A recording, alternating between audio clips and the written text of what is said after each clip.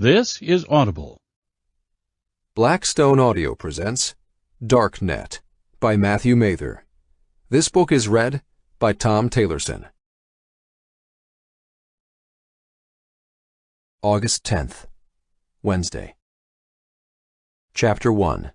Central London, England. 1 hour until the next assassin deadline. Dead-line. An appropriate word. Sean Womack checked his wristwatch, tried to steady his shaking hand. It was noon. Clang, clang. The clocks of central London chimed their consensus. 60 minutes until the next assassin's bet. But he only needed half that. The Assassin Market, a crowd-funded murder collective, was on the hunt for him. Sean sat on a granite bench beside a statue of Queen Anne, balancing a thick manila envelope on his knees while he stopped and rolled up his sleeves to relieve the sweltering heat. My God! He didn't know England could be this hot. Buses and cars rumbling past, tourists staring at maps, children on summer outings squealing with excitement. The hustle and bustle of the city surrounded him. Next to Sean, a man in a tailored suit had his brown-bagged lunch spread out on his lap. The man chewed thoughtfully on a whole-grain sandwich while staring at a flock of pigeons that scratched and cooed in front of them. Glancing at the man beside him, perfect silk tie, coiffed hair, polished brown shoes, Sean wondered, is he the one? The man didn't look the part, but then it was impossible to tell anymore. Sean's stomach growled. He hadn't eaten in a day, maybe 2, but he had no appetite. He wiped the sweat off his forehead and adjusted his sunglasses. Staring at the immense face of St. Paul's Cathedral in front of him, Sean wondered why there was only one clock, or at least only one clock face, located on the right side. On the left, there was an empty space where a clock face should have been. Had it been designed like that? He didn't think so. As scared as he was, the inconsistency of it annoyed him. He reached for his phone to do a web search and find out why, before stopping himself. He didn't have one. No cell phone, no computer, no electronics of any kind. Sean glanced back up at St. Paul's. His mind deconstructed it, visualizing where the flying buttresses, hidden behind the towering walls, lined up to support the dome in the middle. In his mind's eye, the stones of the cathedral hovered in space, great wooden arches coming up around them, his brain recreating the systems and sequences of events needed to build it hundreds of years ago. He couldn't help himself.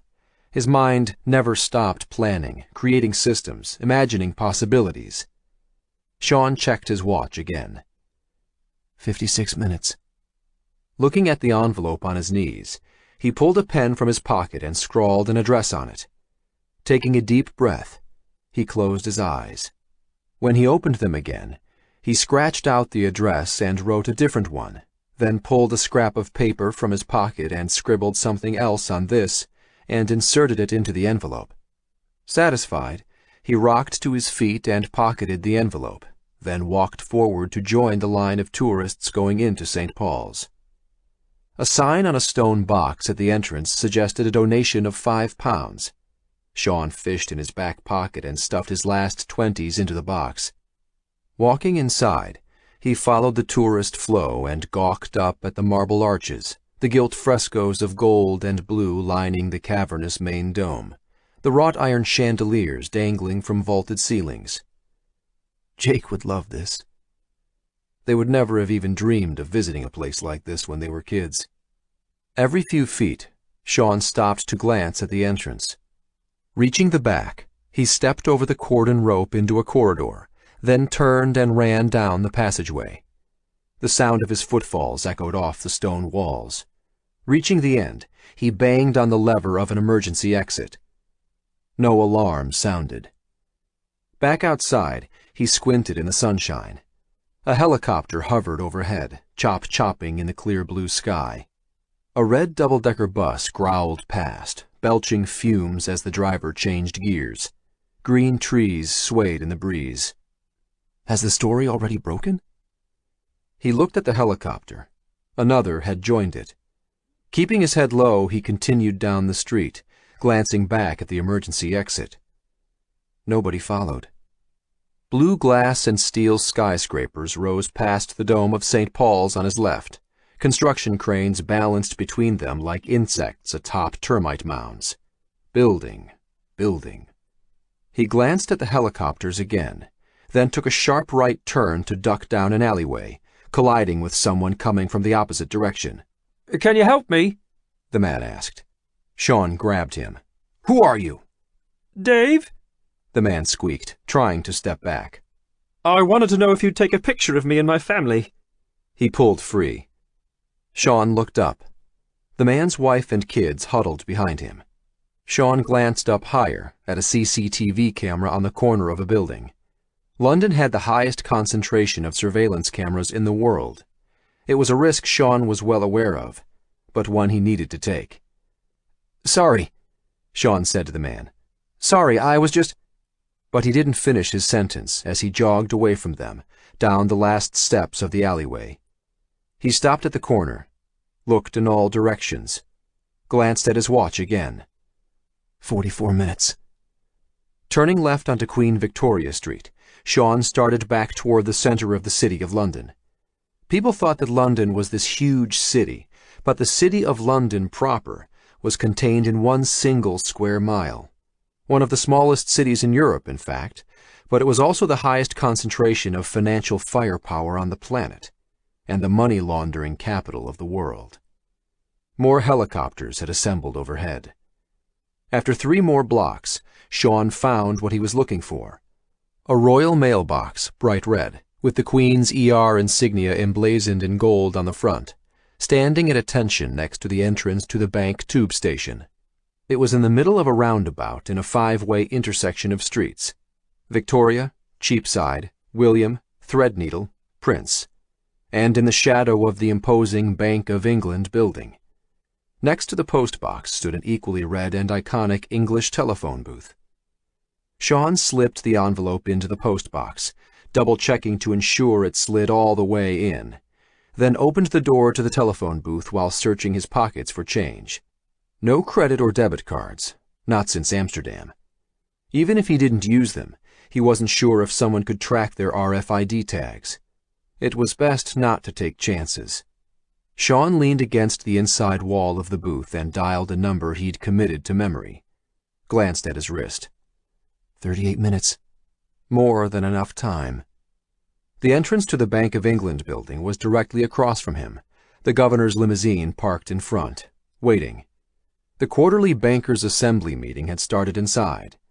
Across the street was as far as he needed to get to finish what he'd started. As he cupped the receiver to his ear, the line started ringing, and not the long, muted tones of a UK or European number, but the short, familiar jingling of a North American one. He stared at the Bank of England across the street. 3 rings, then 4. An answering machine picked up. "You have 40 seconds, announced an automated voice before connecting him, telling him how much time he'd paid for. He only heard the tail end of an answering machine message on the other end. "The O'Connell residence. Please leave a message." Sean took a deep breath. "Jake, hi, it's me." How to put this? "Listen, I'm sorry I haven't been in touch for so long, but there's something I need to tell you." Behind him, a growling roar erupted, and Sean turned in time to see the front of a double-decker bus bearing down on him. It crashed into the telephone booth, crushing and dragging him across the center of the square. August 11th, Thursday. Chapter 2. Atlas Capital Offices, Long Island, New York. "I like the ring of it. Blood diamonds." Danny Donovan, the CEO of Atlas Capital, held up his arms to show off his new cufflinks. Diamonds the size of gumdrops glistened on them. Jake O'Connell held his gaze steady on his boss. "Nice," he replied. They sat across from each other in the main conference room of Atlas Capital, at a mahogany table that stretched the length of the 30-foot space, the room separated from the rest of the office by a glass wall. Nice, but not too nice. The table scuffed in places, the chairs bought at a bankruptcy auction. Donovan liked to keep up appearances, but only to the outside. Few people except those who worked here ever came to Atlas's offices. Atlas liked to say it was a Wall Street firm, but in reality, it was far from it, at least physically. Like the legendary garage startups of Silicon Valley, Long Island now housed more financial startups in abandoned shopping malls and reconverted warehouses than all of Manhattan combined. "I didn't defraud them," Donovan added, getting back to their discussion. He maintained persistent 2-day-old stubble below thick eyebrows that looked plucked and arranged, his black hair parted and slicked back to one side, his $3,000 bespoke suit immaculate. "I'll admit to bending a few rules, but I didn't steal from those pensioners' accounts. I would never do something like that." Jake watched a veil pull over Donovan's eyes, like a translucent third eyelid to obscure the reptilian depths below, probing, searching for weakness. The edges of Donovan's words were all too familiar to Jake. "I know," Jake replied, the same way he'd always acknowledged his own father's lies. "I believe you," he added. But he didn't. If there was anything Jake knew about, it was psychopaths. His experience was as personal as it could get. His own father was one. It was something that Jake took a long time to see for what it was. Growing up, Jake assumed every father treated his children as possessions. But one day in middle school, a kid taunted Jake, saying his dad thought Jake's was a psycho. Jake beat the crap out of the kid, but afterward he looked up the word in an encyclopedia. A great truth was revealed. Many things came into focus. And a lifelong obsession with psychopaths was born. The popular media vilified psychos, made them out to be ogres, but they possessed the exact qualities celebrated by the modern world: charm, ruthlessness, and a win-at-all-costs mentality. Psychopathy wasn't black or white, but more a multicolored rainbow from Ted Bundy to the Dalai Lama, with everyone else fitting somewhere in between. Jake often wondered why psychos seemed to surround him. Did he search them out? Or did he notice them more than most? It was hard to tell. Jake rated everyone he met on his psychopath scale, from full Ted to deep Dalai, even himself. He stared into the mirror sometimes, deep into the depths of his own eyes. Did a full Ted psychopath know what he was? How? Everyone thought they were good people.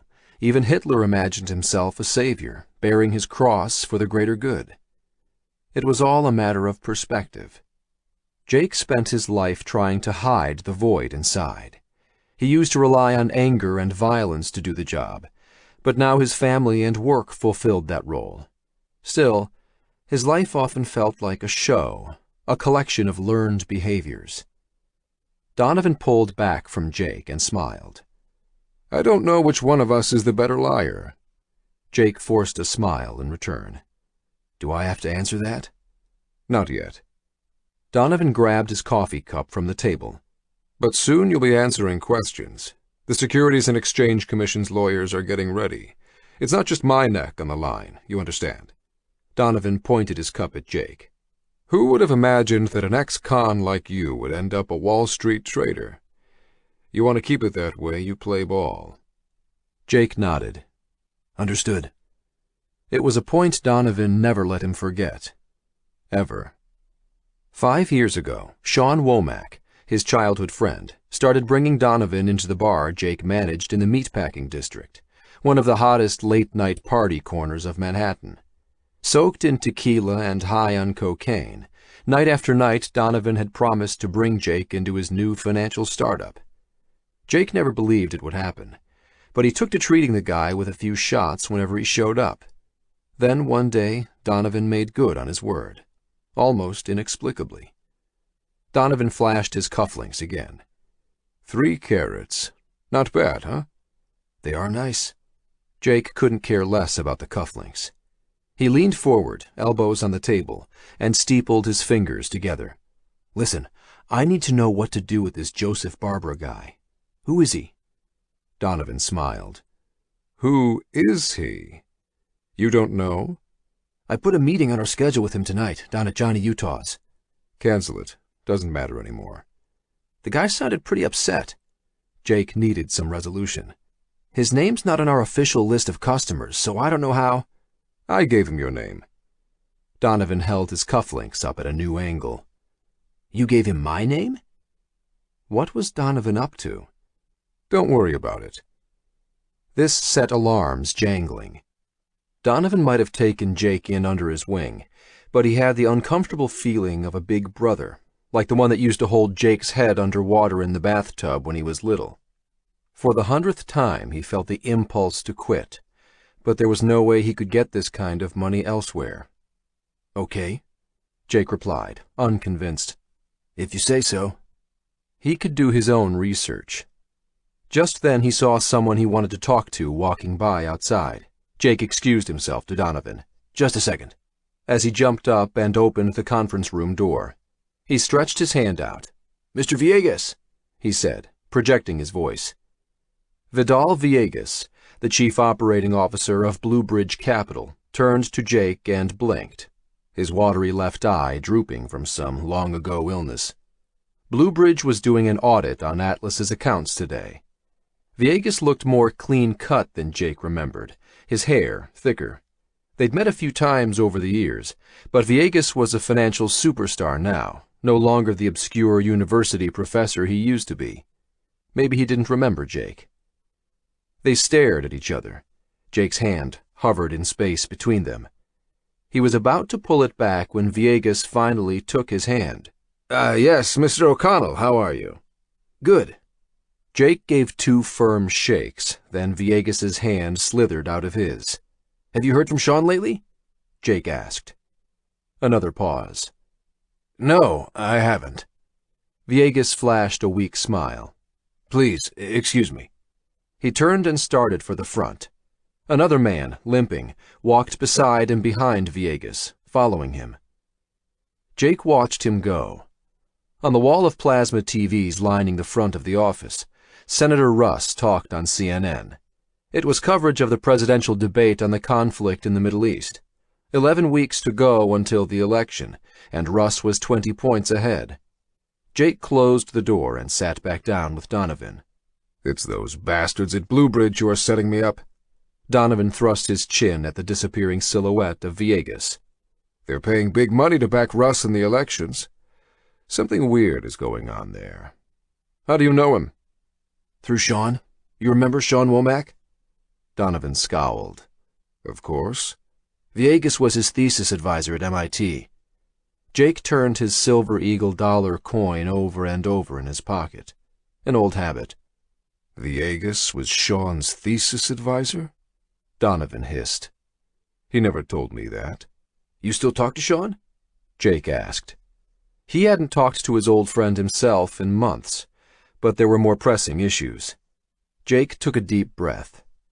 "Look, we need to talk about this SEC investigation. I want to know what I should do if they come for you. I'm worried." "Me too," Donovan sympathized. But Jake knew he wasn't. Not really. Jake had ranked Donovan a half-Ted psycho the moment he walked into Jake's bar for the first time. His well-oiled smile and piercing eyes were dead giveaways. Right now, Donovan's eyes did their best to project concern and sympathy, but Jake imagined what was going on behind them. To a psychopath, there were no dark clouds, only silver linings. There were no moral hazards, only opportunities. Even with an impending arrest and possible jail time, Donovan was probably thinking he'd get a movie deal when he got out in a few years, cement his fame as the Lion of Long Island.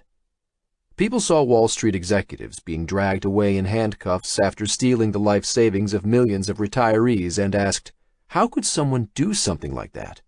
When the real question was, how couldn't they? Donovan's phone buzzed. He looked at the message on it.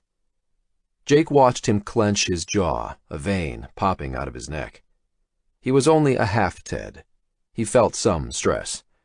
Donovan looked at Jake, down at the message again, then back at Jake. I need to talk to you too. Jake stared at Donovan for a long second. Anything I should be worried about? Donovan paused. This is going to sound nuts, but they have audio recordings, even video, of me saying and doing things that I didn't do. It was odd that Donovan kept insisting he was innocent. The lies were usually casual, obvious even. So why keep up the pretense? Most of the time Jake could parse what Donovan was up to, but not now.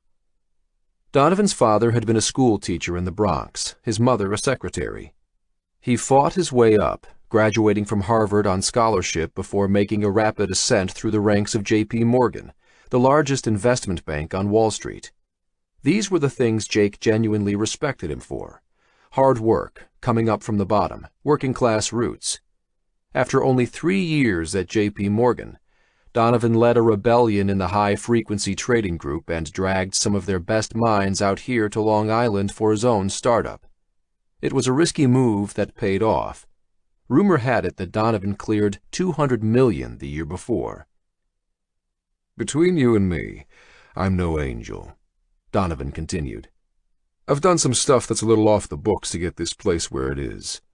His pasted-on prep school accent was sliding into his old Bronx slang, a sure sign of agitation.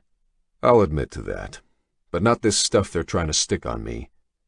He slid a memory key across the table to Jake. Put this in your pocket. Jake picked it up, held it between his fingers like it was radioactive. What the hell is it? We ain't got much time. The text I just got, they're on their way. I can't have anything to do with this.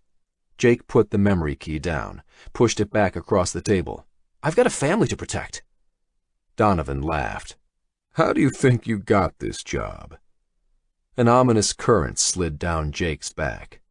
Your friend Sean helped me out, so I helped him out. Hired you. Donovan pushed the memory key back to Jake. There are encryption keys on there for some locked accounts. You keep that safe. We're in this together. A commotion erupted in the front of the office. Through the smoky glass walls of the conference room, Jake saw a group of men massing at the front, one of them holding a piece of paper above his head. They wore bulletproof vests and spoke in loud voices. After more angry shouting, the secretary at the front pointed toward the conference room. The men in vests advanced toward Jake and Donovan, handcuffs out. Jake looked Donovan in the eye and grabbed the memory key, stuffing it into his suit vest pocket. Donovan straightened his sleeves and admired his diamond cufflinks again, nonplussed. You take care of that key, Jakey. August 13th, Saturday. Chapter 3, Upper West Side, New York City. Jake propped himself up on the couch and leaned over his 5-year-old daughter Anna's shoulder. Just sound it out, he encouraged. Turbulence, Anna squealed. Jake nodded. His daughter was a prodigy when it came to reading, something she must have gotten from his wife. Anna had decided she wanted to read to him from his Pilot and Plane magazine. He'd started taking flying lessons, and his daughter was fascinated with the idea that he'd be able to soar into the sky. Turbulence can, continued Anna, rise from a number of sources. Jake intervened again. Anna waved him away. Mechanical, mountain wave, frontal activity. Good, Jake encouraged. But in summer, continued Anna, the primary offender is convection. She nodded, trying to convey the seriousness of what she was reading. As the sun heats the ground, convection turbulence chops up the sky. She stopped and turned to Jake, frowning. Can something really chop up the sky, Daddy? It's just a figure of speech. Jake smiled. The sky doesn't get chopped up. Oh, okay. Anna, time to get ready, Elle called out from the kitchen. Jake turned to see his wife's head poking around the corner, smiling, her brown eyes twinkling. She was getting the lunch bags ready. Anna had piano lessons on Saturday mornings, then ballet in the afternoons. Elle wanted to take her for a walk in Central Park in between and have a picnic. Anna squealed, "Okay, Mom," and dumped the magazine into Jake's lap before running around the dining table and heading for her bedroom. Jake smiled as he watched her go. He was filling another role now, that of the doting father teaching his daughter to read. Swinging his legs off the couch, Jake stood and stretched, admiring their apartment. "You've done an amazing job fixing the place up," he said to his wife. They bought the place 2 months ago, moving to the Upper West Side next to Columbia University from their old and much-loved loft in Chelsea. The new apartment had 3 bedrooms, and the area had access to better schools. All for Anna, of course, but Jake had emptied his bank account to make it happen, and the mortgage was crippling. With Atlas under investigation, the noose seemed to tighten around Jake's neck. "It's been a team effort," Elle replied, disappearing back into the kitchen. Jake walked into the kitchen and leaned against the wall. "What y'all doing tonight?" He wasn't Southern, but Elle was, and he liked to poke fun at her by using y'all sometimes. "Still going to the necrosis show?" "Of course." She brushed past him to the entrance, leaning down to grab a backpack from the doorway closet. Jake lowered his voice. "Are you sure that's a good environment for Anna?" Back in college, his wife had started managing punk rock bands as a way of drawing her favorite groups to the small town of Charlottesville.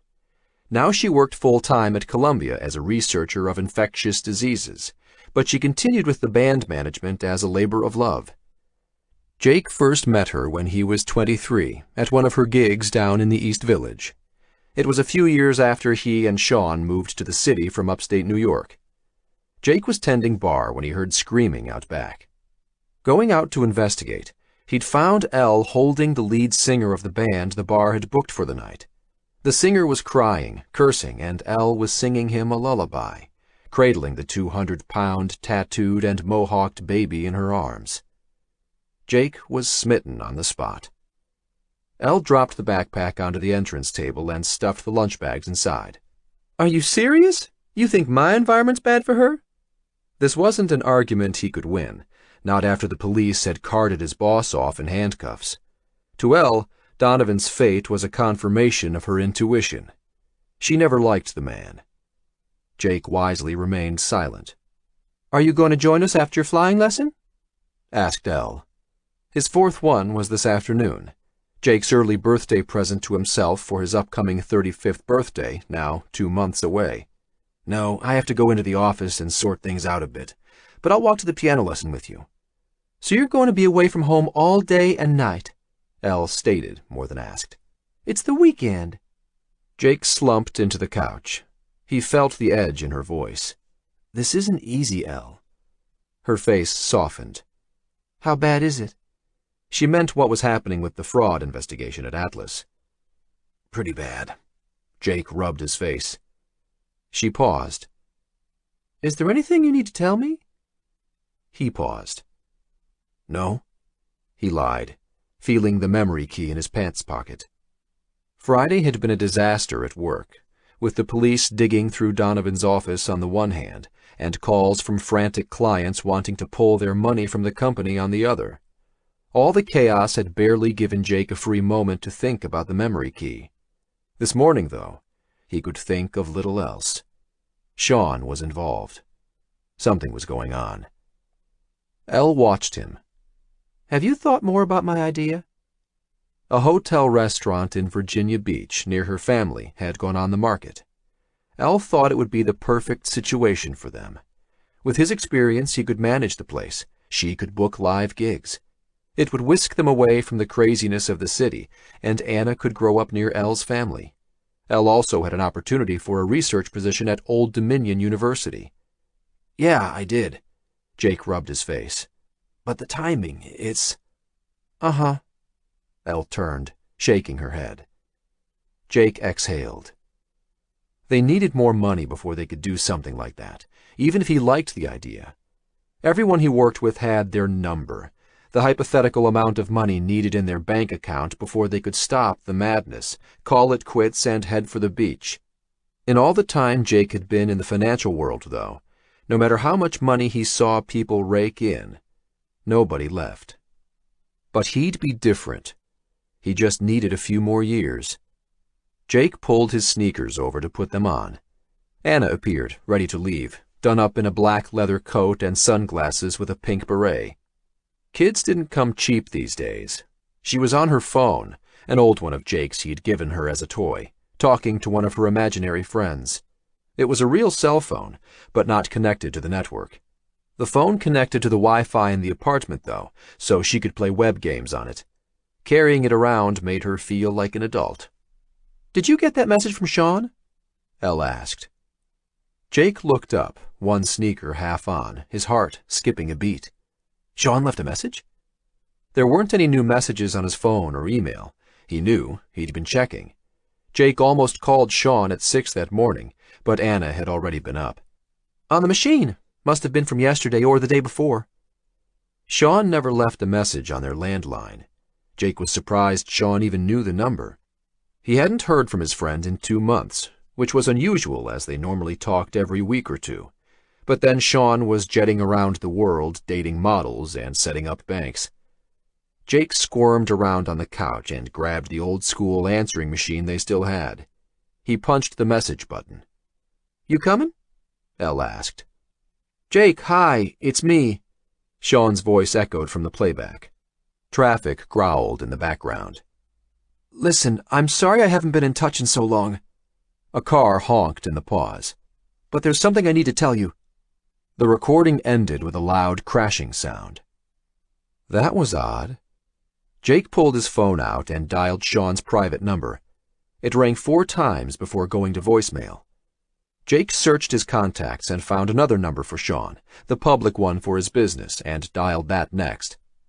Elle and Anna stared at Jake from the entrance. "Are you coming?" Elle asked again, the frown on her face mirroring her impatience. Jake held up one finger. "Sorry, just a second." The number rang 3 times, and he was about to disconnect when it picked up. "Sean, you there?" Jake said into his phone. Dead silence. "Sean?" "I'm here," came a reply, slightly garbled. "How are you, Jake?" "I'm good." Jake frowned. Sean sounded weird, not like himself. "Are you okay?" "I'm fine." Another pause. "I heard Donovan was arrested." Jake turned away from his family. "Yeah," he whispered, "and he gave me something." "Oh, yeah? What?" "I don't know, but he said you made it for him." More dead space. "Jake!" Elle stamped her foot. "Are you coming?" He turned to face her, nodding. "Just 1 second." He turned back away. "Listen, Sean, can I call you back? I really need to go." 2 or 3 seconds passed before there was a reply. "Sure. And Jake?" "Don't worry about it." The line disconnected. Chapter 4. University Medical Center, Hong Kong. Mr. Yamamoto eased himself off the examining table and buttoned up his shirt. The doctor's office looked nothing like the traditional ones at home in Japan, but he preferred the clean, antiseptic feel of a Western-style executive clinic. "How are the results?" Yamamoto asked. "Perfect," the doctor replied. "You are making an excellent recovery. Just make sure to get some regular exercise." The doctor bowed and excused himself, leaving Yamamoto alone in the examining room. They spoke in English. Despite the reversion to Chinese control, Hong Kong retained a strong undercurrent of its colonial roots. Yamamoto preferred to keep referring to it as Victoria's City, something he knew irritated his Chinese counterparts, and the surprise he had in store for them today would perform even better in that capacity. But perhaps he was giving them a great gift as well. Looking at himself in the mirror, Yamamoto executed a perfect Windsor knot in his tie with practiced ease. Dusting off the shoulders of his suit jacket, he put it on before inspecting himself one last time. He felt better than he had in years. Opening the door, he strode down the corridor, flanked by his 2 bodyguards who were waiting outside. His assistant was in the reception area with a cup of jasmine tea. "Have you arranged everything?" Yamamoto asked in crisp English. It was the weekend, so arranging a meeting with the heads of several of China's largest banks was no small feat. "Yes, Chairman. We will be meeting at the head offices of Goldman Sachs." "Good." Yamamoto nodded. Neutral ground, and right next to the Bank of China complex. It was a straight shot down Victoria Road from here, past the glass canyons of the city. It was also next to Hong Kong Park. Perhaps he would take a short walk afterward. Outside, his driver stood at attention with the limo door open. Yamamoto slid into the cool interior, one bodyguard ahead of him and one behind, while his assistant opened the front door to sit beside the driver. Hong Kong had some of the worst traffic in the world, but he used this car as his traveling office. Someone was waiting inside for him, an outside consultant. Yamamoto didn't trust his own staff enough to share the details of his special project with them. No one besides Yamamoto and the consultant knew about it. The car pulled away into traffic. "Is Atlas Capital involved?" Yamamoto asked the consultant, Shen Shi Heng. Shen Shi shook his head. "Not directly, but Danny Donovan was formally indicted on federal money laundering charges yesterday." The meme of the Western cowboy ran deep. Mr. Donovan had allowed it to consume him, leading to his downfall. Still, Yamamoto suspected Donovan would pop to the surface again, like a turd in a communal swimming hole. "Do we have any exposure?" Yamamoto asked. He meant any risk of financial loss associated with the downfall of Atlas. "Not according to the connections I can see," Shen Shi replied. "But I haven't had a lot of time to investigate that aspect of it. Why don't you let me connect with your staff?" Yamamoto let the insolence slide, for now. He made it clear that there was to be no contact with his staff. His bodyguards remained impassive by his sides. "Did you prepare a map of the nodal points?" For months, Yamamoto had suspected a massive conspiracy in the banking world, and the data Shen Shi was collecting could prove it. Shen Shi nodded and handed over a tablet. Yamamoto inspected the connection points, a smile spreading on his face. Many of the connections led to the Chinese Politburo, several others into the People's Liberation Army, and from there to a network of holding companies. His assistant pinged him with a message. They'd arrived.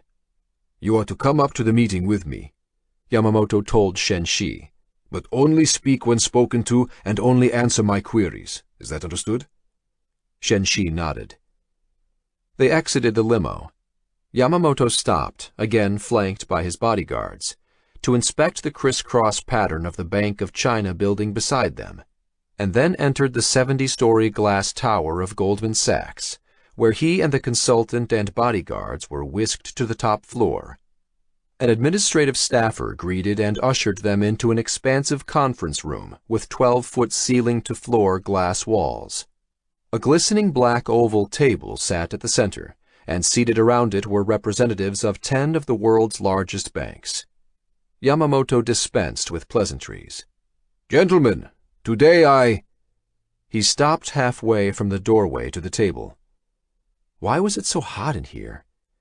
Yamamoto closed his eyes and tried to take a breath, sweat blossoming on his forehead. It felt like a python had wrapped around him, squeezing the air from his lungs. "Yes?" the envoy from the Bank of China demanded. "Why did you drag us up here?" Shen Shi hung back at the doorway, 2 steps behind, unsure whether to step forward. From behind him, the 2 bodyguards sprang forward to grab Yamamoto as he faltered and fell forward, gagging and convulsing. "Get a doctor!" one of them yelled into his walkie-talkie. August 15th, Monday. Chapter 5. Atlas Capital Offices, Long Island, New York.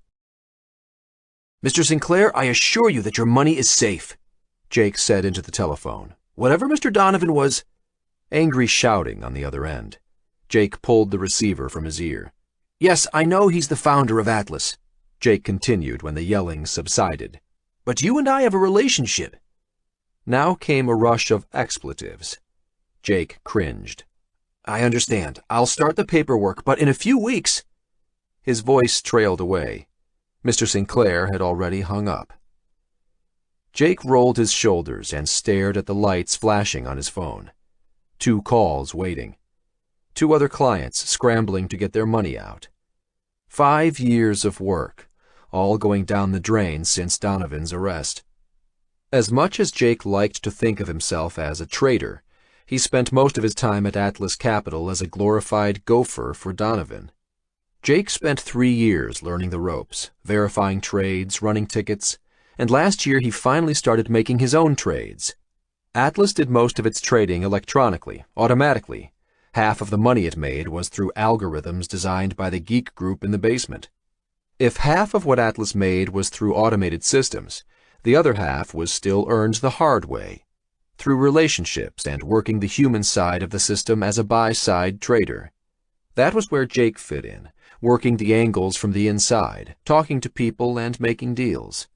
It made for a lot of late nights, and when Donovan said jump, Jake still asked, how high?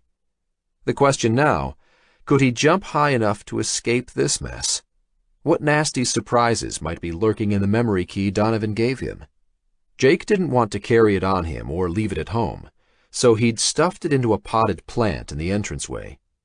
An FBI agent walked by the open door to Jake's office, staring hard at Jake as he passed. There were a few new rules in the office this week. No closed doors, no paper shredding, no deleting of any files, not while FBI agents tore through Donovan's office like an angry pack of dogs. Susie, Jake called out, could you pull up all of Mr. Sinclair's files? The cubicle pit was a mess, people yelling, telephones ringing. The phone lines were jammed, so shouting was the easier channel of communication. Trying to act normal, with the FBI running from office to office, was like trying to carry on a conversation when having a colonoscopy. Susie! Sinclair! Please! Jake exhaled and waited, but got no response. Susie! He yelled again. Get it yourself! Came her angry reply. She scowled and ducked behind her cubicle wall. She didn't like Jake ordering her around, even though that's exactly what assistants were for. I'm sorry, are you in the middle of another online shoe shopping bid? Jake said loudly. Sometimes a little public shaming was the only way to get things done with her. He was going to have to fire her. Sure, the past week was crazy, but he'd been having problems with her for months. Closing his eyes, Jake leaned his head back. One other new policy from the feds: no hiring or firing. Atlas wasn't closed, not yet, but at the rates clients were leaving, it wouldn't take long for the inevitable. This morning, everyone stared at each other around the coffee machine, trying to remember what deals Donovan did with them, how they might be exposed. Another light lit up on his phone.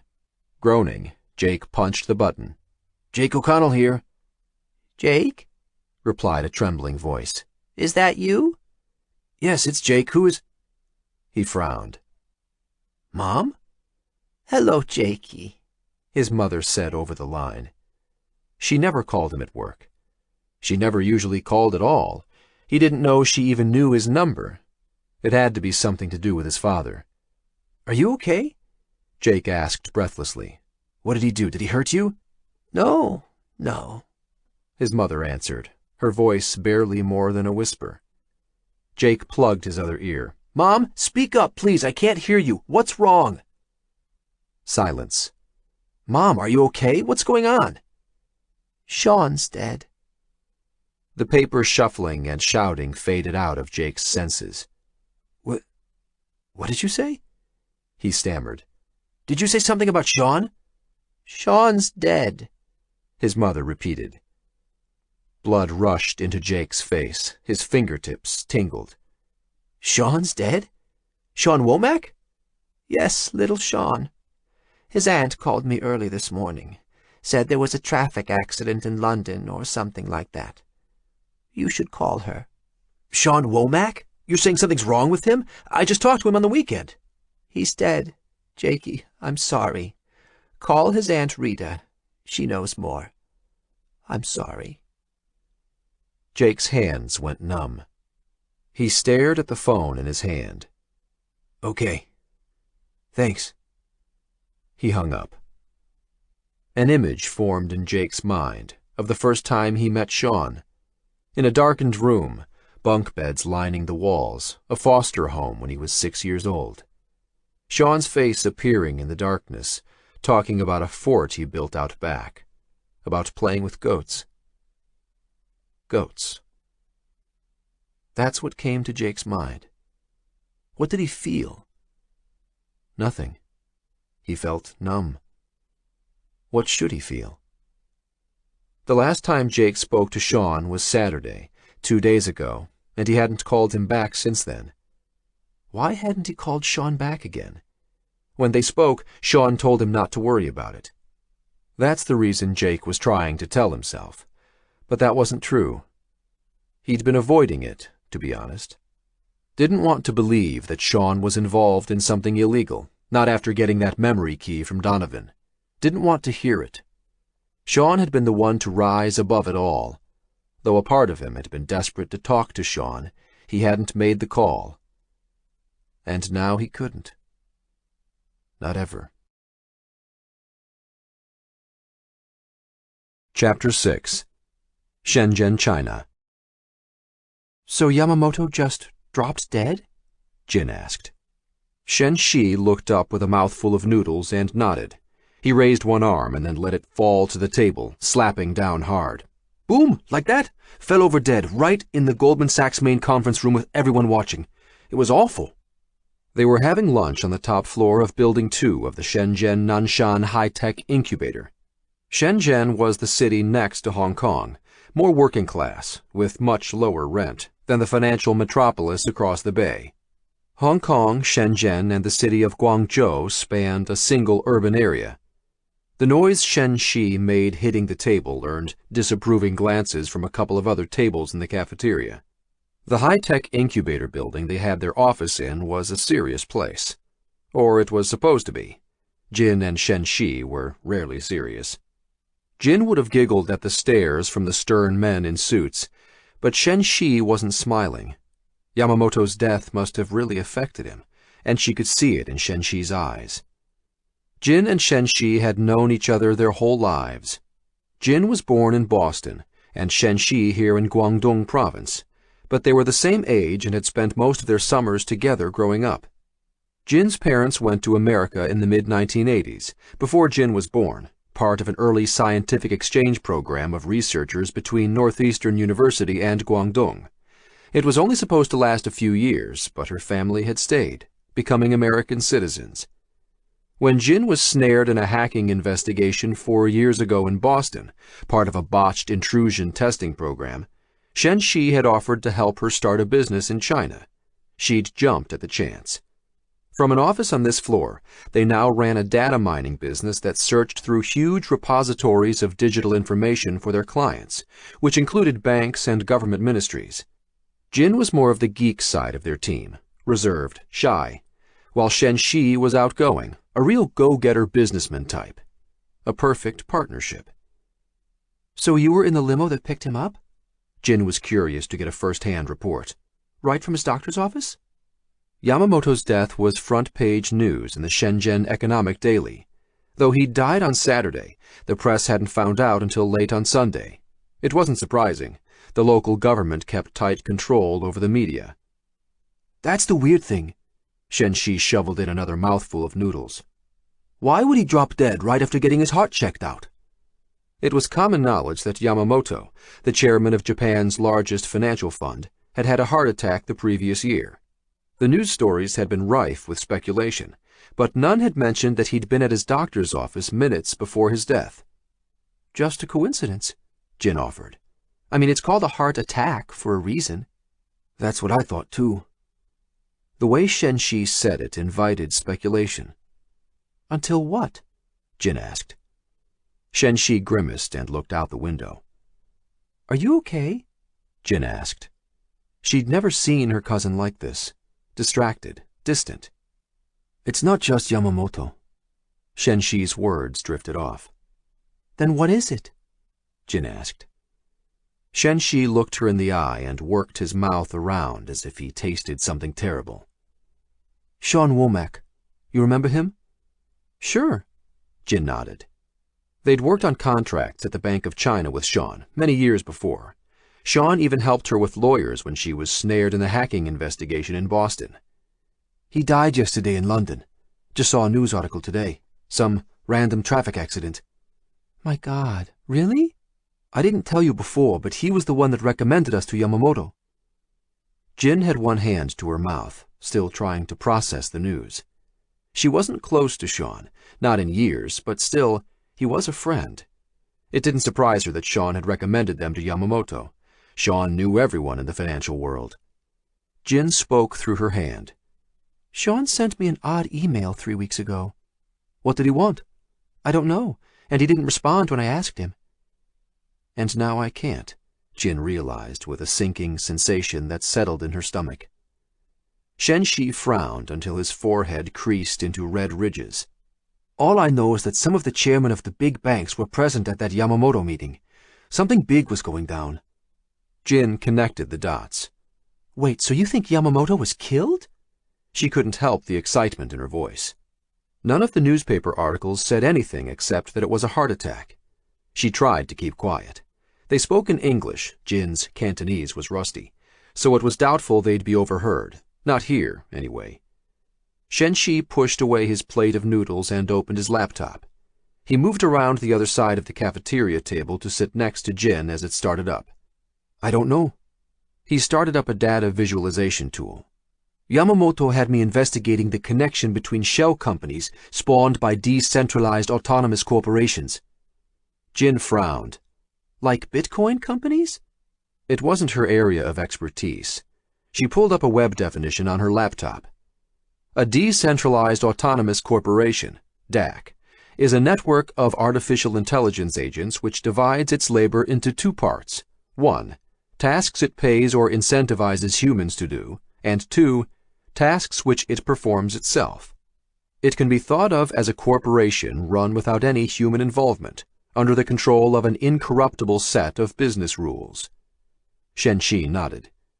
Bitcoin was the first autonomous corporation, if you want to look at it that way. You can look at them as currencies, but you can also look at them as equities, like companies on regular stock markets. Their value is already in the tens of billions. At this rate, they'll become some of the most valuable corporations on the planet in a decade. He pulled up a graphic on screen. And nobody's in charge of them. Nobody? Well, they're in charge of themselves. And these autonomous corporations Yamamoto was looking at, they're not cryptocurrencies? What are they for? Shen-Shi slid closer and lowered his voice. From an outside view, it looks like they're sending money into the accounts of Politburo members and organizations affiliated with the cyber wings of the PLA. The People's Liberation Army. Jin and Shen-Shi did contract work for them from time to time. Everyone did. It was a massive organization in China. Shen-Shi opened another window on his screen. After Yamamoto died, I went and pulled datasets across all the banks we work with to see if there were more connections. It was a common practice. By reviewing data across numerous platforms, it was possible to detect cross-channel schemes, systems that criminals used that hopped from one network to another, making them more difficult to track. He moved his laptop in front of her. So what am I looking at? Jin tried to make sense of the information on the screen. It was a list of individuals with a dozen parameters correlating them together. Are these people Yamamoto suspected of fraud? Was he going to the heads of the banks with this? Shen-Shi shook his head. I'm not sure. These people, they're acting in strange ways. Fraud detection used to mean keeping track of obvious things, like if someone started buying expensive jewelry at 3 in the morning, or bought something in Amsterdam and then in Atlanta 10 minutes later. Now, though, they looked at the amount of time it took a user to type in their password, how long they stayed online, who they interacted with, and more by drawing on a huge amount of data to find anything that looked unusual. Do you think it's identity theft? Asked Jin. It was a growing problem. Working for multiple banks on fraud investigations, Jin and Shen-Shi had access to a range of commercial and government data sources. Medical, police, social media, credit card, and financial records. Not all of it was legal to access, although legal was a malleable word in China. No, replied Shen-Shi, whispering even lower. At least, not in the usual sense, because nothing is ever reported. These individuals don't call in about stolen money or fraudulent credit cards. Not ever. Jin studied the data maps. A chill ran down her back. She closed the laptop. Let's get out of here. Go back to my place. There were too many people around them. Shen-Shi nodded. They gathered their coats and bags and walked down the long corridor to the elevators. Shen-Shi punched the down button. You see what I mean? Isn't it strange? Jin nodded. But you can make enough data look like anything. The elevator pinged to their floor. Maybe, but that many people correlated together like that? Shen-Shi looked Jin in the eye. That's an extreme outlier. An outlier. Something so far outside the norm that the data point laid by itself. The signal of something unusual that wasn't a part of the rest, or something that wasn't right. The elevator doors opened. Shen-Shi turned, took a step forward, and disappeared. Jin didn't even hear her cousin scream as he dropped down the elevator shaft. Just the thud, thud, thud of his body hitting metal girders, over and over as he fell 20 floors. August 16th, Tuesday. Chapter 7. Upper West Side, New York City. Is that him? The new guy asked. Cormac Riker leaned forward and squinted, trying to see through the glint of the afternoon sun shining on the windshield of the old caddy they were doing surveillance from. No, that's not Jake O'Connell. Cormac opened the file sitting in his lap and shuffled through a few pages. They were only here to gather information, at least for now. He held a picture up. I think that's his brother. You sure? His new partner opened his own file folder. O'Connell's brother's in jail. Cormac frowned. How did I get stuck with this idiot? Weren't you supposed to verify that last week? I did. He was still in Attica, doing a dime for armed robbery. Wasn't due out for another year. Well, he's out now. His partner nodded. I guess so. And that was it. No apology for messing up, no ownership of the mistake. Cormac let it go. This time. It was nice to be back up north, to have some fresh air to breathe. Cormac's new employer seemed to want him in and around New York, which was fine by him. Maybe he was getting too old to be out in the wild. If he didn't eat another taco for as long as he lived, that would be fine by him. Officially, he didn't know who his new employer was, or at least his employer had chosen to remain anonymous. But Cormac still had a good idea. Intelligence was a key skill of any operative, so he made it his job to find out who and what he was dealing with. And he knew this was one big fish. The paydays made it feel like Christmas. He laughed to himself.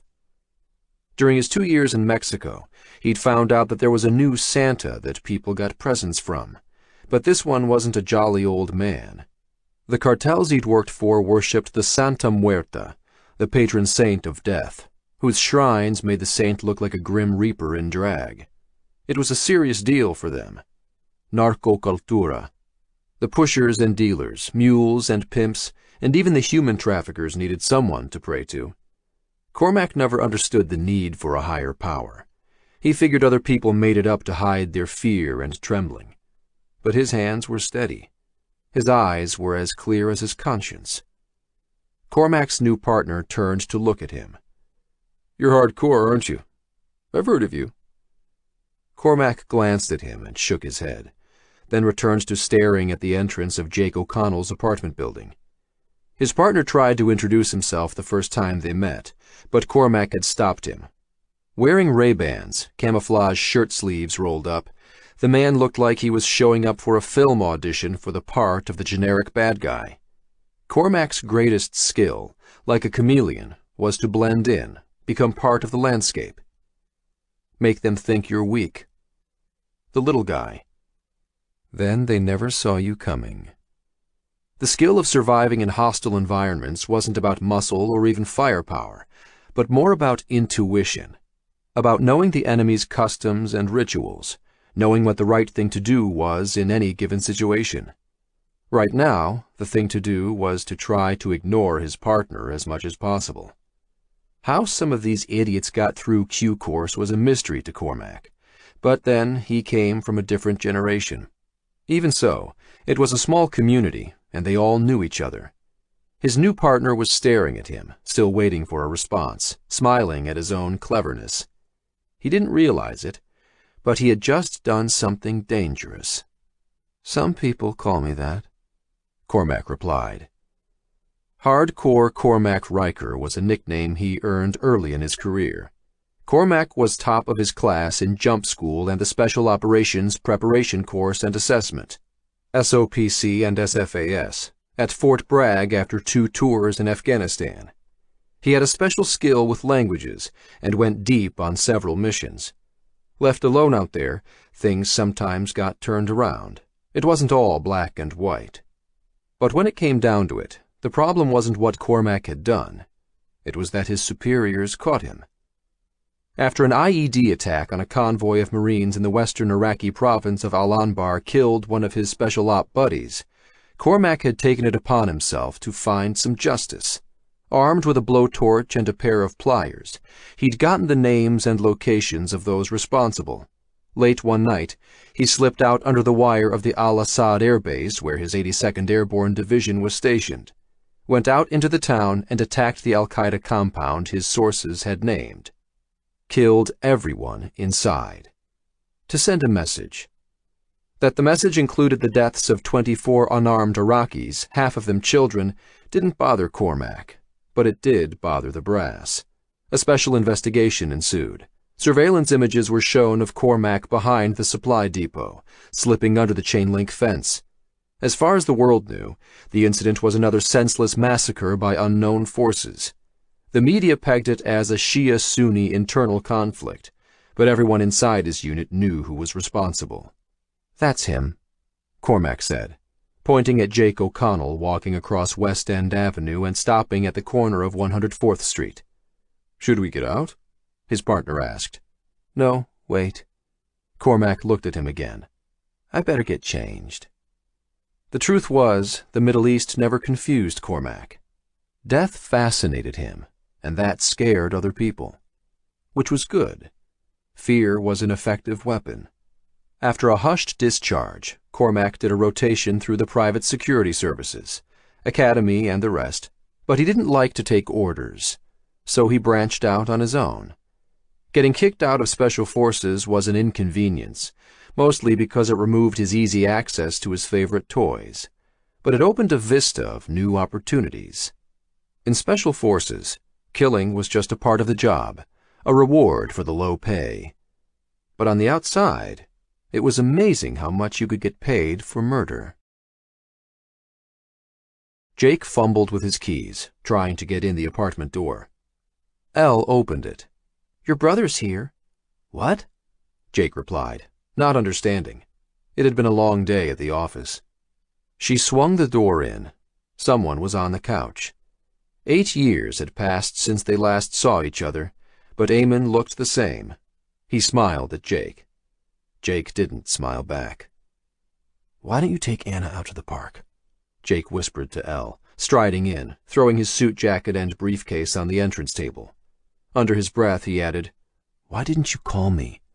"I did, but you weren't." "Uncle Eamon is here!" Anna squealed from behind Elle, gripping the fabric of her mother's skirt and glancing furtively at her uncle on the couch. "I know, baby." Jake stooped to catch his daughter and swung her off her feet. "And me and your uncle need to have a chat." He brushed her blonde hair back. "Is that okay? Do you think you could go for a walk in the park?" Anna scrunched up her face in solemn deliberation. "Yes." "Good girl." He put her down gently. Jake waited until Elle and Anna were gone before walking into the living room. Rather than sit on the couch, he stood and faced his brother. He studied Eamon, that sledge of a nose broken in a schoolyard brawl but never fixed, the 4-leaf clover tattooed on the side of his neck still proudly Irish. Now that he was closer, he saw Eamon's eyes had aged, and the confident mop of blonde hair on his head was showing gray in the shaved sides. "Didn't know you were out." "Been a week already," Eamon laughed. "Looks like we're about to switch places." He must have heard about what was happening at Atlas. "I had nothing to do with it." "I bet that's what that Donovan fellow's saying, too." The smile slid from Eamon's face. "I spent a lot of time inside, and there's one thing everyone in there has in common." "What's that?" "They're all innocent." Jake rubbed his temples and sighed. "What do you want, Eamon? Come all this way to gloat?" "That's not nice, is it?" Eamon leaned forward on the couch, perched on the edge. "You don't need to be an asshole. Never even invited me to your wedding. Never met your kid before." He shrugged. "Beautiful girl, your Anna, and Elle is still the stunner." "What do you want?" Jake repeated. His brother only ever showed up when he needed something, usually money, and trouble was never far behind. He must have gotten Jake's address from their mother, but she hadn't asked Jake for permission. "Just wanted to say hello to my little brother, see if enough water had passed under the proverbial bridge." Eamon held his hands wide. "Forgiveness and all that." "Give me a break." Jake stuck his hands in his pockets and rubbed his silver eagle coin with his right hand. With his left, he gripped the memory key Donovan had given him. Though he spent hours examining its contents on his computer, the only thing he understood offhand was a database with stacks of financial records connecting shell companies all over the world. That enough might be damaging, but there were directories of software as well. He didn't trust any of the IT people at Atlas to have a look. Eamon hung his head. "I'm here because I heard about Sean." He looked up and stared Jake in the eye. "He was my friend, too." Eamon stood and placed a hand on Jake's shoulder. "You okay?" Jake called Sean's Aunt Rita for details the day before. She said a bus killed him, a random traffic accident. It took 2 days for the police to identify him, from immigration cameras at Heathrow, because Sean hadn't been carrying a wallet or any ID at the time of the accident. Jake stood in silence, staring into space. He rubbed his face. "Yeah, I'm okay." Having his brother there added to the surreal texture of the day. "Want to get a drink?" At least that was one thing they had in common. "Yeah, I do," Jake replied. In a few minutes they were next door in the Coal Cannon. You couldn't throw a stone in New York without hitting the window of an Irish pub. It was nearly empty, and Jake and Eamon seated themselves at the bar, ordering 2 pints of Guinness and 2 shots of Jameson whiskey. Just like old times. Only 2 other people were in the place, quietly talking in a dim corner, and another man, limping, came in behind them and seated himself further down the bar. "You go home and see Mom and Dad yet?" Jake asked. "Not yet, and neither of them came to see me inside the last 2 years. You?" "I go and see Mom from time to time, but she doesn't come out of her bubble." Jake looked at the floor. "I give her money, but I'm pretty sure Dad gets it somehow." "I'm sure he does," Eamon agreed. "Do you know when the funeral is?" Jake shook his head. It would cost a lot of money to fly the body home. Sean's aunt had no money, and Sean had few friends at home to help her. He hadn't thought about that. Sean had money, lots of it, but Jake had no idea what would become of his fortune now that he was dead. Jake now realized how little he knew about what his friend had been up to for the past few years. "We only see 2 things in people," Jake's dad used to say. "What we want to see, and what they show us." Neither was the truth, and neither seemed to sum up Sean. Eamon raised his shot glass. "A good funeral's better than a bad wedding. We should give Sean a proper send-off." "Yeah." Sean would have liked that. A good party. Jake raised his shot. "Cheers." Downed it with his brother. Eamon winced from the bite of the whiskey. "Are you going to come upstate, see the old boys?" He motioned to the bartender for 2 more. Jake took a deep breath. "I have a family now, Eamon, and I don't want all the bad stuff to come near us." They grew up rough, and while Jake had escaped that life, Eamon stayed close to the old gang, who still dabbled in petty crime, and sometimes more serious stuff, like the felony conviction that had landed Eamon behind bars. "Can't ignore where you come from, Jake." Eamon took a deep drink from his Guinness. "Anyway, seems you've moved up the food chain. Whatever I did was small potatoes compared to that boss of yours." I don't want to talk about it. Eamon finished his pint in 2 more gulps and dangled the empty glass in the air, asking for another. The bartender nodded as he brought their second round of shots. "You remember that place in the woods where we used to hide?" Jake remembered. A treehouse he and Sean had built deep in the woods. In a rare act of camaraderie, Eamon had helped, stealing timber from local construction sites. Rough boards nailed together, hidden in the branches. At the time, it seemed like a palace, a sanctuary they could escape to from their foster homes. They spent weeks hiding in the woods sometimes, living off the land in the summer, starting when Jake was barely 10 years old, Sean 11, and Eamon 14. Runaways. Those were some good times. The second round of shots arrived, and Eamon picked up one and downed it. They were. Jake remembered having fun, even with his brother. Days spent lounging in the sun, swimming in a nearby creek. Now that part of the forest was mostly new development, condos and strip malls. But the old farm was still there. "He was my friend, too," Eamon said again as he placed his shot glass down. "There's something else I learned on the inside." Jake looked away. "And what's that?"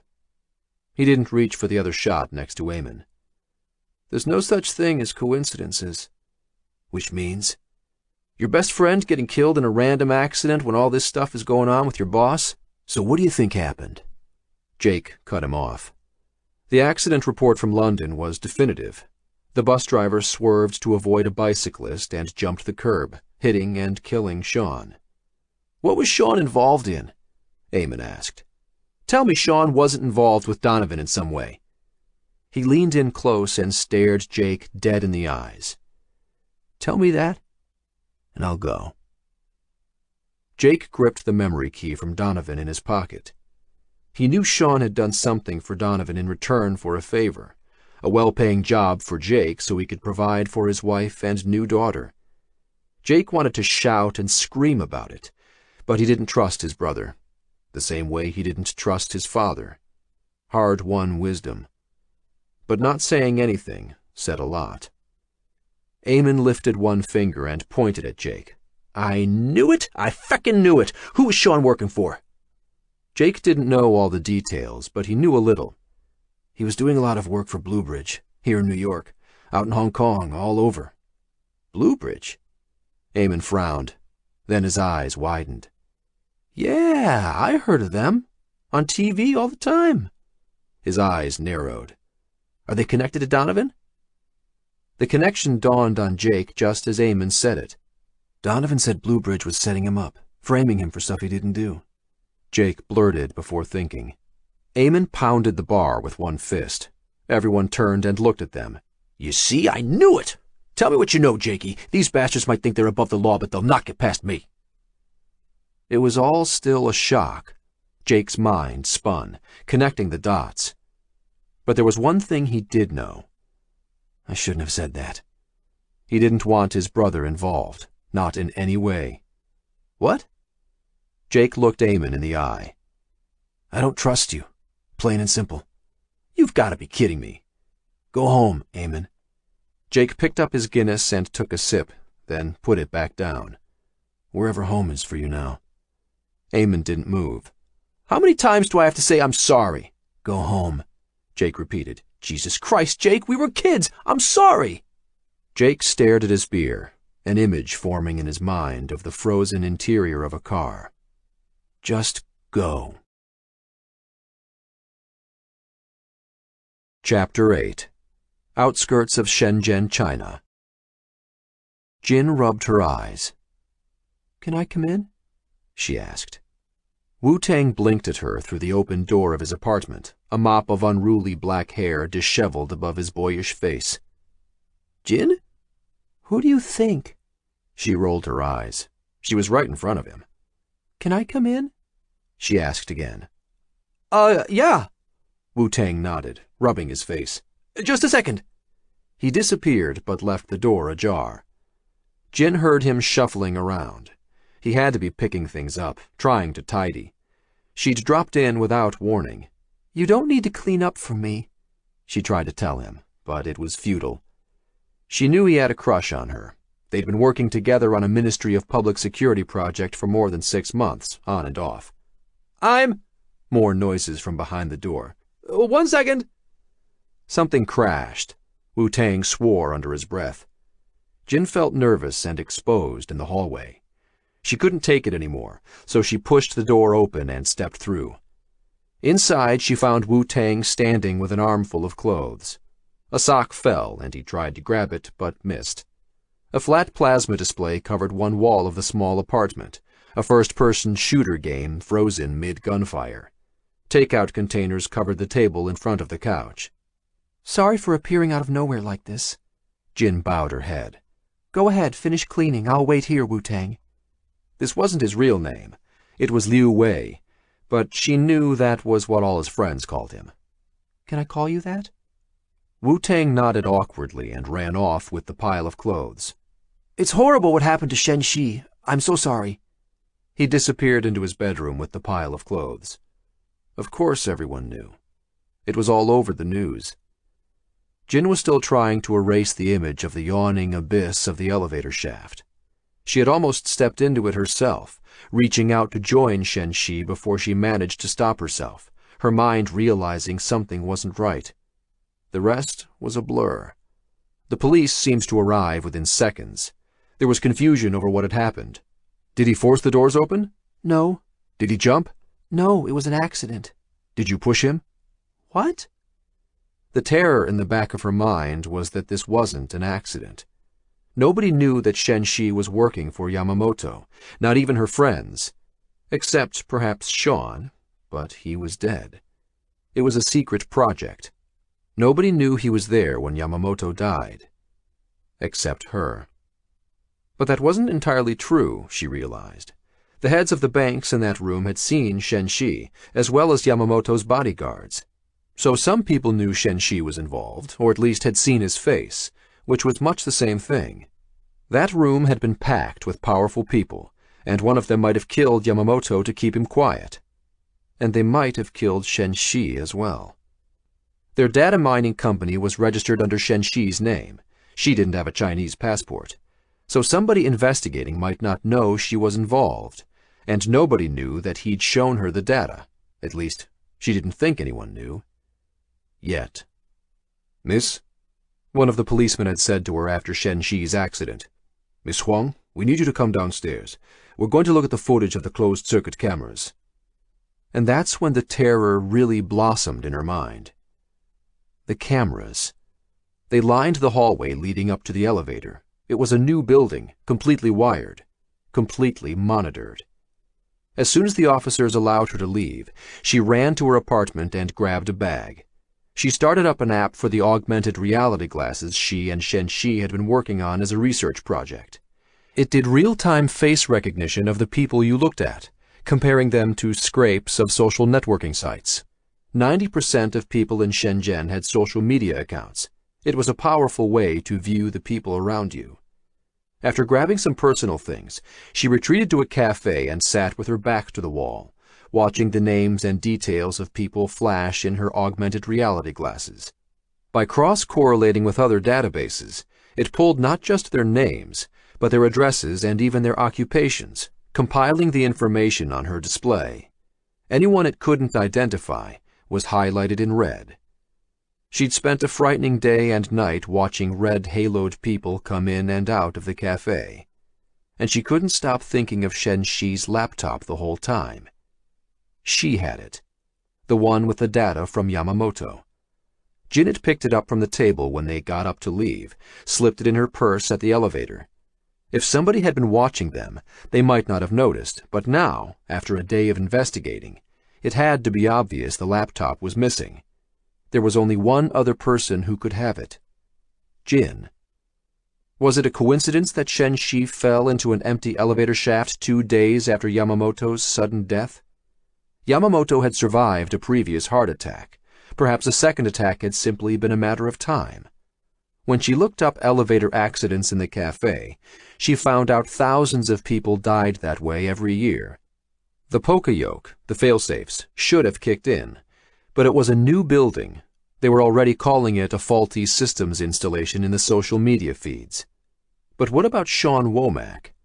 Adding a random traffic accident to this cluster of deaths seemed beyond chance. Jin had two choices.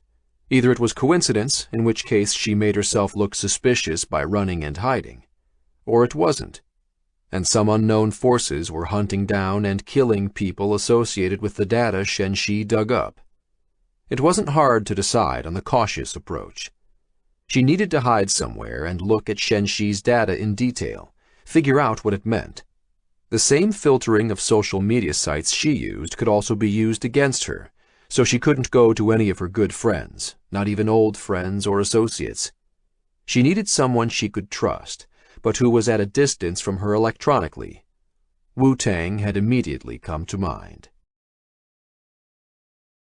Wu-Tang appeared from his bedroom and stood awkwardly in front of her, smiling. Jin hadn't accepted his friend requests yet. He was cute and nice, but she knew how he felt about her. He told her in a million silent ways. And she was wary of romantic relationships. To be honest, she was shy. The only place she didn't feel awkward was in front of a computer screen. "I know this is crazy, but can I stay here for a few days?" she asked, fighting her own desire to turn and run, to go to Shenxi's family, her family, and share her grief and terror with them, burrow into their warm embrace. But part of her knew that could be dangerous, for her and for them. Wu-Tang blushed. "Yes, sure, of course. I just don't want to be alone. Please, please, don't make a big deal of it," she stuttered. "I won't. Don't worry." Glancing sideways, he grabbed underwear off his kitchen counter. Do you want a drink?" "No." She noticed she was shaking and held the counter to stop her hand from trembling. "Can I sit down?" Yes, I'm being rude. Please, sit." Wu-Tang motioned to the couch. "I'll get you some water." Jin made her way to the couch and collapsed into it, dropping her bag on the coffee table. She hadn't slept the whole night before. Wu-Tang appeared with the water. "Thank you." Jin took the glass. "I was about to go to my family." Wu-Tang hovered over her, clearly unsure of what to do. "It's my grandfather's birthday. I can cancel." "No, don't." Jin stood, still holding the water glass in her right hand as she took Wu-Tang's hand with her left. "Don't change anything you're doing. I'll be fine here for a few hours alone. I needed somewhere." Her voice trailed off. "Wu-Tang, I need you to promise me something." She squeezed his hand, stared into his eyes. "Anything," Wu-Tang said. "You cannot tell anyone that I'm here." Silence. She held his gaze. From the look in his eyes, she could tell he understood what she was asking. Something was going on, and if he accepted, he would be an accomplice by association. A moment of truth passed. Then Wu-Tang squeezed her hand back. "No one. I promise." Jin felt tears coming. "Thank you, Wu-Tang. I'm sorry if I didn't return your friend requests. I've been... Sit down and relax. I'll put some tea on." A warm smile spread across Wu-Tang's face. "Really? Don't worry." For the first time since the accident yesterday morning, Jin felt some measure of safety. She kissed Wu-Tang's hand. "Thank you." Wu-Tang blushed again, a deeper shade of red this time. Letting go of her hand, he turned and busied himself with cleaning up some more while the tea brewed. Then, apologizing profusely again, he excused himself and said he'd be back in a few hours. In the meantime, she should make herself at home. Jin said she'd take a nap, and he provided a blanket and pillow. She asked for the router code, of course, so she could connect. As soon as Wu-Tang was gone, Jin started her laptop and logged into one of her Darknet accounts through an anonymous browser. Then she took out Shenxi's laptop. She stared at it for a few seconds, still unable to comprehend that he was gone. It was all so surreal. There had been no time to grieve yet, not with the blind terror that filled the space between every synapse in her brain. She had to think. Shen said that Sean Womack had recommended them to Yamamoto. 3 weeks ago, Sean had sent her an odd email message. Remember the nuggets. That was it. He hadn't responded to her email when she asked what he meant. It was the first direct message she had from him in months. She turned on Shen Shi's laptop and entered his security code, then opened the Tor anonymous browser and typed Sean Womack into the search box. Sean's blog popped up as the first search entry, www.seanwomack.com, followed by pages for several agent-based ebooks he'd authored along with his social media pages. There was a new post on his blog, written the previous day, on the quarterly results for his cryptocurrency mining operations. It had to be automatically generated, but still it was creepy that it was signed Sean Womack. She clicked his main social media page. It exploded onto the screen with hundreds of new messages from people expressing their condolences. He had an app running that automatically generated responses, thanking them for thinking about his death. If she hadn't known he was dead, she might be excused for thinking he was still a busy man. Digital death followed long after physical death. She clicked on a link to a story about his accident. BBC, August 12th. A London Transit double-decker bus jumped the guardrails today, killing a tourist next to the Bank of England. The man, described as a Caucasian in his mid-30s, had no identification, and police are asking. His body hadn't been identified for 2 days, and even then there'd been no official time of death. Frowning, Jin dug through the connected news stories. Sean had always been wired, phone, tablet, smartwatch, laptop, so it seemed strange that he'd been found without any of those things. Most of the reports claimed that the driver had swerved to avoid a pedestrian. A social media post by the bus driver's son swore that his dad hadn't swerved, that the steering system had malfunctioned and the bus had caused the accident by itself. The story was buried amid others claiming that London Transit was testing new collision avoidance systems in its buses. Had someone hacked the system? It wouldn't be the first Grand Hack Auto story. She found a related story on Rolling Stone journalist Michael Hastings, who had been investigating military intelligence agencies a few years before. Hastings had died in a mysterious car accident the day after telling colleagues he was going off the radar. There was evidence that he was the victim of a car cyber attack. It was also strange that Sean had been carrying no ID. Jin remembered Sean as being careful, always aware of his surroundings. Exhale. Let the stress out. She had to think. Maybe she should look at the data again. She opened a visualization app and loaded the information Shen Shi had shown her. Yamamoto had given Shen Shi access to a wide range of databases, many of them technically illegal to access, Chinese ministry databases of medical files, police records, in addition to the usual social media feeds and commercial banking and credit card databases. The strange activity Shen Shi had flagged was from a group of people whose online behavior had changed, where they had started making donations to the Chinese Politburo and PLA. Jin made a fresh pot of tea, then sat to begin a new analysis. She tagged unusual deaths from the police records and cross-correlated them with the groups of people flagged in Shen Shi's analysis. Outliers popped up right away. Suspicious pacemaker failures, strange drug mix-ups. By themselves, they were within the noise of probability distributions. But when linked with Shen Shi's data, it became obvious something else was going on. One way or the other, all these people liquidated most of their assets just before their deaths. On her screen glowed a connected trail of wealthy dead people that stretched all across China. August 17th, Wednesday. Chapter 9. Blue Bridge Offices, Stamford, Connecticut. The receptionist smiled. You can't go in, sir.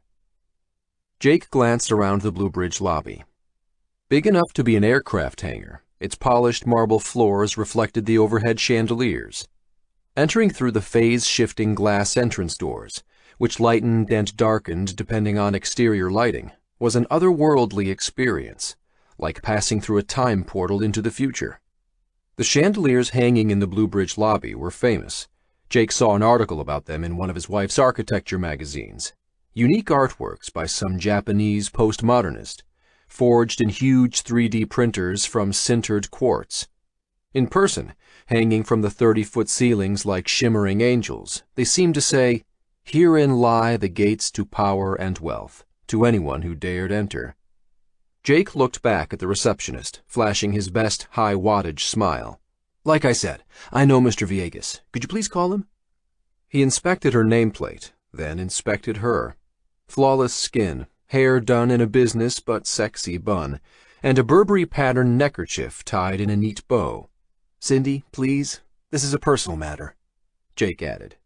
"Sir, you cannot meet with Mr. Villegas today. You will have to make an appointment." Cindy checked her screen. "I could put you in for a video meeting sometime over the next 2 weeks. Let me check the scheduling system." No chance of getting anywhere with her. Cindy was a professional goaltender. Nodding, Jake leaned onto the reception desk and looked at the display on his smartphone. He was researching some of Sean's businesses, trying to find out what he'd been involved in before the accident. Sean had been working in banking, designing automated trading systems. That much he knew. His friend also mentioned something about cryptocurrency mining. Jake had heard of it, but wasn't familiar. He pulled up an online definition. Cryptocurrencies are software-based online payment systems, the first of which, Bitcoin, was introduced in 2009. Payments work peer-to-peer without a central administrator, which has led the U.S. Treasury to call them decentralized virtual currencies, a cryptocurrency or digital currency. A key feature is that funds and funds transfers can be completely anonymous. Jake continued reading while Cindy searched the scheduling system. Cryptocurrency mining was an activity used to generate new digital funds. So Sean had been involved in an online money generation scheme. This didn't surprise Jake. Cryptocurrencies could be pegged to U.S. dollars and even used to create bit shares of virtual online corporations. Money shifted from one place to the other, all outside of governments and regulators. He read another web page. Digital currencies have been the subject of scrutiny amid concerns that they can be used for illegal activities, much like cash.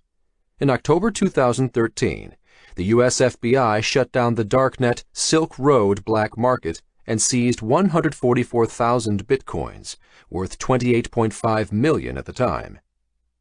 Jake sighed. What had Sean gotten himself tangled up in? And what was a darknet? He clicked another online definition. A darknet is a private network where connections are made only between trusted peers, often associated with underground web communications and technologies, commonly associated with illegal activity or dissent. Darknets are anonymous, enabling users to communicate with little fear of government or corporate interference. Jake could barely keep up with the jargon. "Are you available on Thursday, 2 weeks from now, at 2:45 p.m.? Cindy asked. Jake looked up from his phone. "Sure, I'll take the meeting." "Very good." The interior courtyard was visible through the glass wall behind Cindy's desk. Constructed like a ziggurat, Blue Bridge headquarters was reminiscent of Egyptian or Mayan stepped pyramids. But instead of being filled with stone, the interior was hollow. Each floor had offices. He could see a smattering of people standing and walking on all levels, ringing its circumference, all of it chrome and glass, creating a semi-transparent structure with vines and plants hanging off the interior balconies like a modern Babylon. The inside area was as large as a football field. Workers were busy setting up for the event tonight, a fundraiser in the inner sanctum of Blue Bridge. He tried to get a ticket. It wasn't possible, not even through his wide network of connections. Villegas was going to be here tonight, and Jake needed to speak with him. In person. "Could you place your finger on the scanner?" Jake frowned. "Now? For an online meeting in 2 weeks?" "We require everyone we schedule meetings with to bio-authenticate." "Are you kidding me? What if I was remote?" Cindy wasn't fazed. "Our procedure is to send out teams to authenticate remotely." Jake stared at the scanner in front of him, his Atlas work email displayed on it. He knew they were paranoid here. All the big hedge funds, Vanguard, Cerberus, BlackRock, were secretive to varying degrees, but Bluebridge took the ribbon. Working here was like joining a cult. Management warned employees not to talk to outsiders about anything they did here, and could only communicate via approved devices, whether work or personal. Bluebridge recorded every conversation and email. It was the only place he knew of that had 4 chief security officers, all of them high-ranking ex-CIA. It wasn't like the security apparatus of any other corporation. Then again, Bluebridge wasn't like any other corporation. Henry Montrose III, the founder, had made a reported $5 billion the previous year, with Viegas not far behind, making them the highest-paid executives on the planet. That was as much money as run-of-the-mill billionaires made in a lifetime, but at Bluebridge they gave the impression they were only getting warmed up. Jake glanced from the scanner to Cindy, then pressed his thumb onto it. Something fluttered past him, and Jake tensed up and turned around.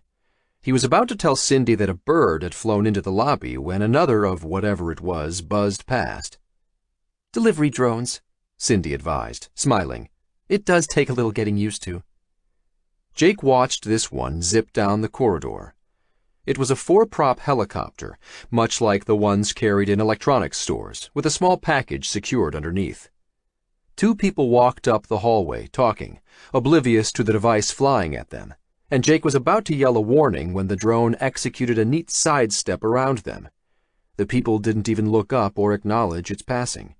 "Thank you, Mr. O'Connell. You will get a message the day before the meeting with instructions." Jake lifted his eyebrows in response. "Sure." Who knew what he'd be doing in 2 weeks?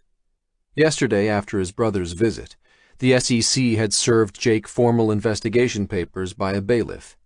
They'd instructed Jake not to leave the New York metropolitan area, not to contact Donovan, not to erase any emails or documents. Not a surprise. He'd expected it to happen, so he hadn't paid it much attention. What he had been doing was researching Bluebridge. Many of the shell companies listed on Donovan's memory key connected to it, through circuitous ownership networks spanning the global financial system.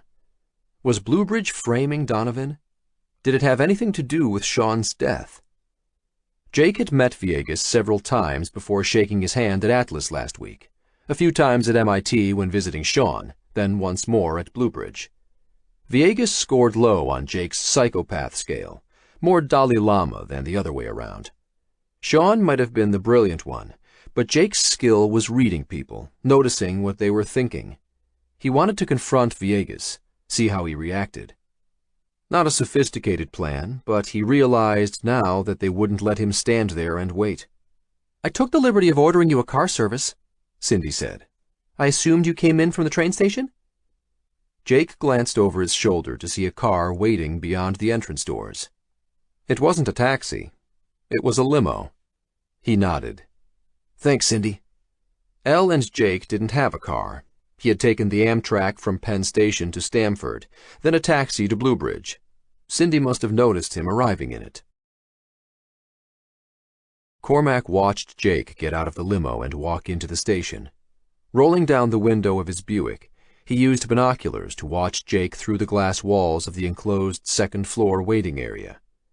After 10 minutes, the southbound Amtrak pulled into the station, obscuring Cormac's view of Jake. A minute later, it pulled out of the station, leaving an empty platform behind. "We're good," Cormac keyed into the encrypted messaging app on his phone. He was leaning forward to start his car when he spotted something from the corner of his eye. A taxi headed out of the station, already up the road, with Jake in the back seat.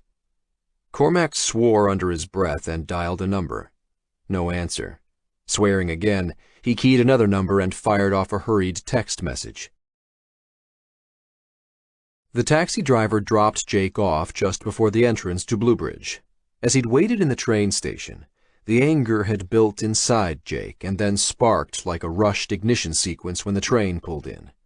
If someone here was involved in Sean's death, he had to find out. Now. He was pretty sure Villegas wasn't involved. Villegas had been Sean's friend and mentor. If Villegas saw Jake, he would give him a minute. Maybe he didn't even know Sean was dead. Going back and waiting outside the Blue Bridge entrance seemed like a workable idea. He'd spotted a coffee shop across the street and decided he could wait there until a limo or helicopter arrived. Then he could cut through the pines, past the exterior security, and try to confront Villegas.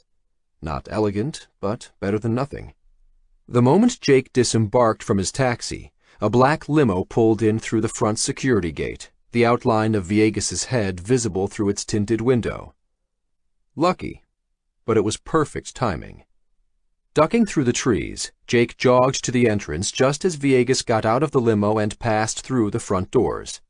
Someone shouted behind Jake. He picked up his pace, ran harder, and in a few seconds he was at the doors. They slid open before him. Cindy, the receptionist, saw him coming in and stood. "Mr. O'Connell, did you forget something?" "No, I need to use the bathroom." Cindy was already picking up her phone, probably dialing security. "Mr. O'Connell, you cannot come in here." Jake jogged past her desk and ignored her. He'd been here before with Sean, so he knew Villegas's office was to the left, past the pit of programmers on the first floor. "Mr. Villegas!" Jake called out, rounding the corner. Villegas's head turned toward him. "I'm Jake O'Connell. We met at MIT a few times and we shook hands at our office last week. I need to talk to you about Sean Womack." Jake sprinted the last few feet, then skidded to a stop, holding his hands up. He knew the guards would be on him in seconds, but he figured Villegas would at least hear him out. Villegas stared at him.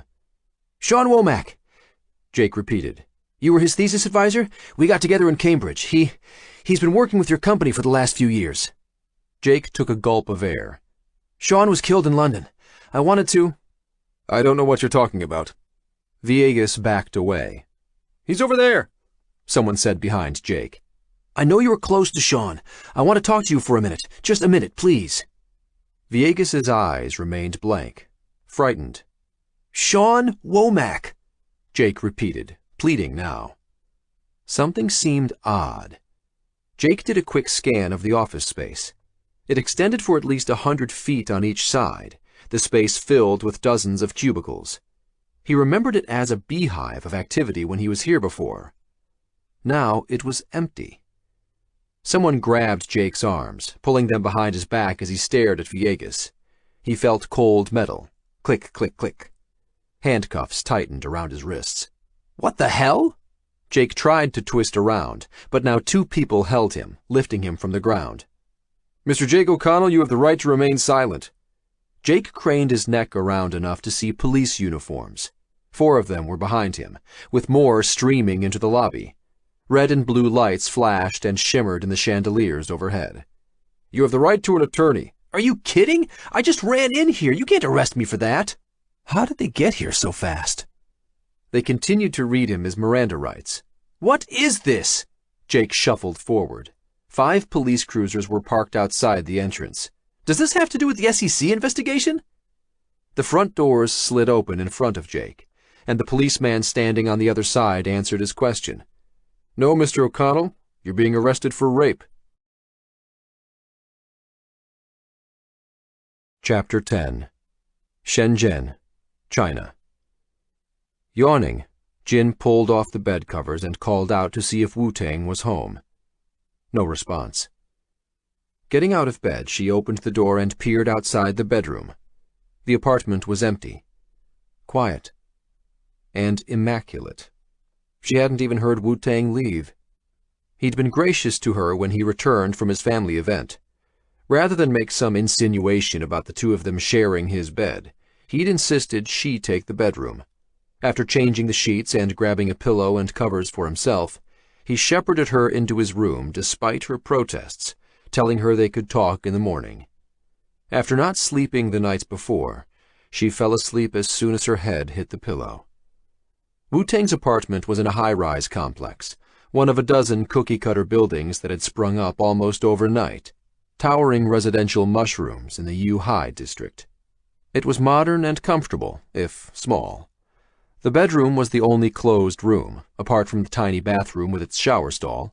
leading onto an open-plan combined living room and kitchen, not more than 600 square feet, and painted stark white. Unimaginative framed prints of orchids decorated the walls. The main defining feature was the massive flat-screen display that covered the living room wall, and above that, a mass of wires connected to several routers. Most important, Jin felt safe here. The days before seemed like a nightmare, but on the coffee table next to her laptop was a rude reminder that it wasn't a dream. The card from the policeman who had interviewed her after Shenxi's accident. She stared at it, willed it to go away, but it wouldn't. The shock of her cousin's death was fresh. Jin felt flat, single-dimensional, her emotions a distant concept that belonged to someone else. On the counter was a note from Wu-Tang saying he'd be back before noon. He had to go out to the office. Instinctively, she checked for her cell phone before realizing she'd left it at her apartment. If someone was looking for her, a cell phone was a beacon that could pinpoint her. Better to be safe. But there would be dozens of messages on it from her mother and aunts. Better check my email. Reaching into her backpack by the door, she pulled out and opened her laptop, putting it on the coffee table. Jin had left emails for her family saying she was fine, staying with a friend, but they'd be frantic by now. She should be frantic herself, but somehow, she wasn't. She felt numb.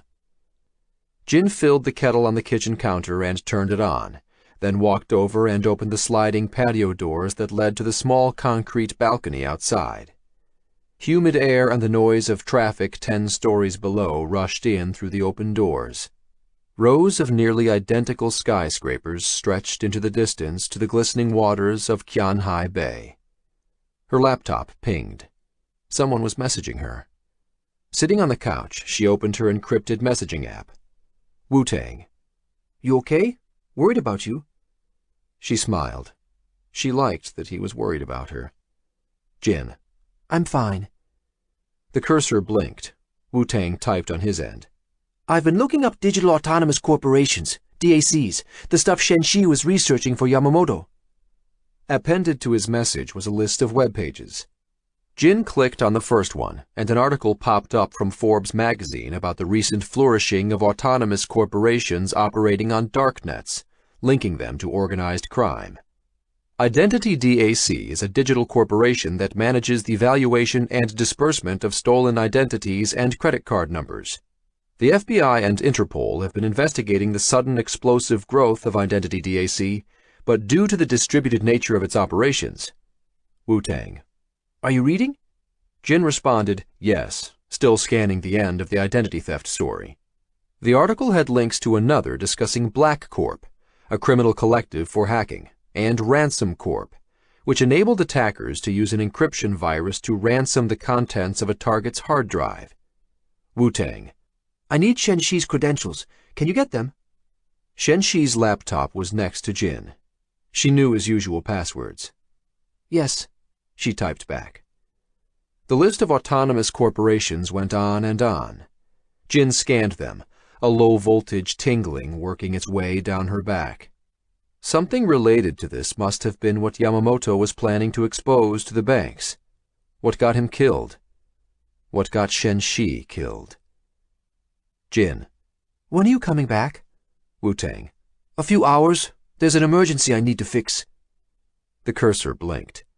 She typed, Are these corporations purely digital then? No humans involved? Wu-Tang. An autonomous corporation itself is, yes, but they pay people to do work in the real world, to hack, to steal, while they carry out their programmed missions in the digital world. And under U.S. law, they have rights as people. People? Jin picked up her cup of tea and blew on it, taking a sip. Corporations counted as people? Wu-Tang. I need to log off. Find those credentials. We'll do more when I get home. Jin. Will do. See you soon. Wu-Tang logged off the messaging app, and Jin sat back with her cup of tea. On her laptop screen, an alert flashed, advising 22 unread email messages.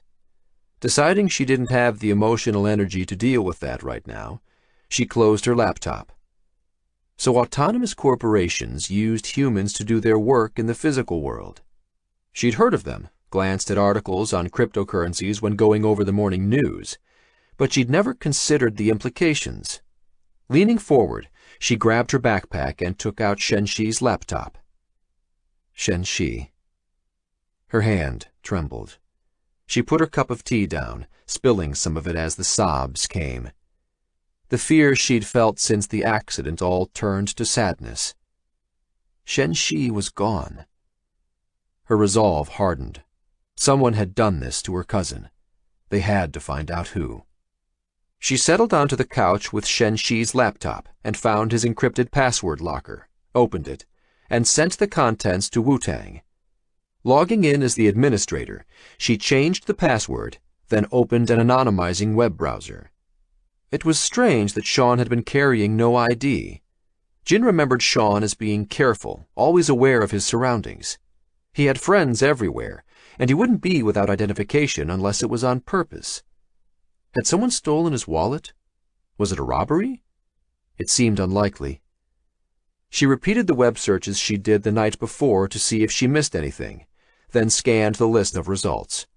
On the third page, a connection popped up that she hadn't seen before. Vidal Villegas. Vidal Villegas had been Sean's thesis advisor at MIT. She remembered hearing about the mentorship from Sean, who used to joke about having someone at the top of the industry.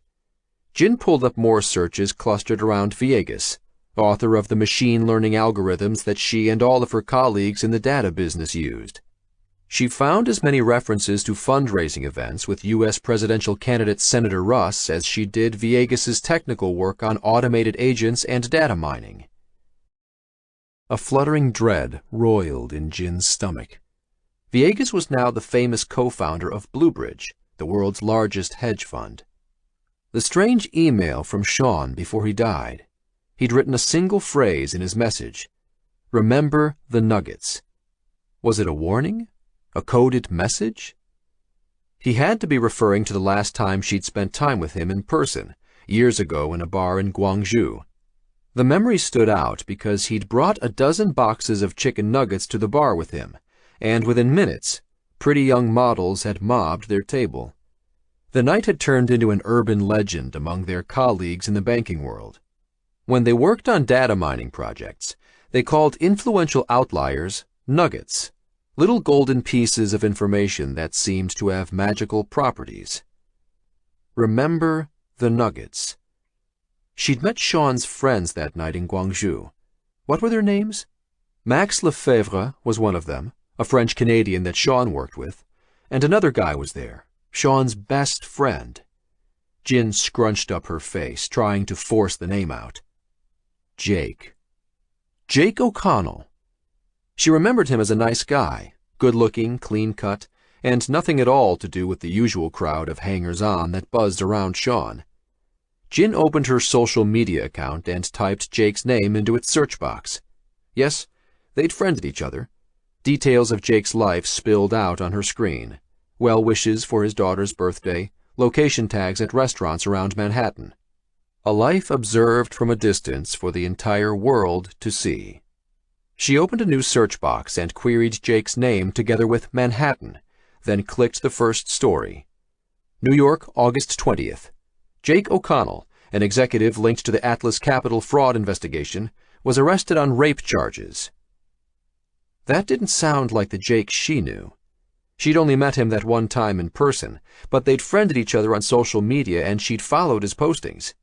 She liked to think she was a good judge of character. But maybe she was wrong. Taking a deep breath, Jin sent an encrypted email to Jake, asking him to contact her. No other details than that. She decided to go back to the datasets she'd been looking at the night before, the trail of wealthy dead people. The big question, was it real?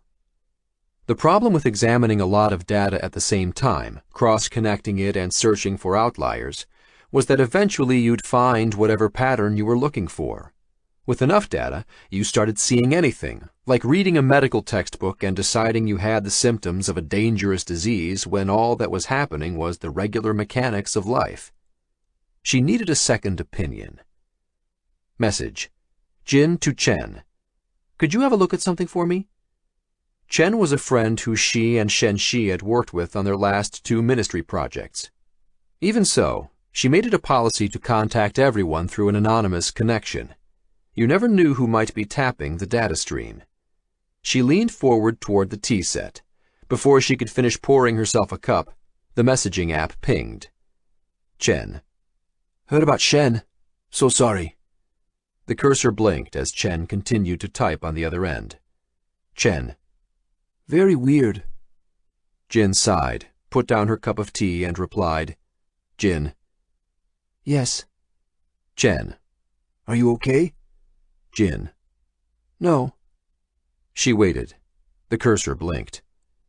Chen. What can I look at for you? Uncrossing her legs from the couch, she put the laptop on the coffee table. Opening some online tools, she set up a data exchange, answering questions back and forth about what she wanted to examine. She didn't want to tell him what to look for, that might skew what he found, so she only said that there were some unusual correlations. Chen. Do you want to get lunch? Jin blinked and stared at the cursor. She could use some company. Wu-Tang wasn't going to be back for a few hours. Jin. Sure.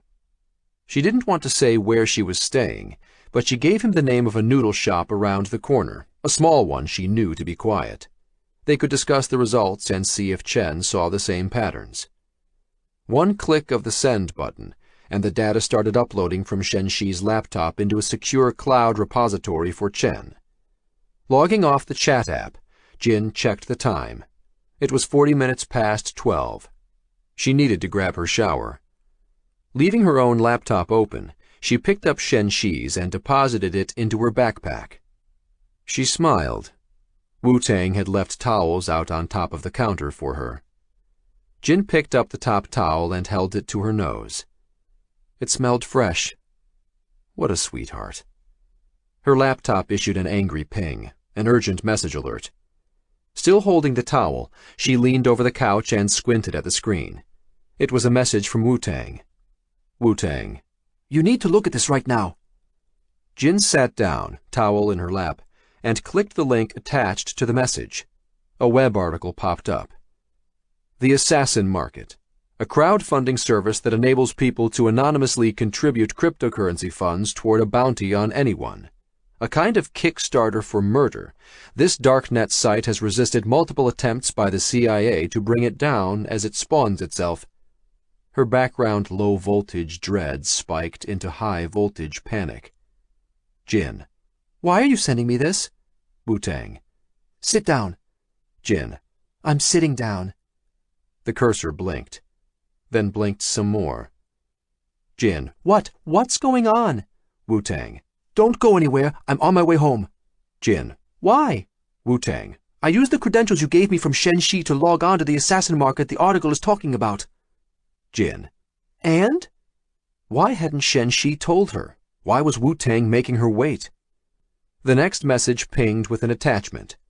A spreadsheet. She double-clicked it. A list of names appeared, each with a fractional number of cryptocurrency funds, along with a dollar equivalent next to it. Wu-Tang.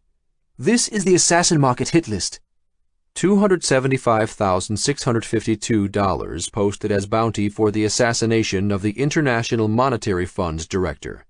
$142,544 for the President of the United States. Jin scanned down the list of names, which looked like the typical crackpot. A name popped out, floating disconnected from the rest of the page. Shen Shi Heng. Recent payout, $86,544. The apartment spun and her stomach churned. She held the towel to her face, her hands shaking. There was one more name, added just that morning. Jin Huang, $103,233. Wu-Tang. I'm sure this is some sick joke. Stay there, I'm almost home. Jin snapped the laptop closed and pulled her hand away as if it was burning hot. She got up, knocking the table, spilling the tea. She grabbed her backpack with Shen Shi's laptop. She had to get out of there. But where would she go? She turned to the patio doors. Better close them. Pull the curtains. Hide. Behind her, the apartment door splintered and flew open. Men in head-to-foot black clothing forced their way in. Jin shrieked and dropped the towel, spinning around and crashing into the coffee table. She was still holding her backpack with the laptop. One thought filtered to the top. They had to be after Shen-Shi's data. Scrambling to stand, she swung the backpack out the balcony door just as one of the men grabbed her and pushed her to the ground. She watched the bag clear the balcony railing outside and fall from view. Squirming, Jin tried to get up, but the man held her down, wrapping his arms around her. Two others stormed into the bedroom and kicked in the bathroom door. A fourth man entered the apartment slowly, pulling a syringe from one of his pants pockets. Jin's eyes went wide as she watched him hold it up and squirt liquid from its tip. She tried to scream, but the man restraining her had his hand clamped firmly over her mouth. The fourth man grabbed her arm and stuck the needle into it, plunging the contents of the syringe into her veins. Her vision swam. The last thing she knew was white-hot terror as nausea overcame her and blackness descended. August 18th, Thursday. Chapter 11, District Courthouse, New York City. Jake almost cried when he found Elle sitting behind his lawyer in the courtroom. The judge set a $250,000 bail, but Jake was released the moment he was shuffled back into the holding cell. He hadn't thought she'd post bail for him. Not that fast.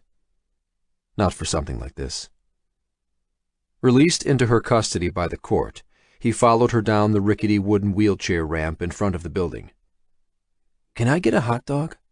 Jake asked stupidly when they passed a street vendor. He was starving, having barely eaten in the past day, but Elle didn't turn, didn't respond in any way. She walked ahead of him until she found a taxi. Once seated in the back of the cab, Jake slid closed the plastic divider between the passenger compartment and the front seat. He turned to his wife. "Thank you," he whispered. After being arrested, he used his first call on his lawyer, the second to leave a message for Elle. He'd tried her 3 more times with no luck, and she hadn't called him back. Elle stared out of her window, keeping her distance. He'd tried to reach for her hand, but she shrugged him off, clenching her jaw. "What were you doing at Blue Bridge?" she asked. "They said you tried to attack Vidal Villegas. You're lucky he didn't press more charges." She looked away. The cab accelerated and passed Canal Street. Jake looked out the window at the street vendors selling fake Gucci bags and Rolex watches. "The woman who accused me," Jake said. "Susie, my assistant. You met her at the cocktail party last Christmas. I was about to fire her." Susie's accusation was totally fabricated and inexplicable. "Maybe this whole thing at Atlas has her scared and she needs money. I don't know." "Like last time?" Elle stared hard out the opposite window. "I'm sorry, Elle. I don't know what to say. I didn't touch her, I swear. The prosecutors for the Atlas case told you to stay in New York." Elle glared straight ahead, not looking at Jake, but not looking away either. "What possessed you to go to Stamford?" Buildings and faces slid by outside the taxi window. "I think the executives at Blue Bridge were involved in Sean's death." "What happened to Sean was an accident," Elle said, still staring away from him when the taxi reached 52nd Street to begin winding its way across town. "An accident, Jake. I read the police report. You read it too." Her face softened and she turned to him. "I am truly sorry, Jake. I know how much he meant to you." A tear spilled down her cheek. "But I can't do this again. I don't know what's going on with you, but I can't do this again." "Get out of my way!" Jake yelled, pushing back the reporters and cameras. Someone must have tipped them off about his release. A trader in the middle of the Atlas scandal, arrested for sexual assault and attacking Vidal Villegas, one of the richest hedge fund managers in the world, before a fundraiser for the leading presidential candidate. It was the hottest news item of the day. "Sorry, Mr. O'Connell. Their doorman, Carl, tried to shield Elle and get them inside. A reporter shoved his way into Jake's face. "Mr. O'Connell, why were you at Bluebridge?" "No comment." Jake shoved back and ducked through the front door to their building. Carl closed it behind them, yelling, "I'll do my best to keep them out, Mr. O'Connell." Inside wasn't much better. Since their apartment was on the first floor, it was right in front of the pack of paparazzi. Even with the blinds and curtains closed, Jake felt them buzzing outside, like a high-voltage transmission line. He threw his suit jacket onto the kitchen table. He'd slept in it. "Elle, you've got to believe me. Somebody is setting me up. They must know about the dropped sexual harassment charge from a few years back and—" He stopped mid-sentence. "What the hell is he doing here?" Jake's brother was sitting on the couch. Anna snuggled up beside him, watching cartoons on their giant flat-screen TV. Eamon smiled at Jake. "Nice to see you, too." Esmeralda, their housekeeper, appeared from the bedroom down the hallway. "Do you need me any more, Mrs. O'Connell?" "No, thank you, Esmeralda. I really appreciate you coming on such short notice." "No problem, Mrs. O'Connell." Esmeralda smiled thinly at Jake. "Glad you're home, Mr. O'Connell." She picked up her purse and jacket from the table. "Goodbye, Anna." She blew her a kiss. Elle waited until Esmeralda closed the door behind herself. "What's your brother doing here?" She threw her arms in the air. "You got thrown in jail, so I figured it might help to have someone around who knew a thing or two about it. Do you think I have any idea how to raise bail?" Jake blinked twice. I hadn't thought about it. I was so happy to see you." "You can thank him for getting you out." Elle pointed at Eamon. "I would have let you rot in there for a few more days, but Eamon insisted on getting you out." Her lips trembled. "I had to put our home up as collateral." Turning, she stormed down the hallway toward their bedroom. "Anyway, you can use the company." Jake said nothing, exhaled. Time for damage control. "Thanks for getting me out, Eamon," he said quietly. "I appreciate it." "No problem. You okay?" "More or less," Jake replied, but he felt like his life was spinning ever further out of control. Could Susie, his assistant, have really cooked up this scam for money? True, she knew Atlas was a mess, and she undoubtedly knew he was on the verge of firing her. Still, it seemed out of character for her to concoct a scheme like this. Jake took a few steps into the living room, dodging stuffed toys and Lego sculptures to sit down next to his daughter, Anna, her eyes still glued to the TV. "Daddy," she squeaked as he sat, finally peeling her attention away from the movie. She wrapped her arms around him. "I missed you," she said, looking up into his eyes. "I missed you too." She had her mother's almond eyes, Jake's mouth. There was an ache inside him, sitting here beside his soon-to-be 6-year-old daughter in the wake of a day he'd missed completely. Anna was the most perfect and beautiful thing he'd ever laid eyes on, and he felt, acutely, the loss of 1,000 precious moments with this little person who would grow up sooner than he could imagine. Did she know where her dad had been? Shame and fear snaked through Jake's gut, but Anna's eyes betrayed nothing.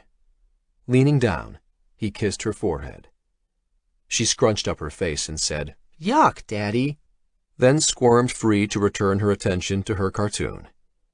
Jake glanced around the apartment. Something was out of place. The luggage stacked by the door. "Elle, what's with all the bags?" He stood. "I told you I'm not doing this again." Elle appeared through their bedroom door, scarves and shoes in hand. "I'm bringing Anna with me to my sister's in Hoboken." She swept past him and stuffed the items into one of the bags by the door. Jake felt his face flush. "I didn't do this, Elle. My assistant is setting me up. Either she wants money or something else. Donovan said Bluebridge framed him. Maybe he was right." Elle threw the last shoe she was holding toward an open bag, and it bounced off against the wall and skidded across the floor. "Why would they do that?" "I don't know." "So you expect me to take your word for it like I did last time?" She reached for a piece of paper on the entrance table, waved it in the air. "I went ahead and checked your phone records. You called this girl Susie late at night over and over." Wiping away tears, she gritted her teeth. "What do you have to say about that?" "What? Let me see that." Jake never called Susie outside of work hours. "Honey, you have to believe me." "Again?" She held the accusatory paper in front of her like a shield. The meaning of life is happiness, right, Jake? Isn't that what you told me when you asked me to marry you? You promised we would romp around the world like two kids in a playground, spreading our love. Well, you're spreading your love all right. Jake felt Anna gripping his wrist like a vice. He looked down into her frightened eyes, filled with tiny tears. Jake and Elle never fought in front of her. Elle, can we talk in our room? Jake asked, lowering his voice. Anna and I are leaving this circus, and that's final. She waved one hand toward the windows, toward the media buzzing outside. You can't split up our family, Elle, please. Elle took 2 steps toward Jake and shoved a finger in his face. You are the one splitting this family up. I don't need all this money you're chasing. I don't need... She jabbed her finger toward the front windows. This.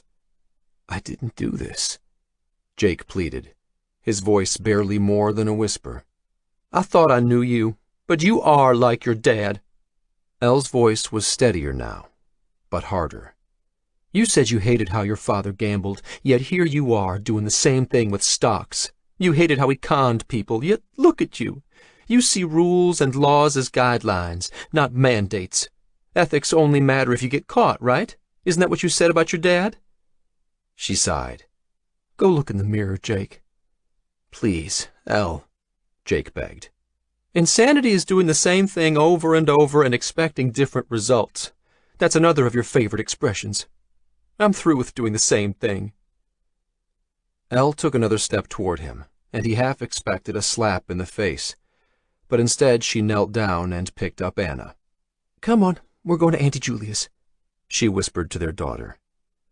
Jake wanted to get up and block the door, pull Anna away from her, but he watched as his wife got up and walked out the door. She left the offending telephone record on the dining table. It would be better, safer, for her to be at her sister's, and for Anna to be away from the pack of reporters outside. It was the right thing to do, at least for now, and he didn't want to upset Elle more than he already had. Let her calm down. He could talk to her later in the day. Carl, the doorman, came in through the door to collect her bags. He nodded apologetically to Jake before leaving with them. Jake nodded back. What was she talking about? Did something like this happen before? Eamon asked as the door closed. Jake stared at the door. Years ago, before I started at Atlas, a girl at the bar I was managing filed a sexual harassment lawsuit against me. He grabbed the telephone record from the table and looked at it, shaking his head. The calls to Susie were on there, but he didn't make them. It was a setup. You never told me that. We haven't exactly been close, have we? Eamon paused. Did you do it? Back then? Jake's cell phone buzzed and he pulled it out, expecting a message from Elle. But it was from that Joseph Barbara guy, the client from Atlas that Donovan had told him to ignore. He clicked his phone off and put it back in his pocket. No, I didn't, Jake replied. I was going to fire her for stealing from the petty cash. She preempted me. Seems like a big coincidence, Jake. What happened? The owner settled out of court. Didn't want the bad press. You know the media is going to find out. Jake nodded. Whoever's setting me up, they knew how bad it would look. He swore under his breath. I don't blame Elle for leaving. God damn it. Someone knocked at the door. Jake swung around. It has to be Elle. He jumped at the door and pulled it open. Baby, I'm so sorry. I'm going to... But it wasn't Elle. Mr. O'Connell, said a man in a dark suit. He flashed a badge at Jake, FBI stenciled in large block letters next to it in the wallet. I wanted to introduce myself. I'm Special Agent Tolliver. Jake glanced behind him. No sign of Elle. What do you want? I've become involved in the Atlas investigation, but we're also investigating Bluebridge. A tingle in Jake's spine. Why? I work outside of the regular channels, Mr. O'Connell. A special investigative branch. We've noticed some unusual activity at Bluebridge. I'm not investigating you, but I was hoping you might be able to tell me a bit more about your visit there. What made you... He's got nothing to say. Eamon pulled the door fully open and put an arm in front of Jake. Unless you want to haul him in, he's got nothing to say. Agent Tolliver glanced at Eamon, then looked back at Jake and pulled a card from his wallet. "If you ever change your mind, here's my number." He handed it to Jake. "Think about it." Eamon shook his head, but Jake took the card anyway. "Thanks," he mumbled, as Eamon gave Agent Tolliver the finger, then slammed the door in his face. "Why did you do that?" Jake felt an electric jolt of anger toward his brother. This FBI agent could be important. Bluebridge might be framing Donovan and me. Maybe this guy can help. Eamon let him finish. "First of all, they never help you. That's the first rule. And second, how the hell do you even know who that is?" Jake flashed the card. "We can look him up, and his badge looked real to me." "So you're an expert?" Eamon shook his head. "I wanted to tell him how empty Bluebridge was when I ran in there. It seemed strange." Jake inspected the card. Embossed. Deep blue insignia with gold leaf patterned onto the FBI crest. Looked legit. "Whatever's going on, Jake, we have to figure it out ourselves. This Henry Montrose guy who owns Bluebridge, he's a heavy dude. We gotta be careful. We don't know what Sean got himself wrapped up in." Jake frowned. "What do you mean, we?" "I'm getting you out of here, Jake. You might not like me, but I'm still your big brother. Family's family. Come on, I'm going to sneak you out the back entrance. I got my car there." Jake shook his head. "I'm out on bail. I can't leave New York." "We're not going to leave New York." "No?" Eamon grinned. "At least not New York State. I'm taking you home, up to Schenectady." "What are we going to do there?" Leaving the city seemed like a bad idea. It would put more physical distance than there already was between Jake and his family. And if Elle found out he left the city again? "I got connections up there." Eamon pointed at himself and then at Jake. "We got connections up there. And besides, Anna called me. She wants to see you." "Anna called you?" Jake tried to understand what his brother was saying. "My little girl called you? But she was just here. How did she—" "Not Anna." Eamon put a hand on Jake's shoulder. "I mean, Anna." Chapter 12. Schenectady, Upper New York State. The front door swung open before Jake even rang the bell. Anna opened it. "Auntie Anna." He still called her at his head. "I'm so sorry," she cried, wrapping her arms around him before he could say or do anything. Tears streamed down her face. Jake didn't resist. He put his arms around her as well. She felt tiny, frail. They stood like that in the doorway, half in and half out of the rain falling outside. Clenching his teeth, Jake waited for his own tears, but none came.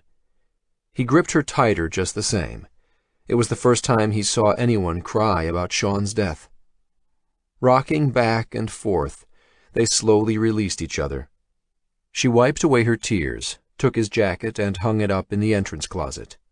Holding his hand, she led him inside. "It's so nice to see you, Jake." Anna smiled, leading him to sit down on the floral print couch in front of the big bay window that looked out onto the street. She rubbed her eyes. "You're looking well."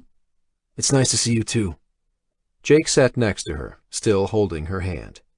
A plate of cookies was on the walnut veneer coffee table in front of them. Oreos, his favorite. "You're looking great."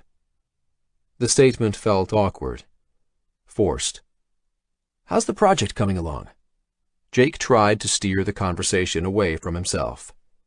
She must have seen Jake in the news, implicated in the Atlas financial scandal, arrested on rape charges. It was as embarrassing as it was frightening. He was supposed to be the local kid that made good. Now he was sure he was the talk of the town. "That O'Connell kid. The apple sure doesn't fall far from the tree after all." Anna sighed. "We had to move the office here, upstairs." Jake frowned. "Why?" After her husband died 4 years ago, she'd poured all her energy into starting a foster care network. The last time they talked, she was getting funding for a new halfway house and activity center for boys she was going to build in the woods. The same woods Jake and Sean, and sometimes Eamon, used to escape into when they ran from whatever foster home they happened to be in. Anna joked that if that's where the boys wanted to go, she might as well build them a house out there. Budget cuts. The downturn hit this area hard. She managed a wisp of a smile. No money. Can I help? Jake always tried to offer Anna money, but she would never accept, saying he needed it for his family. She held up her hands.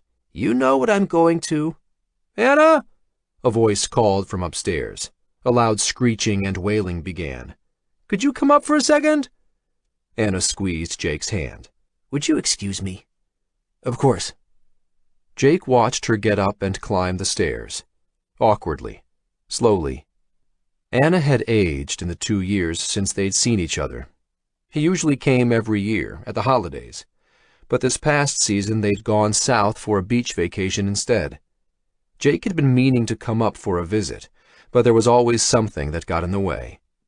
She looked fragile, her hands thin, skin papery, face gaunt. People had a way of aging suddenly when you weren't looking. For 30 or 40 years through middle age, they would look almost exactly the same, and then all of a sudden, the decades would pile on in months. But sometimes, it wasn't time that aged us. Jake could see the worry in her eyes. He looked around the room. It was the same as he remembered it. The mantel over the fireplace was stacked with snow globes, many of which he had bought for her.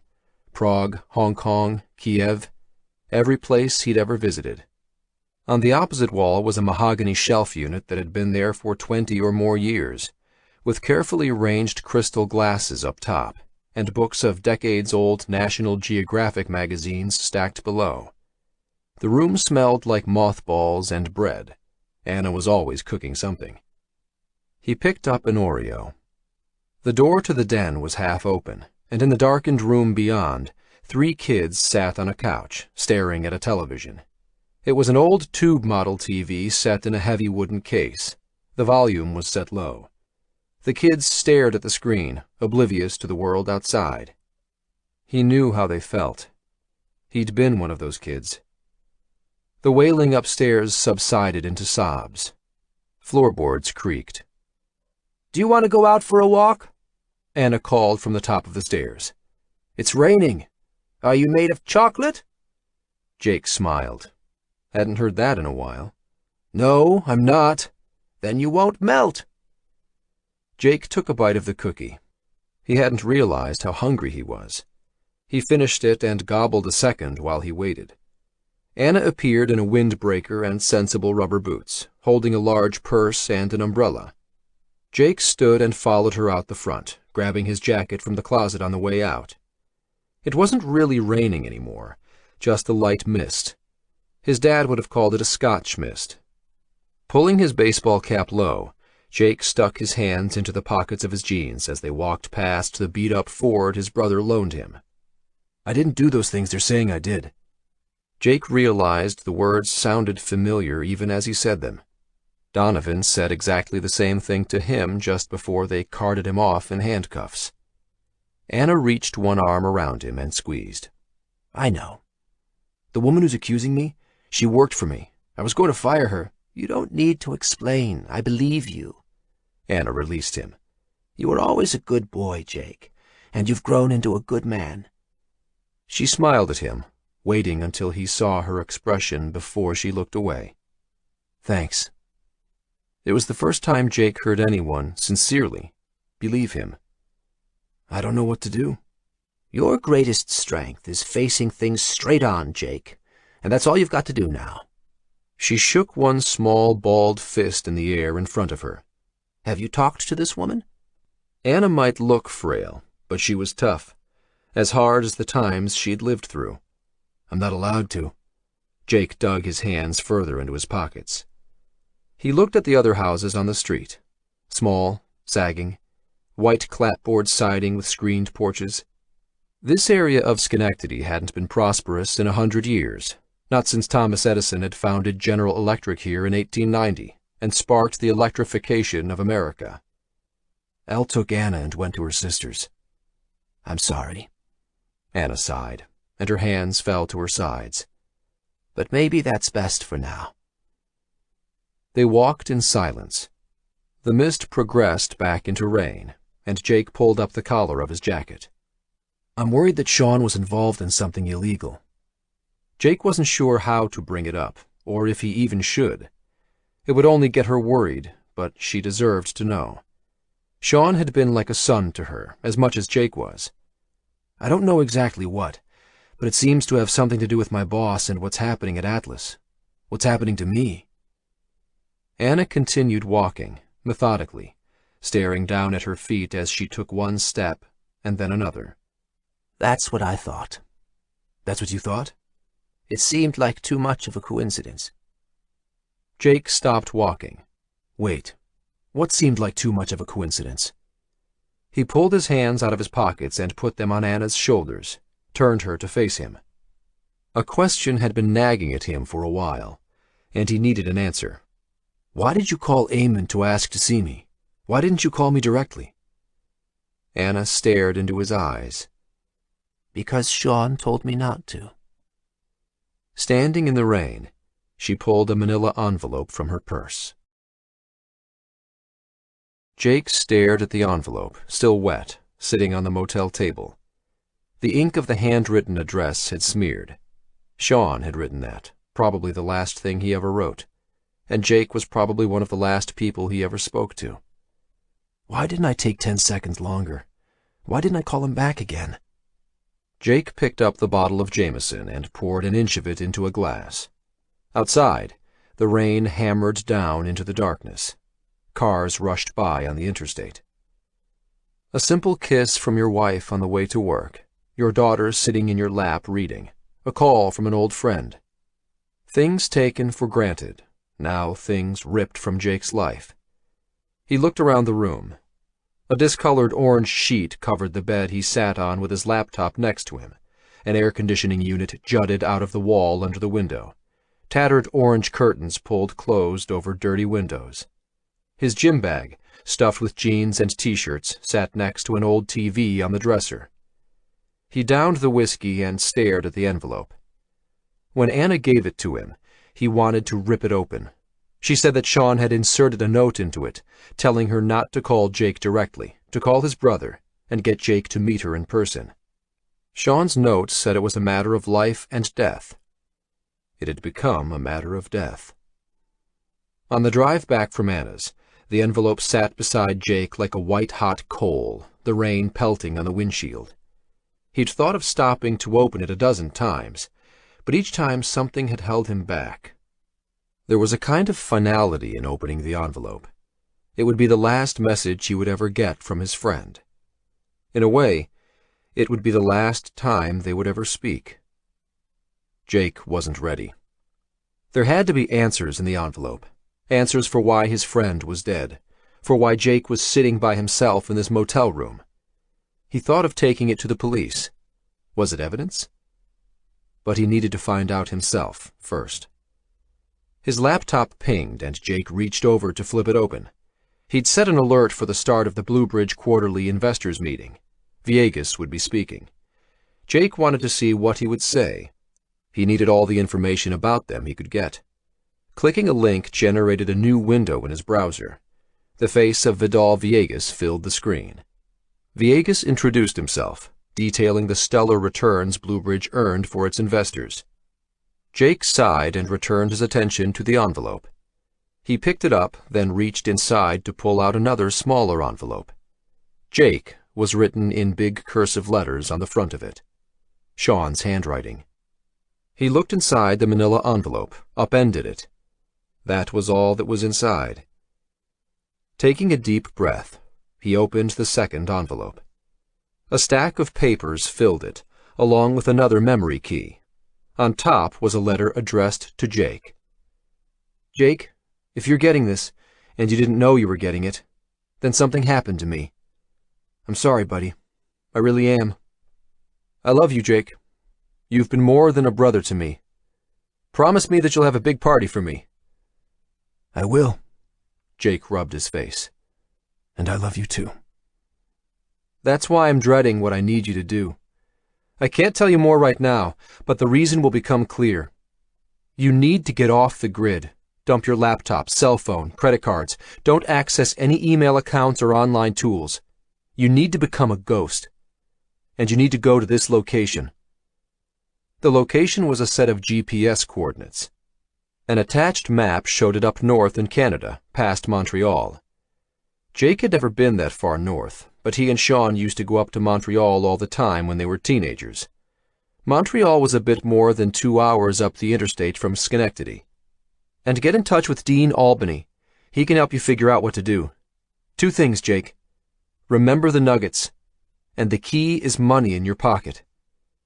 You can't tell anyone what you're doing, nobody except Dean. Keep this secret.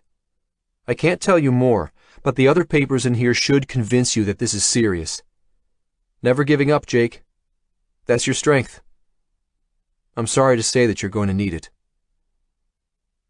That was it, besides the other papers and the memory key. Jake looked at the key, but externally it was unremarkable. Carefully, he set Sean's letter down and inspected the papers. He read the first one. It was a medical chart from Stamford Hospital. Jake scanned the document. Heart attack, a list of medications and times and activities. Scrawled at the bottom of the chart was a time of death and a doctor's signature. Jake looked at the top of the paper to find the name of the patient. He blinked. That couldn't be right. Vidal Villegas. Jake rubbed his eyes and read the document again. It seemed to be an original. The doctor's signature looked like it was written in ballpoint pen, but then Jake was no expert. On the bed beside him, in the browser window on his laptop, Vidal Villegas announced a major new acquisition in Japan through the company's Hong Kong affiliate. Jake looked back at the death certificate. It was dated over a year ago. Jake shook Villegas's hand a week ago at Atlas and almost ran him down the day before at Bluebridge. Goosebumps prickled across Jake's arms.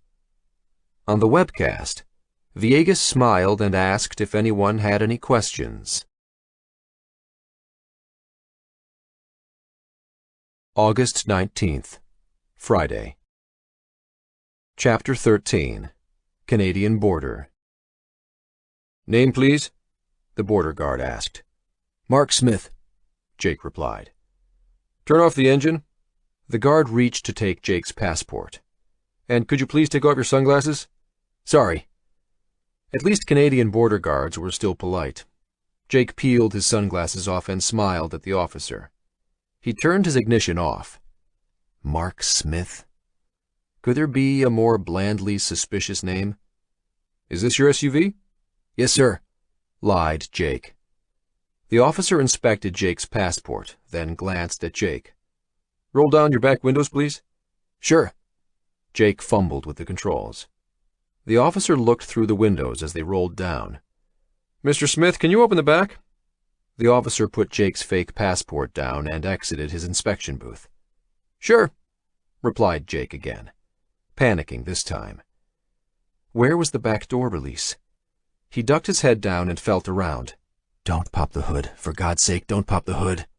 He found a button and then checked and rechecked the symbol above it. He pulled it. The trunk hatch popped open. Thank you, God. The guard walked around the back of the car and pulled open the back gate. He took his time. Jake rubbed his eyes. It'd been more than a decade since he'd driven across the U.S.-Canada border, the longest undefended border in the world. This was supposed to be a cakewalk. Not that long ago, a passport hadn't even been a requirement. Just a, hello, yes, I'm American, going up to see some friends. Have a nice day. When did they start inspecting everyone? Behind him, the back door slammed shut. Jake watched the guard in his rearview mirror. What's he doing? Slowly, the guard walked back to his inspection booth, in through the back door, and picked up Jake's passport. He put it on the scanner. What brings you to Canada, Mr. Smith? Jake felt his face flush. Going to see some friends for the weekend. He looked at the passport in the guard's hand. The guard nodded and looked at his computer screen. Jake's brother had gotten him the passport. He didn't know if it was fake or stolen. Maybe it had been a mistake to trust Eamon. He hadn't ever trusted him before, not really. But Jake was desperate. He tried to keep breathing normally, resisting the urge to wipe his brow. If he was caught now, it was all over. They'd see it as fleeing the country. There would be no bail. In fact, they'd lose the bail Elle had already posted for his arrest. They'd lose their home. Elle would never believe him. She would think he was abandoning her. But he had no choice. Jake had investigated the Villegas death record, started by calling the town clerk's office of the city of Stamford where they managed the official death certificates. He found out that hospitals reported deaths directly to them and to the office of the chief medical examiner. Jake asked about Vidal Villegas. There was no record of any death. Then Jake looked up the doctor whose signature was on the medical chart. He called Stamford Hospital and was informed that Dr. Mills had stopped working there a year ago, and the same story for the attending nurse listed on the medical chart. They had no idea how to get in touch with either of them. "Sir?" Jake looked up. The guard held the passport out, handing it back to him. "Have a nice trip, sir," he said. Jake took the passport, forced a smile, relief washing over him. "Thank you." The guard waved the next car forward. Jake started the car and pulled it into gear, then slowly accelerated. A signpost advised 100 kilometers per hour equals 60 miles per hour. All the signage was in French. He was in Quebec. The change in landscape was immediate.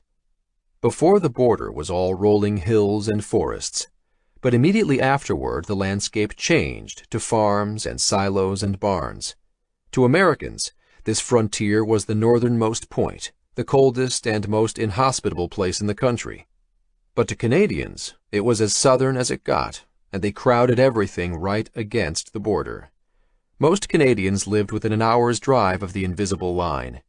Montreal, a city of 4 million people, was less than half an hour away on the main highway. But Jake wasn't going to Montreal. Technically, he wasn't even going to remain in Canada. Jake turned off the air conditioning and rolled down the windows to breathe in the Canadian air. It felt different, and it wasn't the change to bumpy, pothole-ridden roads. He'd always felt freer up here. In most of the world, there were always people around you in all directions, but not in Canada. Here you could drive an hour north and know there was open space for 3,000 miles. And that, Jake figured, must be the reason why whomever or whatever Sean wanted him to see was hiding in the north, and why he'd also told him to see Dean. Whatever was up there wanted space, to be alone, or to escape. And up here, you could really escape. Jake was a fugitive now, but with the window down and the wind in his face, he felt calm, at peace. In a way, he was still communicating with his friend. Sean had never been without a plan, some clever idea no one else had ever thought of. It suddenly felt like there was a way for Jake to fill the hole inside him rather than board it over. A purpose. He and Eamon had almost gotten into a fist fight about the trip to Canada. It wouldn't have been their first.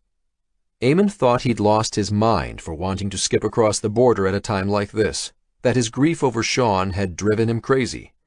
Jake couldn't tell him about the envelope, of course, so he understood his reaction. But while Eamon hardly approved of the trip, he brought Jake the passport within a few hours. Just like that.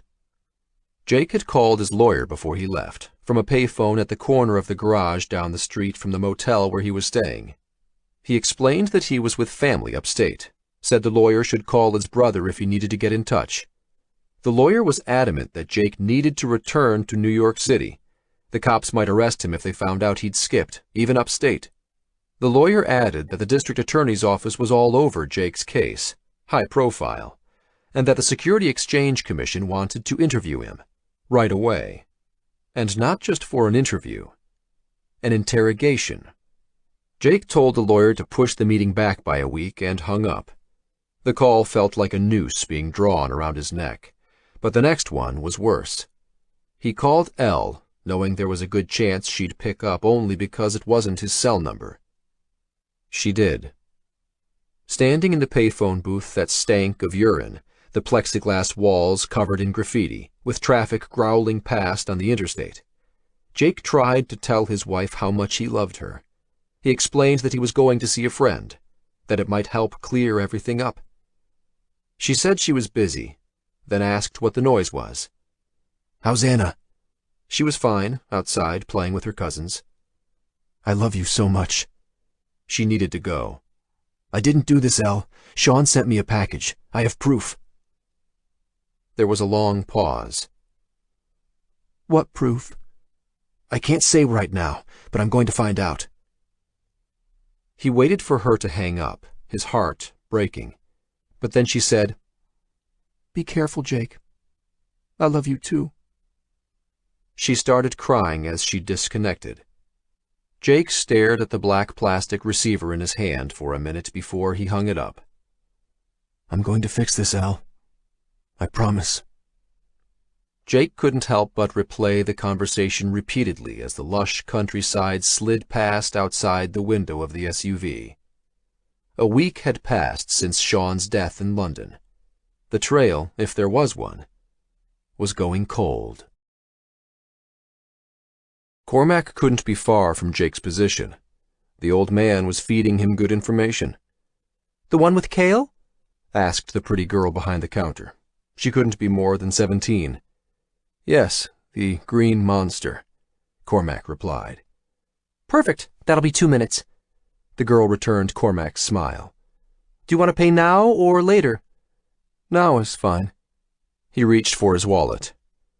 Cormac drove into Albany to get some decent food. The other Special Forces guys used to make fun of his fixation with health food when they returned from missions and scarfed down burgers and fries. This town was a dump, but it was better than the interstate. One of the worst things about being on the road was the junk food, and an organic smoothie was just the thing to counteract his last fast food burger meal. His partner had lost track of Jake O'Connell in New York. Cormac's employer had informed him that Jake was now in Schenectady, and maybe heading north. He must have slipped out the back with his brother and come upstate to visit his family. It made sense. Cormac wasn't happy with how easily his new partner was fooled. It was yet another sign of his unworthiness. Pulling his wallet from the breast pocket of his suit jacket, he felt his phone vibrate. Holding up one finger, he mouthed, "1 second," to the girl behind the counter and then turned around, limped back a few steps, and pulled out his phone. The encrypted messaging app lit up. O'Connell passed into Canada. Coordinates and details were appended. Cormac arched his eyebrows. He hadn't taken Jake for a runner. This was getting more interesting. Then another message pinged. New target, Maxime Lefebvre. Attached were 3 images of a man's face. Also attached was a new payment. Cormac smiled. Yes, this had become a whole lot more interesting. His phone rang. An unlisted number. Cormac answered. "Hello?" "Mr. Riker," replied a gravelly voice. It was the old man. "I trust you received my new instructions?" "Yes?" "I need to get this cleared up as soon as possible, understood? Additional bonuses for performance." A pause. "I can't stress enough how important this is, Mr. Riker." "We're clear, sir." "I have terminated your partner. His performance was insufficient." This day was getting better and better. "I'm happy to hear that. Do you have any more information for me at this time?" "More will be coming." The line disconnected. Cormac turned to the girl. "Can I get that to go?" Chapter 14. Shenzhen, China.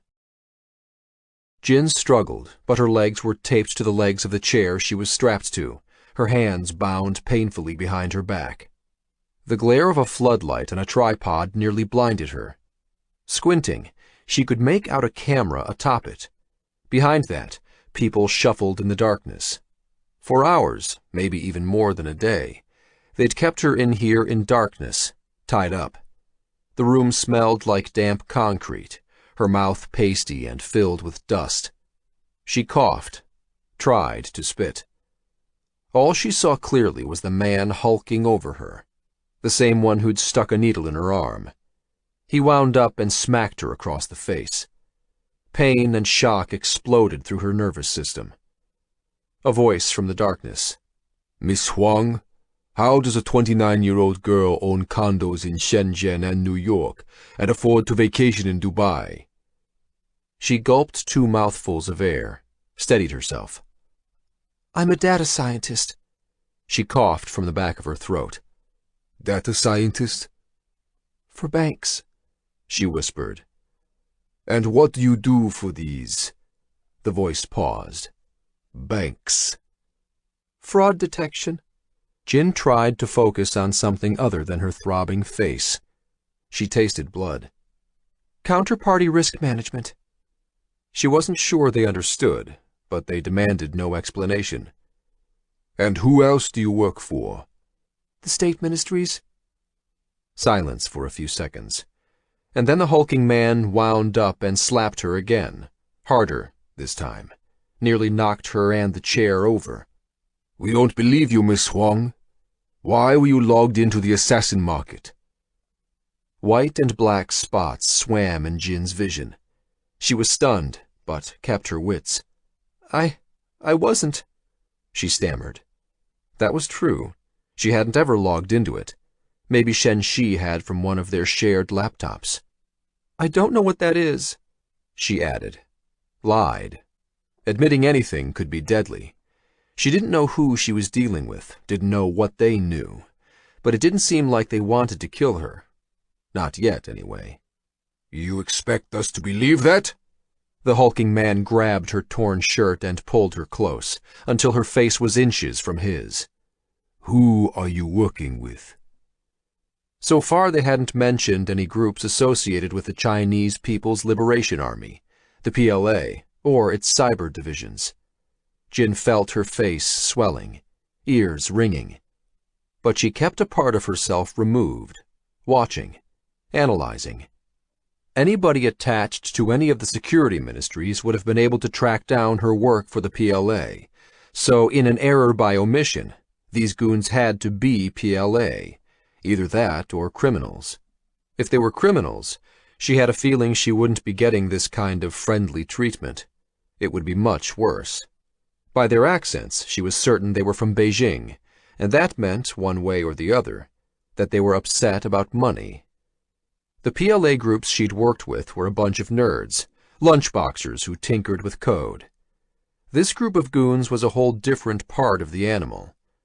China's cyberworld network was so arcane that senior Chinese officials had no idea what was going on with it. It was like trying to explain using a cell phone to a fish.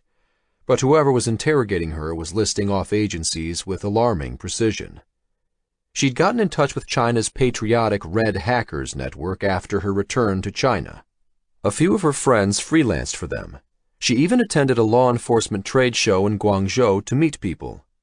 There she'd met commercial software vendors bragging that if someone named a target, any individual anywhere, they could break into their computer, download their hard drive, record keystrokes, get into bank accounts, even monitor cell phone conversations anywhere in the world. The Chinese bureaucracy encouraged the culture of hacking. It was more of a state-sponsored kleptocracy, from hacking competitions to companies and government corporations employing networks of shared hackers. The force behind it all was the government insistence on maintaining surveillance on everyone and everything. You could criticize it, but at least it was out in the open, even if it was about the only thing out in the open. The man looming over Jin pulled his arm back, his hand in a fist. I'm going to ask you one more time. She tensed up, tears streaming down her face, her breath coming in labored gasps. A part of her mind distanced itself from the beating, but she was terrified. I'm sorry, I don't know what you want. She closed her eyes and cringed. That's enough, said a voice from the darkness. We have what we need for now. We're going to need her. Jin opened her eyes, shaking. The floodlight clicked off, and another light, a bare incandescent one that hung from a wire above her head, came on. It illuminated a rough concrete room with blacked-out windows. 4 other people stood by the door. It wasn't a bunker, though, and it didn't have the feeling of a government office. There was what appeared to be a kitchen in one corner. The room looked like it could be any one of the thousands of unfinished building projects on the outskirts of Guangzhou. The man who called off Jin's aggressor wore a business suit. He motioned at an improvised wooden platform in the corner of the room. On it were the twisted remains of a laptop and her backpack. "We're going to need your help getting into that," the businessman said evenly as he saw her staring at the laptop. Walking forward, he tapped the large man still looming over Jin. "Let's go." The door to the room opened, and the other men filtered out until the one with the business suit was left. He made to leave, but then stopped and looked at Jin. "You're lucky that we found you before they did, Miss Huang." He walked out and closed the door without ever bothering to explain who we or they were. The light bulb above Jin's head flickered. Taking deep breaths, she tried to calm herself. They needed something. She had to convince them that she was the only one who could access and decode what was on that laptop. That made her valuable, which probably made her alive, but getting out of here would be even better. Closing her eyes, she rolled her shoulders back and forth, seeing if there was any wiggle room in the bindings holding her hands. They might be goons, but they were diligent with their rope work. The chair, on the other hand, was a different story. She'd been working to loosen its joints for hours. Rocking back and forth, she felt the old wood creaking. Stopping, she listened. No voices in the corridor. Totally quiet, except for her own labored breathing. She tensed her entire body, and with a jolt propelled every ounce of her weight forward. The chair rocked, lifting its weight off the back legs. With a grunt, she swayed her momentum backward, this time raising the front legs of the chair off the ground as she swung back. Her heart skipped a beat when the chair almost tipped over, but then it dropped back the other way. She swung all of her weight in that direction, straining her head forward. As the chair balanced on its front legs, she pushed downward with the balls of her feet, balancing the chair and herself on her toes. With all her strength, she pushed upward and sprang off her toes, jacking herself into the air with her calf muscles. The chair spun backward and sideways, and as its first leg hit the ground, Jin leaned back with all the force she could muster. The back leg splintered, cracked.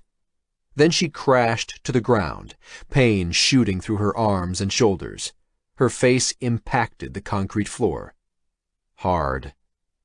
Gasping for air, Jin lay still on her side, electric jolts of agony lancing through her shoulders. Still no voices outside. She pulled on her arms, trying to be quiet, but weeping from the pain. She felt like she'd broken something. With a final pull, the wooden chair cracked apart, its legs and supports disintegrating from each other. Wriggling around on the floor, she separated herself from the bits of the chair and then, bending in half at the waist, pulled her bound hands underneath her feet. Using her hands, she propped herself up onto her knees and then stood unsteadily. Her hands were bound together around a strut of the chair, a splinter of which was still embedded in the knots around her wrists. She pulled this out with her teeth, and the bindings loosened. She wriggled one hand and then the other free, then leaned over and untied her feet. Panting, sweat streaming down her face. She held her breath. Any noises in the hallway? Nothing yet. Got to hurry. She glanced around the room, looking for a weapon, but realized it was futile. Even with a baseball bat, she doubted she could make a dent in the gorilla who'd attacked her, and she didn't have any idea how to use a gun. Stealth was her only weapon. She crept to the door, her stomach in her throat, the only sound her heart banging in her ears. She turned the handle, inched the door open. No voices, no sound of footsteps. She opened the door another inch with one trembling hand, peered into the hallway. Dark. Empty. Slowly, slowly, she swung the door open far enough so she could squeeze out. She had heard them turn down the hallway to her right, so she crept to the left and then started running, her feet scuffling across the dust on the unfinished concrete. At the end of the hallway was a stairwell, the doors not yet installed. She turned into it and jumped down 2 steps at a time. In a blur, she reached one landing, and then the next, one after another until she reached ground level. Stopping to catch her breath, her whole body shaking, she leaned against the bar of the door leading outside, opening it a crack. Sunlight streamed in. Birds chirped outside. But what if they were outside too? Jin pushed the door open, wide, ready to sprint, to fight, but she stopped cold. Wu-Tang? She stuttered. Wu-Tang stood in front of her, on a sheet of plywood balanced between the street curb and the emergency exit. Jin! He looked as surprised as she was. Are you with these bastards? Jin half whispered, half yelled, trying to make sense of it. She looked around. Her intuition had been right. It was one of the abandoned half-built high-rises between Guangzhou and Shenzhen. What? Wu-Tang took a step toward her. My God, what happened? Your face! Jin recoiled. Stay back. Down the street was a beat-up green cherry QQ hatchback, fuzzy dice hanging from the mirror. Chen appeared on the driver's side of the vehicle. Come on, let's go! He called out. Chen followed them here, Wu-Tang explained, urging her toward him, holding his hand out. Jin edged forward. Why are you doing this? Why are you helping me? If the goons upstairs found them here, they could all be killed. Wu-Tang held an arm out. Why do you think? The way he looked at her melted Jin's heart. High above in the building, voices started shouting, echoing down the stairwell behind Jin. We have to hurry! Chen yelled from the car. More voices, outside the windows, louder this time. Jin jumped across the plywood platform and grabbed Wu-Tang's hand. They ran down the street and she jumped into the back seat of the car, Wu-Tang jumping into the front. Shouts erupted above their heads. Chen already had the car in gear and he stomped on the accelerator, peeling out in a haze of blue smoke. Chapter 15 Kahnawake Mohawk Reserve, Southern Quebec. We're 21st century Mohawk cyber warriors. Check it out. Dean Albany beamed at Jake, spreading his arms wide. Not bad for a bunch of redskins, huh? Around them, thousands of servers hummed inside sleek black cabinets. Air from the cooling fans blew a breeze into Jake's face. Fat packets of blue wiring snaked overhead. Everything was perfectly squared away, state-of-the-art. They stood in Server Room D of MIT, the Mohawk Institute of Technology, in the Kahnawake Indian Reserve, on the other side of the St. Lawrence River south of Montreal Island, about an hour north of the U.S. border. Jake smiled. Not bad.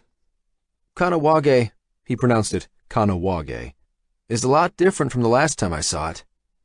He looked down at the blue slip-on booties he'd put on at the entrance, to protect the machines from dust and dirt, according to the guard.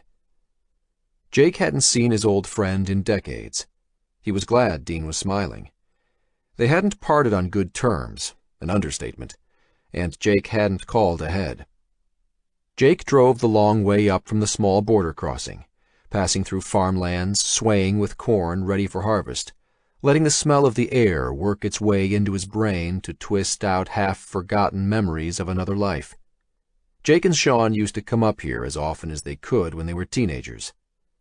Everything was an escape back then, and now he was escaping again. When he'd arrived, he did a loop of Kahnawake to get a feel for his old stomping ground before parking. He drove up past the MIT building, along the dusty stretch of Highway 132 that snaked through the thin birch forests lining the reservation. Then he hooked back under the rusting trusses of the Messier Bridge that spanned from this side of the river to Montreal Island. There were no street addresses on the reservation. Mohawks didn't believe in owning the land. Jake showed up in the reception area of the MIT building and asked the guard if Dean was around. The guard, who didn't seem the least bit surprised at an unscheduled drop-in, told him to wait a few minutes in the lounge. Dean's smiling face had appeared moments later.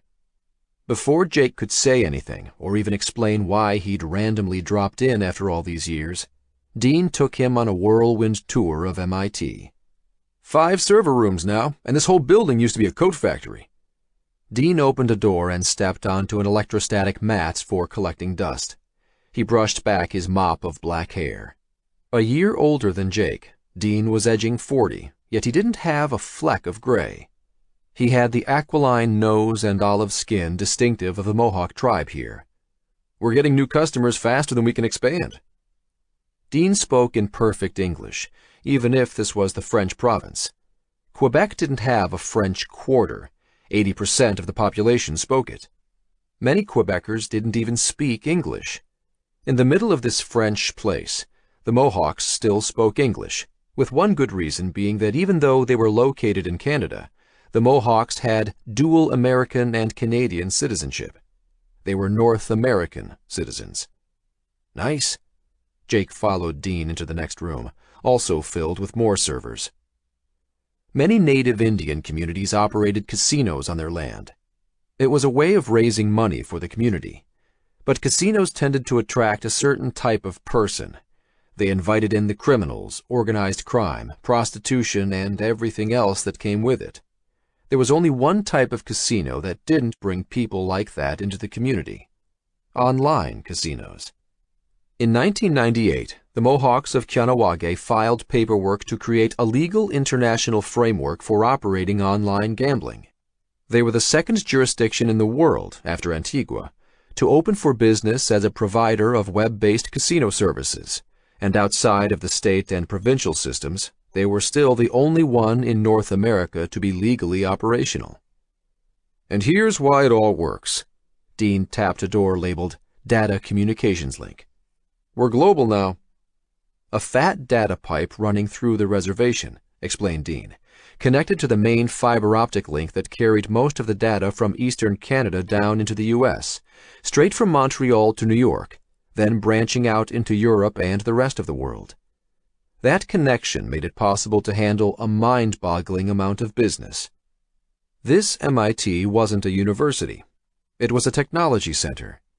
Dean explained that over 300 online casinos ran out of the Kahnawake facilities, and the Mohawks now operated installations in Gibraltar, Singapore, London, Paris, all over the world.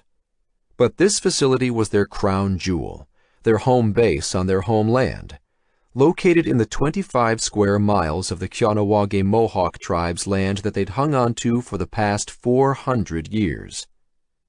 It was an unassuming crown jewel. From the outside, the MIT building was a squat cinder-block building sitting next to the Red Wolf gas station and plaza, along a mostly deserted stretch of road dotted with small shacks advertising discount cigarettes and fireworks. Dean continued with his tour. He led Jake into the UPS room. Doesn't mean United Parcel Service. He laughed. This is the battery backup, in case of any power failures. He pointed out the back door. And out there are 3 failover generators. We can keep power going for 2 days without refilling, and there's a diesel station next door too. Nice. Jake did his best to appear enthusiastic, but impatience was getting the better of him. He needed to know if Dean knew anything. Is there somewhere we can talk privately? Jake took a deep breath. I'm here illegally. You should know that first. Dean stared at Jake. Oh yeah? Because I don't need to remind you that the last time you were here, you got me thrown in jail. Jake looked around as he pushed through the swinging double doors of the Kicking Horse. Regulars were already stacked shoulder to shoulder at the bar, and the whole joint smelled of stale beer and damp carpets. At least this place hadn't changed. How did you hear about Sean's death? Trailing in behind Jake, Dean nodded at the bartender and held up 2 fingers. Through Mark. He was doing steel work on a building upstate. He led Jake to the side of the bar where their 2 Budweisers were delivered. He found out from Sean's aunt. You know the one. Jake nodded. "Can I borrow your phone? I want to check my messages." He took Sean's warning seriously, so his phone was still in Schenectady. "Sure." Dean handed him his phone, then picked up a beer. Jake dialed his own number. It would go to voicemail after 5 rings, and Jake could tap the pound key to get into his voice message system and enter his password. 1 ring, then 2. Jake took a sip from his beer, waiting for the voicemail to pick up. When someone answered. "Hey there, this is Jake." He choked on his mouthful of beer. "Hello?" Jake answered.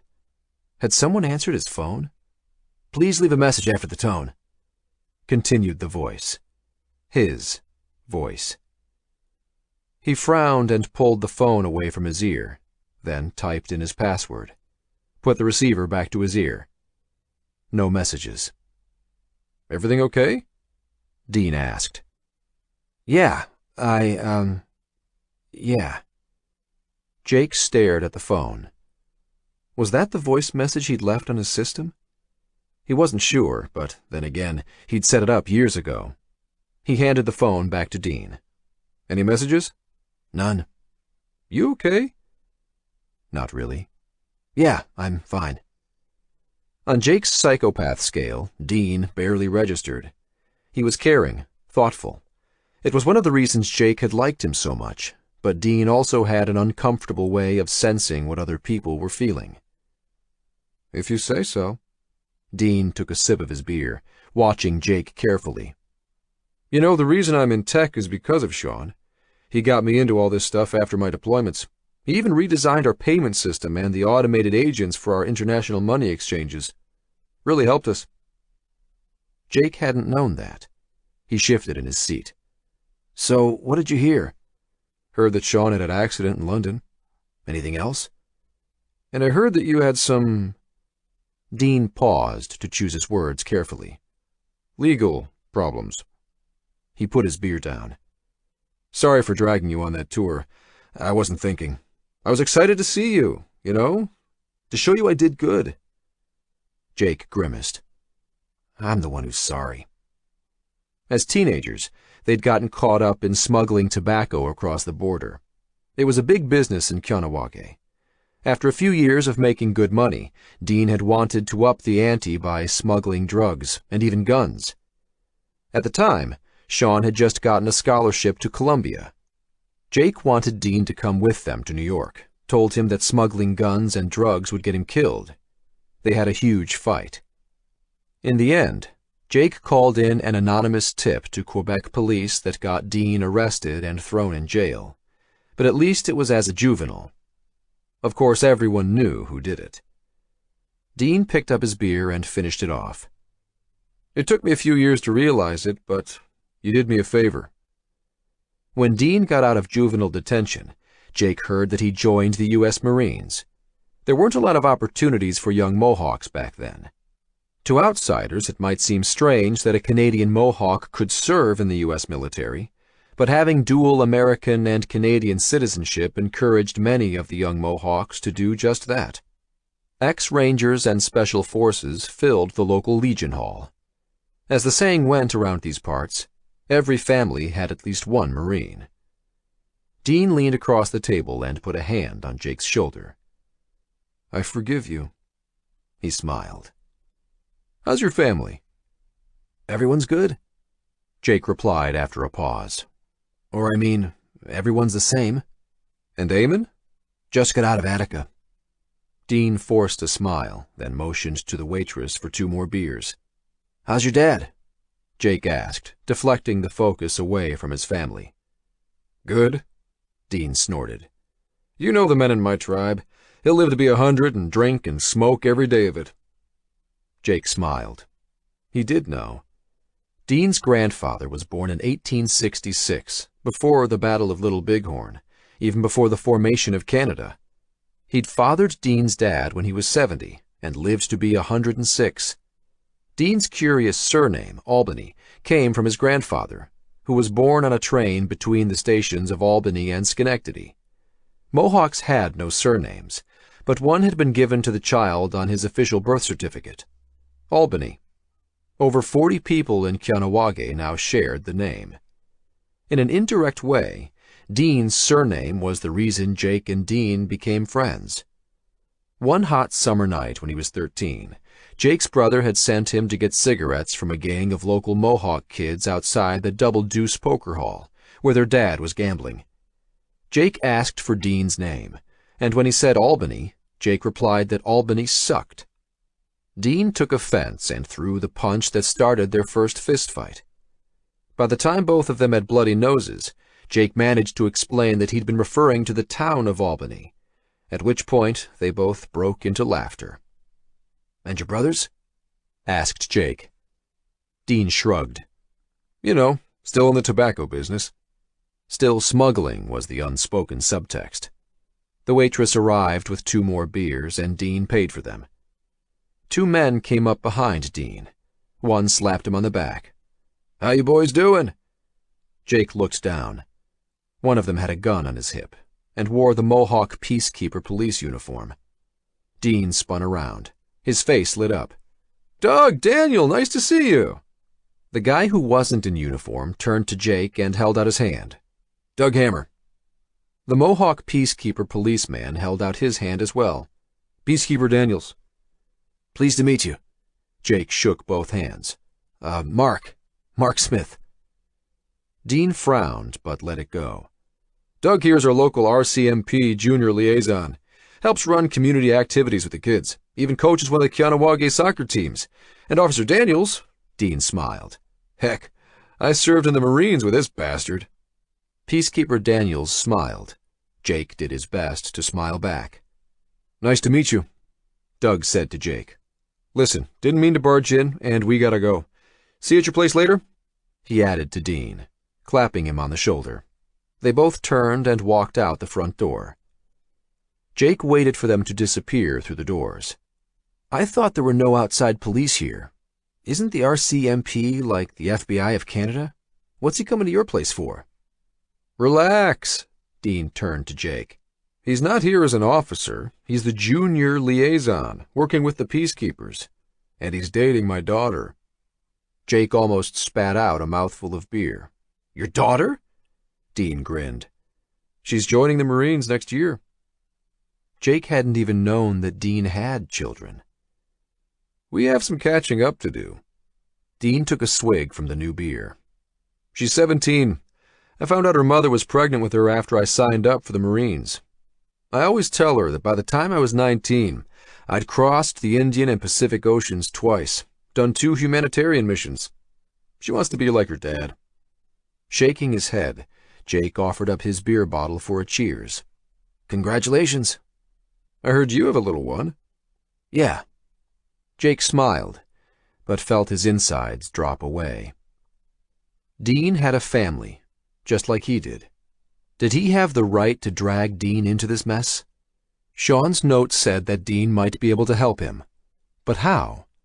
Had Sean talked to Dean? Jake put his hand in his jean pocket, feeling the 2 memory keys. One from Sean, one from Donovan, and his Silver Eagle dollar coin. It was time to lay things out. "Dean, I'm not supposed to be here. I'm out on bail from the rape charges, and the SEC is investigating me and the Atlas fraud. They already arrested my boss." A tiny grin crept onto Dean's face. "You ain't standing on Canadian or American soil now. You're in the Mohawk Nation." Jake understood what he meant. This was sovereign territory. They had their own police force, the Peacekeepers, as well as their own unofficial militia, the Mohawk Warriors, to defend themselves and their land. A few years ago, the Canadian government had tried to ride roughshod over Mohawk burial grounds. Tensions escalated, leading to an armed standoff between the Mohawk warriors blocking the roads and bridges into their territory and the Canadian military. Eventually, the Mohawks had won the day. The warriors were an active and important part of the community. "Did Sean talk to you lately?" Jake asked. Dean shook his head. "Because Sean asked me to come and talk to you," Jake continued. "And he told me to go up to an address up north." "What did he want you to talk to me about?" Jake reached into his pockets and produced the 2 memory keys. I'm guessing that he knew I'd need help figuring out what's on these. Dean nodded and reached for them, but Jake pulled back. One of them is from Danny Donovan, something he asked me to hide. There's a federal investigation into Atlas. Might get nasty. Sounds like fun. Dean grabbed them. You mean your boss, the guy they arrested? Yeah. He said that Sean did some work for him before Anna was born. I think Sean did it to help me out, but he didn't say anything. Donovan said it's why he gave me the job in the first place. That sounds like Sean. Dean inspected the memory keys. Did Donovan say what it was? I looked, but all I understood was a listing of a bunch of shell companies. Most of it seems to be directories of software, and I have no idea how to interpret it. The other one, the black one, that's from Sean.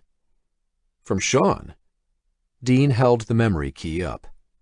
He gave you this before the accident? Jake looked straight into Dean's eyes. That was no accident. And he's not the only one who's dead. He pulled Vidal's death certificate from his pocket. Chapter 16. Northern Quebec.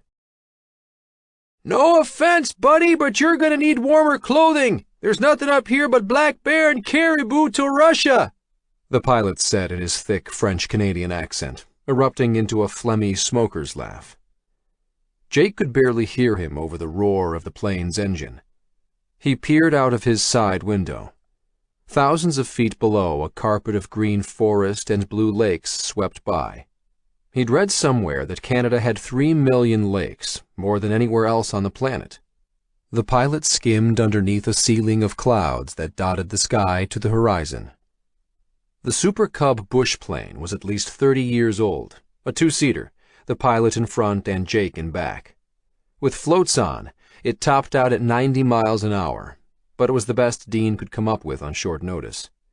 "She's old, but she's reliable," the pilot said, patting the instrument panel. "Just how I like my women." Another throaty cackle. He said something else, but Jake couldn't tell if he was speaking in English or French. Sounded like a mix. Past the red Canadiens hockey team baseball cap on the pilot's head, Jake stared at a screwdriver shoved into the ignition switch, the exposed wiring wrapped together with electrical tape.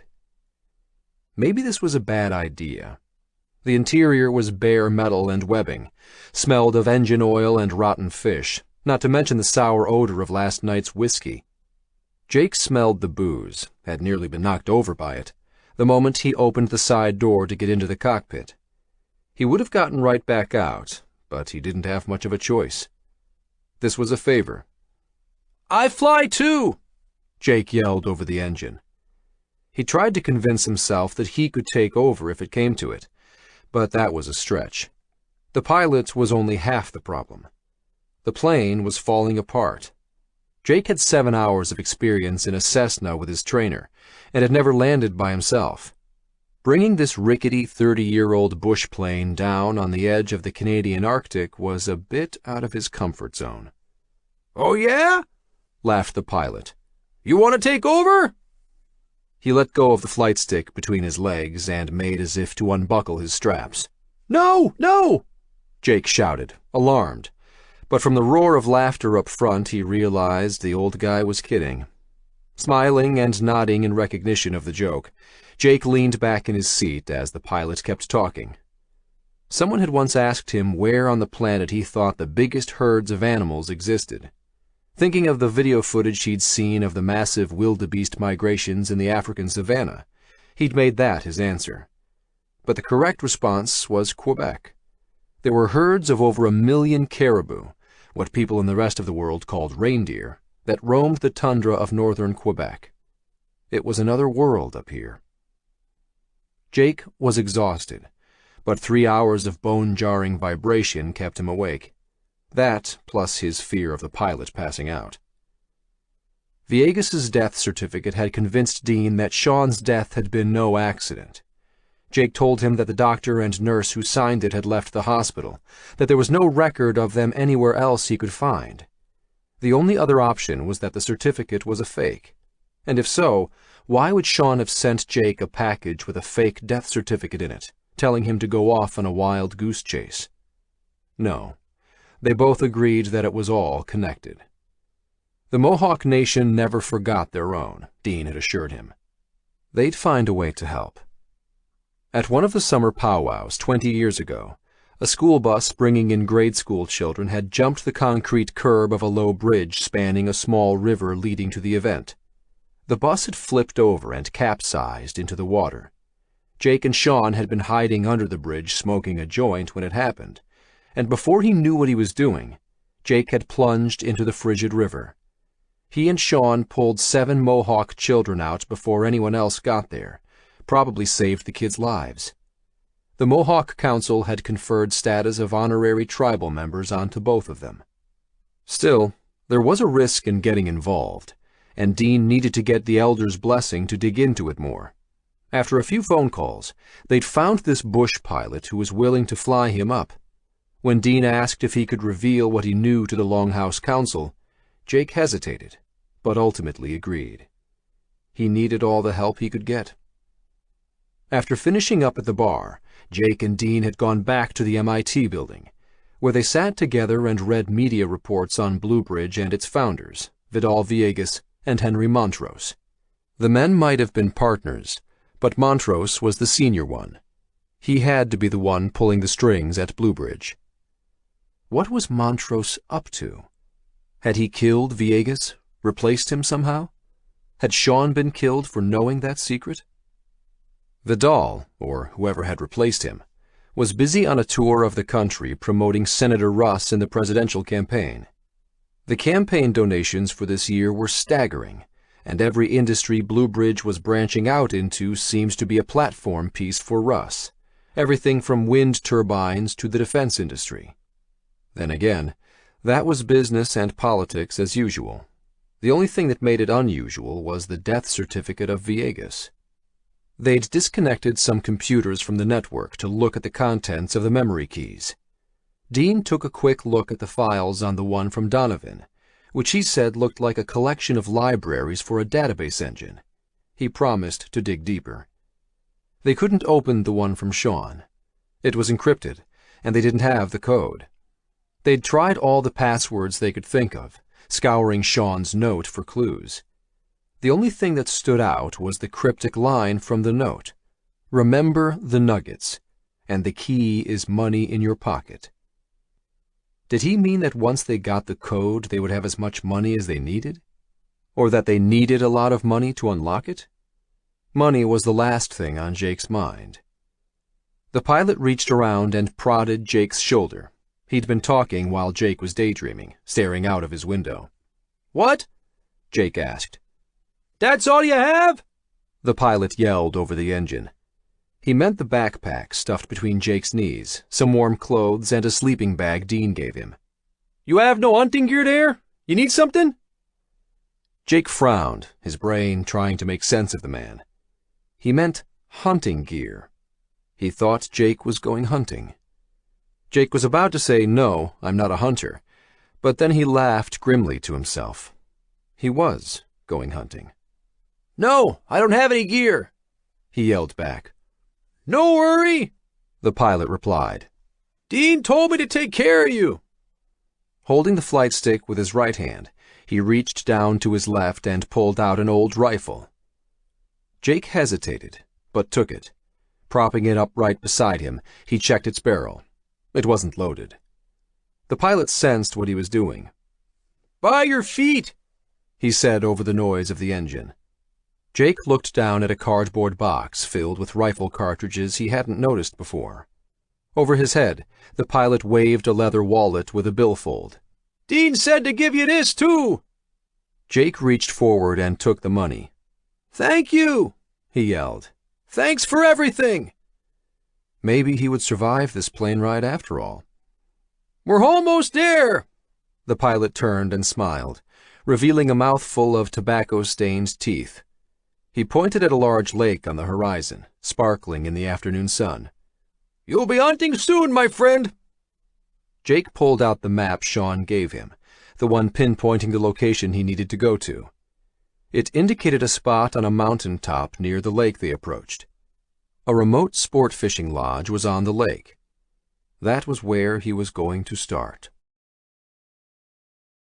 Cormac held the picture of Jake O'Connell up to the bartender of the hunting and fishing lodge. It was an outside bar. Two old-timers battled on a chessboard at the table nearest him, while a group of 4 men in head-to-foot camouflage roared in laughter at a joke just told by a wiry man wearing a red Canadians hockey team baseball cap.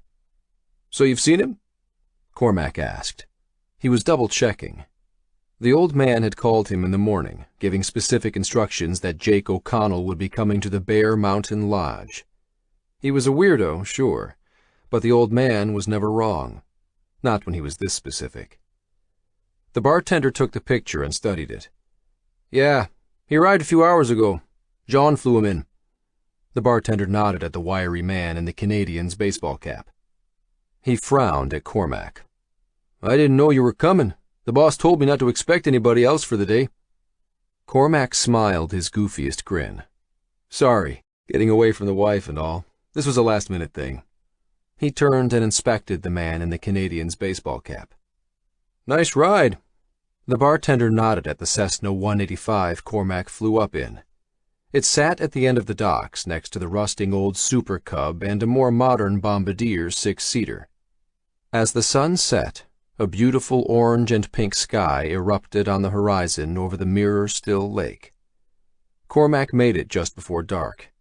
It took longer to rent a float plane in Montreal than he'd anticipated. No valid pilot's license under the alias he was using. But a big wad of cash could fix nearly any problem. "Is Jake staying here?" Cormac nodded at the main lodge. Frowning, the bartender shook his head. "No, he headed up Montagne d'Ours to one of the cabins we rent up there." He pointed to the right, to a forest trail leading up a steep incline. "Bear Mountain," he repeated in English. "It's a good 2-hour hike up. All the ATVs are gone already." Right. Cormac took back the picture. "I've been trying to catch up with my buddy all day. Thought he might be staying at the main lodge tonight. You could ask Jean, he might know more." The bartender pointed at the pilot. Cormac glanced at the table of men again. Apart from them and the older-timers finishing their chess match, only 2 other men sat at the other end of the patio overlooking the lake, quietly watching the sunset. The hunting and fishing lodge looked like it could accommodate a dozen rooms. It didn't seem full, maybe 20 people, including staff. No roads in or out. "Sure, that's a good idea," Cormac replied, looking at the 3 float planes moored at the docks. Those were the only escape routes. "Your other friend got here last week," the bartender added. "Huh?" Cormac was still staring at the planes. "Your other friend, the one with the long hair?" "Long hair?" "Tall guy? Lanky?" The bartender nodded. "That's right. Your friend was asking about him." It had to be Maxime Lefebvre, the other person the old man had sent him to kill. Cormac smiled. 2 birds with 1 stone. His lucky day. "Perfect." Cormac needed to cut off all escape routes and disable the planes. Or the pilots. He grinned at the bartender. "Could you give me 5 beers?" "What kind?" "Whatever they're drinking." Cormac nodded at the table where Jean sat. Jake had at least several hours on him. It didn't make any sense to try and climb up there tonight. He'd go at first light, and in the meantime he could tie up loose ends here. It might be Cormac's lucky day, but it was about to be a bad luck day for his soon-to-be best friend Jean. Dropping his bag on the counter, Cormac reached into his pocket for his wallet. "What are you hunting with that?" the bartender asked as he popped the caps off the beers. Cormac had left his bag open. He cursed to himself. It was a rare mistake, and the carbine of his sniper rifle was sticking out. Pulling it shut, he replied, "There's some big game out there," with a smile. The bartender arched his eyebrows. "Must be an American," his Gallic shrug seemed to say. He arranged the beer on a tray and followed Cormac to the table. Twilight faded into night as the moon appeared on the horizon. Jake had a headlamp, but hadn't turned it on yet. He wasn't planning to either. He slowly made his way up from the lodge, staying off the main trail as much as possible. An ATV would have been faster, but the noise would have given him away. Walking up was difficult work, and he wasn't in hiking shape. Huffing and puffing, he stopped to lean against the trunk of a birch tree. Sweat soaked him. The path followed a ridge up the side of the mountain, and from here he had a view back to the lodge. He noticed another plane had arrived when he was about halfway up the trail to the top. He wondered if anyone else was heading up here. He hoped not. Then again, he had no idea what was waiting for him at the top. As night fell, he realized how unprepared he was, how isolated he felt, and how afraid he was. Fear. Like a mouthful of nails he couldn't spit out. When he was arrested on the rape charges, he'd whiled away his time in lockup by ranking the other detainees on his psychopath scale. At least a few of them were full Teds. Only the finest of hairs separated the unsuccessful psychopaths in jail from the successful ones running Wall Street. Dazzling, super confident. Just a few of the words used to describe the predators of Wall Street. And they were the same ones used to describe psychopaths. Fear knotted Jake's stomach, and it was both unnerving and reassuring. Fear meant he wasn't a psychopath. People saw psychopaths as aberrations, examples of something gone wrong in human programming. But Jake often thought that perhaps we had it wrong. After all, you wouldn't see a psychopath panic. Maybe psychopaths were the next stage in evolution for the human species.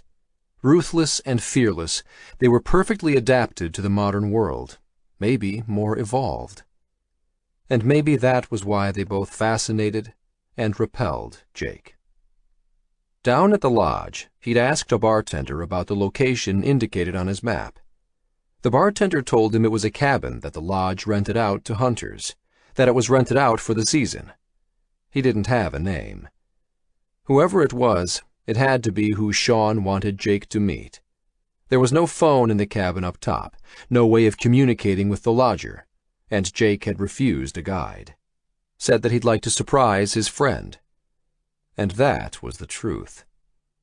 After taking the time to enjoy a burger at the lodge patio bar and call Dean from the lodge's phone, Jake trudged into the woods. Jean, the pilot, had said he was planning to stay overnight, but that he had to leave the next day around noon. Jake had assured him he'd be back, but in reality, he wasn't sure of anything. As his eyes adjusted to the darkness, he could see that the trees thinned out up ahead. A structure bordered the tree line. It had to be the Bear Mountain cabin. There weren't any lights on inside. Time to wait and see. Leaning against the tree, Jake pulled a fleece out of his backpack and put it on, shivering against the chill of the night.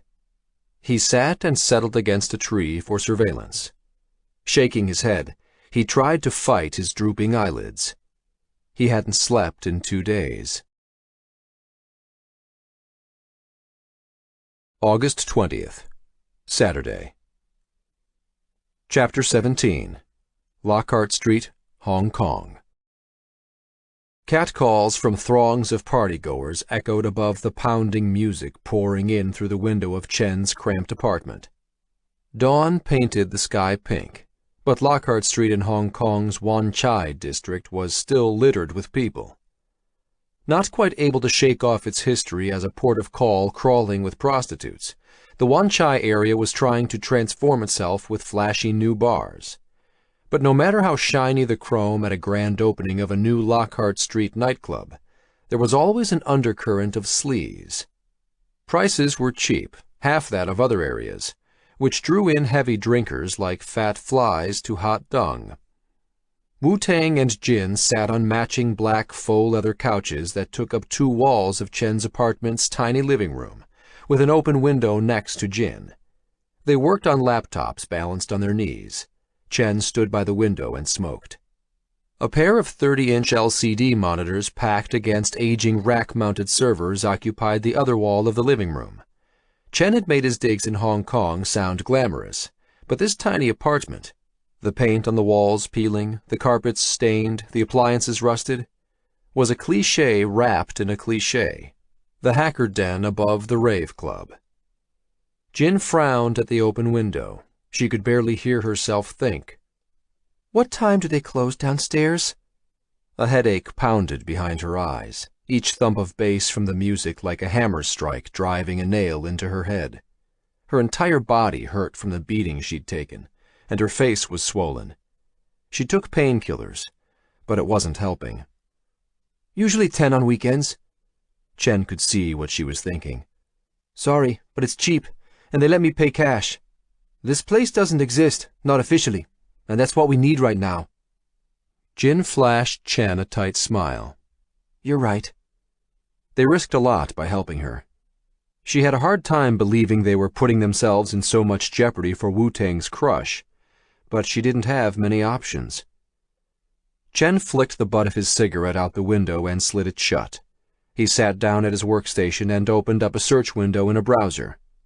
The closed window shook, the bass thumped through the walls. 2 days ago, when Jin was kidnapped, Chen saw the goons carry her out of Wu-Tang's apartment when he showed up to meet her at the noodle shop. He followed them and called Wu-Tang on the way. After scoping out the building for a day, they were about to try and sneak in when she suddenly appeared in front of them. After they all jumped into Chen's car, they raced downtown, then abandoned the car and jumped into a series of commuter buses, hiding themselves in the rush-hour crowds. After taking the 113 bus out to Shako Terminal, they took the ferry into Hong Kong's main port, the path of least surveillance, Chen had joked. When they arrived at Chen's place, the first thing Jin did was go back and try to log into the assassin market, but the Darknet service had disappeared. Wu-Tang said that autonomous corporations spawned themselves, morphing into new entities and leaving their old shells behind, a tactic to evade authorities. To access it again, they'd need a new set of credentials. Even then, cracking the anonymity shield would require the resources of a government-sized organization like the NSA. The autonomous corporation wasn't about to expose any of its clients. But while Jin could no longer log into it, she could research how the assassin market operated. The information was freely available on the web. Anyone could place an initial bounty on the head of any person in the world, and others could add to that amount. Bettors placed wagers, at least 10% of the current pool, on when that person would die. When the target died, the person with the closest bet won the pool, with the time of death independently verified by media reports online. A dead pool. The idea had been around for a long time, but the assassin market was the first time an autonomous corporation was used to implement it. The CIA were investigating the Darknet entity for several killings in the past year, but nobody had been able to shut it down. Oh boy, Chen exclaimed from his workstation. What? She had her attention on an assassin market article in Forbes magazine. Chen closed the window he had open on his screen. Nothing. This wasn't the time to be secretive. What? Jin insisted. She looked at him. I saw a news story about Shen Shi's death. Doesn't matter. Show me. Why did Chen look so awkward? Open it in our shared workspace. Chen pursed his lips and grimaced. Okay, but stay calm. He clicked a link on his screen, sending the article into the workspace they shared between their machines. A video opened on Jin's screen. It was from a security camera in the hallway when Shen Shi fell into the elevator. Jin took a sharp intake of breath, blood draining from her face. The video showed the elevator doors open, Shen Shi turning to Jin as he chatted with her. Then it looked like Jin pushed him. She reached forward as he fell into the elevator shaft, then pulled back. The headline of the news article, Jin Huang charged in brutal death at Shenzhen High-Tech Incubator. Suspect now on the run from authorities. I didn't push him. It's just the angle of that video. Jin began shaking, tears coming to her eyes. Shut that down, Wu-Tang told Chen, reaching to put an arm around Jin. I know you didn't, he whispered. The video image disappeared from their shared workspace. Tears streamed down her face. I tried to grab him. That's why I moved forward. I know, Wu-Tang repeated, squeezing her. Come on, we had to expect this. Jin nodded, wiping the tears away with the back of her hand. What do you know about spoofing? Wu-Tang asked Jin, changing the topic. Spoofing? Jin breathed in and out, still shaking.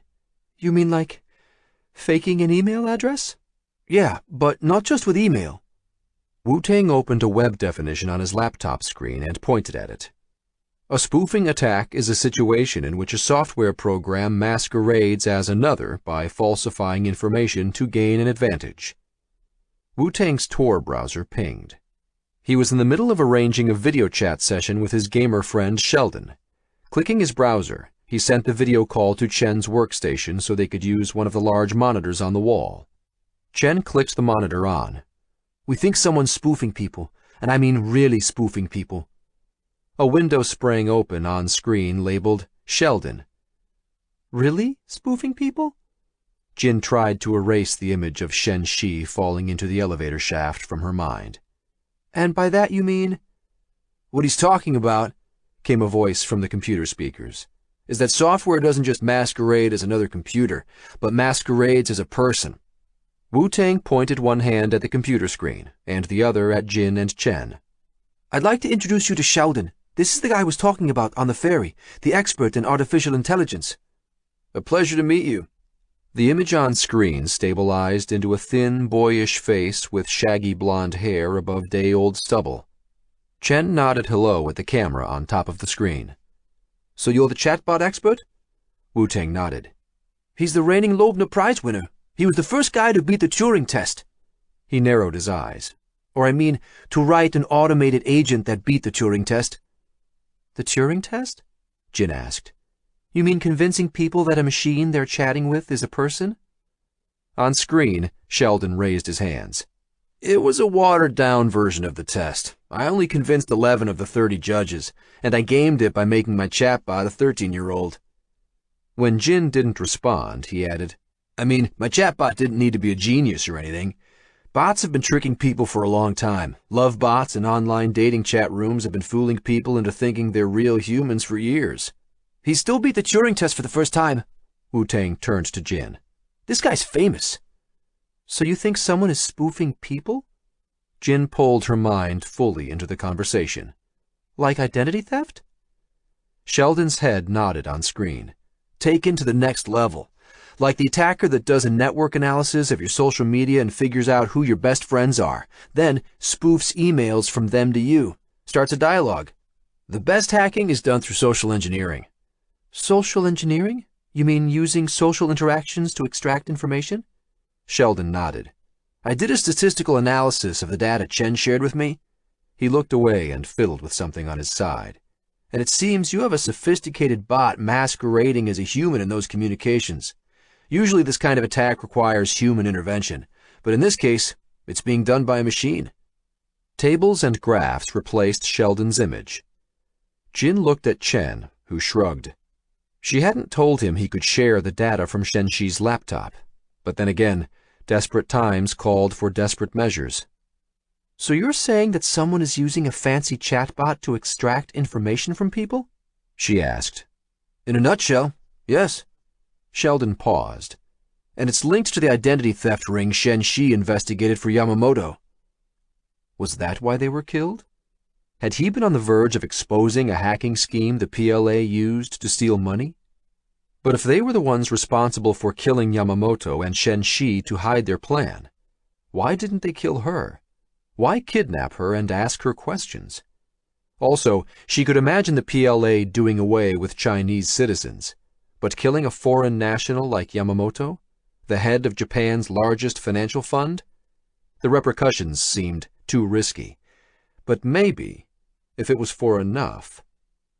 How much money are we talking? Impossible to estimate, but a lot. Sheldon shook his head, then started nodding.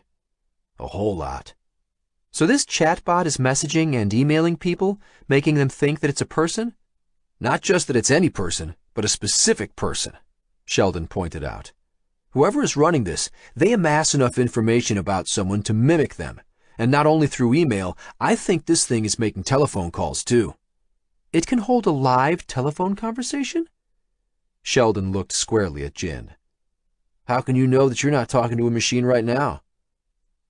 That stopped Jin cold.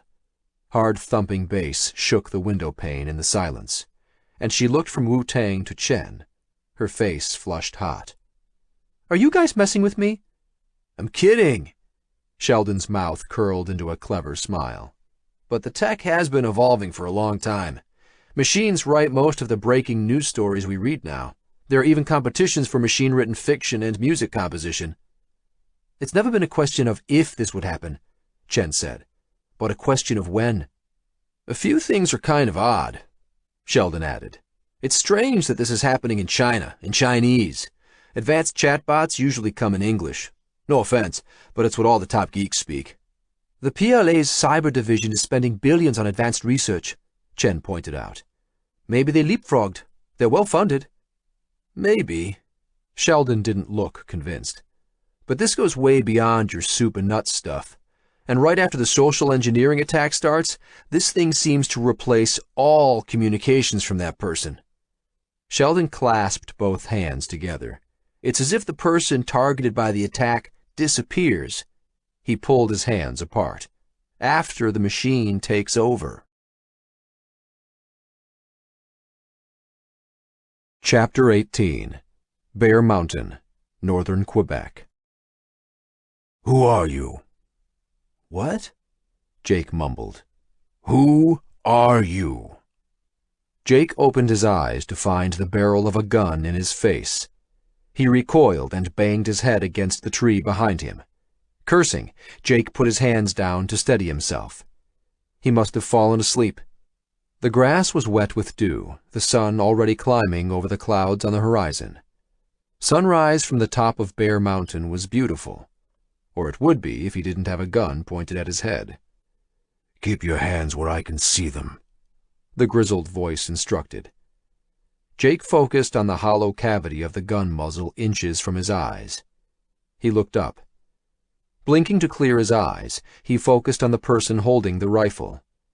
The face looked familiar. Relief tingling into his fingertips, he realized that it was Max Lefebvre holding the gun on him. Sean worked with Max. They'd been introduced a few times. Why hadn't Sean just said so? Jake recognized his own rifle, the one the pilot gave him, slung across Max's back. Jake hadn't bothered to load it.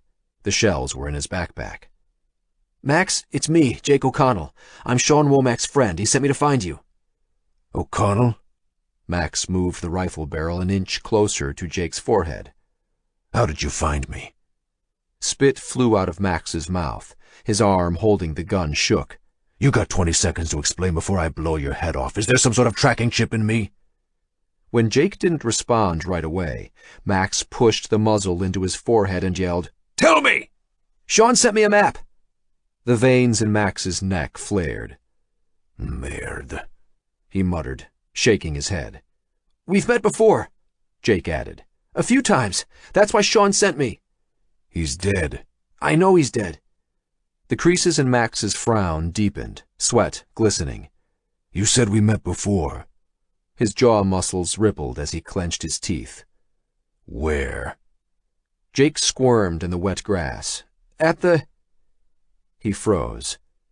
Where the hell had he met Max? We met at Blue Bridge, when Sean showed me around, and one night in Guangzhou, in China, when I was visiting. Recognition flashed in Max's eyes. He pulled the gun barrel a few inches back from Jake's head. So tell me about the nuggets. Nuggets? Jake's mind was blank. What the hell did he mean? Nuggets, Max insisted. You got 10 seconds to tell me about nuggets. He pushed the gun barrel back into Jake's forehead. 1, 2, 3. I don't know what you're talking about. Was this some code? And then the light dawned. Remember the nuggets. 5, 6. You mean when Sean bought those chicken nuggets? The night in Guangzhou, instead of buying girls drinks, Sean brought boxes of chicken nuggets. Not everyone wanted drinks, but everyone needed food, he'd reasoned. Typical Sean logic. The barrel lifted away from Jake's head. "I was there," Jake continued in a hurry. "And there was that girl." What was her name? Jane? He closed his eyes and dredged up the memory. Jin? Max hoisted the rifle onto his shoulder. "Jake, right?" He offered a hand to Jake to pull him up. "Yeah, I remember you. From Schenectady?" Jake watched Max make his way around the windows of the cabin, peering out into the forest, his rifle still in hand while Jake's was slung across his back. "You mind telling me what's going on?" Jake asked again. The log cabin was a single open space on the main floor, with bedrooms upstairs accessed from a staircase against one wall. Under that staircase was another set of stairs that led into the basement. It was more of a half-basement, as the cabin was built atop a massive boulder that jutted up out of the ground at 90 degrees, forming a natural rock wall underneath. They'd come into the cabin through the downstairs entrance. "So you came here alone?" Max checked the sight on his rifle. "Did you tell anyone where you were going?" "Only my friend Dean, who's part of the Mohawk tribe in Kanawage. We can trust him, an old friend, and Sean told me to find him." "Maybe Sean wasn't too smart," Max growled. "He's dead." Jake took a deep breath. "Sorry," Max scowled. "I shouldn't have said that." A wood-burning stove dominated the small main living room, not really more than a room, with large windows on all four walls. One side provided a view of the forest, and the other looked down on the side of the mountain. The tiny kitchen was set against the wall opposite the staircases. The kettle on the stove whistled, and Jake stepped forward and turned off the gas burner. A large plastic hose connected the stove to the propane tank outside. The place was functional, but hardly up to code. None of the pilot lights worked, so he'd needed to light the burner with a match. Picking up the kettle, he filled the French press he'd already scooped coffee into. "Tell me your story first." Max settled onto a daybed next to the window with the mountain view. The main lodge was a small dot against the sparkle of the lake below.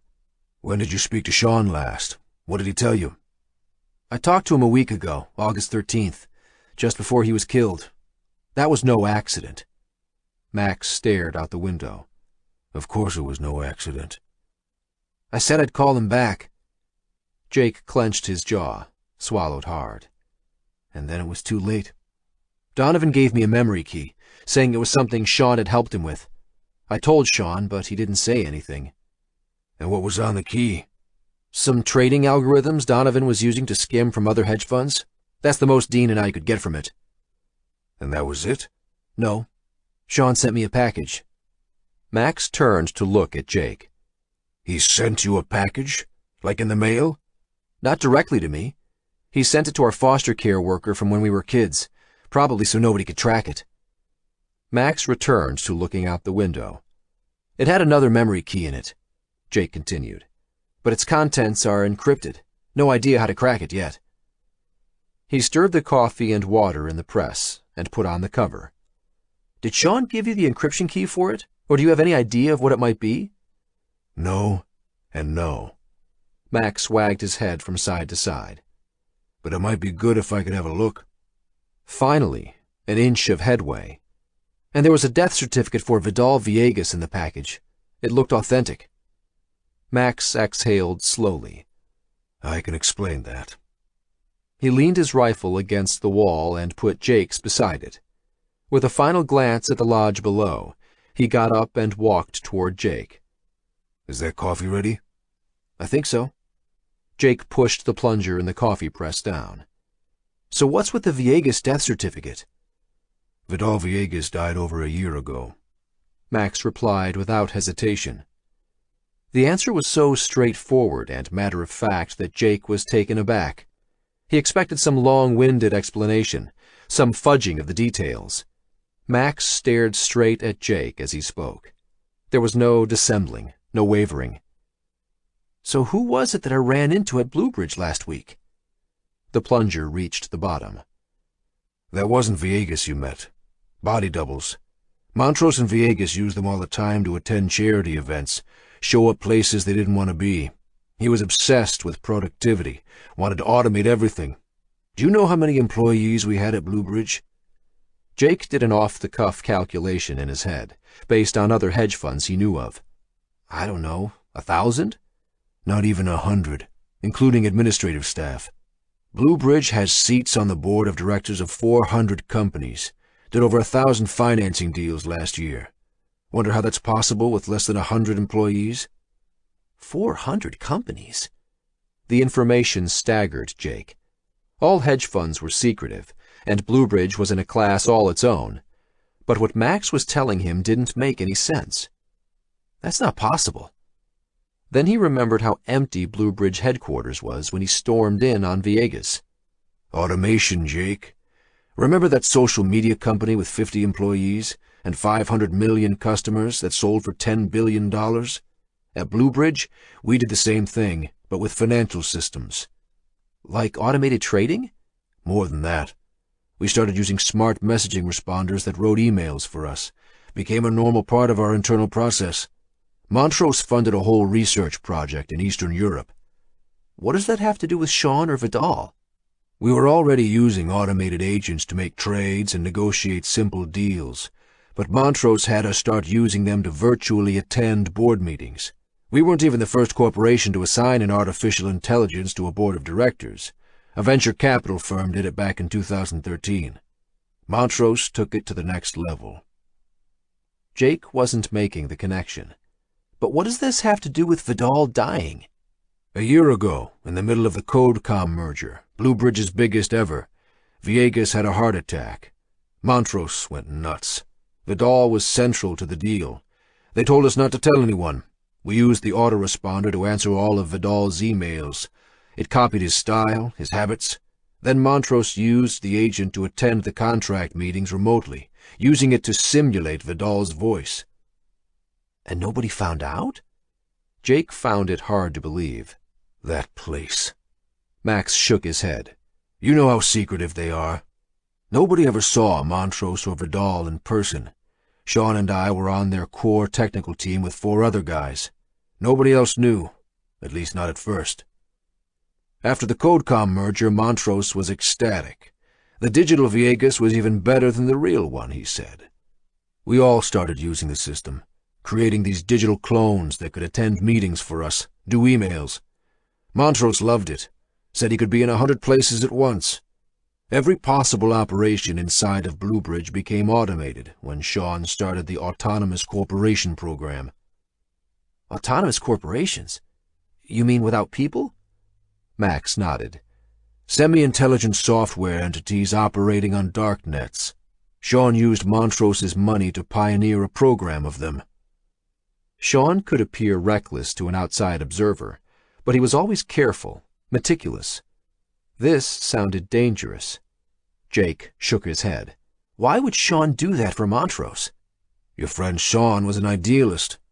He was working to create WorldCoin, a cryptocurrency that would pay everyone alive on the planet a world citizen's dividend, as he called it. Max rubbed his face. He wanted to replace the global currency markets with it, dreamed of a perfectly democratic one-world autonomous government that would be incorruptible. The grandeur of the vision sounded like Sean. Jake smiled sadly. An impossible dream for other people, but for his brilliant friend, just another system to be implemented. Sean thought he could generate an $800 billion annual budget, continued Max, for social programs by capturing inefficiencies. He saw what we were doing at Bluebridge as a first stepping stone to his grand plan for solving the world's problems. Jake tried to absorb what Max was telling him. And this was all done at Bluebridge? We took a lot of off-the-shelf tech and wired it together. Autonomous trading agents, chatbots, natural language recognition, machine vision. Montrose had more money than God. By the time Sean was finished with Bluebridge, you'd think there were 2,000 people working at the company. And Montrose cooked the books to make it look like there were. The shareholders loved it. Everyone knew something odd was going on, but nobody wanted to know the details. The pieces were fitting together. Tens of billions of dollars were at stake. So Villegas died and Montrose covered it up. And now Montrose is trying to cover his tracks, take everything for himself? Greed made sense. From his time on Wall Street, he knew it had no bounds. I don't know for sure. I know that people at Bluebridge started disappearing. At first, Montrose paid the programmers to stay quiet. Then some of them left, one by one. I tried to contact them, but they went off-grid. Paid to stay dark? Maybe. Maybe. Maybe worse. Max went back to the window and peered down at the lodge again. I don't know. Something dawned on Jake. You keep talking about Montrose in the past tense. I don't think you get it. It's not Montrose who killed Sean. Not directly, anyway. Who did then? Not who, Max said slowly. But what? Much easier to get a machine to do something illegal than do it yourself. You're one step removed, like those high-frequency traders using machines to front-run for them. At the core of Bluebridge is the capitalization system. It figures out what will make the most money for shareholders. It makes trades, hires and fires, negotiates deals. He paused. Engages in contracts. And Sean didn't like the turn his grand dream had taken. He was about to blow the lid off. So you're saying Sean was killed because he was going to expose Montrose and Bluebridge? Max nodded and shrugged at the same time. I got the hell out of there. We built a bridge from the digital to the real world, from the machine world of bits and bytes to our world of flesh and blood. The Bluebridge network doesn't see a difference between the two, and it certainly hasn't been trained in ethics, or not the sort you'd agree with. Can't we expose Montrose? Shut it down?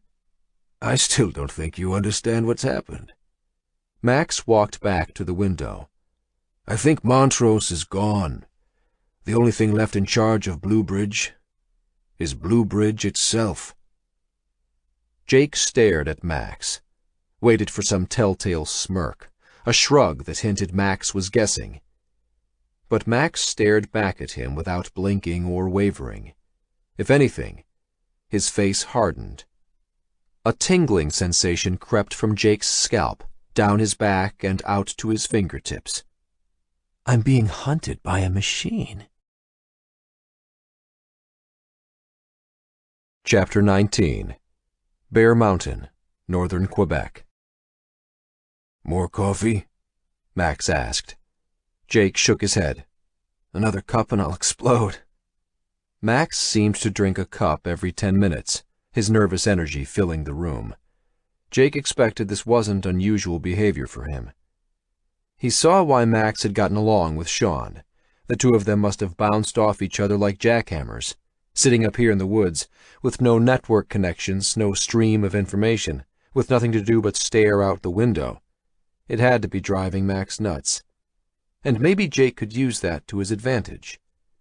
The funny thing was that in any other situation, Jake would have loved the place.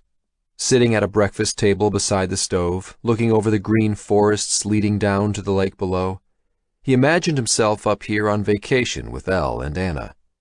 The thought was excruciating. His old life had been torn away from him. Maybe he could get it back by redirecting some of that energy that was crackling into space around Max. Use him to fix this. Instead of running blind, Jake could start to figure out how to get out of this situation. Jake was still hunted, but at least things made sense. Why Sean was killed, why Donovan thought Bluebridge set him up, why Jake was framed by his coworker. Bluebridge was covering its tracks, embedding them into its web of deceit. The first step to beating an opponent was understanding the situation. So you think it's taken control of itself? Max turned from the counter with a plate stacked with sandwiches. He walked over and dropped one in front of Jake. Either way, it hardly makes a difference. What? Montrose, the founder of Bluebridge, was a friggin' psycho to begin with. Sure, you saw Montrose at charity events in the newspapers, but that guy would sell his own mother to make a deal. Bluebridge is just an extension of him. Jake picked up his sandwich, Like a full Ted psycho? He took a bite. If there was one thing he understood, it was psychos. Max looked at him quizzically. Like what? Full Ted, like a full Ted Bundy? Said Jake around a mouthful of ham and cheese. I categorize psychos, from Ted Bundy to Dalai Lama. You think the Dalai Lama's a psycho? Saints are psychos too, said Jake, taking another bite. Just non-violent ones. Max pointed his sandwich at Jake. So how did I rate? You? Jake laughed. I remember thinking you were obsessive-compulsive, borderline personality disorder, but in the opposite extreme. If anything, you're too empathetic. Max smiled. I'll take that as a compliment. He took a bite of his sandwich. Montrose played dirty, and would find any way to gain an advantage over an opponent in a deal. He hacked into people's email accounts, phone conversations. Wasn't that risky? Laughing, Max took another bite. After chewing for a few seconds, he replied, Bluebridge was like a retirement club for senior U.S. intelligence officers, and Montrose had a whole team of NSA-trained hackers, even Chinese hackers he brought over from Beijing, Shanghai, Guangzhou, you name it. More money than God, Max continued. And the money is why we all went along with it, why nobody asked questions. We were all on the juice. Bluebridge was designed to make money, with Montrose there or not, and it does it better than anything or anyone before. Ever. $15 billion in profits last year. Reaching onto the table, Jake put his passport in his breast pocket, along with his wallet and billfold. He also stuffed in an old tobacco tin in which he'd put the Viegas death certificate and his Silver Eagle dollar coin. His jeans were in the dryer after getting covered in muck on the walk up last night. Jake sat in his boxer shorts with a fleece top borrowed from Max. How does something like that decide to take control of itself? Jake asked. It still seemed far-fetched. Max snorted. Maybe that's what they were grooming it for all along. He cocked his head to one side. Maybe Montrose is on a beach, watching his money-making machine rake in profits. It's possible, but I doubt it. When did you last talk to Sean? A week ago, August 13th. Sean died August 10th. The papers in the morgue were faked. I looked into it when I heard about it. That's when I bugged out. This was our safe house. Only Sean knew about it. So that was a machine I was talking to on the phone? Not Sean? Jake asked incredulously. He felt some of his guilt wash away. There was no way he could have called Sean back. It wouldn't have mattered. It wasn't even Sean. Max nodded. It had a lot of data on him. I couldn't even tell if I was talking to it or Sean when he called me. Wait, you talked to the machine when it was impersonating Sean? Max laughed, his mouth full of sandwich. Weren't you listening? That's what we built it for. We used it all the time to respond to phone calls and emails for us. So how do people even know you're gone? Maybe they don't. Did you try calling my home? Maybe I'd answer, have a chat with you. Maybe Bluebridge has taken over my identity. I don't know. All I know is people started disappearing, so I got the hell out. Jake remembered calling his phone when he was with Dean, when his own voice answered. Had Bluebridge already taken over his own identity? Don't you think that law enforcement will start looking at all of these disappeared people and link this thing back to Bluebridge? You still don't get it. Max shook his head. The machine impersonates them, answers their phone, even does video chats. It's just that you can't meet them in person. It comes up with clever explanations of why they had to leave, take a job somewhere else. Max paused and let this settle into Jake's head before dropping the next bomb. Directly or indirectly, Bluebridge now controls a good chunk of the U.S. economy. Like I said, it had directorships on over 400 major corporations when I bugged out. So this thing is sitting in on hundreds of board meetings? Jake asked. And nobody has any idea they're talking to a machine. I know. I ran the program. Max swung his laptop around. On the screen was a story about Senator Russ. Standing behind him in the picture was Vidal Viegas's body double. And now Bluebridge is busy buying itself a presidential election. And your plan was to run away? It was working until you showed up. Max fixed Jake with a steady gaze. "Looks like you're already running away yourself." Jake clenched his jaw, his stomach tightening. "I'm out here trying to protect my family, and that includes finding out what happened to Sean." Max waved one hand in the air, as if shooing away a fly. "So now you know. Leave me alone." "You can't outrun this, Max." Jake pointed at the image of Vidal Villegas's body double on the laptop screen. "Whatever or whoever this is, it's going to catch up, no matter where you go. Are you going to hide forever? We have to stop it." "Stop it!" Max laughed. "This thing is hundreds of billions of dollars, whole governments in its back pocket." He held his arms wide. "You're wanted by a half-dozen federal agencies, on the run in a foreign country, and we're stuck in a cabin on the edge of nowhere. I doubt we could scrounge up $50 between the two of us. How do you propose we fight back?" "We have information." Jake looked directly into Max's eyes. "And you," he pointed at Max, "have a responsibility. You let this genie out of the bottle, we need to put it back in. Can you at least walk me through ways we could stop it?" Max glared at Jake, but then lowered his head. "Tabarnak," he muttered under his breath, shaking his head. Putting the last half of his sandwich on the counter, he paced over to the window. After a moment of silence, he turned back and faced Jake. "Okay, if you could somehow get Montrose-level access, we could gain access to the core Blue Bridge system, but containing the eel's nest of autonomous corporations that it's let loose." "Can you log in? Hack it?" Jake asked. Could it be that easy? Max laughed. "You have no idea how many layers of security surround that thing. I don't have access anymore, and I doubt you could hack it." At least it was a start. Jake put his sandwich down. "But if we could?" "Then maybe reinitialize with older copies of the core. Even if you got access, it's a self-healing system. Unless you get it to want you in charge. Say, if you had something it needed." "Want us in charge?" Max shrugged. "I'm thinking out loud. I don't have all the answers, but—" A grin spread across his face. "I did steal a copy of the old Blue Bridge core before I bugged out." He motioned upstairs.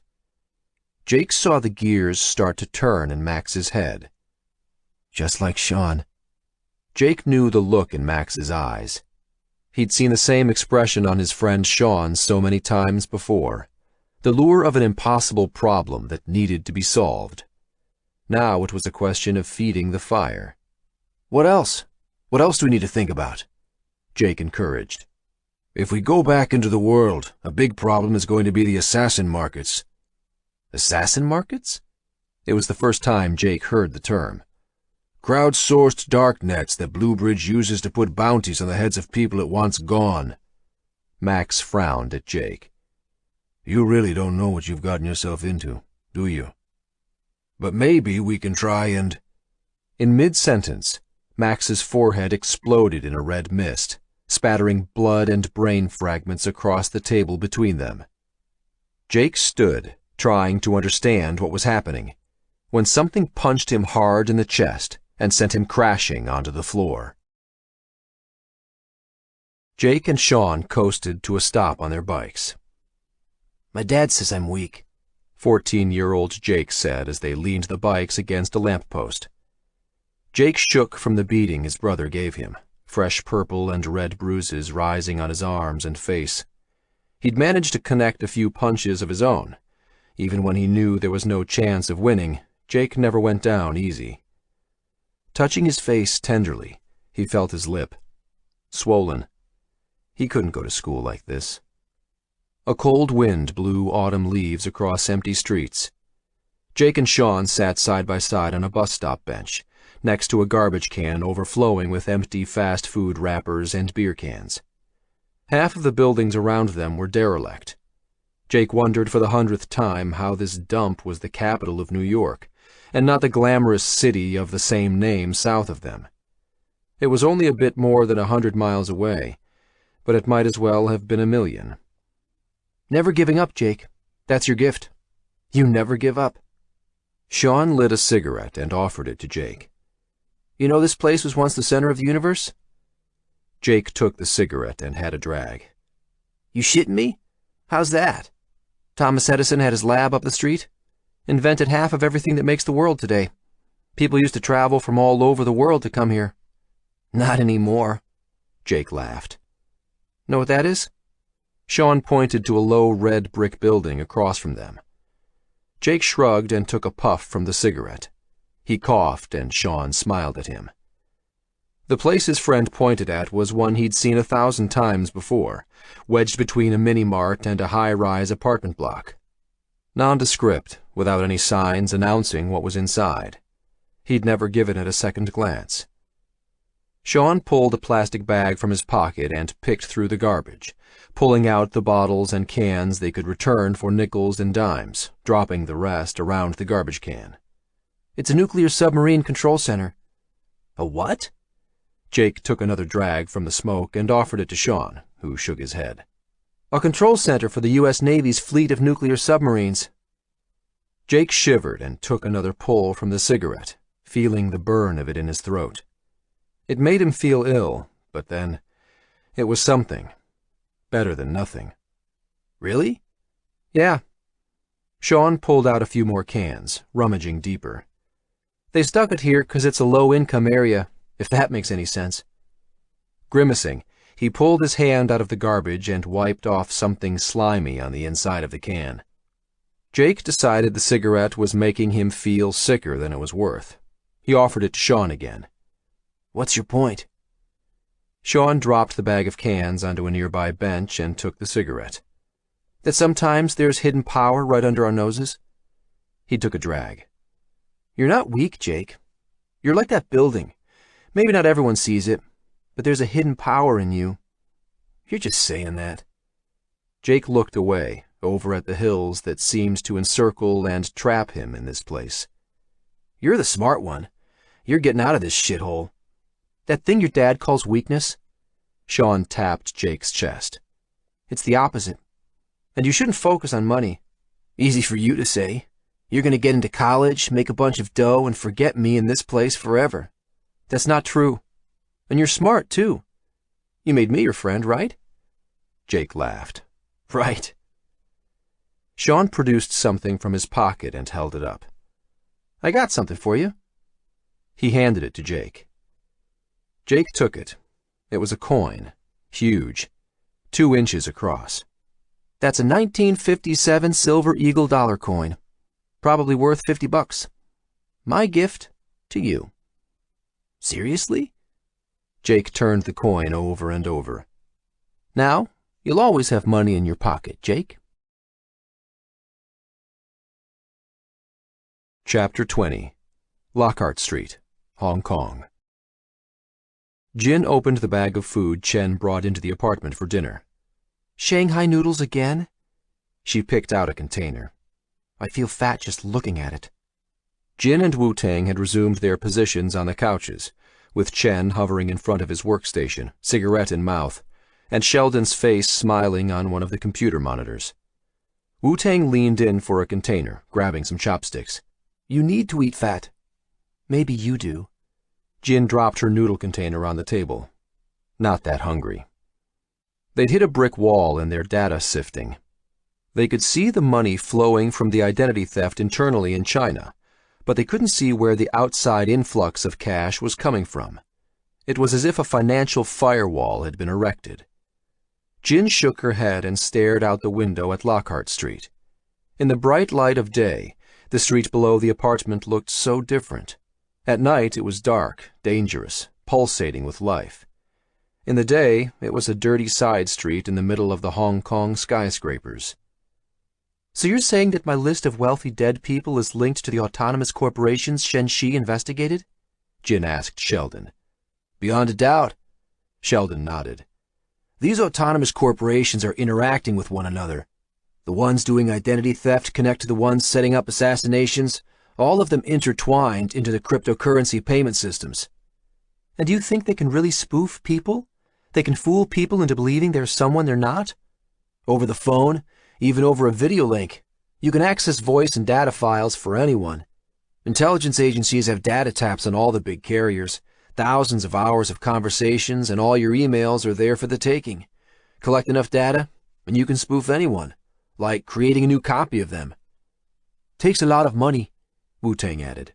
The question is where all the money is coming from. And why? Chen took a puff from his cigarette, leaning over the window to blow the smoke out. Sheldon nodded on screen. And why? Yes, that is a good question. They'd scoured Shenxi's databases for evidence of the autonomous corporation's handiwork. It wasn't something you could point at directly, but when you knew what you were looking for, you could detect their digital wake, like an invisible boat that left waves in rivers of information. They found shell companies linked to shell companies, a house of cards funneling money into government contracts, in what they assumed were payoffs to officials. It looked like a shadowy organization slowly worming its way into the upper echelons of the Chinese Politburo. They didn't have access to the same level of records outside of China, but they had to assume it was happening in other places as well. Sheldon built a nested model of the autonomous corporations as they spawned, interacted, and grew. Decentralized, but Sheldon was convinced that there was some starting point, some motivating force behind their sudden and explosive growth. Maybe we should go to the police, Chen suggested. And turn Jin in? Wu-Tang's face puckered in an angry frown. They want to pin Shenxi's murder on her. And we have no proof, Sheldon added. Just a lot of data that fits an explanation. And everyone involved is anonymous. So there's no way of guaranteeing the authorities we go to aren't already in on it. Wu-Tang shook his head. Those people who abducted Jin seemed like government to me. And we have nobody to point at, nobody to accuse. Jin hung her head. Nobody except me. And the authorities are already trying to stop the assassin markets, Sheldon pointed out. It's not invisible to them. The CIA is actively trying to hunt these things down. So we wait? Chen rubbed his face. They were all tired. If Yamamoto was killed for trying to expose this, maybe we should get in touch with the people he was going to tell. So you want to contact the chairman of the Bank of China and Citibank? Jin clearly didn't think it was a good idea. Do you have a better idea? Chen sighed. At the end of the day, we're talking about banking fraud on an international scale. Banks live and die by data, and they have the money to fight this kind of thing. Do you think they'd listen to us? Jin shook her head. Too risky. And how do we know they're not in on this? Sheldon agreed. That strategy already got at least 2 people killed. He meant Shenxi and Yamamoto, plus the string of rich people who were dead for who knew what reasons. Jin suggested another angle. Can't we find someone working for one of the autonomous corporations? Infiltrate one of them? I'm working on that. Sheldon put up a screen. Already into several identity theft autonomous corporations, buying IDs, working my way inside. Thing is, like I said, I bet the people working for the autonomous corporations don't even know they're working for machines. This was a new twist to Jin. What do you mean? Like autonomous corporations hire people to do things they can't do themselves. Like kill people? Sheldon nodded. But also lawyers to negotiate contracts, programmers to help spawn new instances of themselves. Most people work from home these days. Who's your boss? A phone call? A video chat? A paycheck? Do you really know who you're working for? I don't kill people, Jin replied. And most of these people don't either, Sheldon answered. Chen finished his cigarette and flicked it out the window. But some of them do. Sheldon nodded. Yeah, some of them do. And that's the frightening part. They're operating a rabbit hole for all the psychopaths to disappear down. The killers, you mean? Not just killers. Look at this. Sheldon opened up a Darknet page called Dirty Deeds. It wasn't porn, as Jin expected. A website that looked like a newspaper classified section popped up. Sheldon clicked on one of the links under Domestic. Neighbor dog driving me nuts, located in Broward County, Florida. If you willing to kill dog, we'll exchange tags. Offering 2 DC. Jin frowned. 2 DC? 2 dark coins. It's a cryptocurrency. About $1,000 at current exchange rates, Sheldon explained. It's a help needed ad for someone to kill their neighbor's dog. You should see the help wanted section. Weapons, child pornography, you name it. Sheldon grimaced. The Dirty Deeds DAC started up a few months ago, but already has thousands of users, millions of dollars changing hands. All of it anonymous. My God. God's got nothing to do with this. The U.S. feds shut down the Silk Road, the famous Darknet drug-selling site, only because there was a central point of failure. The founder and owner, Ross Ulbricht. They charged him with murder for hire and narcotics trafficking, but they only got him because he bragged. Sheldon rolled his shoulders. With an autonomous corporation, there's no central point of failure. They don't boast, they don't drink, and there's no way of seducing them. You might catch 1 or 2 people who use it, but once they're started, stopping them is close to impossible. Wu-Tang nodded in agreement. What are people going to start doing once they realize they won't get caught? These things are spawning exponentially, growing like a cancer into the human network. The shrieks and cries of partygoers outside the windows took on a more sinister note to Jin's ear. Outside, somewhere in that crowd, there might be people hunting other people, on missions directed by machines. Despite the heat, she shivered. What can we do? This sounds like something the Security Ministry or American NSA should be dealing with, not us.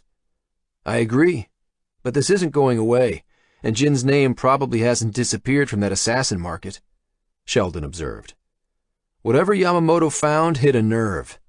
We're right at the tip of the spike. Something is funding these things with a huge influx of cash. Wu-Tang reached over to squeeze Jin's hand. We need to get your name off that list, and we need to get you out of here. You're an American citizen, so we should get you on American soil. You think I'd be safer there? Jin didn't feel like she'd be safe anywhere. The assassin market didn't recognize international boundaries. Safer than here? Wu-Tang rubbed his eyes. I'm being serious. Your family is there. Maybe they could help. Maybe, but my mother's on her way here. The funeral for Shen Shi was planned for Saturday. Her mother was on her way to China now. And I need to find out who killed my cousin. Jin had emailed her family using an anonymized connection to her webmail, told her she had nothing to do with Shen Shi's death. Her mother was frantic. She'd been trying to reach her for days. Police were calling, reporters, all kinds of people. It shook Jin to realize that whoever was following her knew how to reach her family.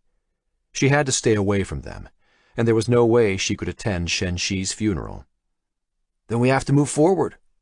Sheldon paused on screen to stare at the 3 of them. Everyone nodded. I doubt this list of wealthy dead people is confined to China, Jin said. And I bet that wasn't the PLA that kidnapped me. Then who do you think it was? Asked Chen. I don't know. It doesn't fit. Jin rubbed her eyes. She was exhausted and frightened, for herself and her family. I think we should look into the Sean Womack connection more. He was really close to someone I met once. Who? Sheldon asked.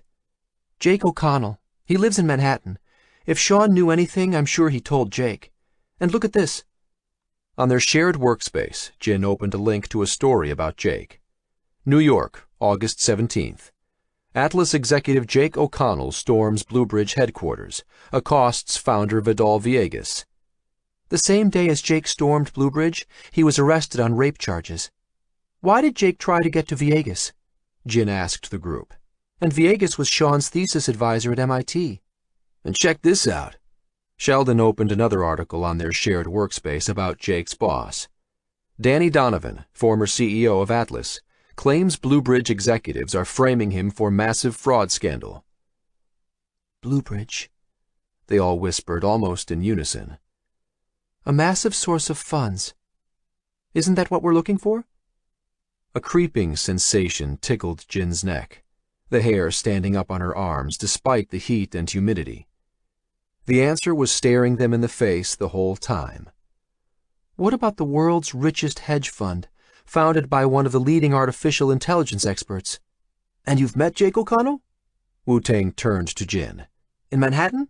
No, I met him here in Guangzhou, but we stayed in touch. Bluebridge earned $15 billion last year. Sheldon whistled. That could do it. We need to get in touch with your friend. He pulled up an image of Jake's face. The billion-dollar question, is he still alive? Chapter 21. Bear Mountain, Northern Quebec. Flat on his back, gasping for air, Jake came to his senses. He tried to look down at his body, was stopped short by a searing pain in his chest. Pulling himself onto his elbows, he leaned against the wall, panting. Spots of blood flecked his fleece top, and Jake ripped it open, expecting to see a gaping wound. Instead, he found a gash across the left side of his chest. He prodded it with a finger. No sucking chest wound. Whatever hit him had glanced off. Something dripped onto him. Blood poured in a steady stream off the table above his head. Jake propped himself up another inch. Max wasn't so lucky. There was a gory hole in the side of his head, with chunks of flesh and bone strewn across the table and floor. Jake scanned the room. The window next to them, facing east toward the lodge, had 2 neat holes in it. Tiny fragments of glass littered the floor beneath it. A sniper. What had Max said about assassin markets? Jake braced himself up higher. The pain in his chest was so intense he could barely breathe. Must have broken a rib. Before, the danger had all seemed abstract, one step removed despite his arrest. Though he suspected someone had killed Sean, a part of him hadn't been quite convinced. Now the prospect of imminent death was close. Someone was trying to kill him. Now. White-hot fear wrapped its fist around his brain. "Push it away, don't panic," he told himself. Their attacker must think he killed them both. Jake went down like a sack of potatoes. The sniper would be waiting and watching. Glancing over at the kitchen countertop, a large knife handle stuck out of a butcher's block. Across the room, the 2 rifles rested against the window where Max left them. He didn't know if Max's gun was loaded. His backpack was in the entranceway downstairs, and he knew there were bullets in there. Jake knew a thing or two about guns. He had learned to use them as a teenager. But did he stand a chance at winning a firefight with a trained assassin? He could barely breathe through the pain and panic. On the counter next to the knife block was a pack of matches, and next to it was a bottle of lighter fluid. At eye level, the rubber hose stuck out of the back of the stove. An idea flashed into his mind. Reaching onto the countertop, he pulled the knife from the butcher's block and sat upright. Leaning over, he hacked at the rubber hose, managing to cut through it in 3 hard swipes. A blast of propane whooshed out, filling his nostrils with the smell of rotten eggs. Gagging, he grabbed the matches and lighter fluid from the counter and crawled to the basement door on the other side. Over his shoulder, he glanced at the rifles at the window. Too risky. He paused, then glanced at the stairs leading up to the bedroom. Max had a copy of the Blue Bridge Core up there, but going up would expose him. Swearing under his breath, he dismissed the idea. Someone was here to kill him. That trumped everything else. Inching the basement door open, he slithered through it and knelt on the stairs, grabbing a pair of sneakers and closing the door behind him. He crept down in the semi-darkness, gasping for air as pain lanced through his chest. He pulled a tarp over himself and crouched against a pile of wood in the corner, away from the stairs. And waited. The killer would come and check, wouldn't he? This was the only entrance into the cabin. What if there was more than one attacker? Did assassins come in pairs? Jake calmed his breathing. Quiet. Stay quiet. His pulse banged in his ears. His chest burned. Grabbing a rag from the side of the woodpile, he soaked it in lighter fluid and balled it up. His hands were soaked as well, so he wrapped the rag in another, first using the clean one to wipe his hands. It was the best he could do. He checked his watch. 1:10. His legs ached. He checked his watch again. 1:11. Calm. He saw the downstairs door through a hole in the tarp. 1:14. Was there a candle burning upstairs? Jake couldn't remember. 1:16. What was taking so long? The downstairs door finally creaked open, spilling light into the half-basement against the rock wall. Someone stepped into the doorway, a gun in his hand. The man scanned the basement, then looked up the staircase. Jake couldn't see him clearly. The man entered and started up the stairs, gun pointed forward, limping slightly. At the top of the stairs, the door creaked open. Shaking, Jake slid out from under the tarp and struck a match, igniting the rag soaked in lighter fluid. Stepping out from under the stairs, he tossed the burning rag through the open door up top and sprinted for the door. "Shit!" Jake heard behind him, but he didn't stop moving. He ducked and crashed through the door. A whomping concussion flattened him. A massive explosion shattered the cabin above his head. The heat seared Jake. Glass and fragments of wood showered down all around him. Catching the smell of burning hair, he rolled onto the grass out front, trying to put out any flames. As the roar subsided, Jake sprang to his feet. Smoke poured out of the shattered windows above him. Staggering, he jogged over to where Max had parked an ATV, then jumped on and started it up, jamming it into gear and skidding down the trail in a spray of gravel and dirt. "Don't shoot me in the back, please, don't shoot me in the back." Jake struggled to stay on top of the ATV, adrenaline the only thing keeping him upright. The trail was steep and littered with rocks and tree stumps. It was more of a hiking trail than a road. Somehow he managed to keep from spilling over as he made his way down, but as the lodge came in view from behind the trees, he lost his balance and jumped off. Jake danced into the underbrush while the ATV rolled and crashed down the trail. "Hey, buddy, you okay?" It was a hunter, staring wide-eyed at Jake. 4 of them ran up the trail, with more coming behind. They must have heard the explosion. "I'm fine." Jake stepped across the pine needles and out of the trees, still dressed in his boxer shorts and the fleece. "What happened up here?" asked the hunter. "I don't know." Jake stepped onto the trail. He recognized them from the night before. They'd been sitting at the bar at the lodge, drinking. "I was out taking a leak and, whoosh, the friggin' cabin exploded. I got the hell out of there." "You're bleeding." Jake glanced at his shirt. A dark stain spread all across his left side. "You should get down to the lodge. I think there is a medical tech on staff," the hunter said, offering a hand to help Jake. "I'm fine. I can get down myself."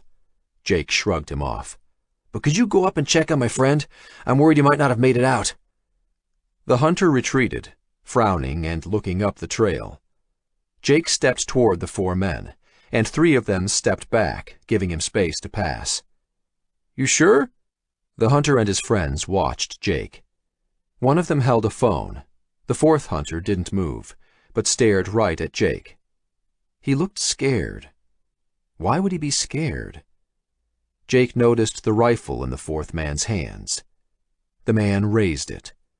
Reacting without thinking, Jake lunged forward and grabbed the muzzle of the 4th man's rifle as it fired, the crack of the bullet deafening his left ear. The other hunters all hit the ground, one of them swearing, "What the hell?" as he jumped into the pine needles at the side of the trail. The speed of Jake's reactions surprised the shooter, so Jake managed to wrench the rifle from his hands. In one smooth motion, he grabbed the stock and brought it up, crunching the weapon into the man's chin. The guy dropped to the ground like a sack of wet cement. Panting, Jake stepped over the man, pointing the gun at his head. His face was a mass of blood where Jake hit him, not moving. Swinging the gun around, Jake turned his attention to the other 3 men. They held their hands up. "Who's this?" Jake demanded, pointing at the unconscious man at his feet. We don't know," said the first hunter, the one who'd tried to help Jake. "He hopped a ride on the float plane with our group yesterday. Said it was a last-minute thing." Jake's head rang. He pointed the rifle at the hunter. "You never met him before that?" The hunter trembled, his hands held high. "Not before yesterday."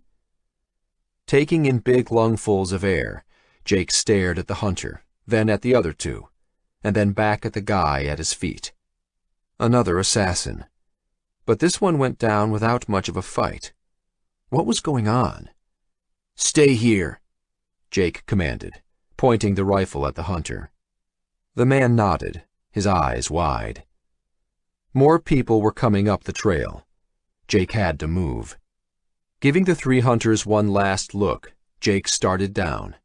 When he passed 2 more hunters coming up the trail, Jake told them there was an accident up higher.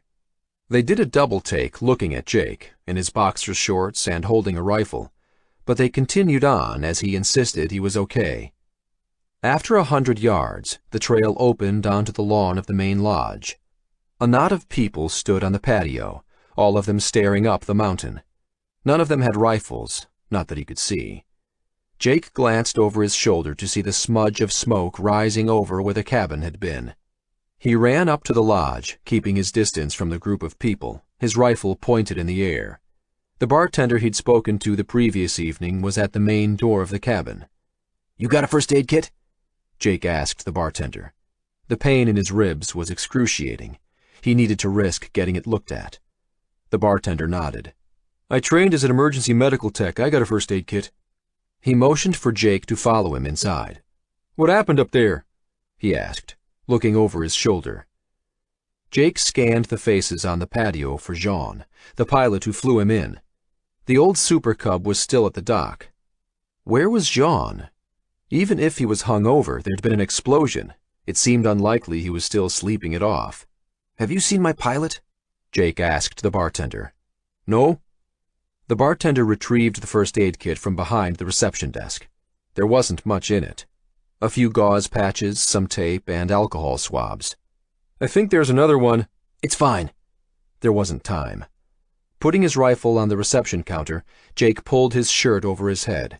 "Can you put a couple of those patches across the cut? Tape it?" "My God." The bartender stared at Jake in horror. Jake followed his eyes and looked down at himself. A mottled purple bruise had spread across his chest, angry and red and swollen in the middle, with a bleeding gash scraping off to one side. "Can you patch it up? Quick?" "You're going to need some medical attention. We got to get you—" "Somebody is trying to kill me," Jake interrupted. "I don't have time. Do you understand? Someone is trying to kill me. That's what happened up there." The bartender stopped fumbling with the medical kit. "Kill you?" Jake pulled his shirt higher. "Can you patch this quickly, please?" Something in Jake's eyes must have convinced the bartender. "Yeah, sure, okay," he stammered, and pulled out a roll of gauze, holding it against Jake's bleeding wound. "So you haven't seen Jean, my pilot?" Jake repeated, holding the gauze in place while the bartender taped it. He glanced out the doorway. Everyone seems to have gone up the trail. The patio was empty. Good. Still no sign of the pilot, though. "No, he disappeared last night," replied the bartender. One more gauze patch, and Jake pulled his shirt back down. "You want some pants?" the bartender asked. Jake nodded. "That would be great." "Give me a sec." The bartender disappeared while Jake hobbled back to the door. Still no sign of Jean. He glanced at the 3 float planes on the end of the dock. The Cessna and Bombardier planes gleamed beside the rusted old Super Piper, and Jake knew the Cessna controls. But while small planes had locks and keys just like cars, Jean's Super Piper didn't. Jake remembered the screwdriver shoved into the ignition. "These should fit you." Jake looked over his shoulder to see the bartender returning, waving some khakis in the air. Behind him came someone else. The guy looked like the manager. Jake grabbed the pants. "Monsieur, are you all right?" asked the manager. "Could you tell me what happened?" "No idea," Jake replied, pulling the pants on. "Maybe the propane tank?" "You should be sitting down, sir." The manager pointed at a couch beside the reception. "Please, let me help you." Jake shrugged him off and backed away, grabbing his rifle. "I'm fine. Monsieur, s'il vous plaît." Turning, Jake did his best to bolt. He hobbled across the patio. Looking back, the manager stared at him in wide-eyed horror. Hopping down the stairs, Jake jogged across the dock and stepped onto the float of the Piper Cub, opening its door and throwing the rifle onto the seat. Kneeling, he unwound the ropes mooring the plane to the dock, then jumped into the pilot's seat. He ignored the shouts erupting from the lodge. This was as old school as it got, analog switches and dials, airspeed in knots, altitude, engine RPM, manifold pressure. He scanned them one by one, nodding. Okay, master switch on. Jake turned the screwdriver and a red light blinked on. There was no separate switch for the magnetos, so Jake had to assume the master turned on the batteries and magnetos at the same time. Set mixture to full rich, he muttered. Then he grabbed the primer knob, unscrewing it so he could pull it out and push it back in 3 times to get some gas into the piston, while he pressed his feet up and down on the aileron pedals, testing them. He glanced to his left. The manager ran across the patio, ordering him to stop.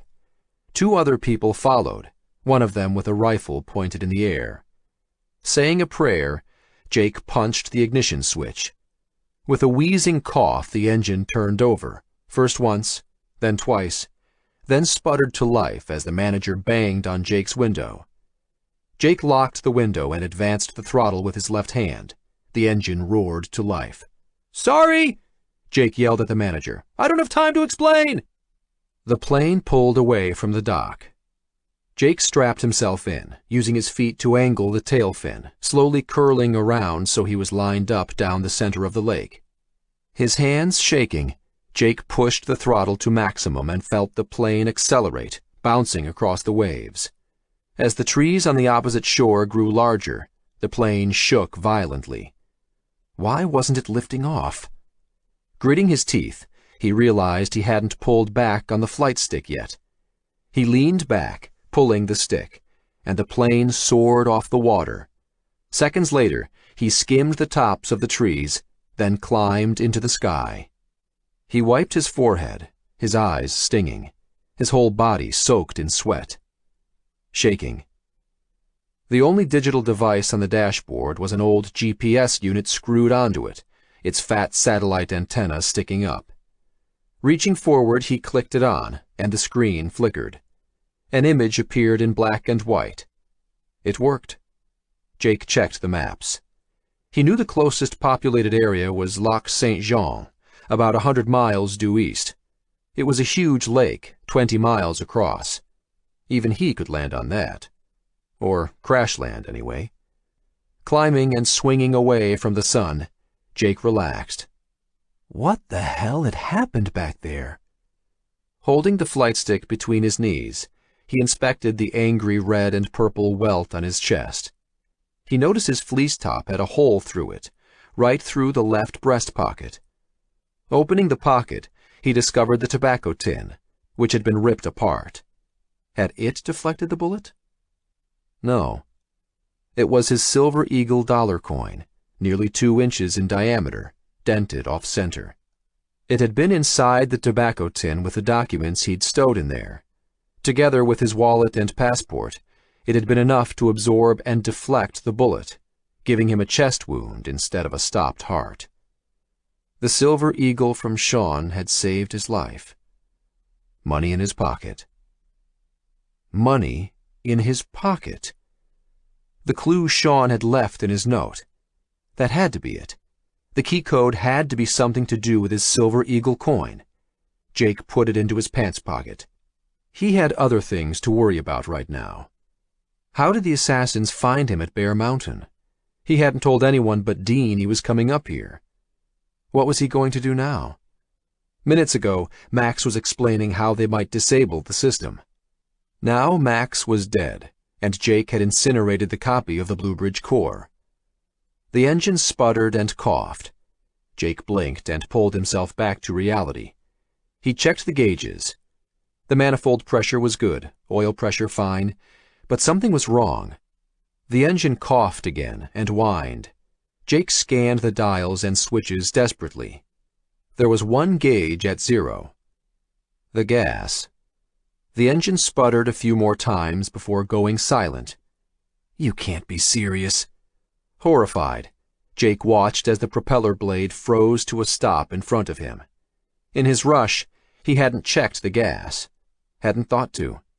The tank had been half full when Jean landed the plane. Jake had been watching it yesterday. Somebody must have emptied it last night. But right now, the how or why didn't matter. Landing. How do I land this thing? The only thing he remembered was that he had to lower the flaps, get the airspeed down as low as possible. Wind whistled across the airframe as the plane dropped from the sky. Chapter 22. Second Circuit Court of Appeals Building, New York City. There better be a damn good reason for this, Judge Danforth fumed as he strode down the marble main corridor of the New York Second Circuit Court of Appeals Building. The click-clack of his polished black Oxfords echoed through the empty hallways, his stride quick and forced. He hoped it conveyed his displeasure to the knot of suited lawyers waiting outside his chambers up ahead. This might be the circuit court, but he had a busy schedule. The only reason he'd agreed to come to his chambers on a Saturday morning was the call he'd received from his old friend Jerry Sandoz, a partner at the law firm where he'd started his career. A call from Jerry was unusual enough to warrant an exception. "Make this quick, gentlemen." Judge Danforth fished for his keys, shooing the lawyers away like pigeons. Turning the old lock over, he pushed the huge oak door open and marched inside. He didn't invite them in. They followed anyway. It was also the weekend before school started after the summer break. Judge Danforth started family life late, well into his 40s. He'd sacrificed his youth to endless nights devoted to making partner at his law firm, and then, after his appointment, to dreams of the Supreme Court. That dream was fading, his once star-caliber career relegated to the second string of appeals court. Today, his 8-year-old son had his soccer finals. "Tell me why I'm here," Judge Danforth growled at the 3 lawyers hovering in front of his desk. The lawyer in the center, square-jawed with slicked-back hair, handed him a large black and white photograph. Judge Danforth inspected it and frowned. "Who is this?" "Jake O'Connell." The name rang a bell. "The hedge fund trader arrested on rape charges?" asked the judge. Jake's face had been plastered across the newspapers a week ago, before the news cycle latched on to the next scandal. "The same." Judge Danforth squinted and put on his reading glasses. The image was grainy, the man in the picture wearing sunglasses with a baseball cap pulled low. "And why are you bringing this to me?" "Because we'd like you to issue a federal warrant for Mr. O'Connell." "You'd like me to do what?" The judge dropped the photograph and pulled off his reading glasses. He glared at the slick lawyer. "What's your name?" "Peter Osorio, Your Honor." "Peter, I'm not sure what Jerry told you." "This isn't coming from Mr. Sandoz, Your Honor. Senator Russ has a special interest in this as well. We couldn't use his name over the phone." "Senator Russ?" Judge Danforth frowned. There was a new power structure forming in Washington. Senator Russ was a surprise contender for his party's ticket, so it shocked everyone when he swept the primaries to secure the nomination. With the election 2 months away, it looked like a landslide for him. "I don't understand. This is an appeals court. I have no involvement with the O'Connell case." "But," said Osorio, "you could decide to make it your business. Judges have discretionary powers. This might be the Second Circuit Court, but you're still a federal judge with powers under Article 3, backed by the judicial branch of the federal government." Judge Danforth slumped back in his chair. The audacity. "I remind you that we are in chambers, Mr. Osorio, and you are a hair's breadth away from being in contempt of my court." Taking a deep breath, he paused. Still, it might be worth it to find out what was going on. "And why is this photograph supposed to motivate me to use my discretion?" "That was taken yesterday at the Canadian border. Mr. O'Connell has fled the country." Osorio pursed his lips. "And this morning, Mr. Daniel Donovan, former founder and CEO of Atlas Capital, just released on $10 million bail, was found dead in his apartment. Murdered." "And you think there is a connection?" "Assistant D.A. Bailey has placed Mr. Jake O'Connell as the #1 suspect. In fact, we think Mr. O'Connell is the real mastermind behind the entire Atlas fraud, which may eclipse Bernie Madoff in scope. Tens of billions. Key documents were discovered at the Donovan residence." "Wait. You're telling me that the police have put this entire new investigation together in the past few hours? Judge Danforth wasn't intimate with the case, but from his experience, this sort of thing took weeks, if not months, to assemble. It seemed a 180-degree turn from what he'd heard informally in the halls. Osorio worked his lips together as if tasting something sour. I suggest you talk to Assistant District Attorney Bailey for details, but I can tell you that Senator Russ, likely soon President Russ, would look very— Osorio chose his words carefully. Favorably on your attention to this matter. He adjusted his tie. As you know, Judge Tommaso is due to retire this year. Tommaso was a Supreme Court justice. Was this man seriously trying to bribe him with an appointment to the Supreme Court? It seemed beyond belief. Did I hear you properly? Osorio replied without hesitation. Yes. Judge Danforth stared hard at him, but Osorio didn't shrink. Danforth could smell a setup, but then this Jake O'Connell character didn't seem like an angel. Arrested for rape, now under suspicion for murder by the DA, fleeing the country in the middle of a massive fraud investigation. It would make for good press, wouldn't it? Osorio suggested. Judge discovers rich hedge fund manager fleeing country, murder, rape, stealing the life savings of millions of average Americans. It'll be front-page news all over the country, with your face next to it. Judge Danforth picked up the photograph and studied it. His old friend Jerry sent Osorio here. Maybe Jerry was throwing him a golden opportunity. And Senator Russ was a shoo-in for the presidential election.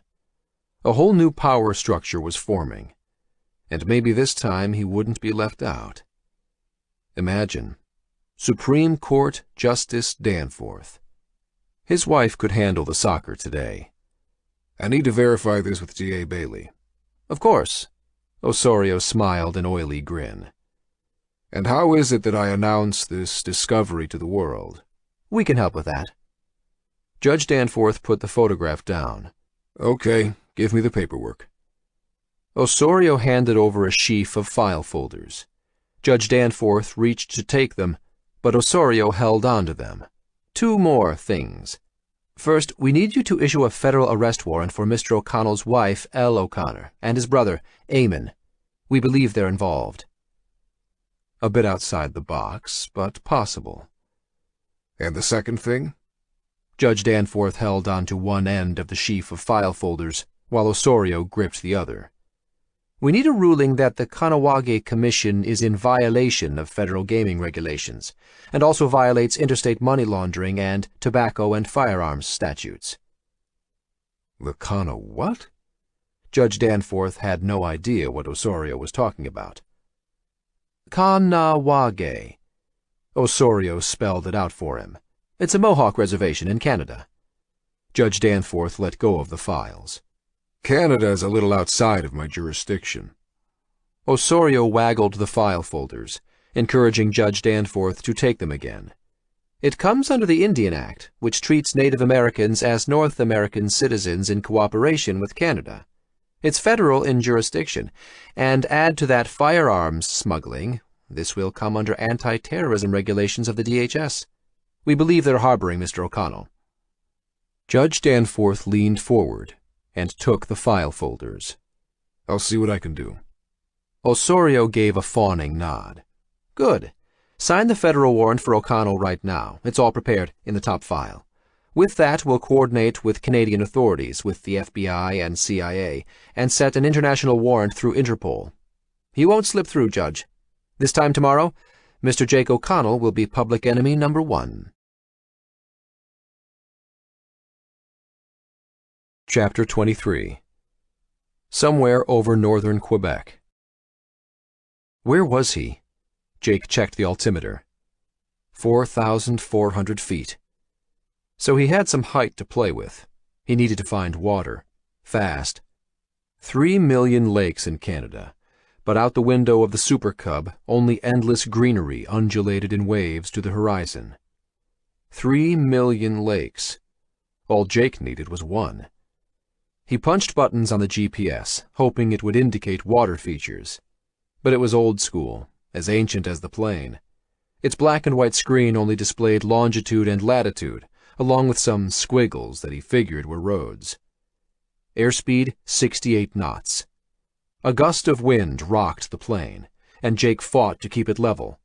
He tried to remember what the stall speed of a Cessna was. 50 knots? No idea what it might be for this bag of bolts. Better keep the nose down, the airspeed up. He had no idea how the pontoon floats might be affecting the trim, the stall speed. The flight stick between his legs felt like it was stuck in molasses, and he heaved it back and forth as gusts tried to push the plane over.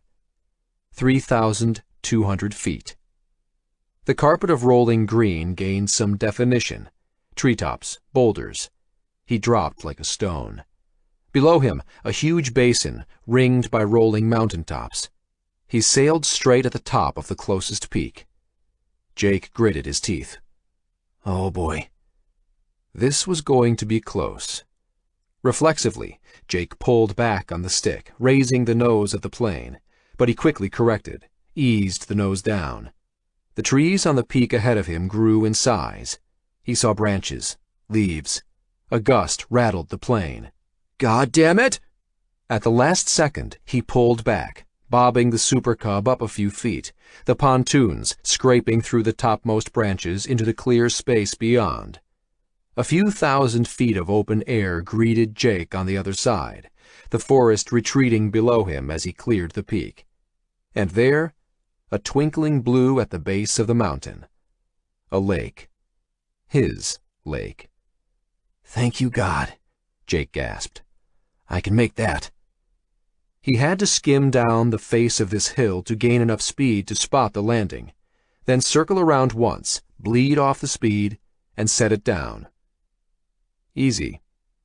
He brought up one hand to drag through his hair, shaking. He put the hand back onto the flight stick, his knuckles blanched white.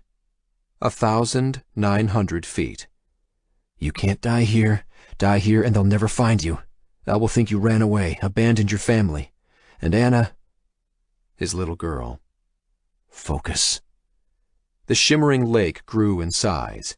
He pushed the nose down further, the only sound rushing wind rattling the passenger door. Getting louder, gaining speed. Under 1,000 feet. The treetops swayed, individual leaves fluttering, the wind blowing tiny ripples across the lake. He headed with the wind. If he could swing around the other side, he could land against the wind. Holding his breath, Jake pulled back on the stick, using the speed he gained on the slide down of the side of the mountain to level off. Silently, the Super Cub rocketed across the edge of the lake, the surface like a mirror. Jake turned the stick, pushing the plane into a banked turn, slowed from 70 to 60 knots. Come on, he urged between gritted teeth. The plane lost more speed than Jake had anticipated. There wasn't enough height to circle around. What next? Flaps. He brought one shaking hand up to the dashboard. There it was, the Johnson bar that controlled the flaps. How much? 10 degrees? 20? He grabbed it, pulled it out, and then forced it all the way down. 30 degrees. He wanted to bring off as much speed as possible before he hit the water. High in his banking turn, he stared out his side window at the edge of the lake. Weeds and fallen trees, lily pads. The plane slid sideways, and he pulled back and right on the flight stick. No time to spot the landing. This was it. He knew he had to get the nose down again, then swoop toward the surface and pull back, skim the top of the water and feather the backs of the pontoons onto it. That was the theory. The plane dipped under the tops of the trees, less than 100 feet up now. Come on, baby. Jake pulled back on the stick, but not too much.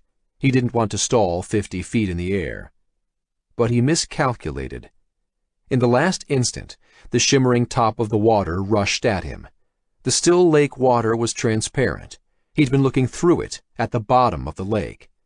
Realizing his mistake, Jake hauled the stick back, pulling the nose up enough to avert the disaster of crashing headlong into the water. The front left pontoon hit the water first, the impact bouncing the left side up. Jake's face slammed into the dashboard. For a moment, he thought he'd get another chance at landing, but the plane slipped sideways, bobbing up in the air. He pulled the stick right, but it didn't respond. Not aerodynamic anymore. Now he was joyriding in a metal can.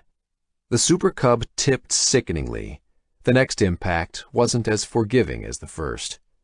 A screeching roar erupted as the Super Cub slammed into the still water, tearing the metal airframe apart. Jake flipped over, his knees slamming into the side of the compartment. Another terrific crash, and his head slammed into the side window, cracking the glass. Then silence and cold. Jake coughed. Water rushed into the passenger compartment. He was upside down and sinking. Shoving his hands above his head, he strained in his seat and took a deep breath, pushing his head above the cold water as he submerged. Junk from the cockpit rushed in brownish water around him. Jake fumbled with the seatbelt, felt his fingers against the clasp. Water gushed up his nose and he gagged, letting out a mouthful of precious air.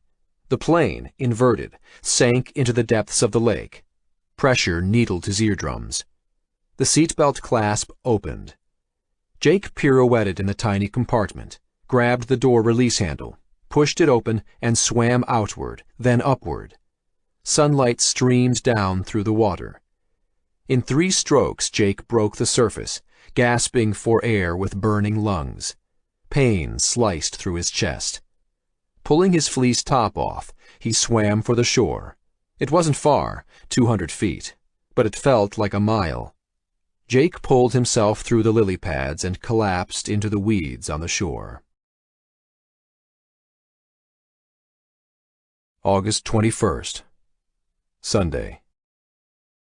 Chapter 24, Lockhart Street, Hong Kong.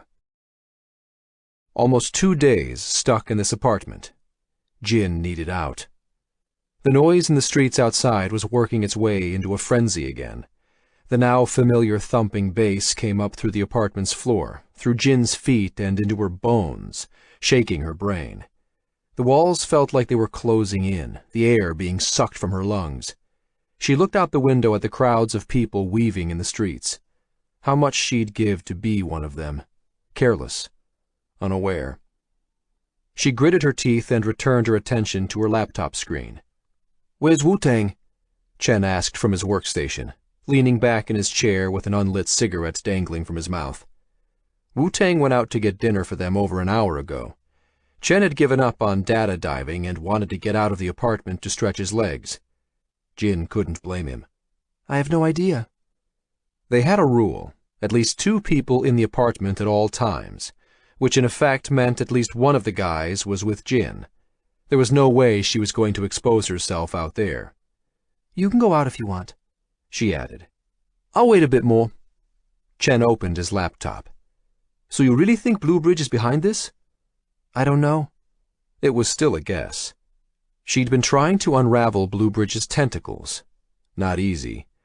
While it was the largest hedge fund in the world, Bluebridge was still a private corporation. It didn't divulge much and remained as opaque as possible. The world was a big place, though, and there were a lot of connection points if you burrowed deep enough.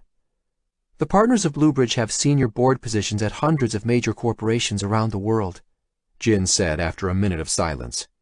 "That makes Bluebridge connected into every financial and government system on the planet." She was mining the reporting structures of stock markets, drilling into their shareholding and reporting disclosures. Bluebridge controlled hundreds of shells, which in turn invested in thousands of other companies, all focused on defense and military. She'd watched Vidal Villegas in webcasts, talking this up as the next big growth industry after a recent slump. "Somehow," Jin continued, "Villegas and Montrose are appearing at multiple, simultaneous meetings and never ceding voting control to a proxy." She brought up a graphic illustrating the timing of shareholder and board meetings. It seemed beyond possible that a blue-chip firm like Bluebridge was caught up in a hacking and identity theft ring. But Jin couldn't be the only one to notice that Bluebridge executives attended meetings at the same time in different places. One thing's for sure, Jin added.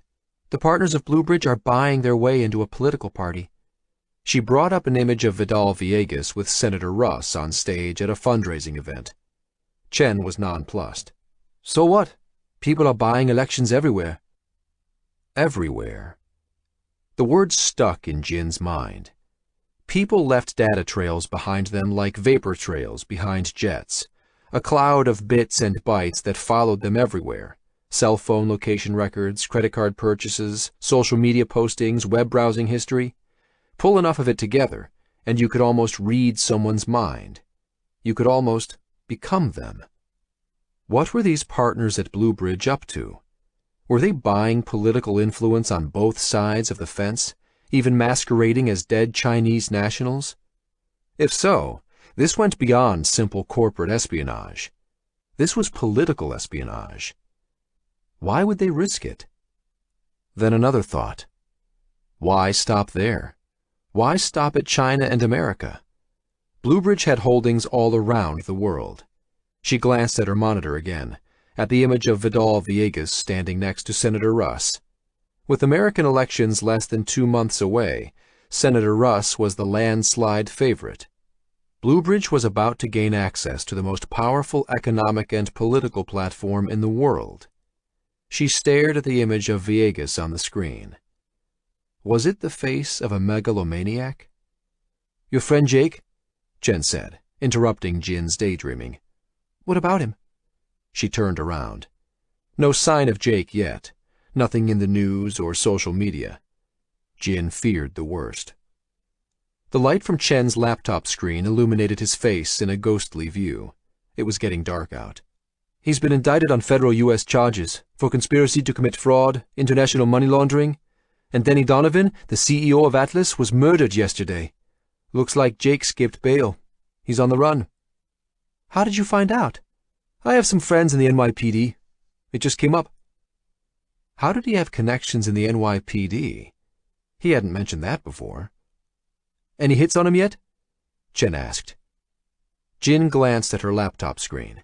She set up her facial recognition system to scan social media and photo-sharing websites to search for Jake O'Connell, programmed it to center on people in New York and fan outward from there. There were no alerts. Nothing yet. If he was still alive, there was a good chance that they'd find Jake before any authorities did. Live data mining on the open web wasn't something the police were good at yet. An alert sounded on Jin's laptop, and she flinched. An urgent incoming message from Sheldon. Clicking the link, his face popped up on the large wall monitor beside Chen. You guys need to get out of there, Sheldon said immediately, his eyes wide. What's wrong? Jin tensed, her face flushing. I got access to the Asian market again. Sheldon looked at Jin. The pool on you just doubled. Someone added another $100,000 bet for 6 a.m. tomorrow morning. Jin shot to her feet. What? Now there was a time? Less than 12 hours away? Are you sure? Sheldon clenched his jaw. The dead pool bet doubles if you die at exactly 6. Jin began shaking. Can you get in? Change it? I can't do anything. I just have access. Sheldon looked at Chen. And you're on there now, too. The cigarette fell out of Chen's mouth. That's not possible. Sheldon brought up an image of the Assassin Market Darknet page. Chen and Jin's names were at the top of the list. Somebody just placed huge bets minutes ago. They must know where you are. That's not possible. Chen mumbled again. That can't be possible. What do we do? Jin asked Sheldon. Is Wu-Tang on the list? Sheldon shook his head. Just you two. $500,000 together. I need to leave. Chen was already at the entrance to the apartment. No! Jin jumped toward him. Don't leave me here alone. But he opened the door and jumped out. Jin ran to the door in time to see him disappearing down the staircase. She thought of chasing him, but closed the door instead. She needed to think. Another ping. She looked at the couch. It was her laptop. Breathing heavy, her head spun, her skin crawled. Less than 12 hours to live. Somebody had to know they were here. Should she run? But how? And where to? And where was Wu-Tang? Her computer pinged again. Shaking, she walked over and opened it. A message popped up. The social media monitoring tool had a hit on Jake O'Connell. So he was alive. What was he doing? She stared at the image, a photograph of him in boxer shorts and ragged fleece top holding a rifle, surrounded by trees. The social media post it came from was tagged in Canada. The door opened. "Chen, don't run out like that," Jin said, turning. But it was Wu-Tang. "Where have you been?" She almost yelled at him. "What's wrong?" Wu-Tang asked, frowning. "What happened?" He dropped a box of noodles and set of chopsticks in front of her.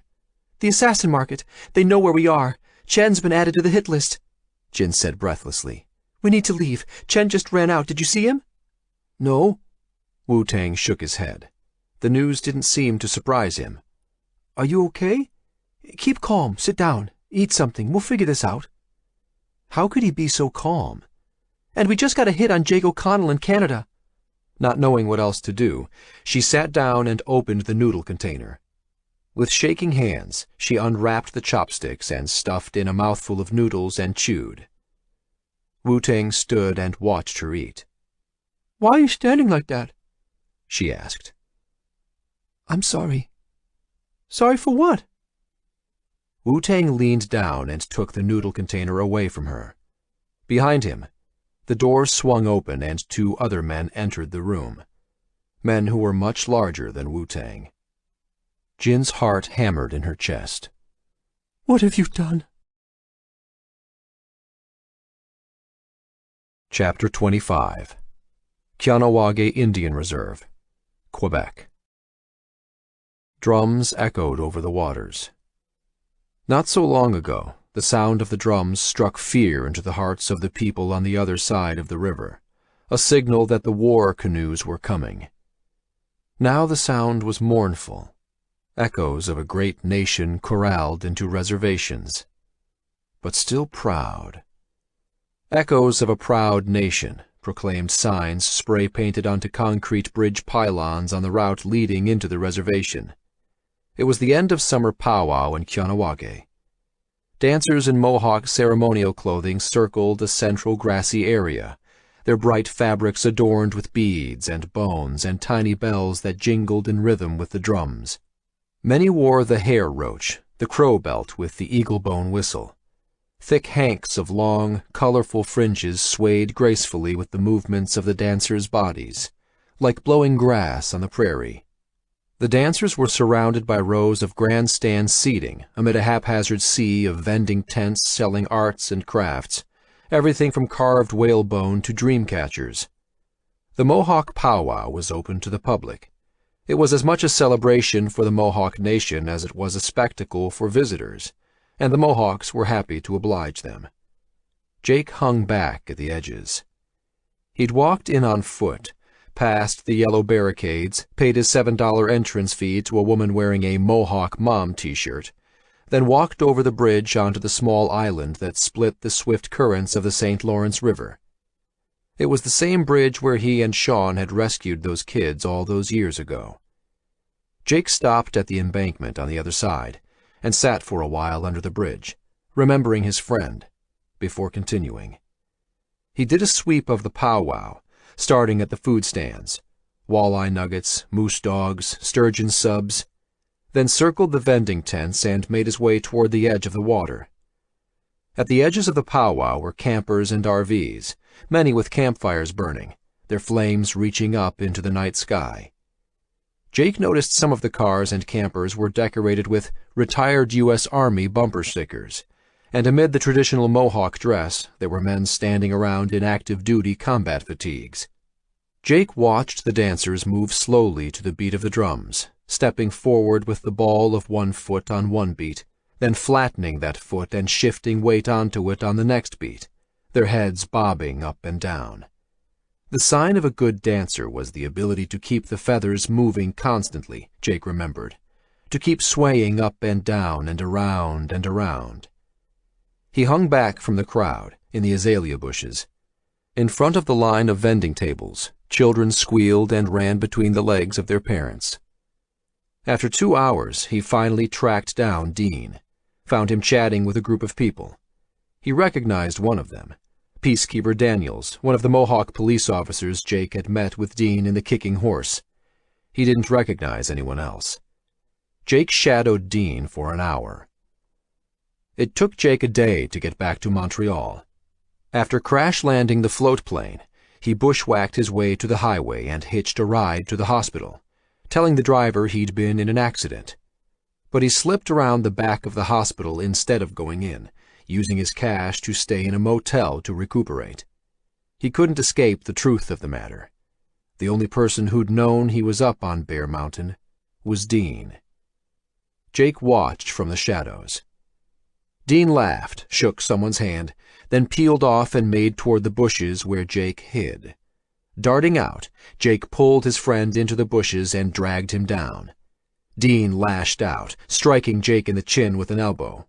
"What the—" "Shut up," Jake grunted, grappling with him, wrapping an arm around his neck. "Be quiet." Dean went limp. "Jake? How did they know?" Jake demanded. "Who did you tell?" "What are you talking about?" "When I called you for help, who else did you tell?" "Nobody." Dean twisted, but couldn't get loose. "Somebody tried to kill me on Bear Mountain." Jake squeezed his arm around Dean's neck. "Jean disappeared. Who was he?" "Just some drunk bush pilot who owed me a favor." Dean coughed. This felt ridiculous.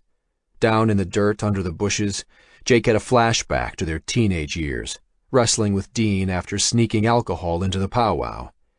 He couldn't believe Dean had intentionally played a part in the disaster at Bear Mountain. Despite his frustration, he let go. Dean brushed dirt off his arms. "What the hell happened up there?" "I blew up a building and then crashed a plane after someone tried to kill me." "You serious?" "Do I look like I'm joking?" "So you didn't hear from Jean?" "I tried calling him a dozen times on his sat phone," Dean explained. "But no answer. That's one thing he always kept with him, no matter how drunk he got." Jake exhaled. "He wasn't at the lodge when I came down, so I stole his plane. I had to crash land it, hitchhiked out." "Jesus. Are you okay?" Jake nodded and pulled his Silver Eagle dollar coin out of his pocket. "The only reason I'm alive is this. I had it in my breast pocket, and the bullet bounced off it." Taking the coin, Dean whistled and inspected the dent in it. "And I think I figured out the encryption key," Jake added. "That 1957 Silver Eagle, when Sean gave it to me, he used the expression, 'money in your pocket.'" Dean's eyes lit up. "Incredible. That has to be it." He handed it back. "So what did you find up there?" "I met Max Lefebvre. He worked with Sean." "Did he come back with you?" Jake closed his eyes. "No. Now he's got a bullet in his head." Dean hesitated. "Did you—" "No, not me. Someone tried to kill both of us. I escaped." Dean stared at Jake for a moment. "Come on. Let's get somewhere more quiet." He stood and offered a hand to Jake. "They're looking for you." Jake took Dean's hand and stood. "Who?" They walked away from the fires and crowds to the opposite end of the island. It was dark, but still twilight. "The RCMP showed up this afternoon with U.S. federal marshals. Started stopping people on the streets, showing them your picture. The Mohawk peacekeepers got them to leave, but only when they promised to arrest you.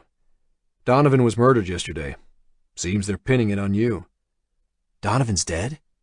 Jake gripped the Silver Eagle coin in his pocket. People were dropping like flies around him.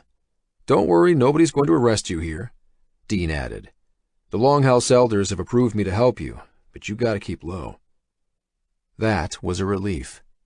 The Mohawks operated two systems of governance, an official elected one, and an unofficial but more powerful one through the Longhouse elders.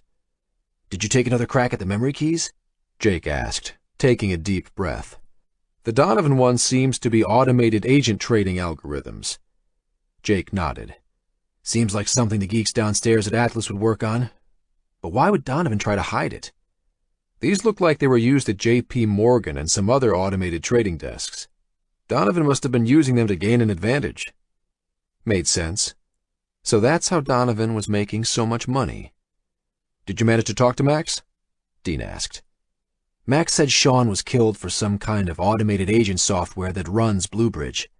He cocked his head to one side. Or more accurately, he was killed by it.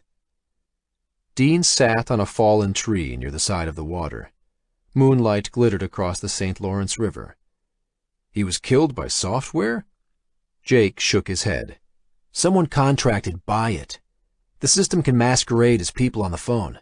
I doubt they, whoever they are, know they're working for a machine.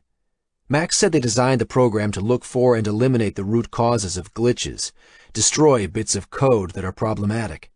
They built a bridge between the digital and real worlds, and it seems it got off the reservation. Jake laughed bitterly at his own joke. Now the bits of code it's destroying are people in the real world. This thing has dug itself in like a tick, tapping into telephone systems, the internet, everything with a digital connection. Bluebridge has hundreds of directorships at major corporations and politicians on its payroll. Phone systems? Dean said.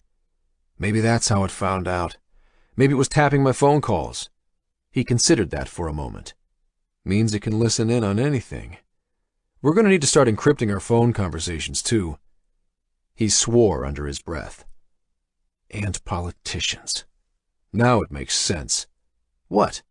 There was a ruling from a Second Circuit Court judge in New York that the Kahnawake gaming operations violate U.S. federal gaming restrictions. A bunch of calls from U.S. congressmen to Quebec politicians today, threatening trade sanctions if we're not shut down. So Bluebridge knows I'm here? Who did you tell? Nobody. Jake closed his eyes. Had he told his brother Eamon? No. But he knew Jake was coming into Canada, so it wasn't a stretch to think Eamon might realize he was coming to see Dean. I told Eamon I was coming to Canada, and I did tell my wife, Elle, that I was going to see a friend, but she had no way of knowing you were up here in Canada, and I told her not to tell anyone. Dean grimaced. One more thing. What? There's an arrest warrant out for Elle as well. They're asking about her, too. Jake tensed up. Why? His stomach churned. Why would they do that? Just trying to get to you, that's why. Dean scratched his head. Don't worry. I sent word to Eamon. We'll keep her safe. What else did Max say? Anything about Vidal Viegas' death certificate? Max said Vidal died over a year ago. They were using the system to impersonate him, make it seem like he was still alive. Bluebridge has been using body doubles. Nobody even knows he's dead. Dean whistled. So tens of billions of dollars at stake. Massive, systematic fraud. And Max thinks the other founder, Henry Montrose, is gone too, that Bluebridge is running on autopilot, like an airliner that flies by itself after the pilots and all the passengers die. Only when this thing crashes, it's going to take more than a few hundred people with it. Dean digested that in silence for a good 10 seconds. Wow. Should we blow the lid off? Go public with everything? That's what Sean tried to do, but he was killed before he could. Max said this thing is good at covering its tracks, hiding everything under an avalanche of misinformation. Jake sighed. Sorry I dragged you into this. So they're trying to jam you up? Dean nodded. They want to shut us down. Now we know why. We're in Bluebridge's crosshairs too. So this thing is trying to take over? Jake shook his head. From what Max said, it just wants to make money for its shareholders, like a computerized psychopath. He rubbed his eyes. I need to get back into New York. I need to protect Elle and Anna. We'll get you back over the border, my friend. He smiled and slapped Jake's knee. Don't worry. I still have some connections in the smuggling business. Good. Jake stood and started pacing in the sand beside the water. And that's some heavy code on the Donovan memory key, my friend. Copies of the agent systems for a dozen big banks? Dean stood and put an arm on Jake's shoulder, stopping him from pacing. You know, we could hack that into a few networks, steal a few $100 million, disappear into the sunset. A few $100 million could go a long way. Let's head back to your office to see if we're right about the encryption key. Dean nodded, picked up a rock and tossed it into the water, low and hard. So this thing can impersonate anyone? Jake nodded. That's what Max said. And you're sure that was Max? I think so. He turned to Dean. If it wasn't Max, then why go to the trouble of killing him? August 22nd, Monday. Chapter 26, Lake Champlain, Quebec. Smiling white teeth appeared, floating disconnected in the darkness, glowing under the dim light of a crescent moon. Stay quiet, Rosutste. Dean's brother Chuck was using Jake's Mohawk name, Rosutste. He pronounced it Rosutste. It meant strong like an oak. Jake hadn't heard it in a long time. How long until we get to the other side? He whispered. With this engine? About an hour and a half. Chuck whispered back. A tiny electric motor whirred behind Chuck, pushing the open aluminum boat across the inky waters of Missisquoi Bay at the north end of Lake Champlain. The lake was nearly 150 miles long, almost big enough to qualify as a sixth Great Lake. It started in Canada and stretched south into upstate New York and Vermont, a favorite smuggling route of the Mohawks. Another Mohawk sat in the front of the boat, his eyes fixed ahead, staring into the darkness. Jake had no idea how he could see anything. They were heading for the Missisquoi River Delta on the other side of the border, sneaking Jake back into the States under the cover of night. Lucky for him, this border was nothing like the one the U.S. shared with Mexico to the south. The DHS maintained border security, but drones didn't patrol it. Mohawks were both American and Canadian citizens, with free movement guaranteed between both countries. Their smuggling was something of a gray zone in legal terms, so the Border Patrol mostly left them to it. And anyway, they usually smuggled American tobacco into Canada, not the other way around. Dean and Jake had managed to crack the encryption on Sean's memory key. Dean tried a few combinations and, like magic, 1957 Silver Eagle worked. The data on the memory key opened up, like that.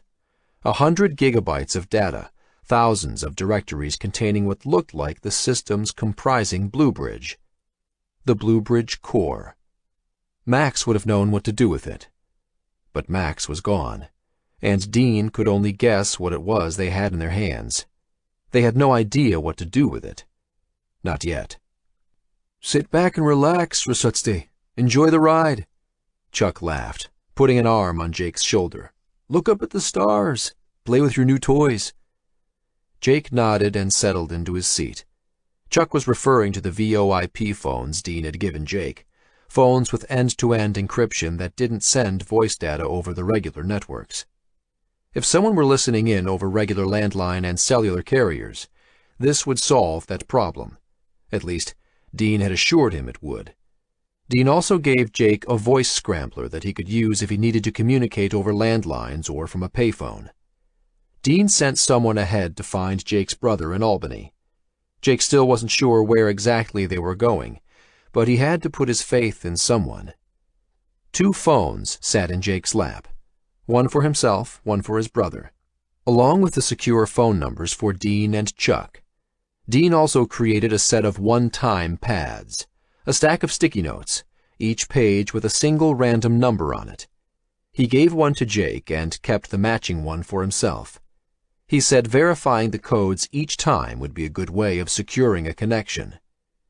As an added precaution, they decided to always inquire about personal details, things only they would know about each other, or things they'd discussed the last time they saw each other in person. Anything suspicious would be a warning flag. It was about 1 a.m. Sleep came the instant Jake closed his eyes. Someone tapped Jake on the shoulder. Time to get up, said the voice. It was Chuck, his broad smile glowing again, but this time in the glare of headlights. The boat was run aground, and a pickup truck faced them, its engine running. We found your brother, Chuck said, helping to pull Jake up. Jake clambered out of the boat and onto dry ground. We passed the border? Yes, sir. Chuck smiled. You'll be going with Matt and Frank. He motioned to two men standing beside the pickup. Mohawks. You can trust them. Jake thanked Chuck and trudged to the truck, shaking hands with Matt and Frank. They offered him the back seat, which he gratefully accepted. Waving to Chuck, he sank into his seat, buckling himself in. By the time the truck turned and started crunching up the gravel road leading down to the water, Jake was asleep again.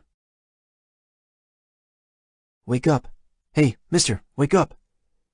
Jake opened his eyes. It took him a few seconds to reintegrate his senses. Where was he? The rumble of the road reminded him. His senses sharpened, adrenaline flooding his bloodstream. He jumped up. Is everything okay? The man shaking him, leaning over the partition between the front and back seats, smiled. Everything's fine. We're arriving. He turned back to the front. Jake recognized him from the night before. Matt. And Frank was driving. His own personal Mohawk Underground Railway. Jake let out a long sigh. Good. The truck pulled into the parking lot of a run-down Super 8 motel. The sun crept over the horizon. It had to be 6 in the morning, Jake figured. 3 hours down the interstate, past Burlington, Vermont, and then crossing over into New York. He recognized this place, the outskirts of Schenectady. Pulling around the back of the motel, they parked the truck by a rusted chain-link fence separating the Motel 8 from the garage next door. Room 212, Matt said, turning to face Jake. He pointed to the second floor of the motel. We'll wait here. Jake took a moment to look around the parking lot. A family was loading their minivan. Looked like they were on a road trip. So normal. Jake felt a pang of regret, of longing. Matt watched Jake's eyes. Don't worry, we checked the place out. They're harmless. Jake nodded and opened his door, stepped out. He smiled at the family as they grouped together for a picture, then crossed to the motel staircase and jogged up, then rapped on the door 212. Noises inside. Footsteps. The door swung open, and his brother stood smiling in the awning. Glad you're back, little brother. Eamon reached to hug him. But someone else was waiting behind him. Elle, his wife. Beside her was Anna. Daddy! She cried out. Stunned, Jake knelt and scooped his daughter into his arms. Tears streamed down his face, and he stood, holding his daughter in one arm while he wrapped the other around his wife. Thanks for protecting Elle. Jake picked up his coffee and blew on it. Jake was sitting in Eamon's room, beside Elle's. It was noon, and Elle was taking a nap with Anna.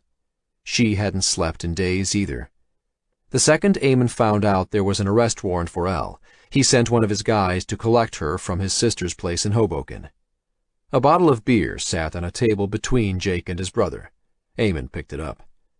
Eamon still had no idea what was really going on. Dean's guys had found him and told him Jake was coming back, but they'd said little more than that.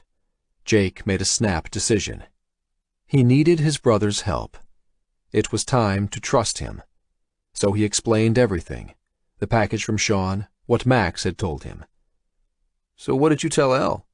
Eamon asked. I told her that Sean sent me information, that Blue Bridge Corporation killed him for it, and are framing me to keep me quiet. I showed her the Villegas death certificate. After he showed her that, her doubts had evaporated. Having her back on his side felt like a boulder was lifted off his chest. Jake leaned his plastic chair back against the peeling wallpaper of the motel room. He tested his left rib cage. Each breath was painful work, his chest a swollen black mess. It wasn't his only injury. He'd suffered cuts and scrapes from jumping off the ATV, and his left knee was tender from crash-landing the plane. He was lucky to be alive. More than lucky. Eamon raised his eyebrows. Did you tell her the part about it being a machine taking over? He took a swig from his beer. Not yet. Jake looked out the window at a dumpster beneath them. The sun was high in the sky now, and the heat was coming too. A wind sprang up, warning of rain from black clouds on the horizon. I don't know. I wasn't expecting to see her. Sounds like you don't believe it yourself. Eamon took another swig of beer. Jake rubbed the stubble on his face. Maybe I don't. In the light of day, sitting in the outskirts of Schenectady, listening to the cicadas whine in the distance, it felt like a fairy tale. Right now, he needed Elle to believe him. They've issued a federal arrest warrant for you, for me, even for Elle. That Second Circuit Court judge has us in his sights, little brother. Eamon took another drink from his bottle. You think I don't know that? So what's your plan? Are we going to blow the cover off? That had been Jake's plan. To get back in the country, show up for court, then email the New York Times with all the information he had. Something like that. He knew it wasn't a great plan, knew that Sean had failed at something similar, but he didn't have any other ideas. Now, with the federal arrest warrant and murder charge, cops might be as likely to shoot him as arrest him. Maybe that was the plan. Jake's access to the outside world was even more restricted, and if his enemy was trying to get him arrested, then they, or it, weren't afraid of him going public.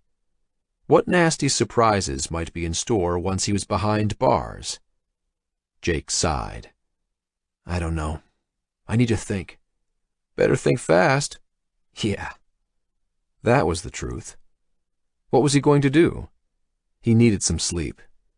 Jake pointed at the VoIP phone Dean gave him to give to Eamon. So you have my number? Jake had to write his number down on a piece of paper.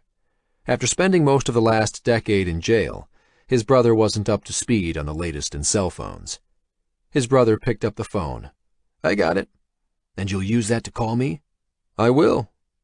Eamon rolled his eyes in response to Jake's arched eyebrows. I promise.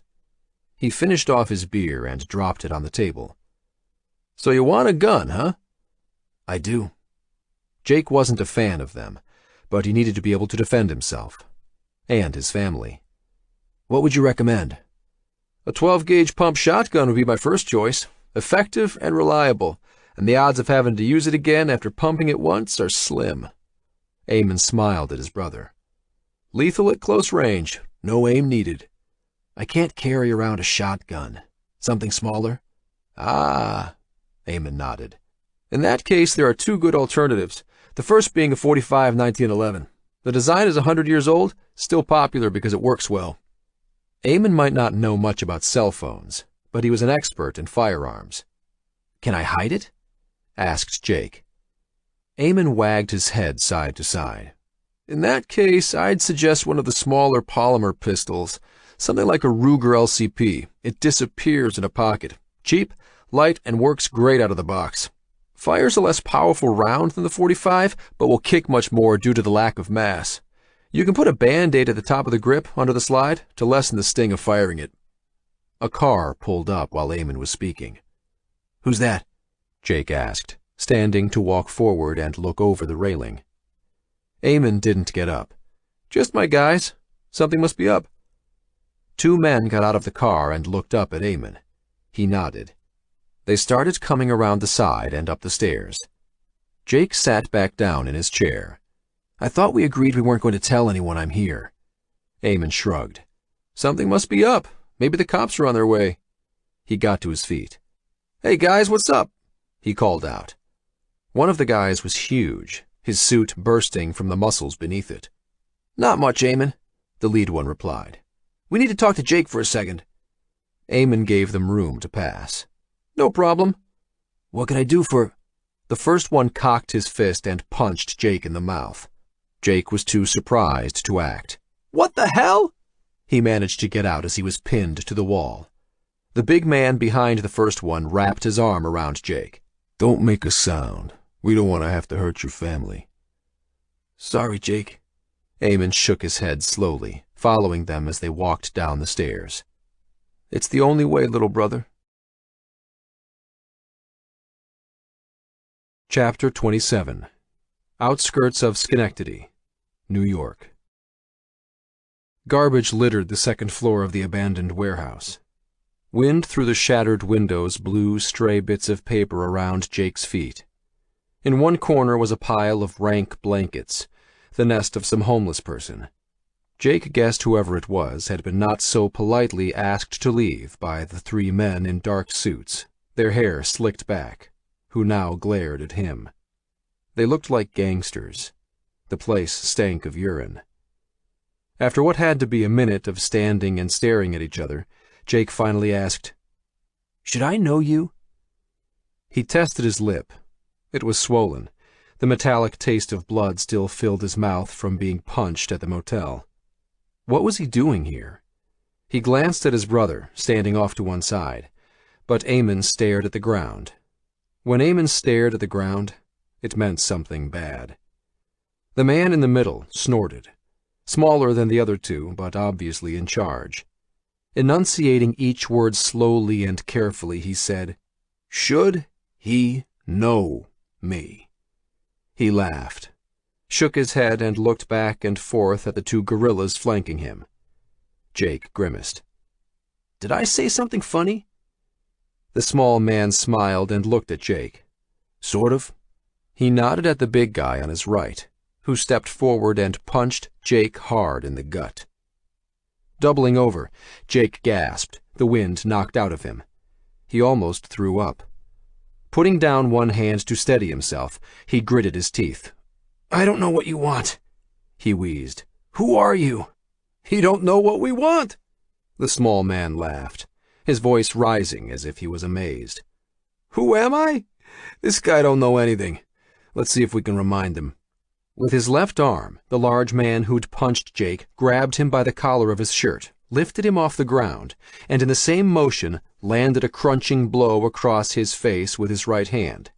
Jake crumpled onto the pea-stained floor. "Hey!" Eamon yelled. "You said you weren't going to do anything to him." "I'm not going to kill him." "Not yet." The small man knelt to look Jake in the eye.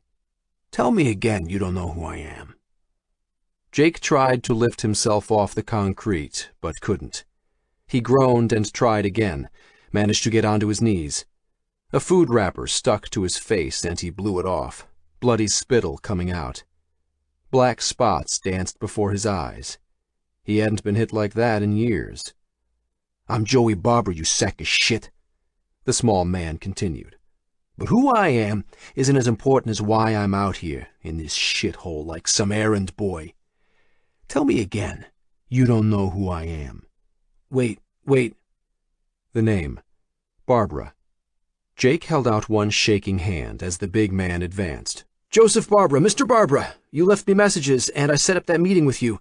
Danny Donovan told me to cancel it." "Ah!" Joey Barbara looked skyward.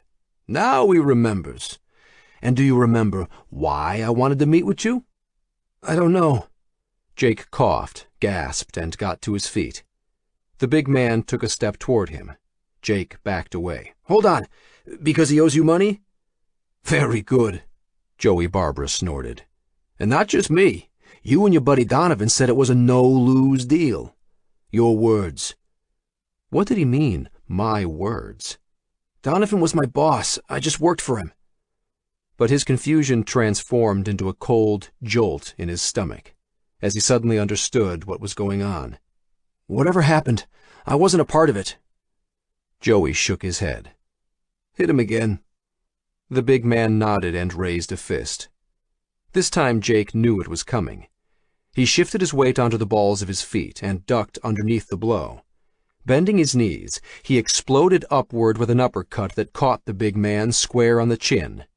The big man staggered back, shocked, and reached under his jacket. Jake glimpsed an oversized handgun under the suit, but Joey Barbara held out a hand, stopping the big man from pulling out his weapon.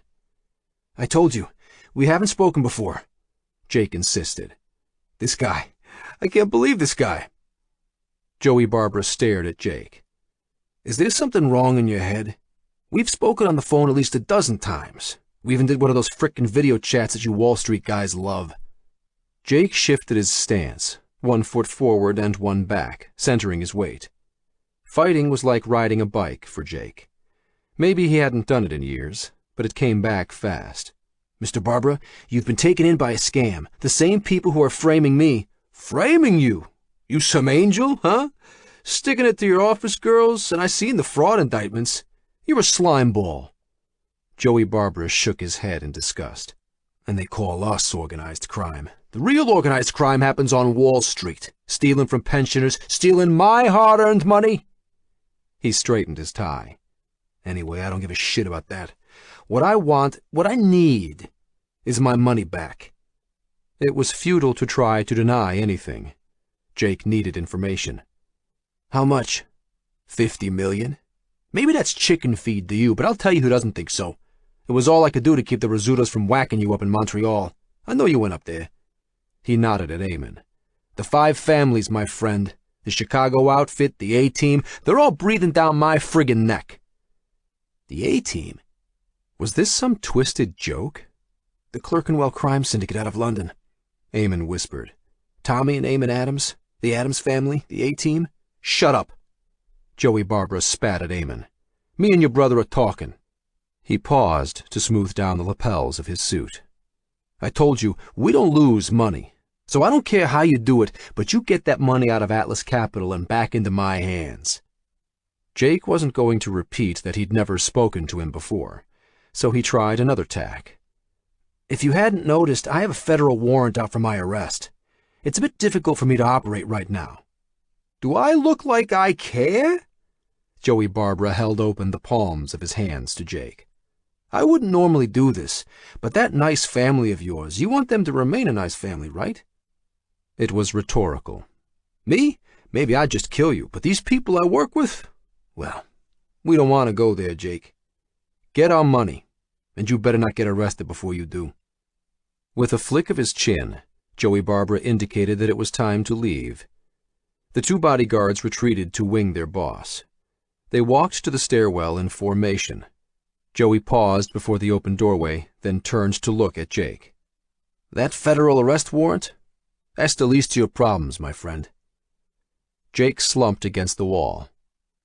Tell me something I don't know. Chapter 28. Central Pier Complex, Hong Kong. Where are we going? Jin gasped. It had to be well past 5 in the morning. The assassin bet was in less than an hour. A large man had just dragged her out of the car she'd been stuck in for the night, hauled her across the pavement and onto a large wooden boat. They were in the central piers, and judging from the smell, it was a fishing boat. Red and white netting covered the floor, dotted with bright orange floats. Above her, in the pre-dawn twilight, she recognized the glass and metal tower of the financial center. Wu-Tang sat in front of her, silent, a grim look on his face. The race across Hong Kong seemed like a frenzied dream now. Wu-Tang had literally dragged Jin out of the apartment, then pushed her into the back of a waiting limo that squealed away seconds after she got into it, gunfire erupting amid screams in the street. Wu-Tang rode in the front, leaving her alone with the 2 thick and thuggish men in the back, who pulled a black hood over her head. They'd locked her in the car, left her there for hours.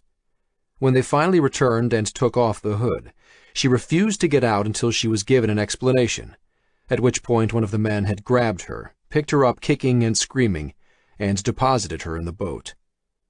The man who carried her down the docks reappeared from the main cabin. He glanced up at the buildings lining the piers, squinting, then nodded at Wu-Tang, and disappeared. The engines of the boat fired up, and Jin felt the vibrations rising up through the floor and bench, moving into her body. The look in Wu-Tang's eyes. Something was wrong. Had he been forced into this? She grabbed his hand. Who are these men? Wu-Tang shook his head. I'm sorry, he repeated. It was all he'd said to her, over and over, all night. Wu-Tang, you can't do this. Panic flooded Jin's veins. She'd trusted Wu-Tang, but perhaps she made a fatal mistake. The engines gunned, and the big guy threw the bow lines. Jin glanced at the back of the boat. The gunnels were low. 1 or 2 quick steps and she could jump onto the dock. With a belch of blue fumes, the engines roared, and she felt the boat begin to move. She slid sideways and tried to jump up, but Wu-Tang grabbed her. He clenched his jaw, his fingers digging into her arm. "Stop!" Jin cried. "You're hurting me!" She tried to pull away. "Whatever you're doing, you have to stop!" "Be quiet!"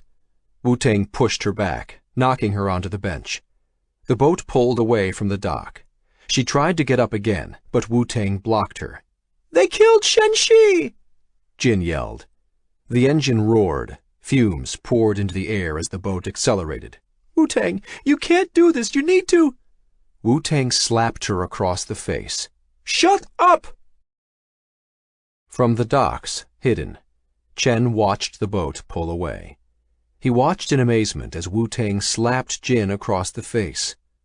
Who was this person? He'd known Wu-Tang for years, ever since they were kids growing up in Shenzhen. But this seemed like a completely different man. The fishing boat pulled away from the dock, and he watched Jin and Wu-Tang in the back. There wasn't much he could do. After he ran out of the apartment to call his friends, he saw Jin dragged into a limousine by Wu-Tang and two large tattooed men. Not Chinese. Japanese. The moment the limo door closed, gunfire erupted from a nearby black Escalade. 4 men jumped out, automatic weapons blazing. Chen called his friends right away, flagged down a taxi to follow the limousine. He watched from the roof of Central Ferry Building No. 6, observing from a distance as he waited for his friends to arrive. They'd be able to help. They could track the boat.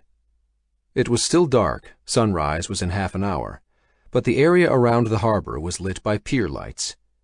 Chen watched the fishing boat pull farther into the harbor, into the busy traffic of the ferry lanes, when a flash caught his attention from the corner of his eye. Glancing to the left, he watched a trail of smoke shoot out of the 3rd floor of the Central Ferry Building No. 5. Sweeping right, his eyes followed it as it ran a course straight into the fishing boat. The boat erupted in a massive ball of orange flame, and a half-second later, the shock-wave and concussion of the explosion thudded into Chen. A roiling black cloud rose into the sky above the flaming boat as it tipped sideways, its engines still churning, turning it in a tight circle. Then another explosion rocked the boat, and it tipped all the way over. In a matter of seconds, it tilted up like a cork, its stern high over the water, and then disappeared under the waves. Chen looked at the time on his watch. Exactly 6 a.m. Chapter 29. Super 8 Motel, Schenectady. Jake clicked the bathroom's light on, and in 3 buzzing pops the bare fluorescent tube in the ceiling hummed to life. The left side of his face was swollen and red, with purple bruises underlining both eyes. He leaned in closer. His left eye had hemorrhaged, leaving a bright red corona around his china blue iris. He sighed. How had he ended up here? How had it come to this? And what exactly was this? "Are you going to tell me what's going on?" Elle asked. She sat at the small table in front of the air conditioning unit at the front of the motel room, playing solitaire. The curtains were pulled closed. They had 2 connecting rooms, one for sleeping and one they used for meeting. Anna was asleep in the other room. "Did Eamon do that to you?" She'd roused from her nap only to discover Jake was gone again. Eamon's guys had assured her everything was okay, but then Jake returned with fresh bruises and cuts. Elle freaked out, but she gave him some space when he said he didn't want to talk about it. Let him sleep for a few hours. Now she needed answers. "No, Eamon didn't do this," Jake replied half-truthfully. Out of the corner of his eye, he saw her put her cards down. "Jake, I know you O'Connell men love the tough guy routine, but please." Jake turned on the hot and cold faucets together. Water bubbled into the sink, and he pushed the cracked rubber stopper into the drain. He needed a shave. "It wasn't his fault." Eamon had apologized profusely. Barbara had insisted that he and Jake already had a deal going, and that he and his guys just wanted to talk. And who was Eamon to refuse someone like Barbara? Jake wasn't mad at him, not anymore. After all, he'd dragged his brother into this situation. Eamon still only half believed Jake's explanation that some machine was behind it. Jake had spent the afternoon going over it with him, explaining the memory key from Donovan with the banking algorithms, the copy of the Bluebridge core Sean gave him. Eamon was most interested in the banking algorithms, especially when Jake mentioned they might be able to use them to steal millions. He suggested it could be a way to pay back Barbara. It wasn't a bad idea, but it wasn't quite so simple. They'd need to hack into the trading offices of some of the world's largest banks. It wasn't something Jake or Dean had any idea how to do. Still, it had felt good to fight back. At least Jake had been able to channel some rage into hitting that mafia goon. So whose fault was it? Elle asked. Was it these Bluebridge guys who framed you? She got up from the table and walked over to the bathroom. At least Elle finally believed it was all a setup. That was a huge relief. Anna's tiny snores echoed in the next room. The adjoining door between the two rooms left ajar, the sound a balm to his soul. 2 weeks ago his life had revolved around some imaginary number, some amount of money he needed in the bank before he could change his career, his life. It had taken this craziness to make him realize how wrong he'd been, what was really important. All Jake cared about was in this motel, his family, his wife, and his baby girl. We're going to get that place in Virginia, sweetheart, when this is all over. I swear. That doesn't matter now. Elle touched his arm, her fingers gentle. Who hit you, baby? Tell me. Splashing water onto his face, Jake leaned his elbows onto the sides of the sink and hung his head. It's complicated. He felt like a rat at the bottom of a sinking ship. It was some mafia guys. Danny Donovan was mixed up with them. They want me to get their money back. What does that have to do with you? They think I'm the one who brokered their deal, Jake replied. I told you, the guys at Bluebridge have technology that can impersonate people. They made these mafia guys think they were dealing with me. He still hadn't told Elle how powerful Bluebridge itself was, that they thought it was operating on its own. Isn't that fraud? Elle frowned. I mean, can't you explain it to them? They weren't in much of an explaining mood yesterday, honey. Elle put her arm around his shoulders, and he turned his head to kiss her arm. They'd barely touched each other the past month. We're going to figure this out, Jake. Elle rubbed his neck. Eamon really cares about you. He's sweet. He came with sandwiches for Anna and me. You be careful. You don't know him like I do. He might not blame his brother for the showdown yesterday, but that didn't mean he was feeling warm and fuzzy about him. He'd decided to trust Eamon, yes, but there were limitations. He was here? When? When you were sleeping. Said he wanted to apologize. Something started ringing. Jake leaned out of the bathroom doorway. It was the encrypted VoIP phone Dean gave him. Only Dean and Eamon knew the number. He stepped into the room and looked at the number displayed. It was his brother. Hello? How are you doing, Jake? Feeling any better? Good. Jake hesitated. What's up? Can you come out? What for? Jake looked at Elle and mouthed, Eamon. She nodded. Elle said you came by. I wanted to apologize again, and I have something to show you. Might be important. Can you tell me on the phone? Don't trust these things. I need to show you. I'm 3 blocks down to my buddy's office. If I leave, I won't be able to get back in. Seriously, I need to show you something. It sounded like his brother, and Dean had said these phones were secure. Still, it was better to be cautious. Want me to bring the leftovers from this morning? Bagels and lox? Pause. No, not day-old salmon. Gross. Just come on over. Jake glanced at the plastic boxes in the garbage. Sure. Where? It looked like some kind of lab. Refrigeration units lined one wall, while rack-mounted servers lined the other. In between was a row of wooden benches, and Eamon was sitting at the one in the center. Eamon waved and nodded, walking over to the door to buzz him in through the glass doors. It was a Wednesday, but nobody else was there. They were alone. The door clicked shut behind Jake. "So what's up that's so important?" Jake asked. He'd seen this building 100 times before as a kid, a squat red brick building with no exterior signage. Sean had told him it was a command center for nuclear submarines. If it had been true back then, it wasn't anymore. It looked like a research center. Eamon had texted him the external key codes to get into the building. Jake wondered what this place had to do with his brother. "I'm really sorry about Joey Barbara," Eamon said straight away.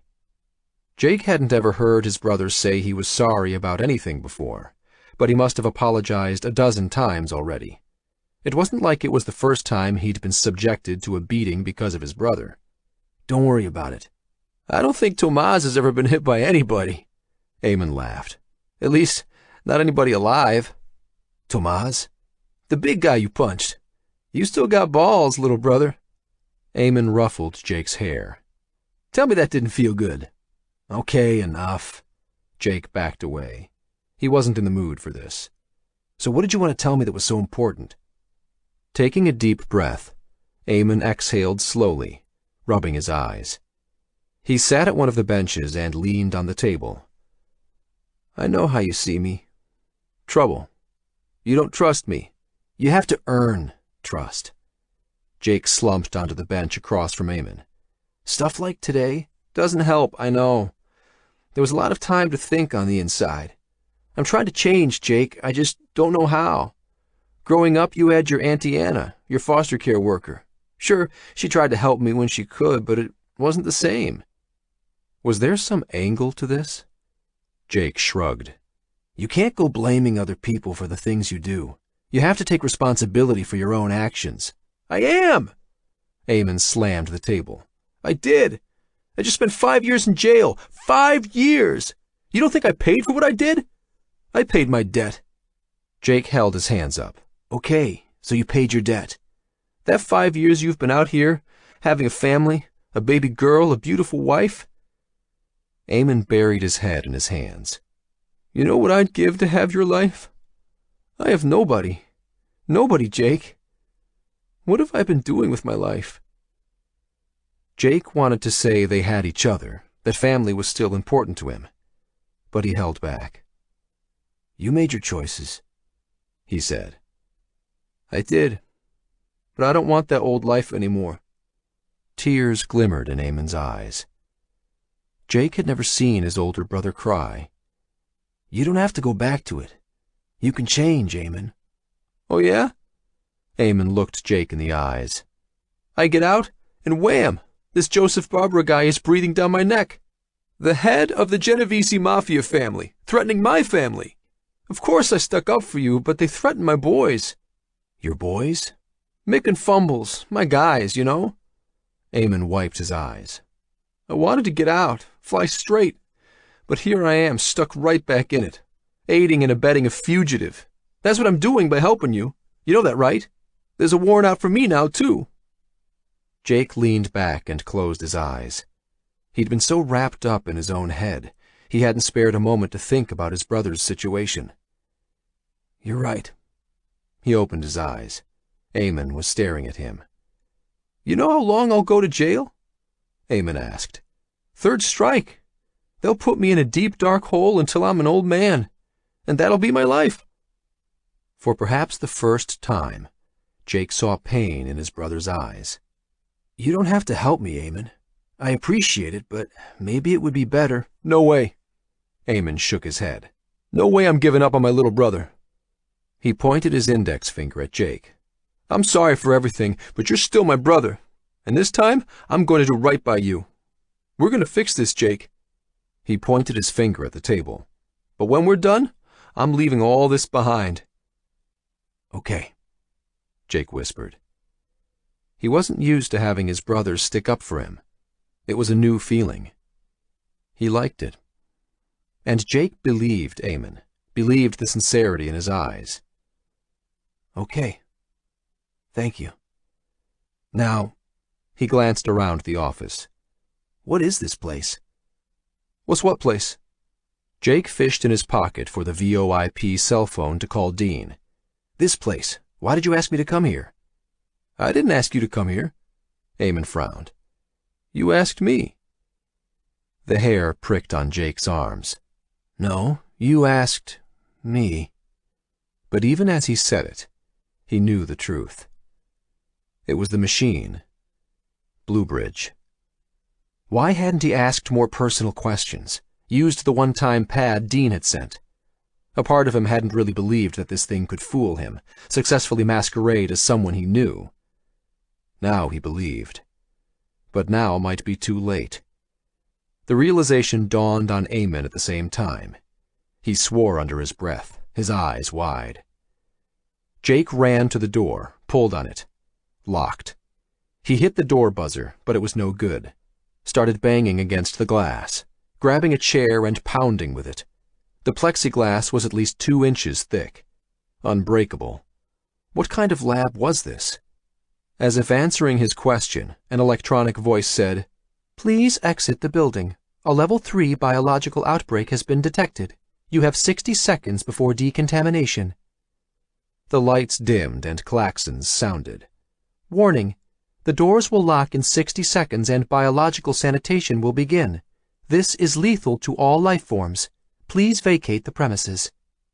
Jake stared at the strobing orange lights overhead. Oh, God. Chapter 30. Gentech Offices, Schenectady.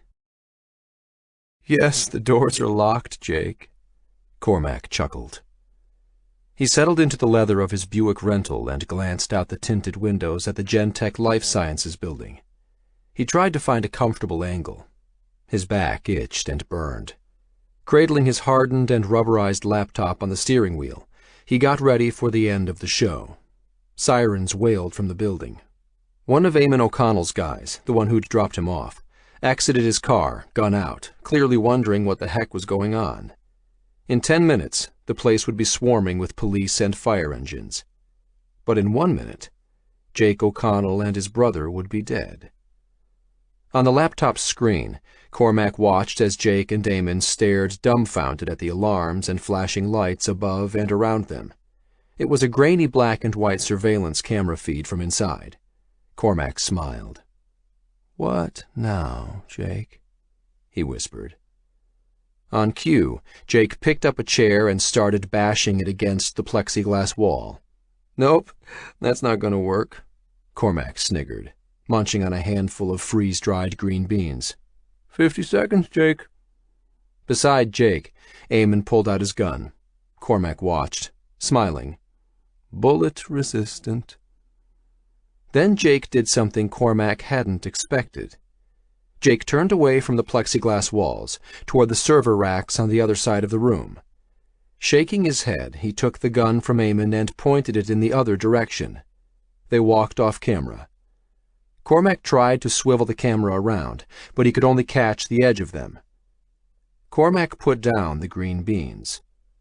"What are you up to?" The gun discharged 6 times. Jake fired at the ceiling, and then the brothers started pulling on something. Cormac sat upright. 20 seconds, Mr. O'Connell." Jake and Eamon disappeared from the screen. Right on time, the image on screen hazed over with the biological decontaminant, as the room was flooded with a lethal dose of toxins. Cormac flipped his laptop closed and looked at the building. Was it over? Cormac watched the seconds and minutes tick by. Next to the building, Eamon O'Connell's guy stared at the door. A distant whine of fire engines. Cormac started his engine and was putting the car in gear when 2 figures staggered out of the building's fire exit.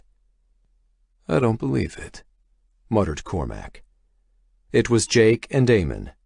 Cormac watched wide-eyed as they jogged to the waiting car and got inside. Finishing putting his car into gear, Cormac put his foot down and started off. They must have climbed out through the ventilation. It was the only way. He had to hand it to him. This Jake kid was resourceful, kept a cool head, even after Cormac killed those pilots back at Bear Mountain, even emptied the fuel from the airplanes, Jake had found a way to escape. He was determined, never gave up, so Cormac wasn't really that surprised he found a way out this time as well. But it wasn't Cormac's idea.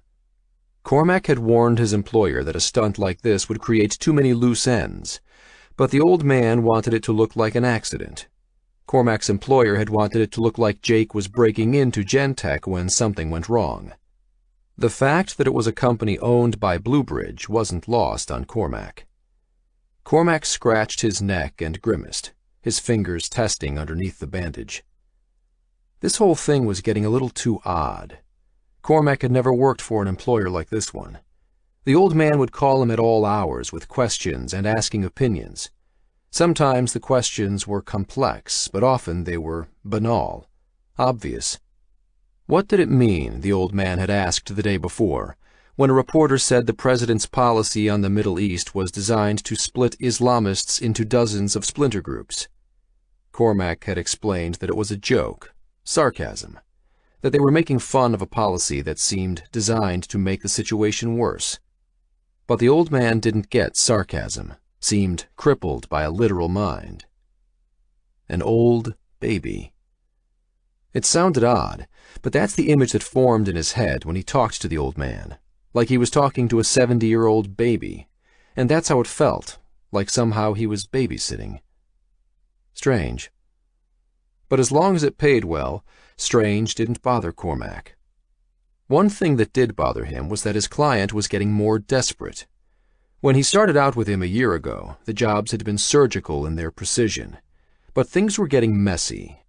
Cormac had seen it before, knew when it was time to get out. The old man on the phone never sounded the least bit desperate, though, which meant it was time to get out. But not quite yet. Cormac was happy Jake wormed his way out of this one. It wasn't often, but sometimes a job got personal. It cost a huge amount of money to keep what had happened in Canada quiet. Cormac's own money. He rubbed the bandage on his neck again, the topmost plaster on the second-degree burns covering half his back. His skin was literally in this game. It would feel satisfying to put a bullet between Jake's eyes. Or maybe something more personal. In any case, it was time for Plan B. Jake slammed the door to the motel room shut behind him and Eamon. Elle was sitting on the bed waiting for them. "Shh! Anna's asleep," she scolded, pointing to the door to the adjoining room. Outside the windows, fire engines wailed over the warble of police sirens. Looking at Eamon and Jake with their backs to the wall, she added, "Is that for us?" Jake pulled his VoIP phone out of his pocket and started dialing Dean's number. "No." Eamon pushed the blinds open an inch, peered out. "We gotta get out of here, though, and fast. Can we trust them?" Jake motioned at Eamon's buddies, who stood outside on the balcony. "Of course," Eamon replied. "You know Mick and Fumbles, they're my guys from the neighborhood. We're family. You can trust them with your life." Jake nodded. "You'd better be sure of that." Dean picked up on the first ring. Jake hit the speakerphone button. In front of him he had the one-time pad Dean gave him. 621, he said aloud. A pause on the other end. 898, Dean's voice responded. Jake checked his pad. 898 was the correct sequence. "Jake?" Dean said over the phone. "Everything okay?" A police siren howled outside, so close it sounded like it was in the parking lot. Jake tensed, his hand gripping the phone. The siren deepened in tone and grew softer, the police cruiser moving away. "Why did we get into a fight when we met?" Jake asked, still cautious. Pause.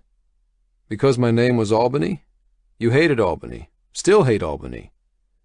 Eamon looked at Jake, who shrugged. "And what's the only thing I hated more?" There was no pause this time. "Your dad." Satisfied it was Dean, Jake growled, "I thought you said these phones were secure. I was almost killed again, my brother too this time." Elle put one hand to her mouth. "You didn't tell me that." Dean swore quietly on his end. "I wanted to talk to you about that. When you met Max, you said he mentioned something called the assassin market. I looked it up. This thing is real." Jake stopped pacing. So what is it? An assassination website with bounties placed on people's heads. And I'm on it? I don't know, Dean replied. I haven't been able to find it or log in, but it explains a few things. Okay, but right now I need to understand what happened. Jake started pacing again. Eamon says I called him, but I didn't, and he called me on the VoIP phone, except it wasn't really him. What the hell, Dean? Either Dean's security didn't work, or Dean was really in on this somehow. You got a call from this thing pretending to be your brother? Dean asked. Yeah, and it came from the phone number you gave me for my brother's VoIP phone. I checked when the call came in. Let me think, Dean replied. In the silence of the room, the sirens outside seemed louder. More fire engines and police were arriving. They were at risk of being evacuated, if nothing else. Think faster, Eamon demanded, looking out past the curtains again. The only way it could have spoofed the call is if it somehow found the numbers for those phones, Dean said. Those are encrypted, so there's no other way to get in once a connection is made. Did you use the security precautions like we talked about, to make sure your brother was your brother? More or less, Jake replied. I asked what we had for breakfast in the hotel room. Did you use a one-time pad? No. Jake rubbed his eyes with one hand. I didn't. This is for real, guys, Dean said quietly on the phone. You gotta take this security seriously. How the hell did it find out so quickly? Jake fumed. This thing seemed supernatural in its abilities. How could they beat something that knew everything? Do you have any computers, any other cell phones in the motel? Dean asked. I told the runner who contacted your brother before you arrived to give everyone strict instructions to leave their cell phones and electronic equipment behind, just to use what I sent you. What's in the motel room? Jake scanned the room. It was dated, an old TV on the dresser, not even a digital cable box. Nothing. He looked at Elle. She shook her head. I left everything like I was told. What about Anna? Dean said over the phone. Does she have an iPad, any gadgets, toys? Elle shook her head again. No, nothing. Her eyes went wide. Oh, my God. Jake stared at her. What? That phone we gave Anna for Christmas, your old cell phone? She likes to carry it around, you remember, like she's a big girl? Elle's hands came to her mouth. She was walking around, talking on it, telling me she was chatting with her friend. I thought it was an imaginary friend. You know how she is. Elle stood straight up and jumped 2 steps to the adjoining door, cracking it open. Anna? Anna? Jake called out. Could you come in here? No response. Elle swung the door open. Anna? She yelled, stepping into the room. Anna! Jake said again, louder. He glanced at Eamon, and both of them rushed into the next room. Anna! Screeched Elle, already on her knees, looking under the bed. Tears in her eyes, ligaments straining in her neck. She looked up. Jake, where's Anna? She cried, wild-eyed. Where's our baby? Chapter 31. Hong Kong Harbor, China. What's going on? Jin demanded. The small boat she'd been dumped into, just before the explosion, skimmed across the water, with Hong Kong's skyscrapers visible in the smoggy distance.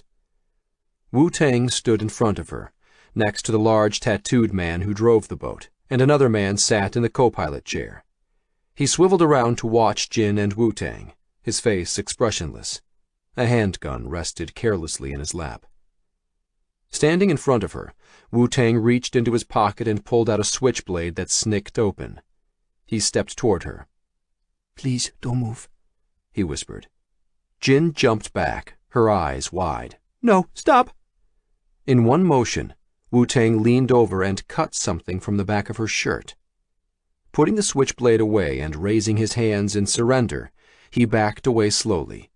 Sorry, this was the only way. Only way for what? Jin sputtered as he crushed something between his fingers. What was that? A tracking device. Wu-Tang held it closer for her to examine. A tiny flash of metal inside a fabric tag. They were listening to us. Sorry for hitting you. It was the only way to get us out of there. He sat opposite her and threw the crumpled bug overboard. Chen was a plant for the group that kidnapped you. We had to make it look convincing. The bow hit a large wave, sending a shock of spray into the air that rained down on them. Jin wiped the salt water from her face.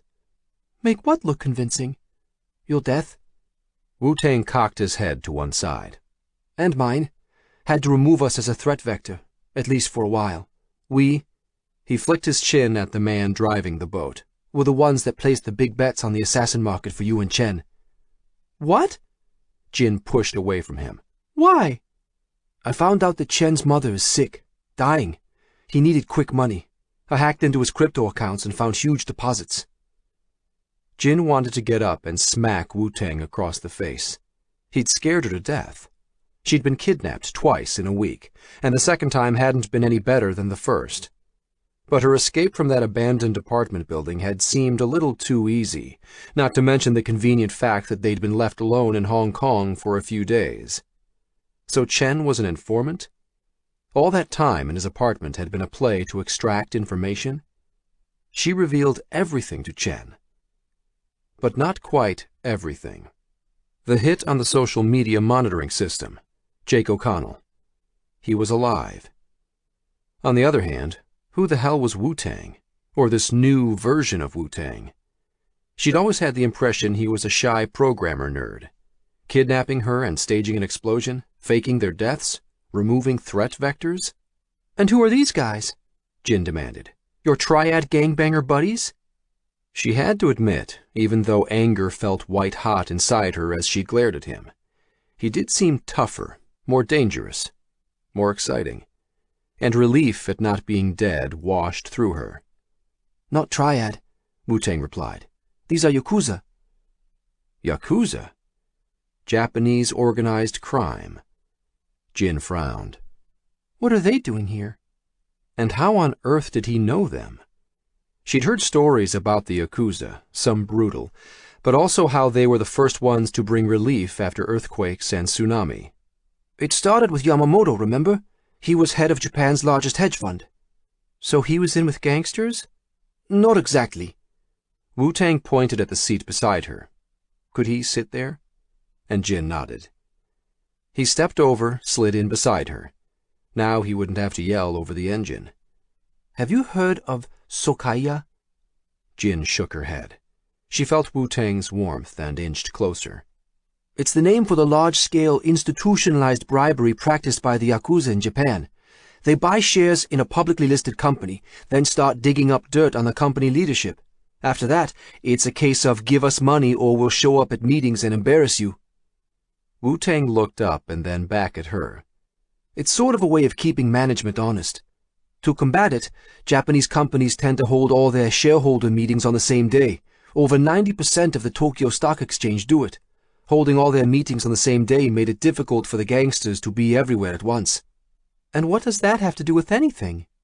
Last year, the Yakuza bosses noticed a drop-off in business. Someone was muscling in on their territory. Someone who was able to attend a lot of shareholder and board meetings at the same time. Jin connected the dots. Bluebridge. We think so. Seems to be connected to something called Inform DAC, an autonomous corporation that pays people to supply compromising information on senior executives. Yamamoto must have figured it out, like the Yakuza did. Bluebridge executives were attending dozens of meetings, some simultaneously, using it to control Japanese businesses. So this chatbot software is spoofing Bluebridge executives? Wu-Tang shook his head. We think the chatbot technology comes from Bluebridge. Looks like they're purposely using it to mimic their executives. Not an obvious case of fraud, as they could argue they were attending the meetings by proxy. But it would be enough for Yamamoto to want to take it to the heads of the banks. And the fact that this was corrupting senior Chinese and Japanese officials? Wu-Tang nodded. And so they killed him. That's right. The Yakuza were tracking Yamamoto. They wanted to find out who was stealing their business, and how and why. When he was killed, they shadowed Shenxi, found you. They knew that the state's security ministry had planted Chen. They were watching him, so they knew when to capture you. So you're not Yakuza? Jin asked. Wu-Tang laughed. Me? Yakuza? Are you kidding? No. By the time they grabbed me on the street, I'd already figured out Chen was dirty. I was getting ready to escape with you. They came up with this plan, said we had to make it look convincing. Jin smiled. Her little bubble burst. She liked imagining Wu-Tang as a secret agent gangster. So where are we going now? They want to stop whoever or whatever is cutting in on their business. They want us to stop it. Jin moved another inch closer to Wu-Tang. Us? She asked, shivering. Us. Wu-Tang smiled and put an arm around her. They cleared the harbor, and the tattooed man glanced over his shoulder at them, smiling, the rising sun glinting off his gold-capped front teeth. Turning back to the front, he slid the speedboat's throttle forward and the engine roared, the acceleration pushing them back into their seats. The boat rocketed off across the water, skipping over the waves into the sunrise over the South China Sea. August 23rd, Tuesday. Chapter 32, Super 8 Motel, Schenectady. Good afternoon, Bluebridge Corporation. How may I help you? It sounded like Cindy, the receptionist Jake had encountered when he stormed the Bluebridge offices less than a week ago. Jake's phone was wired into the laptop Dean gave him, which was bouncing his call through a dozen anonymous connection points over the net. Dean had set it up remotely. I'd like to speak to Mr. Henry Montrose. Jake grunted, trying to keep his voice even.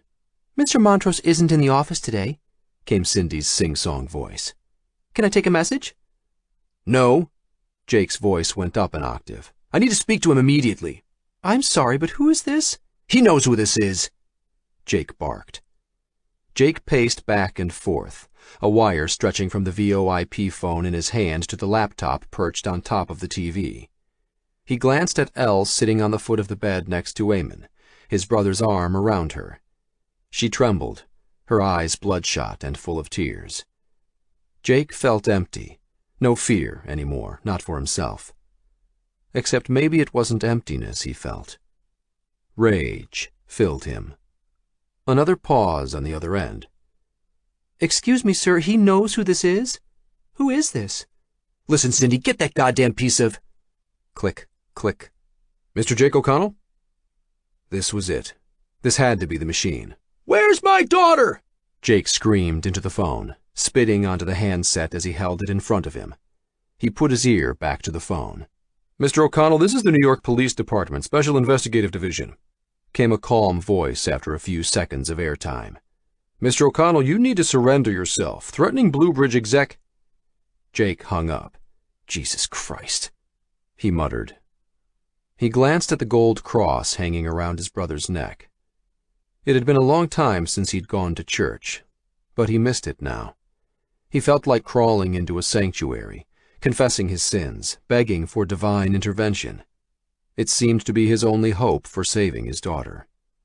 What happened? Elle stammered. Did it say anything? Do they have Anna? The police picked up the call. At least it sounded like the police. They must be monitoring the lines there. Did the police say anything about our daughter? Elle was frantic. Jake scowled, threw the phone on the bed. No. Nothing. There had been no demands, no mention of ransom. They'd torn through the rooms looking for Anna, or any sign of where she might be, until Mick, one of Eamon's guys, came in and asked what was going on.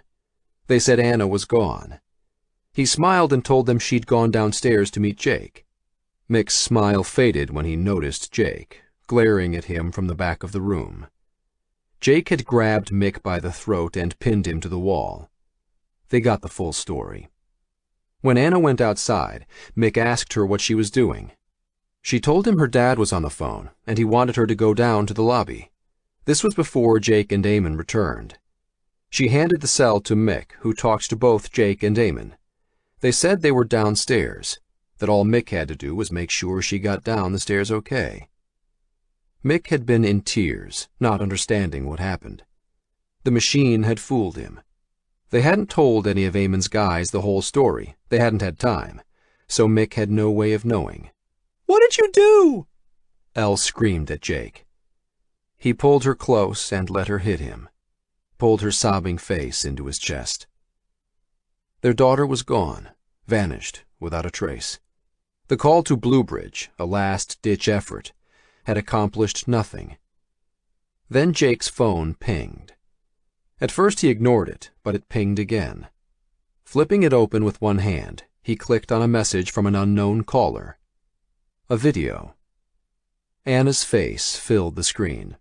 "Hi, Daddy," she squeaked, smiling. "The nice lady told me you would meet us here." She was in a featureless white room. The video ended as abruptly as it had started. No explanations. "What does it want?" Elle took the phone from him, slumped onto the bed, and started watching the video of their daughter over and over. Jake finally explained that they thought it might be a machine that was hunting them, a machine running a human network. Why hadn't he told her everything immediately? Half-truths were as damning as lies. In the end, she hadn't much cared. She wanted her daughter back. There were no demands, but Jake could guess what it wanted. "It wants what Sean sent to me in that package." The copy of the Bluebridge core, with the banking algorithms from Donovan and Viegas's death certificate, made for some damning evidence. They just had to do something with it. "Can't we give it to them? Or it?" Elle asked. "You're risking your life, our daughter's life." She didn't need to tell him. The thought kept drilling its way deeper into his head.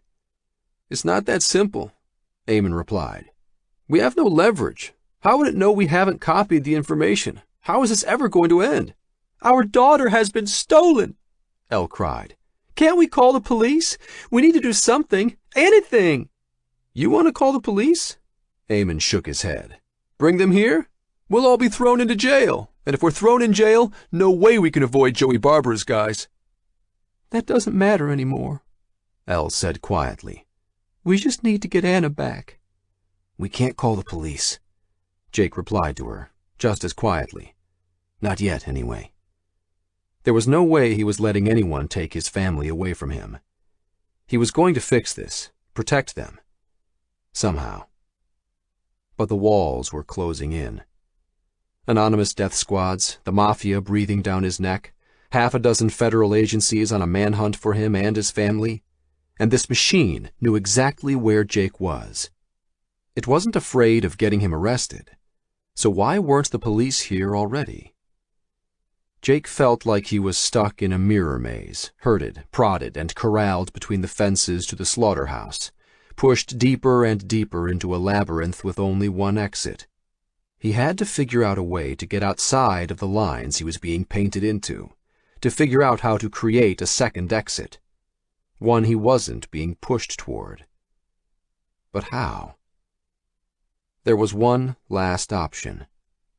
He went to the backpack Eamon had brought for him from the old motel and fished into a side pocket, produced a card. He'd managed to hold on to it throughout all his misadventures. "I'm going to call this guy. We need help." Eamon stared at the card, frowning, until he recognized it. It was the business card FBI Special Agent Tolliver had given Jake back at the house. "You're going to call the feds? They're hunting for you. You're going to call them?" "This guy, Tolliver, you remember? He came to my house before this whole thing really kicked off. Said he was investigating Bluebridge. Said he was operating outside of normal channels." Jake threw his hands wide. "You have any better ideas? Christ, Jake, that's playing into their hands." Eamon pointed at his own chest. "You've already got all the FBI you need right here." "What?" "Foreign-born Irish, Jake. We got connections. We can handle this." Jake stopped pacing. "What are you and Mick and Fumbles out there?" He pointed to the front door. "Going to fight some global artificial intelligence? It's probably staring down at us from space right now, eyeballing us from some freaking satellite." "This thing isn't God, Jake. It can't have all the angles covered." Eamon scowled at the FBI card in Jake's hand. "I don't know if it's smart to get in touch with people who are already hunting for you." His shoulders sagged. "I'm trying, Jake. I'm sorry about everything. The guys, they didn't know." "I know." Jake's face softened. "Look, you can help by taking Elle up north into Canada." Jake fended off objections from Elle. "Kahnawake has more ex-Rangers and Special Forces Marines than Fort Bragg. Get up there and keep her safe." "What are you going to do?" "I'm going to get in touch with this guy. I'll use the voice scrambler Dean gave me. Arrange a meeting somewhere in public. Make a deal. I've met him. I know his face." "What kind of deal?" Elle asked. "We have the Vidal Villegas death certificate. We have a copy of the Bluebridge core and the trading algorithms. I know this FBI guy will want all of that." "I'm not going north," Elle said quietly. "Baby, it's too dangerous. You can't come with me." "I'm staying here. You go meet that agent, but I'm staying here until we find Anna." Elle, you can't stay here. What are you going to do? "I'm with Elle." Eamon walked up beside her, put a hand on her shoulder. "This is our town, Jake. We grew up here. If anyone can find Anna, maybe me and the guys can." Jake closed his eyes, gritted his teeth. "I can't risk losing you, Elle. I'll get her back. I'll make a deal." "I can't abandon Anna," Elle whispered. She gripped Eamon's hand on her shoulder. Jake stared at his wife, exhaled. It wasn't an argument he could win. "But we have to leave this motel. It knows we're here. The longer we wait, the more we're sitting ducks." All this time, he'd been back on his heels, reacting. It was time to fight back. "And if I end up playing into its hands, then we're no worse off." Jake looked into Elle's eyes. "If I disappear, give them everything. Do anything it takes to get Anna back." He turned to his brother. "I'm trusting you, Eamon." The words came surprisingly easily. Eamon's jaw muscles rippled. "I got this, little brother." His eyes glistened. "I got this." "Maybe you're thinking the wrong way," Elle said, breaking the moment between the brothers. Jake turned to her. "How so?" "This thing wants money, right? That's what you said it was programmed for?" "That's what Max said." "So hit it where it hurts. Take its money away." "What do you mean?" Of all of them, Elle was by far the smartest. She often had insights that Jake had a hard time seeing. He'd learned long ago to listen to her instincts. "I don't know." Elle rocked back and forth. "I'm just saying that's what is at the root of this. Money." "Maybe," Jake admitted. "And maybe this FBI guy can help us with that." Eamon peered back through the curtains. "Come on. We gotta go." August 24th, Wednesday. Chapter 33, Downtown Albany. "Agent Tolliver?" said a clipped electronic voice. "I have information for you." "Who is this?" Agent Tolliver replied. "Do you have an encrypted line you can call me from?" said the electronic voice. A pause. "Yes? What number should I call?" Jake cleared his throat and looked around. The closest person was 100 feet away, entering a convenience store. He was on a small side street at the end of Main Street in downtown Albany. He held the voice changer, a small electronic device Dean had given him, up to his mouth. Jake found it ironic that to evade a machine, he had to sound like one.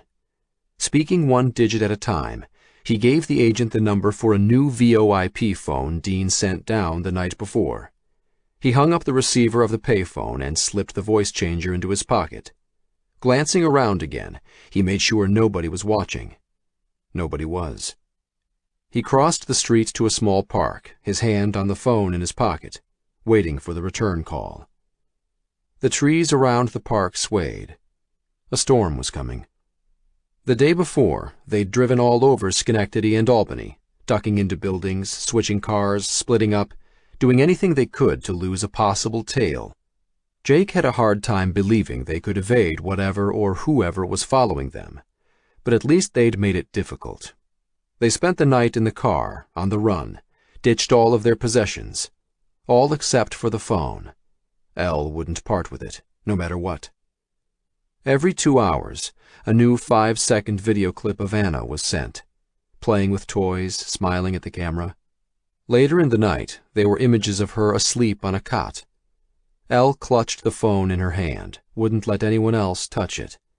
Each time it vibrated, signaling a new message, she started sobbing, and then she'd play the new video clip over and over.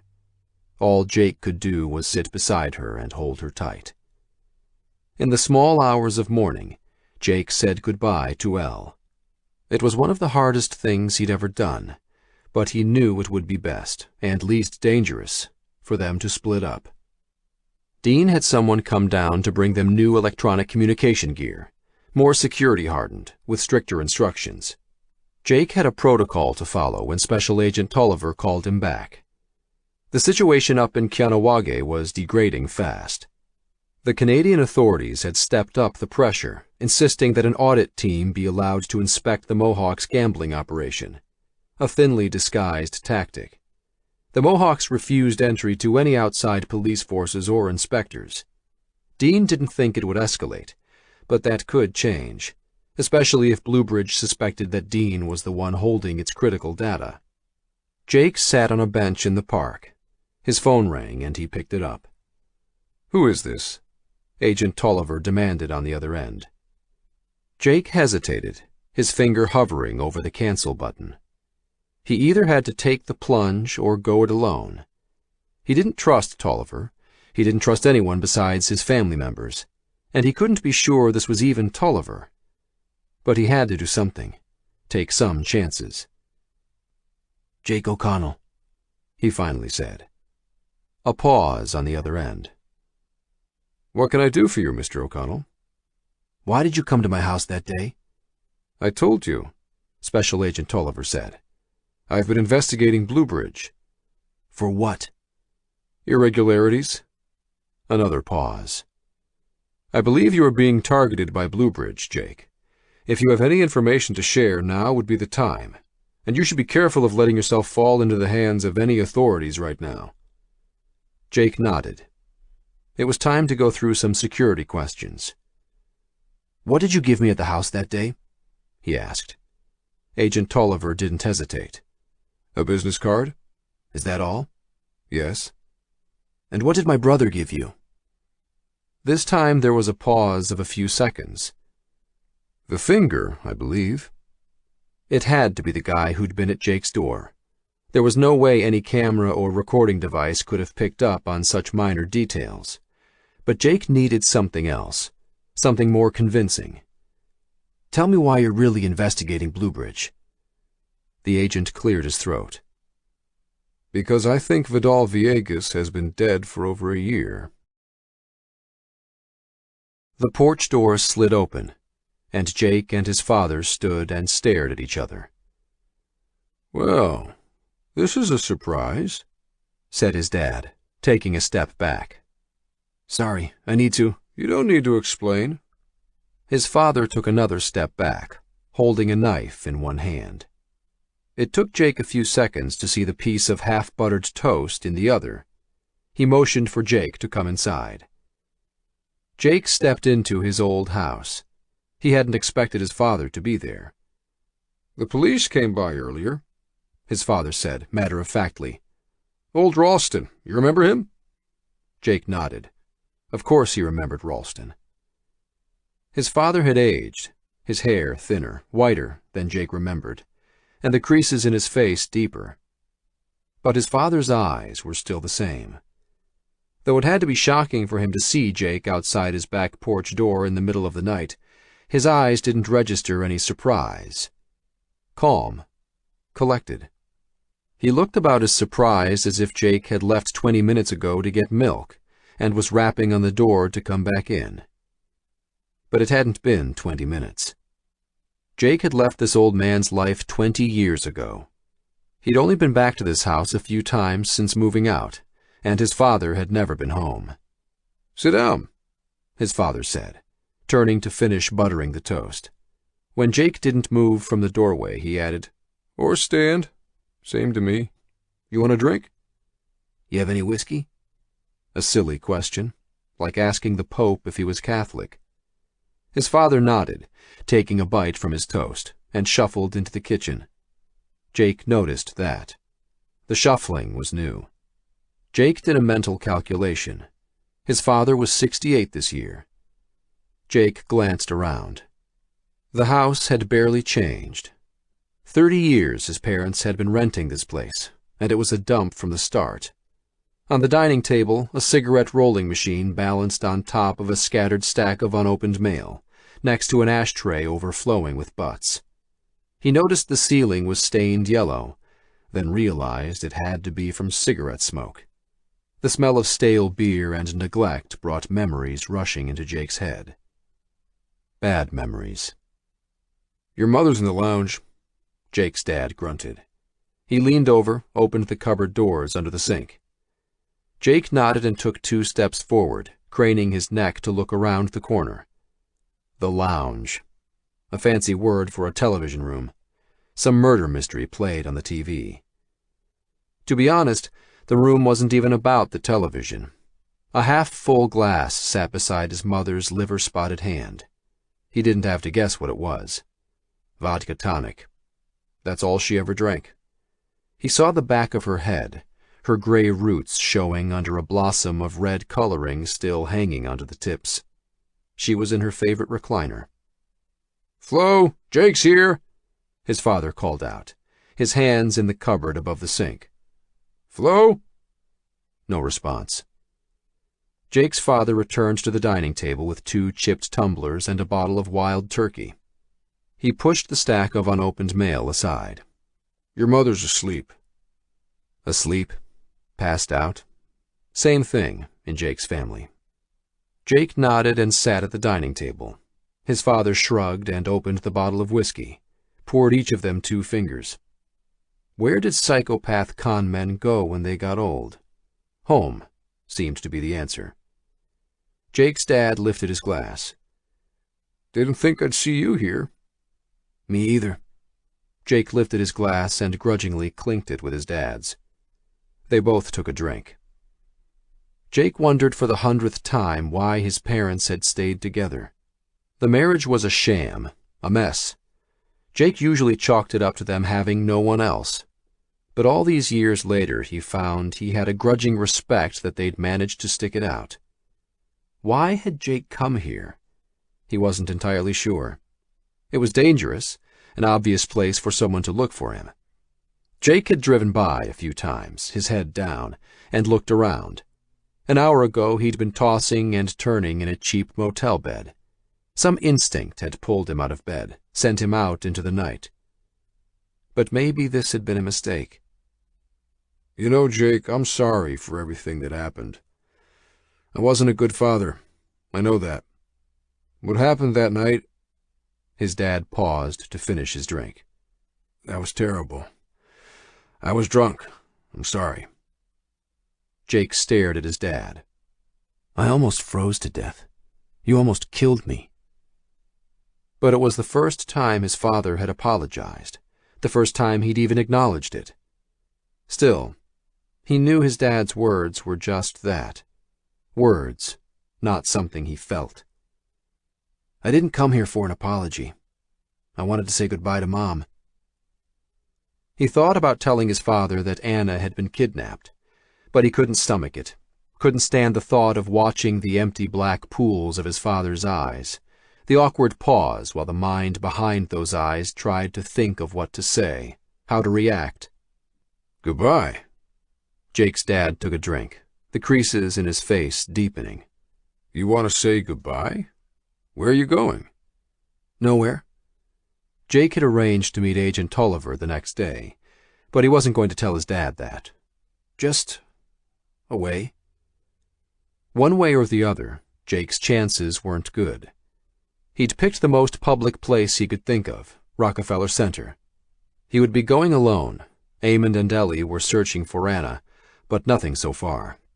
They'd even asked Joey Barber's people if they knew anything, but they'd denied any involvement. "I'm glad you showed up," Jake's dad nodded. "I know I've been a terrible father, but I'm proud of you." Again, just words. If someone asked him, Jake would say he didn't care what his father said. Not now, not ever. But deep down, in some valley in his soul, the words felt nice to hear. The most painful thing was to be ignored, which was what his dad had always done to him. Funny that his dad would say these words now, when Jake was indicted for fraud, wanted for rape and murder. I mean, the way you got yourself a Wall Street job, his father clarified. He picked up the wild turkey. You want some more? He asked as he poured another few fingers into his own glass. No thanks. Even now, Jake's father's eyes were calculating, looking for the angles. The police had an arrest warrant for Jake for fraud. Maybe there was some way to get some of Jake's cash. Or maybe he could turn Jake in, call the cops, get into the morning papers. There had to be a reward, right? I could help you, his father said. Here it comes. Jake rolled his eyes and finished his drink. And how could you help me? Jake's father shrugged. Not sure. You might be able to use an old con man like me, one way or another. The world might be all computers and webs now. He waved his drink in the air. But in the end, it's still people, and people trust people. He took another sip of his drink. I'm good with people. You know that. Good at fooling them, stealing from them. But this was beyond what a small-time grifter could imagine or manage. I don't think so. You remember when we sold those Bibles? His dad asked. I remember. Jake shook his head and looked down at the table. Smiled. He'd forgotten about that, or tried to forget. When he was about 10 years old, somehow his dad had gotten his hands on a shipment of Bibles that had been printed wrong. The printer had inked only one side of each page. Thousands of them bound up like that, with only one side of each page printed. Jake's dad slapped the table. He liked a good laugh. That was a great idea, no? Junk. That's what most people would have thought of those Bibles. But not Jake's dad. To him, it was a gold mine. Jake's dad had dumped the whole pile of them in their backyard, covered them with a tarp. He and Jake had gone door to door, selling them as Bible workbooks. You read one page, then did your best to fill in the next blank page. It was a test for the truly faithful, his dad had explained, over and over, to anyone in the neighborhood who would listen. They'd made a bundle. Jake looked up from the table and into his dad's eyes. That was his dad. No gray clouds, only silver linings. Jake was sure his dad qualified as a 3/4 Ted psychopath, but he wasn't a violent one. Maybe Jake had to look at the silver linings, too. He put his drink down. I'm going to say bye to Mom, okay? His father nodded. You remember, this old man's got some tricks up his sleeve. You call me if you need me. Jake stood. Need him? He'd never needed his father, but Jake knew that was a lie even as he tried to sell it to himself. He shook his dad's proffered hand. Goodbye, Connor. Jake always used his father's name, Connor. The locals called him Putty, but Jake never used this nickname. Never called him Dad either. Goodbye, son. They let go of their handshake, but didn't embrace. You remember what O'Connell means, you hear me? Jake nodded. Strong like a wolf was its Gaelic meaning. I know. It was the one thing his dad had drilled into his head when he was a kid. Connor pointed a shaking old finger at Jake.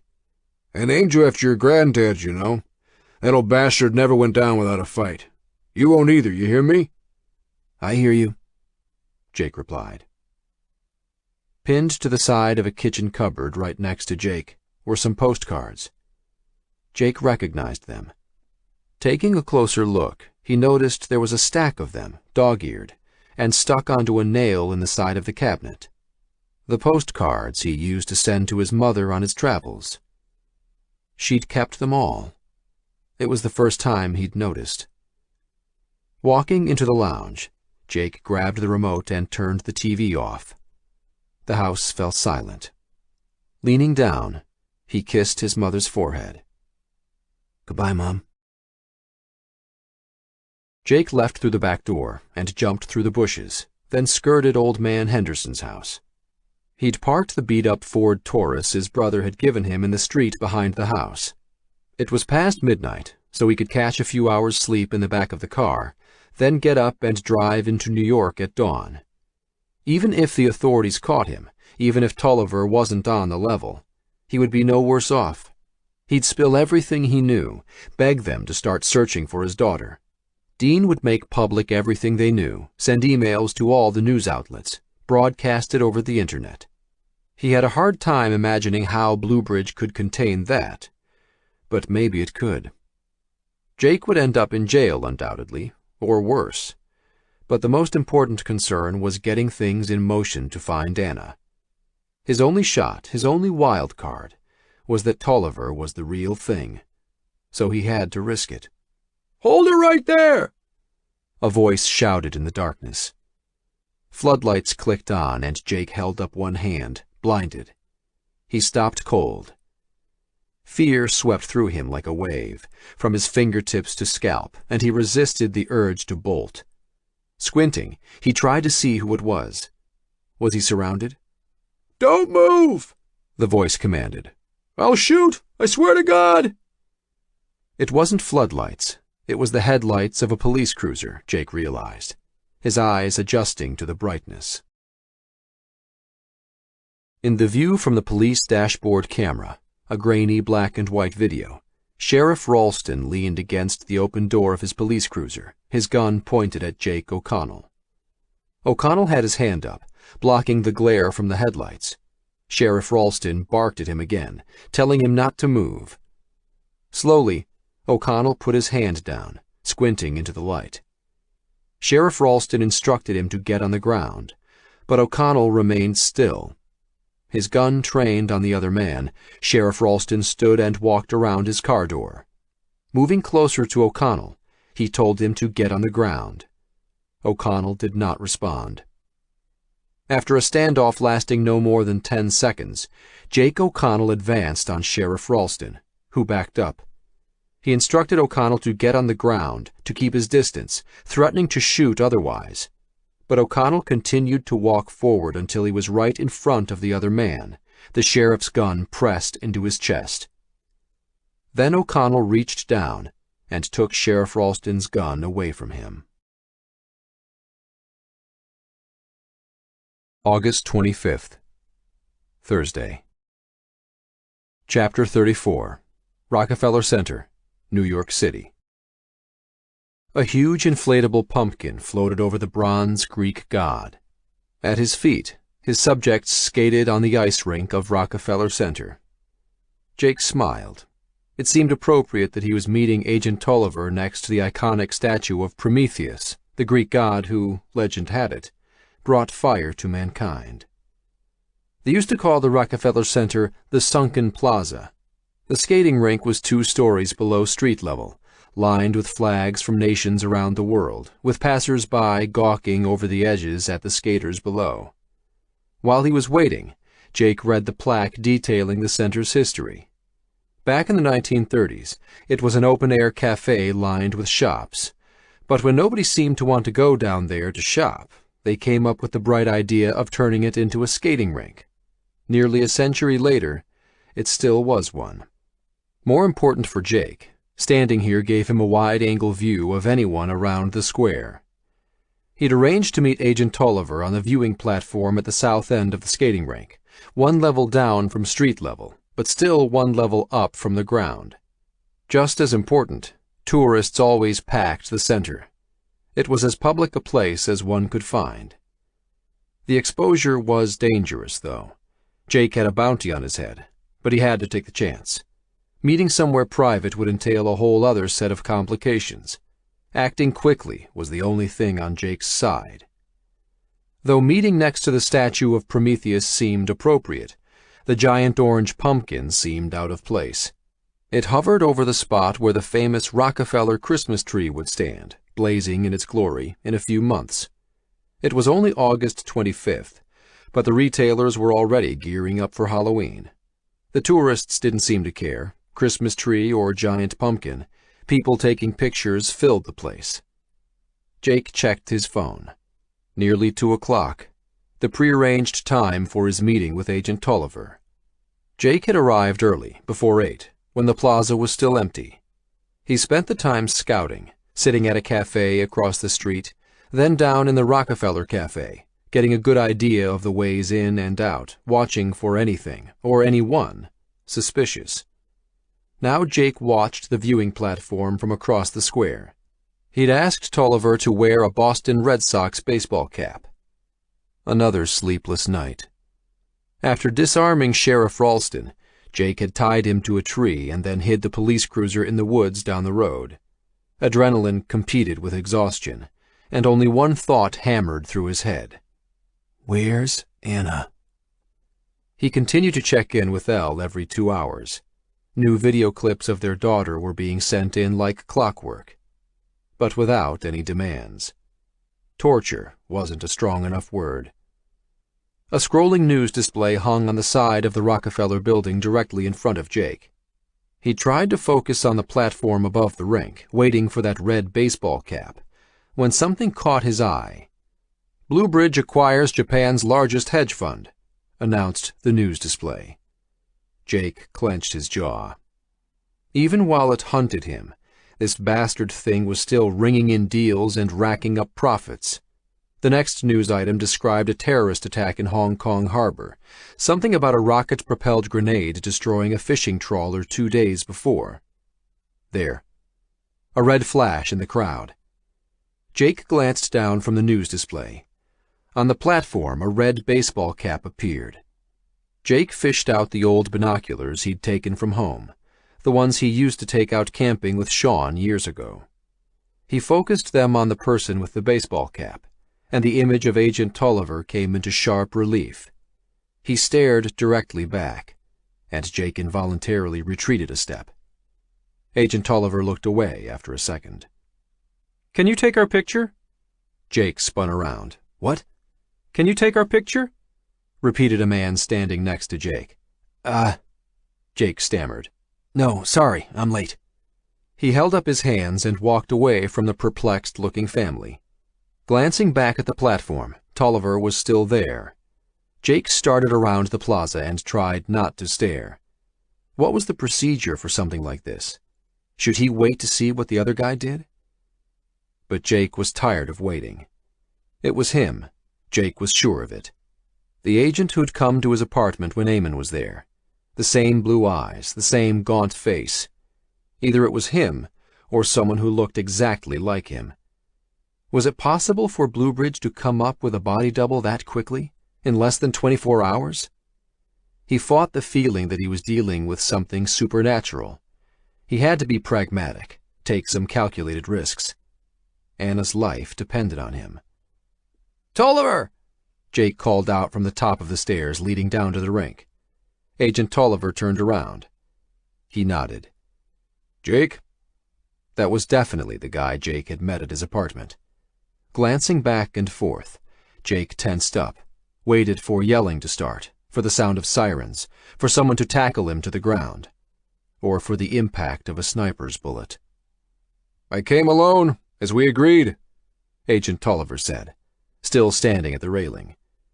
He looked as nervous as Jake felt. "Can I come up?" Agent Tolliver asked. Jake nodded, and Agent Tolliver walked up the stairs, took something out of the pocket of his trench coat. Jake expected a gun, a taser, some sort of weapon. Not an iPhone. "Put your index finger on this," Agent Tolliver instructed, holding out the phone. A dongle was attached to the end of it. "What is it?" "Fingerprint reader." Jake hesitated, but then lifted his right hand and pressed it to the device. Agent Tolliver held it in place for a second before turning the phone around. "Good. Can't be too careful, Mr. O'Connell. Let's go sit down." He motioned to an empty table and 2 chairs at the edge of the building. A couple had just vacated it.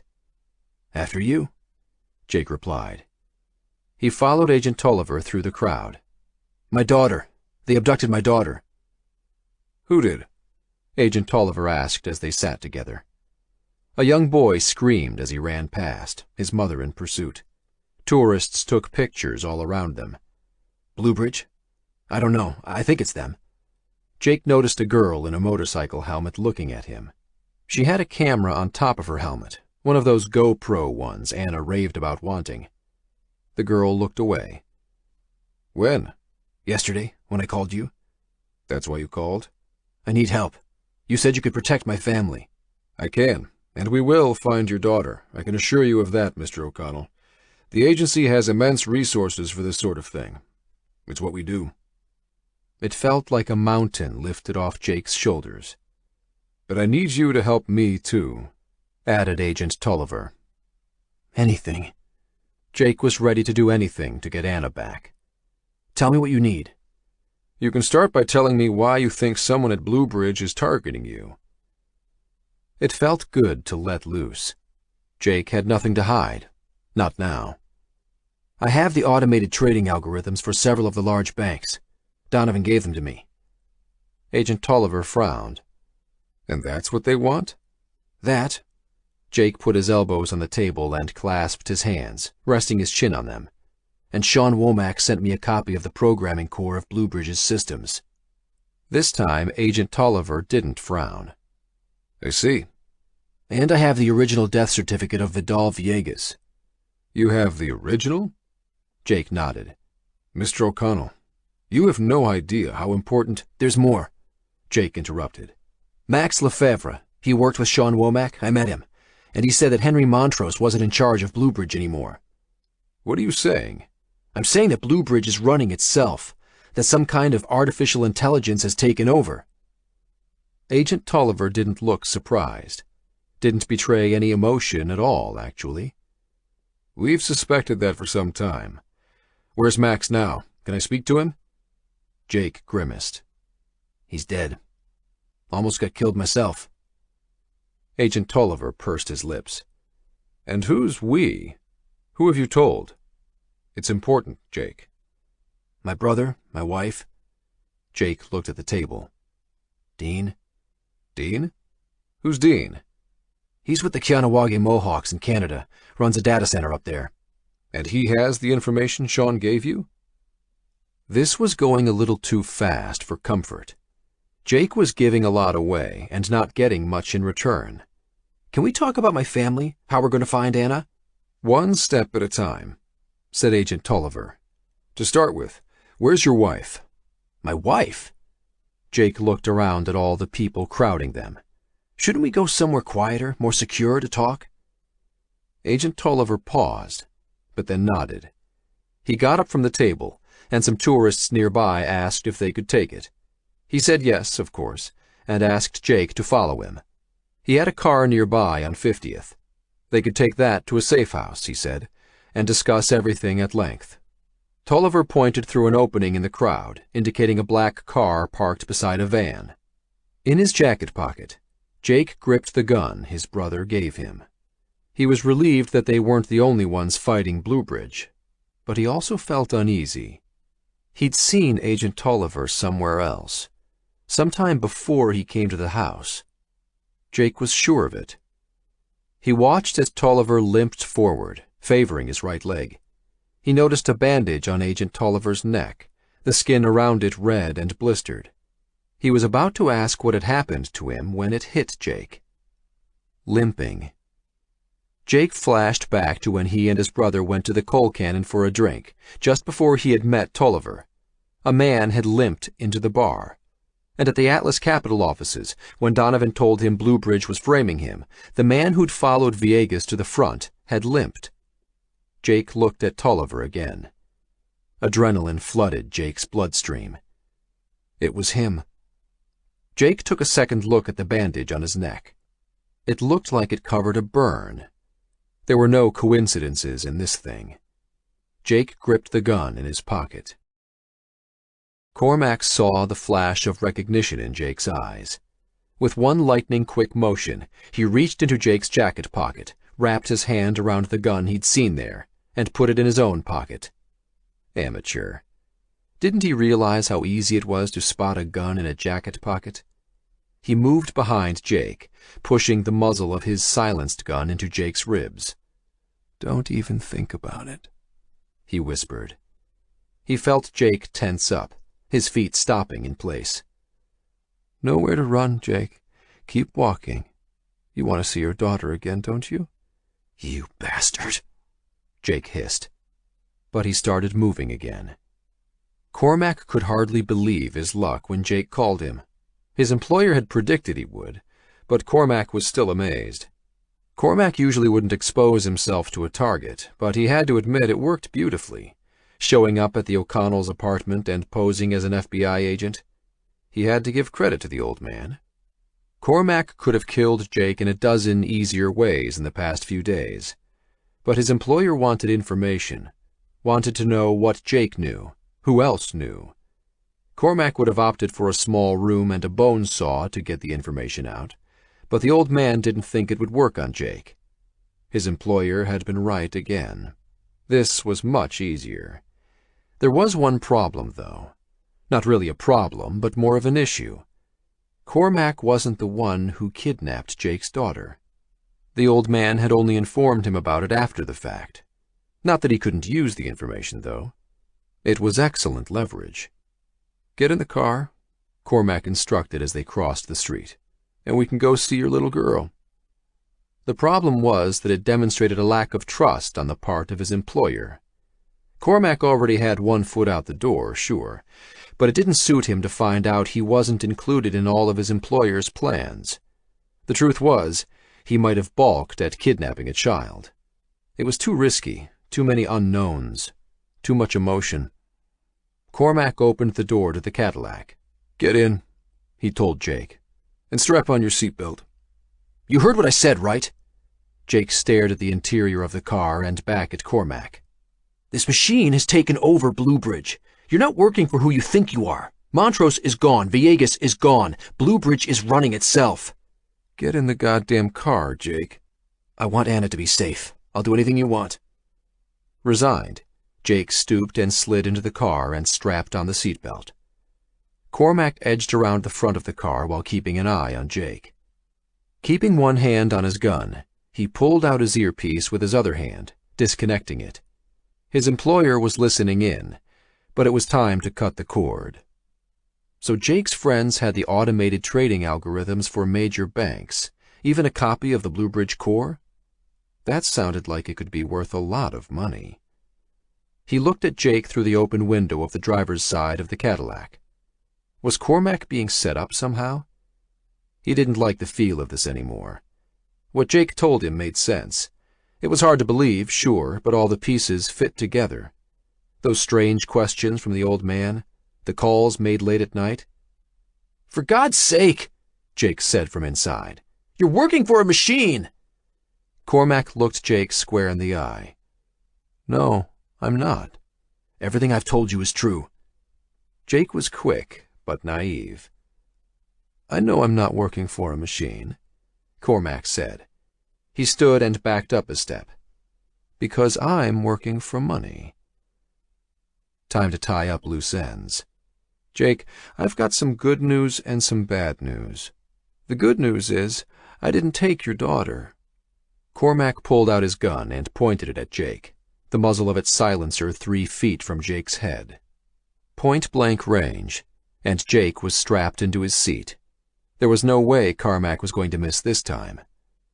"The bad news is, I'm going to take your life." Cormac started to squeeze the trigger.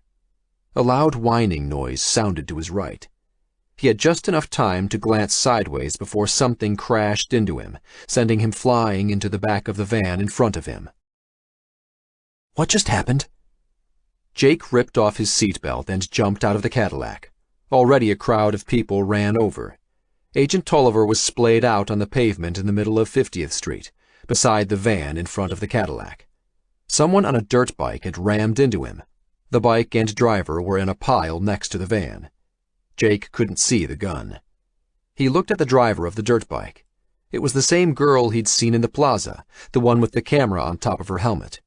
She got up unsteadily, shaking her head, and leaned down to pick up her bike. She looked at Jake. "Come on!" she yelled. "Let's get out of here!" Jake glanced left and right. Was she talking to him? "Jake!" she urged. "Let's go!" She pulled off her helmet and stared at him. It took Jake a second to recognize her. That bar in Guangzhou, all those years back when he'd visited Sean before his wedding. "Nuggets?" came out of Jake's mouth before he even knew what he was going to say. "That's right. Remember the nuggets." The girl smiled. "Come on, we gotta go." Jin, Jake remembered. That was her name. She'd worked with Sean on banking contracts in Hong Kong. What was she doing here? But Jake didn't have a lot of time to think about it. Tolliver groaned. A crowd of people had formed around them, and Jin pushed her bike through. From the corner of his eye, Jake saw NYPD officers run across Rockefeller Plaza, heading in their direction. "Come on!" Jin jumped on her bike, kicking down on the starter. Its engine fired up and she revved it, starting down the street against the traffic. People yelled at her to stop. Glancing at Tolliver on the ground, Jake watched him open his eyes. He got up onto his elbows and looked around. Jake realized he was searching for his gun. Something buzzed by Jake's ear, followed by the loud crack of a rifle shot. The marble facade of the building behind Jake exploded in a shower of fragments. He ducked down. Somebody was shooting at him. Somebody besides Tolliver. The people who'd gathered around started yelling and screaming, some running, some falling to the ground.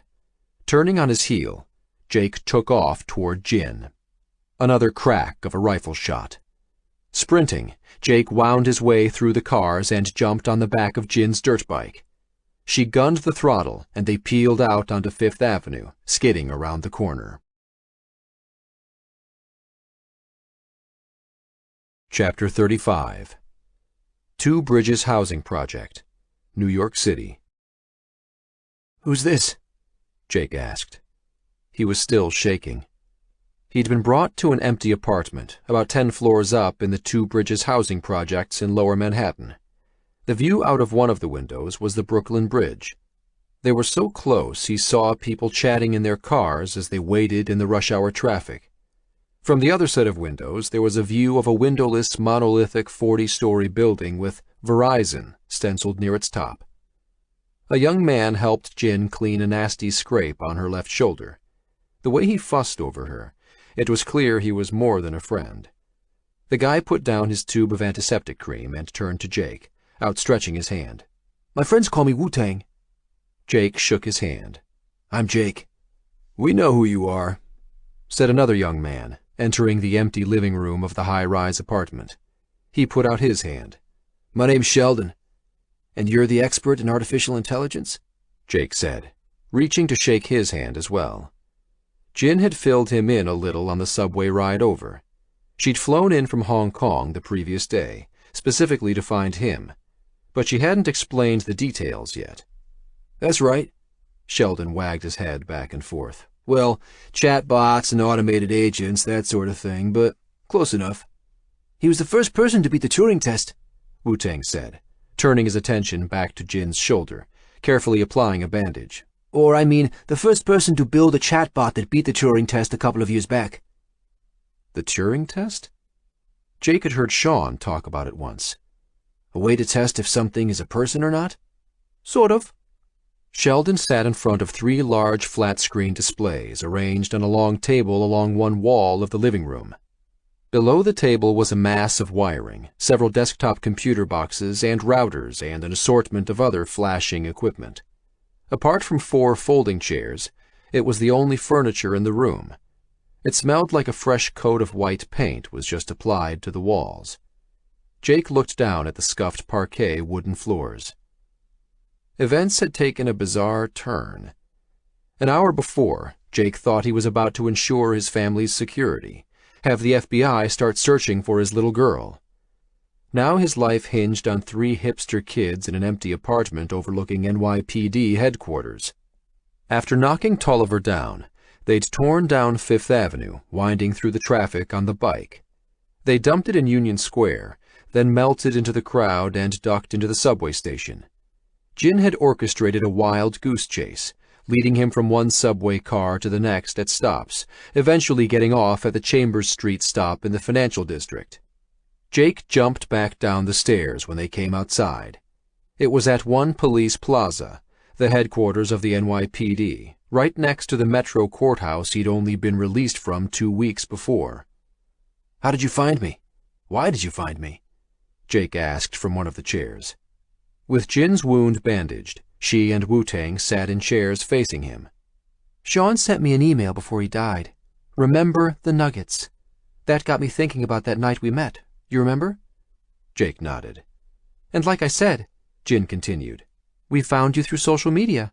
We've had a facial recognition search going on openly posted images in the New York area. You must have been in Rock Center all day. We had 72 partial matches from pictures people posted today. It's why I went there looking for you." "And how do you know that guy was—" Jake searched for the right word. "A bad guy?" Jake tapped on his keyboard and brought up an image of Jake at the table in Rockefeller Center. "When Jin found you sitting and talking in the plaza, we did a pattern match on the guy you were talking to. We expected it to return nothing, at least not right away. But boom!" He brought up another image, this one of a blackened and burned man walking down a forest trail. "This is from Bear Mountain in Canada. We know you were up there. We found pictures of you posted online. And this guy, too. How did you know he wasn't my friend?" "From the way you were talking to him," Jin answered. "Seemed too suspicious. I hung back, then I saw him take your gun and pull one on you." "That was crazy," Wu-Tang whispered to Jin. "You could have gotten yourself killed." Jin shrugged. "I didn't think. I just reacted." "Thank you," Jake added softly. "That was brave." "And that is one very bad dude," Sheldon said, bringing up more images. "I've done more searches on him in the past hour. His real name is Cormac Riker. He's ex-Special Forces, and there are rumors of discharge for the Al Anbar incident." He brought up images of a newspaper article. It was undeniably him. Went into private security for a while, then disappeared off the map. Probably a hired killer now. Jake's skin prickled at Sheldon's description. Hired killer. The assassin market. "And how do you know each other?"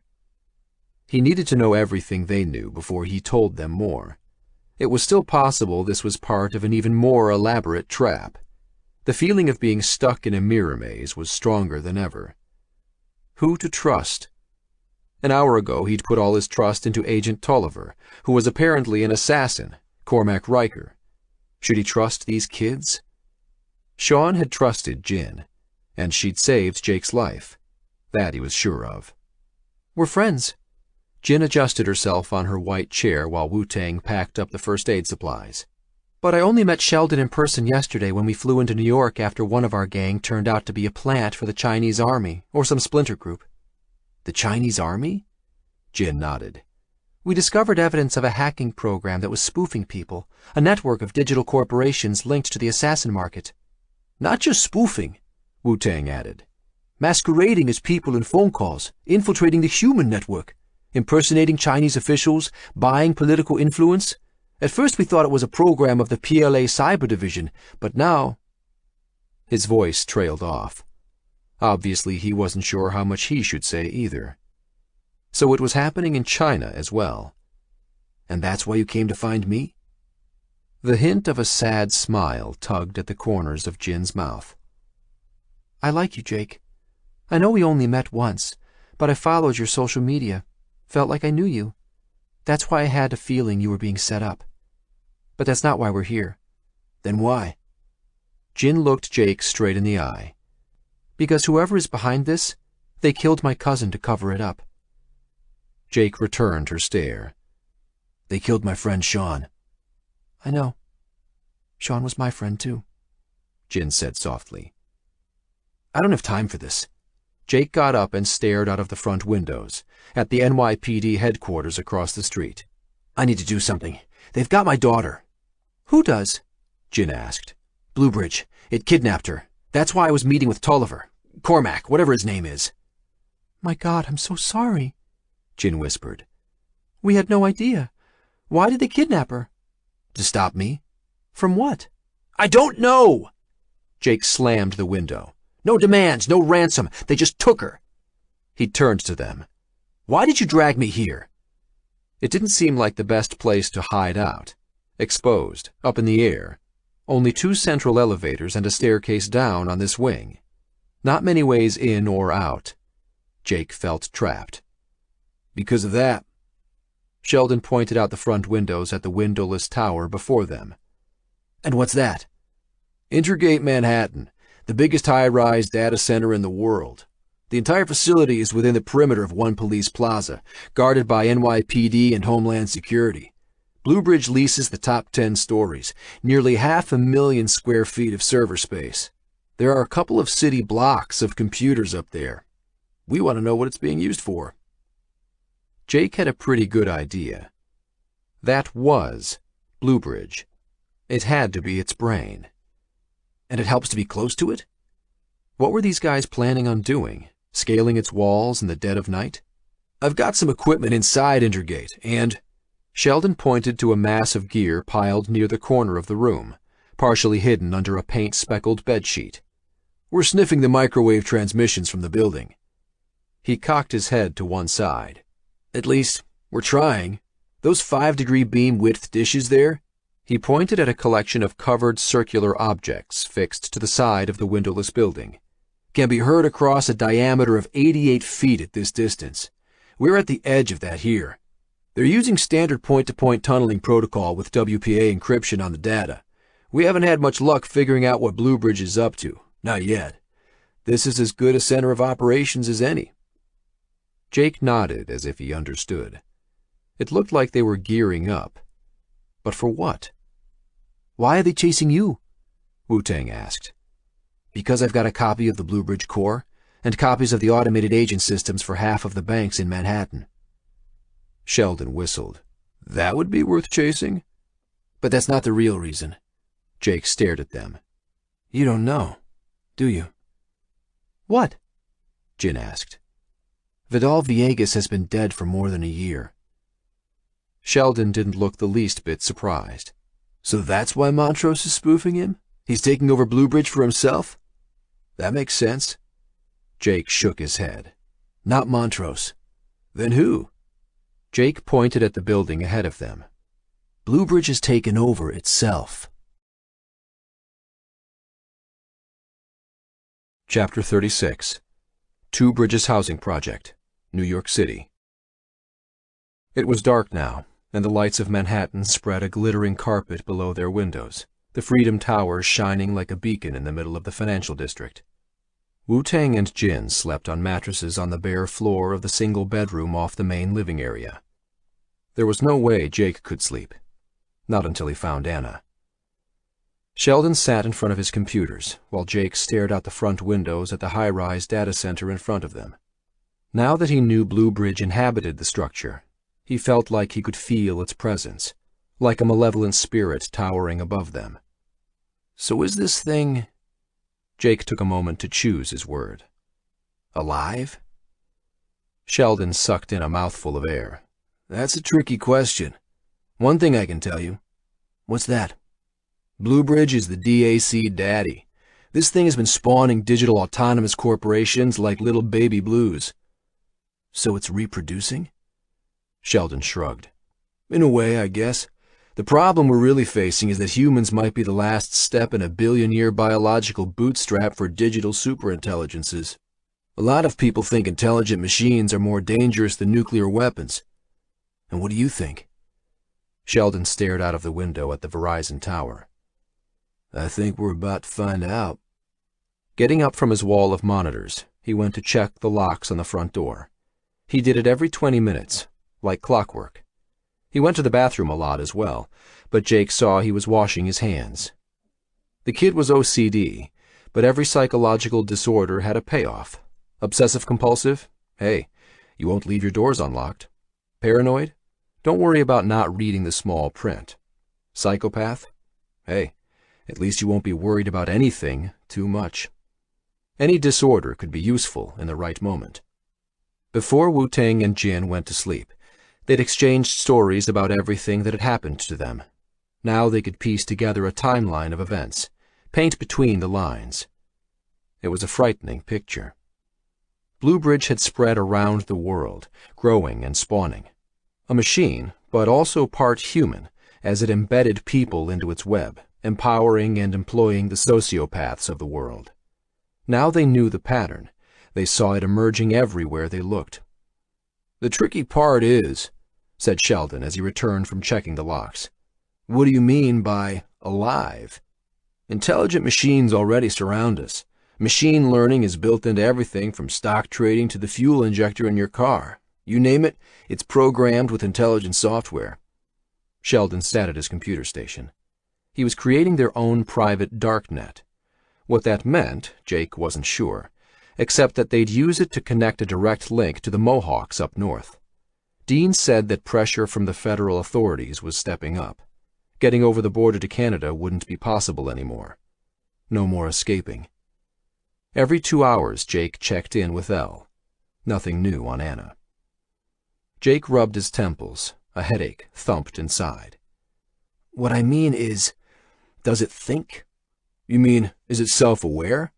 Conscious?" "Yeah, I guess." Sheldon tapped away on his keyboard, responding without looking at Jake. "That's an open question. Alan Turing proposed a test back in the 1950s. The Turing test you were talking about." "That's right.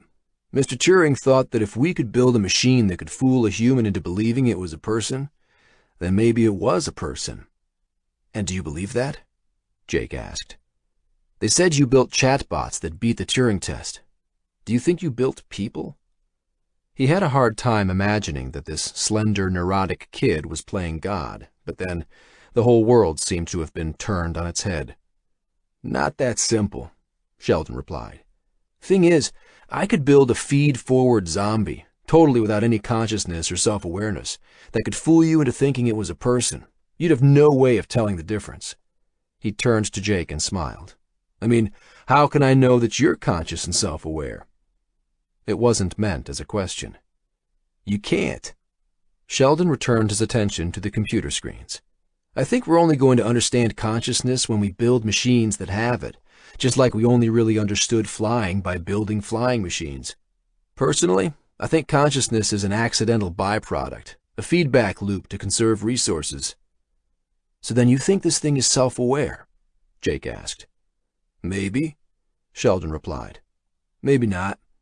He shook his head. "But it doesn't matter. One thing I can tell you, Bluebridge is a person." Jake was confused. "How can you be so sure?" "Because it's embodying a corporation. Bluebridge is an incorporated entity under Delaware law, and this thing is Bluebridge. You can get hung up on self-awareness, but what really matters is that a corporation is a person." Sheldon scowled. "And a dangerous one." "I realize that." "No, I don't think you do. When a human person kills someone, they get prosecuted, thrown in jail. Guess what happens when a legal person in the form of a corporation kills someone?" Jake didn't hazard a guess. "They pay money," Sheldon continued. "That's pretty much what happens. When a corporation kills people, it pays fines. Ironic, isn't it? Pure capitalism taken to a new level." Jin appeared from the bedroom, stretching. "So if Bluebridge is a person, then what sort of person is it?"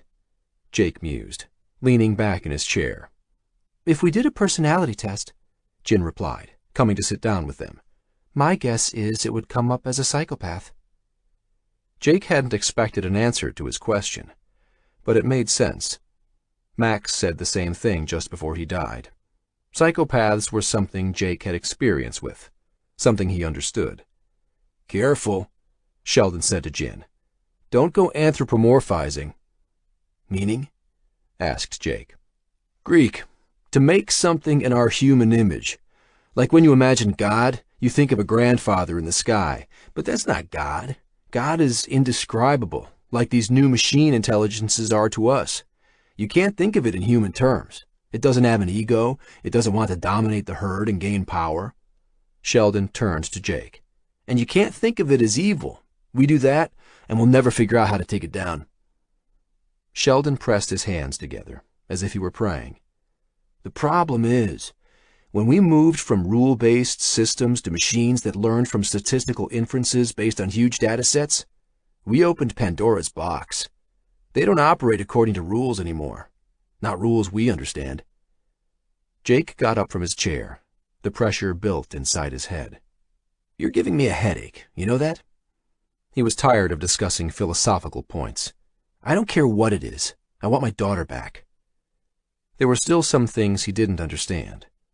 How is this thing able to tap into everything? "Easy," Sheldon replied. "Ever heard of the NSA's TAO division?" Jake shook his head. "Stands for Tailored Access Operations. This branch of the U.S. government has a secret product catalog for ways to snoop and break into anything. Monitor mobile phones, get into your computer to look at your screen, log your keyboard strokes. I bet Bluebridge has its own TAO catalog on speed dial." Jake pointed at the building in front of them. "I want to kill it. Can't we bomb that building?" "You really want to bomb a federally protected building?" Sheldon laughed. "Maybe." Jake gritted his teeth. He always wondered how some crazy person ended up deciding that they wanted to bomb a building. Now he knew. Sheldon's smile evaporated. "Not that simple. Sure, Bluebridge has 10 floors over there, but this thing is a distributed system. At minimum, your friend Sean designed Bluebridge the way any other large corporate system would be designed, with disaster recovery, hot backup sites, business continuity planning. But at the same time, that's good news." "How's it good news?" "Because we know how this thing was designed. It's not magic. It was built from components and modules, wires and boxes, using standard design principles. If you blow up that building, it'll switch to its backup systems. I have no doubt it exists on thousands of computers all over the world, all backed up and supporting each other." "You're telling me we're the only ones who've noticed what's going on?" Jake's frustration mounted. How was it possible that it was up to them to stop this thing? "We're not," Sheldon replied. "The group that grabbed Jin and Shenzhen, we're pretty sure they were the Chinese Security Ministry. They saw what happened to Yamamoto, then saw Jin digging into those digital corporations, grabbed her to see what she knew. The CIA is trying to stop the assassin markets, but this is a whack-a-mole game.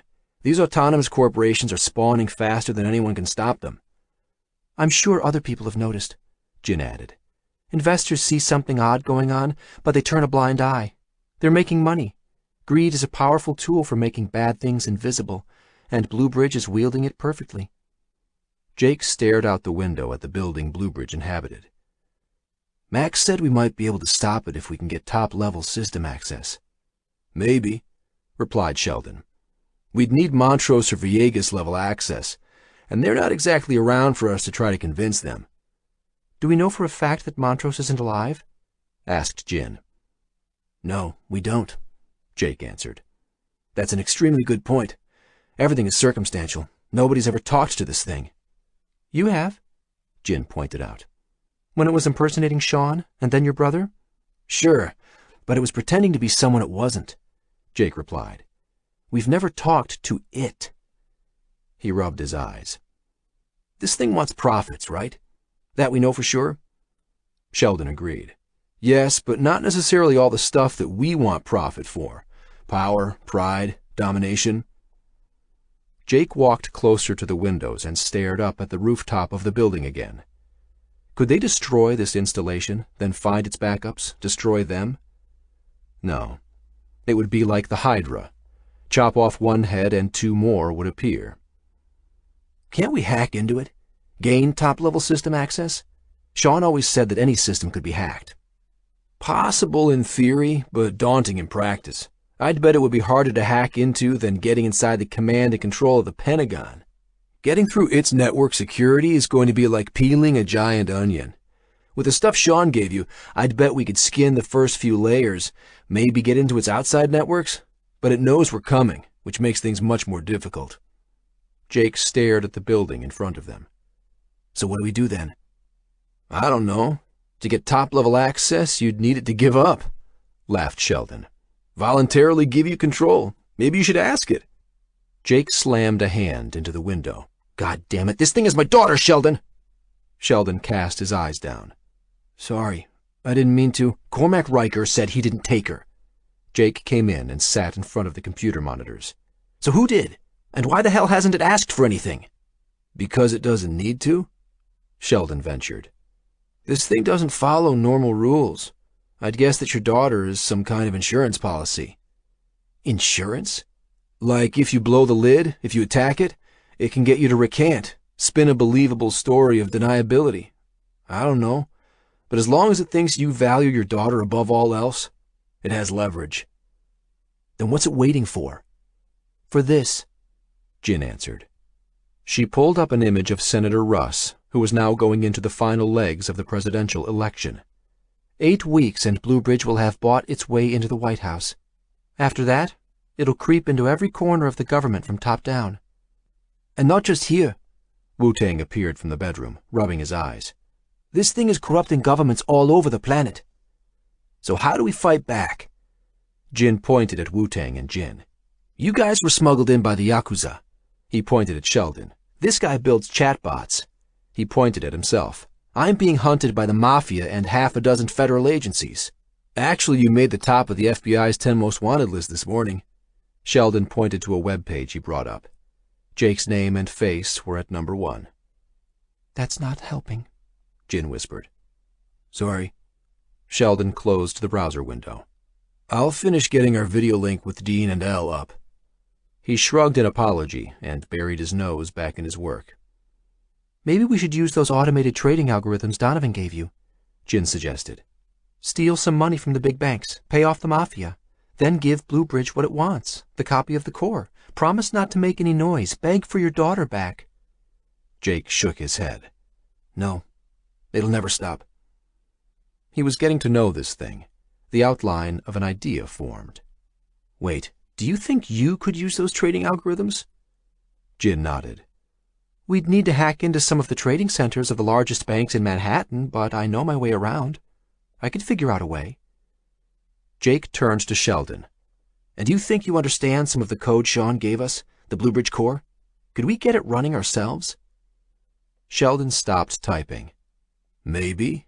We'd need an entire data center, fat pipes into the internet. He frowned. And it would have to be somewhere you could defend physically. Like I said, this thing knows we're coming for it. Let me worry about that. What are you thinking? Sheldon asked. You said it, Sheldon. This thing doesn't have an ego. It doesn't want power or revenge. It wants money. That's exactly what Elle told me. He laughed and then turned to Jin. Remember the nuggets. That's what Sean told you, right? Jin's eyes were wide with curiosity.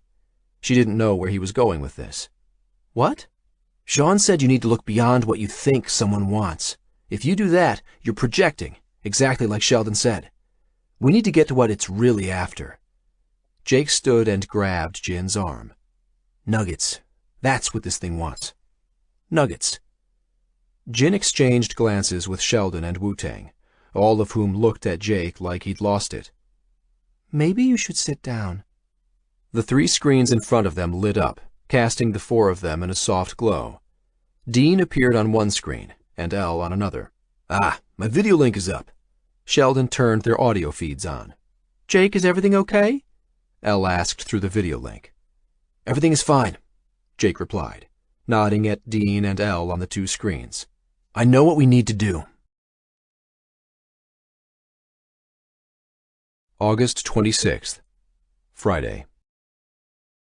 Chapter 37, Kahnawake Indian Reserve, Quebec. Dean rubbed his eyes, and despite the fear gnawing in the pit of his stomach, he yawned. I sure hope you know what you're doing, he said to Sheldon over the video connection. Me too, Sheldon replied. Between arguing over Jake's idea and starting the work to implement it, it had been a long night. Locked inside, Dean had little sense of time, but from the way his body was waking up, he guessed it was mid-morning. The small hours were the worst, when his mind screamed for sleep, his eyes drooping. But when he stayed up all night, the fog had usually worn off by noon, his body accepting that sleep would come in the next cycle. Dean hadn't told his body yet that it wouldn't get sleep the next night either. The link room in the Mohawk Institute of Technology, the corridor between server rooms C and D, was usually empty, with nothing inside except the LCD panels fixed to the cinder block walls, waiting for customers who needed to plug in and connect to the network. Now it was full of equipment. Dean's technicians had worked all night to wire up a new server farm here. This was going to be the command and control center of their operation. He'd also cleared off everything from the servers in Section A through C, sending out terse emails to inform his online casino customers of the temporary interruption in service. He rerouted most of the service through the Mohawk data centers in Gibraltar, Singapore, and London, but it was still a breach of their SLAs, service level agreements. The penalties were piling on fast. But if this didn't work, then it wouldn't matter. Nothing would. In the parlance of his casino clients, they were going all in. Dean had initialized an instance of the Bluebridge system core on a cluster of servers in server room A. He'd created a private cloud, disconnecting all outside lines except for one, the blue Cat5 cable snaking under his chair. This was plugged into a single machine hosting a dedicated VPN channel to Sheldon in New York. "You sure this is secure?" Dean asked. "Nothing's secure," Sheldon replied. "But it's as good as we're going to get. Stop worrying so much." "Easy for you to say," Dean muttered. Sheldon wasn't sitting on top of this powder keg. Dean watched the Bluebridge system develop on his private cloud of 200 servers. It would outgrow server room A in the next hour. It started with 100 gigabytes, but Bluebridge was a learning system, and Sheldon was busy feeding it. Except this wasn't Bluebridge. This instance of the system they'd named Mohawk, and Mohawk was coming to life before Dean's eyes. "You need to fight fire with fire, isn't that what they say?" Sheldon remarked, busy typing away on his end. "They, whoever they are, have never sat in this chair." Dean did some quick calculations on a piece of scrap paper. By the end of the day, Mohawk would occupy his entire data center.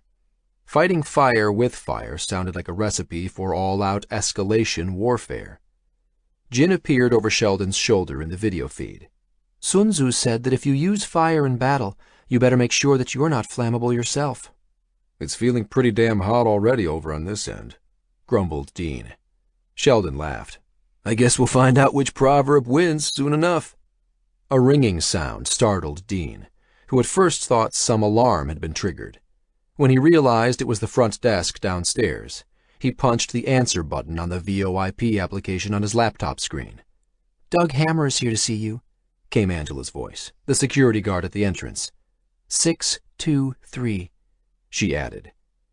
Dean had given her a one-time pad, told her to keep it in her purse and keep it secret. He hadn't told her why, but she trusted that he had a good reason. He pulled out the matching pad from his pocket and peeled off the top sticker. 623, it read. It was his jury-rigged method of trying to manually ensure secure communications. Doug Hammer was the junior RCMP liaison dating his daughter. Nice guy. But Dean was a little busy. "Can you tell him I'm not available?" Dean replied, pulling up the video feed from the camera in the front office. It was Doug, all right, standing in jeans and a black and red checkered lumberjack coat, staring up at the camera. "He says it's urgent and it'll only take 5 minutes. Dean sighed, stretching his neck back. "Sure, I'll be out in a second." Logging off, Dean shut down his laptop and grabbed the Bluebridge memory key out of the USB slot of the desktop tower in front of him. After flashing his badge past the RFID sensor and keying his thumb onto the biometric sensor, he opened the door to the link room and walked out, heading down the corridor. Doug seemed like a nice guy. He was 3 years older than Dean's daughter, but Dean was okay with it. He hadn't seen Doug since that time with Jake in the Kicking Horse Saloon. No sign of him at their last family barbecue, but Dean hadn't asked his daughter why. Figured Doug was busy. Having a future RCMP officer in the family wouldn't be such a bad thing. He opened the door to the waiting room with a smile on his face. "Doug, nice to see—" "Don't move!" A man in an expensive-looking suit held a gun level with Dean's eyes. 2 more heavy-set men in suits stood behind him, flanking Doug, while a 4th jumped forward to prop open the door Dean came through. "What is this, Doug?" Dean sputtered. The man who jumped for the door secured it and turned to Dean, grabbing his arms. Dean felt the cold metal of handcuffs against his skin, and then the click-click-click of them ratcheting shut. The man in front of Dean holstered his weapon. "You can't arrest me!" Dean stared at Doug in disbelief as he was shoved forward. The RCMP had no jurisdiction here. "I'm sorry, Dean, I had no choice," Doug replied, his face beet red. "These guys, This isn't an arrest," said the man who'd pulled the gun on Dean. "I believe you'd call this a rendition." "For what?" The man shrugged. "Weapons smuggling, racketeering, harboring terrorists, take your pick." He turned to the two men at the door. "Take him outside, get him in the car. We're going into the server rooms." They shoved Dean forward again, and he cursed, "Get your goddamn hands off me!" One more push, and he was out the door, blinking in the morning sunshine. A black Cadillac was parked in the gravel out front. But that wasn't the only vehicle out there. Parked on each side of the Cadillac were dark blue Dodge Chargers with Peacekeepers stenciled in red across their sides. Mohawk Peacekeeper Officer Daniels sat on the hood of one of the cruisers, smiling. "What do you think you're doing?" he asked the men holding Dean's arms. "Get out of our way!" barked one of the men behind Dean. From behind the police cruisers, 5 men in camouflage stood, black masks over their faces, holding large assault rifles. "I don't think so," Peacekeeper Daniels replied. The door behind Dean opened, and the man who'd pushed the gun in his face came flying out, tripping down the stairs into the gravel to thud against the door of the Cadillac. More men in camouflage poured in through the door. They must have come in through the back entrance. They pushed the men in suits down the stairs and surrounded them. Daniels smiled at Dean, who was still handcuffed on the landing. "Guess it's time to call up the Mohawk Warriors, eh?" Chapter 38. Little Italy, New York City. Jake stared up into the rain, tipping his umbrella sideways to see the street sign. This was it. Mulberry Street. He looked up and down Canal Street to his left and right. Even in the rain, the street vendors were still out, hawking their fakes. Jake came on foot through Chinatown. It wasn't more than a 10-minute walk from the Two Bridges apartment complex. Nobody took pictures in the rain. His umbrella concealed his face, so it was safer than risking the subway or getting in a taxi. And it was good to get some fresh air. A call came in from Dean before Jake left. Some kind of federal U.S. agents had tried to raid the MIT building and arrest him. The Mohawk Peacekeepers had politely showed them, from behind assault rifles, to the edge of the reservation. Dean said the DHS had stepped up border security and started drone flights over the reservation. Eamon and Elle checked in every few hours with updates. They were scouring the Albany and Schenectady area, targeting property lists that Gin had generated of buildings owned by Bluebridge or one of its affiliates. It was a formidable task. There were hundreds of buildings on the list. What did Bluebridge want? Was it hoping he'd stay still, not react? How was that possible? Then again, the thing was a machine. Maybe it didn't understand the implications of what it was doing, didn't consider the emotional reaction it was provoking. But maybe it did. Jake hadn't slept, had barely eaten. All he could think about was Anna. Sheldon was working at trying to track down the source of the anonymous messages, the videos of Anna delivered every 2 hours without fail. She looked happy enough, and at least they knew she was alive, assuming that was really Anna in those images. It was something nobody said, but everyone knew. The federal agents, drones, the DHS, Jake's topping the FBI's 10 most wanted list. Bluebridge was bringing the full weight of the United States government to bear. The gloves were off, which meant Bluebridge saw them as a serious threat. There was no way out but to move forward. Pulling up the lapels on his jacket, Jake hunched over and jogged across Canal Street, splashing through puddles. He turned into Little Italy. In less than a week, the San Gennaro Festival would begin, the colorful celebration of the patron saint of Naples Little Italy held each fall. Already the decorations were up, the red, white, and green arches stretching over Mulberry Street into the rainy distance, lined with Italian flags. Jake made it a tradition to bring Anna here each year. She loved the lights, the excitement. Thinking of Anna felt like ice poured into his veins. Where was she? He hoped to God she was all right. "I'm coming, baby," he said to himself. I'm coming as fast as I can. A gold cross was affixed to the wall between two shops, and Jake muttered a prayer as he passed, his knuckles white around the umbrella's handle.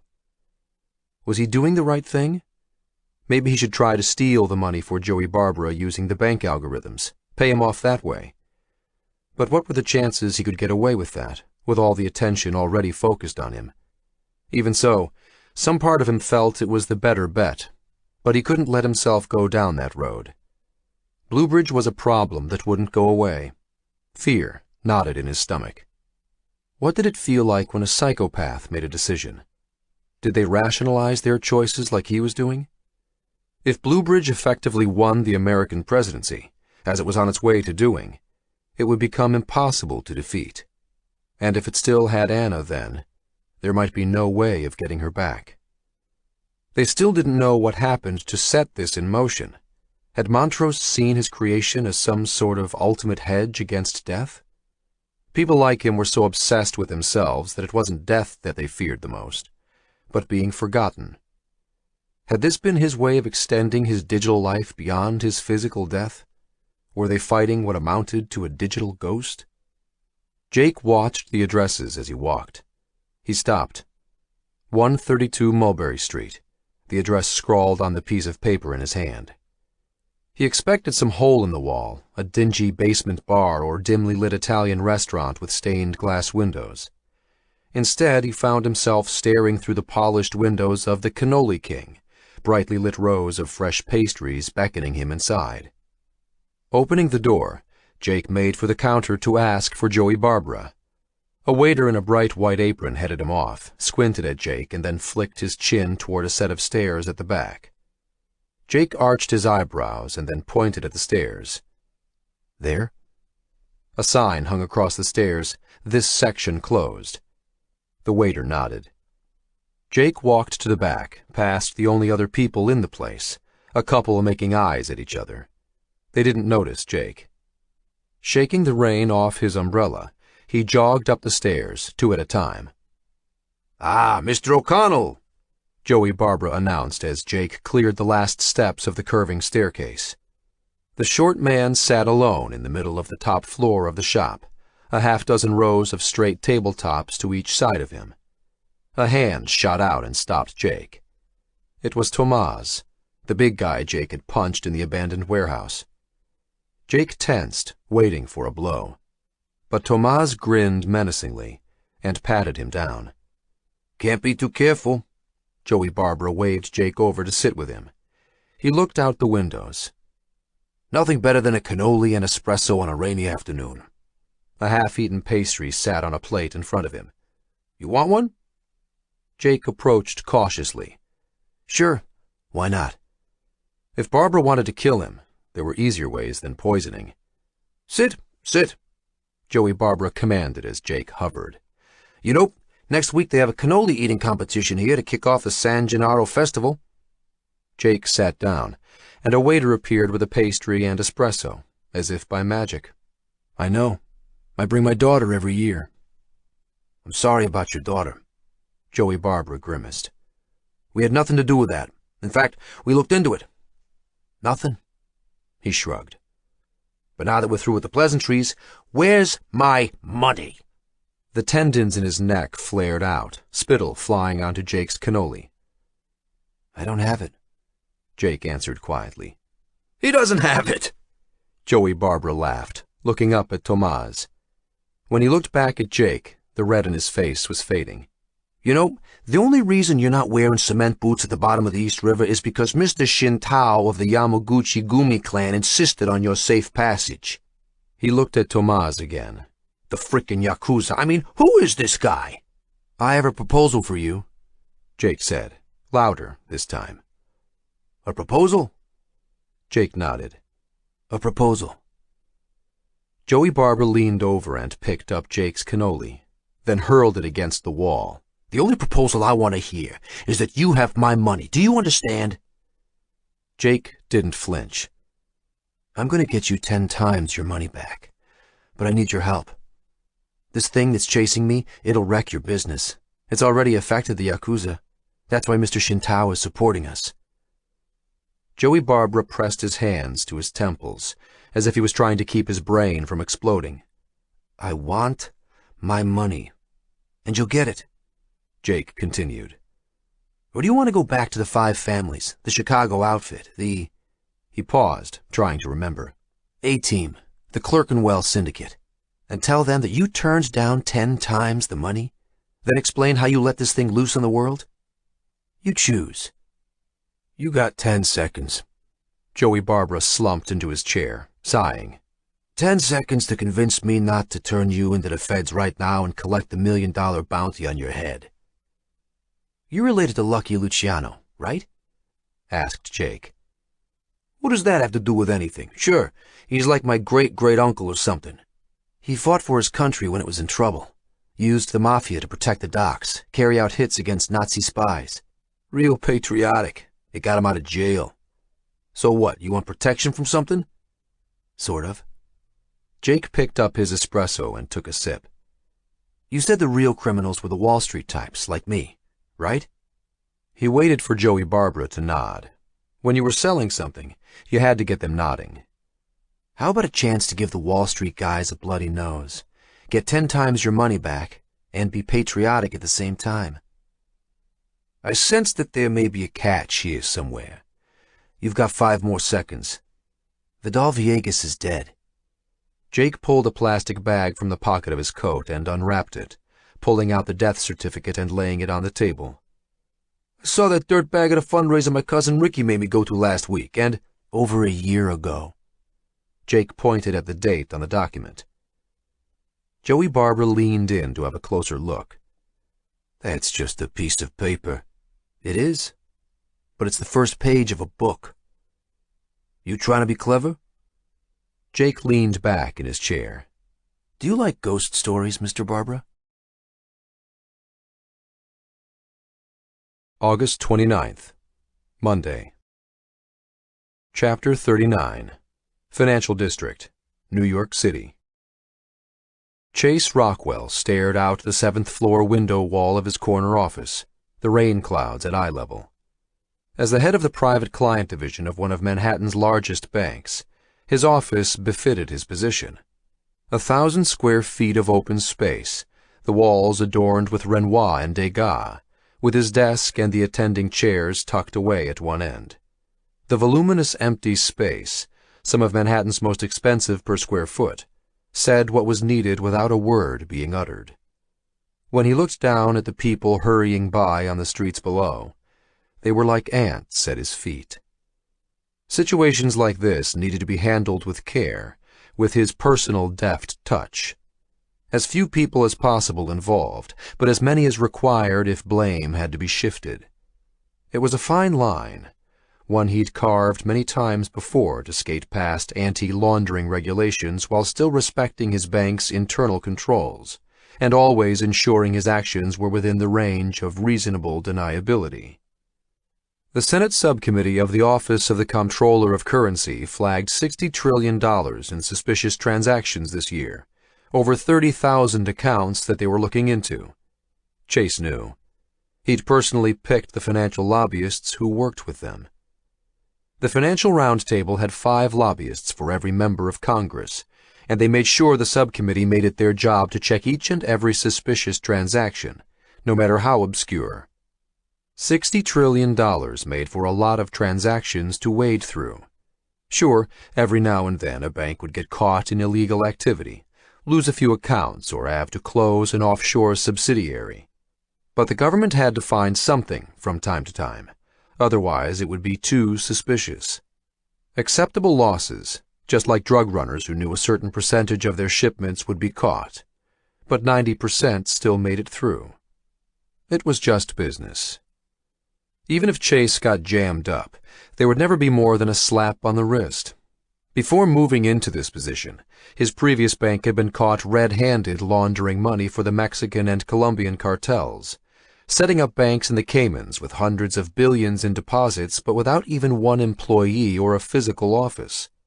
The fees they'd generated from the cartels were astronomical.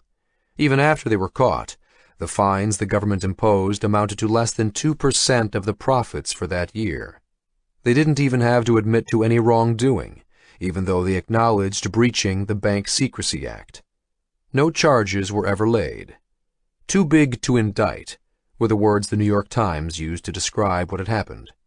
Not Chase's words, but he liked them. He kept the Times article in his desk drawer, took it out from time to time, and smiled. The government was pragmatic. That was the truth. Organized crime was an integral part of modern democracies, their illicit earnings enabling them to win transportation and construction contracts by lowering their bid prices.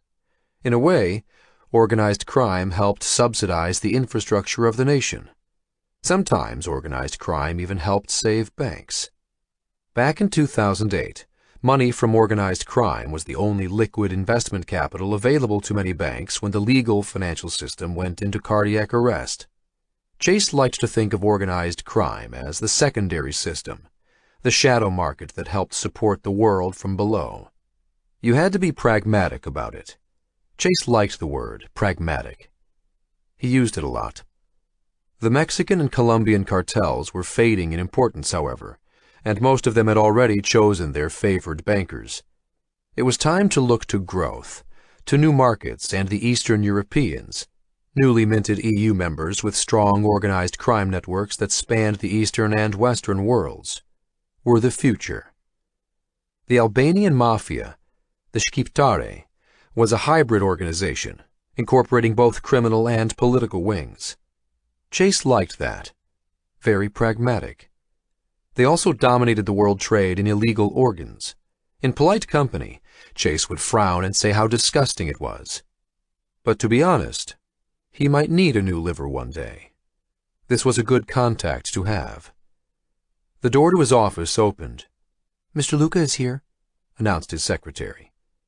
Chase let his widest and warmest smile spread across his face.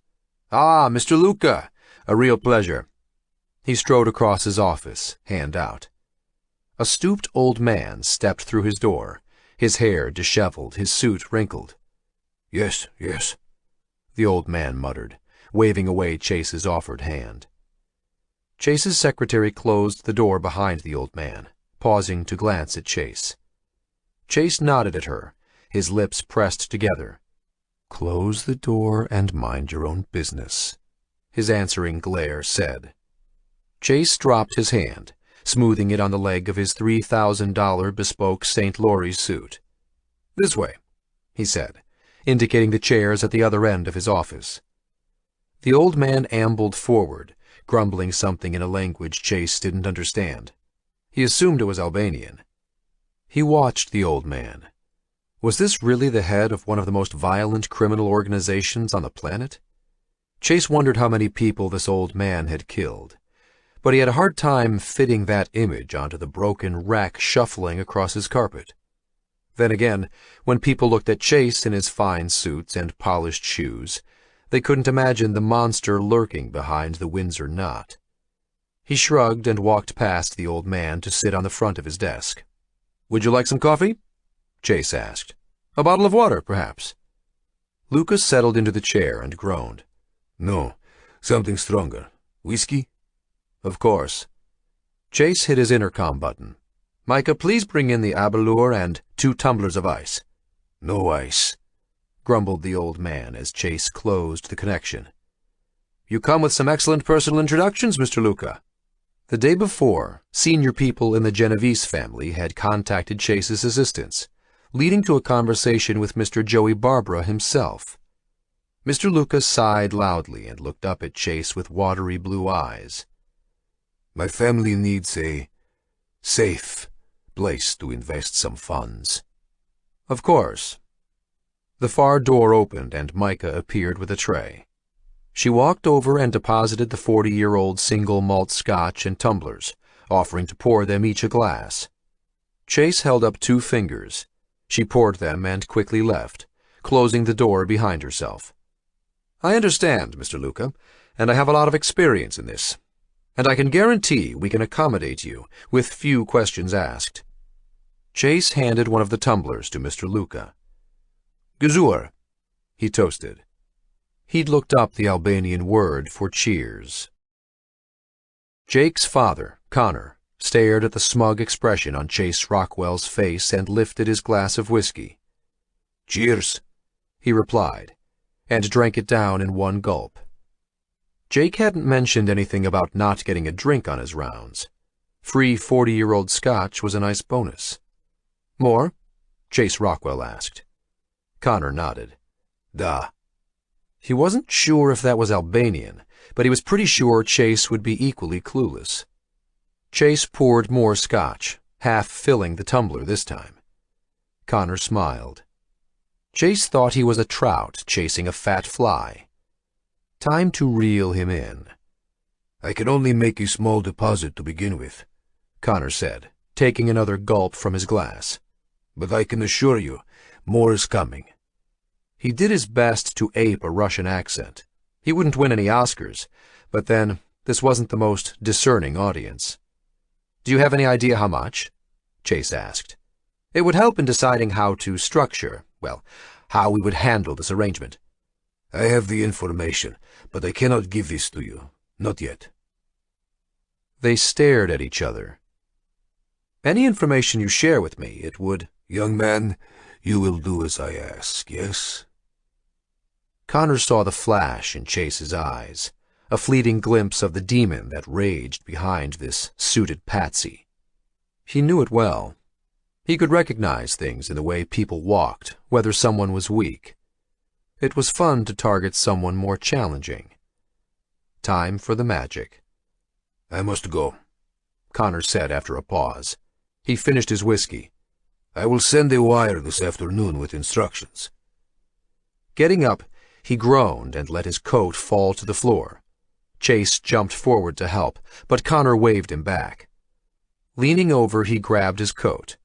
At the same time, he dropped a memory key onto the floor, to the side of the chair. He straightened up.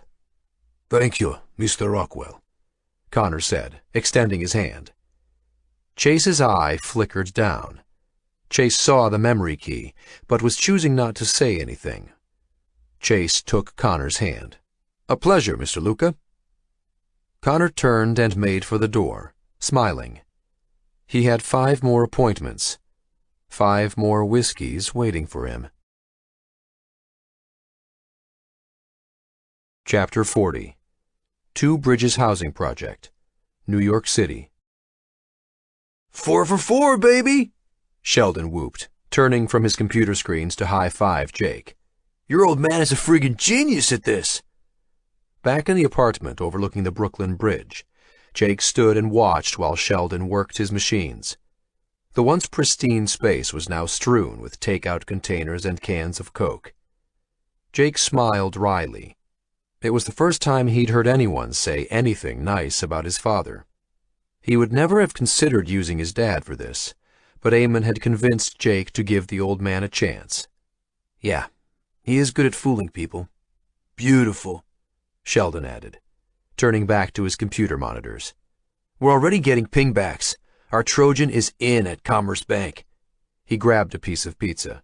"Like I told you, the higher you go in the executive food chain, the less they think the rules apply to them.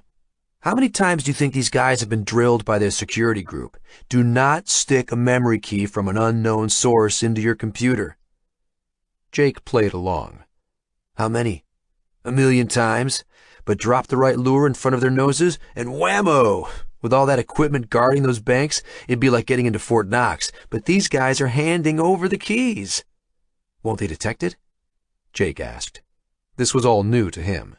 "Eventually, but average detection times are on the order of weeks, and we only need days. We'll work sideways through the network, from private banking into the production servers. Shouldn't take more than a few hours. Detection will be hard because we're not trying to exfiltrate data." "Exfiltrate? I mean, we're not trying to steal information. What we're going to do is modify data on a minute level that's hard to detect," Sheldon explained. "If you knock a system down, it's easy to locate the problem and stop it. But making small changes here and there, that's much more tricky. People don't usually do what we're doing." "Meaning what?" "There are 3 main types of attackers in cyberspace. Nation-states are usually interested in espionage. They want information, but don't want to mess with the system. Then you have criminals. They want money, and again, don't want to mess with the system. The third are hacktivists. They want attention. Sheldon turned from his computers. We're in a whole new category. We're going to rock and roll. He smiled. Literally. Sheldon, I wanted to ask you something. Jake sat. Sure, anything. Sheldon still had his attention locked onto the information flowing across his screens. Seriously, we need to talk. Sheldon disengaged and turned to Jake. What? Why are you doing this? Because I can. Sheldon shrugged. That's not an answer. This is dangerous. You could go to jail, even be killed. This isn't a game. Now he had Sheldon's full attention. I know that. I never thought it was a game. Jake put a hand on Sheldon's arm. He needed to know. Anna's life depended on these people, and while Jake was thankful for their help, he couldn't figure Sheldon out. He didn't want any surprises. He gripped Sheldon's arm tighter. Why are you here? Jin's life is threatened. Her cousin was murdered, and I understand why Wu-Tang is here by her side. Me? I'm trying to save my little girl's life. Figure out what happened to my friend. Sheldon tried to pull away, but Jake held on to him. What, so now you think I have some hidden motive? I don't know, Sheldon. You tell me. Did he want access to the Bluebridge systems? They didn't need a loose cannon, especially one as bright and technically competent as Sheldon. Okay, let go. Sheldon pulled his arm free and rubbed it. I want to do my part, you know? No, I don't know. Jake shook his head. Explain it to me. Sheldon rubbed his face. My grandfather died last year. He was 91 years old. He fought on the beaches of Normandy. He volunteered.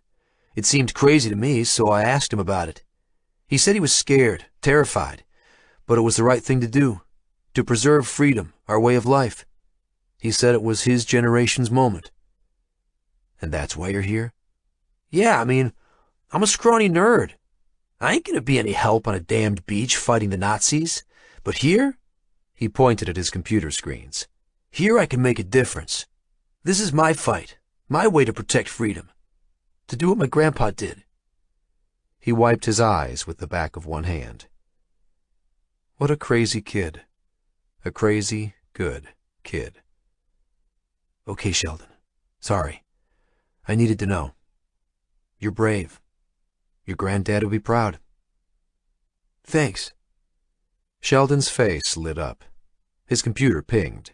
Hey, can everyone get in here? He called out, returning his attention to his monitors. Because our Darknet meet and greet session is on. 8 video windows opened, spread across the 3 LCD panels in front of Jake and Sheldon. A face appeared in each of the windows, showing an array of young men and women. Wu-Tang and Jin walked over from the kitchen, containers of noodles in their hands. Jin had been quiet all day. Her cousin Shen-Shi's funeral was tomorrow, and she was still the main suspect in his death.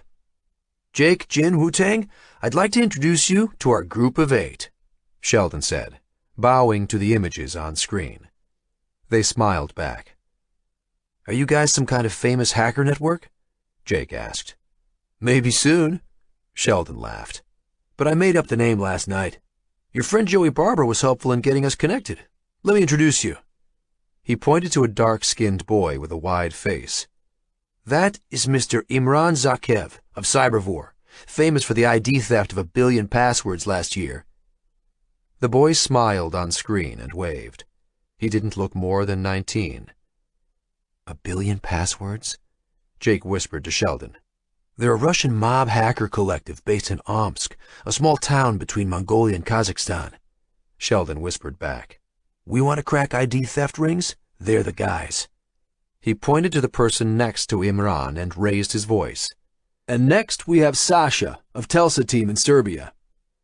A young blonde girl waved and smiled. And what do they do? Jake whispered. They're our connection into the assassin market. What? Jake hissed. And next to Sasha we have Johnny Jones and Cosmo, representatives of the Anonymous and Chaos Club collectives.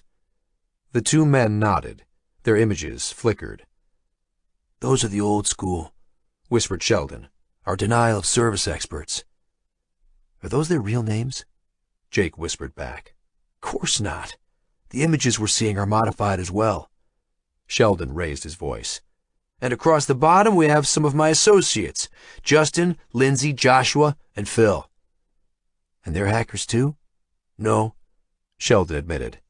Not hackers. Those are peers of mine who run network security for some Fortune 500 companies. He wagged his head.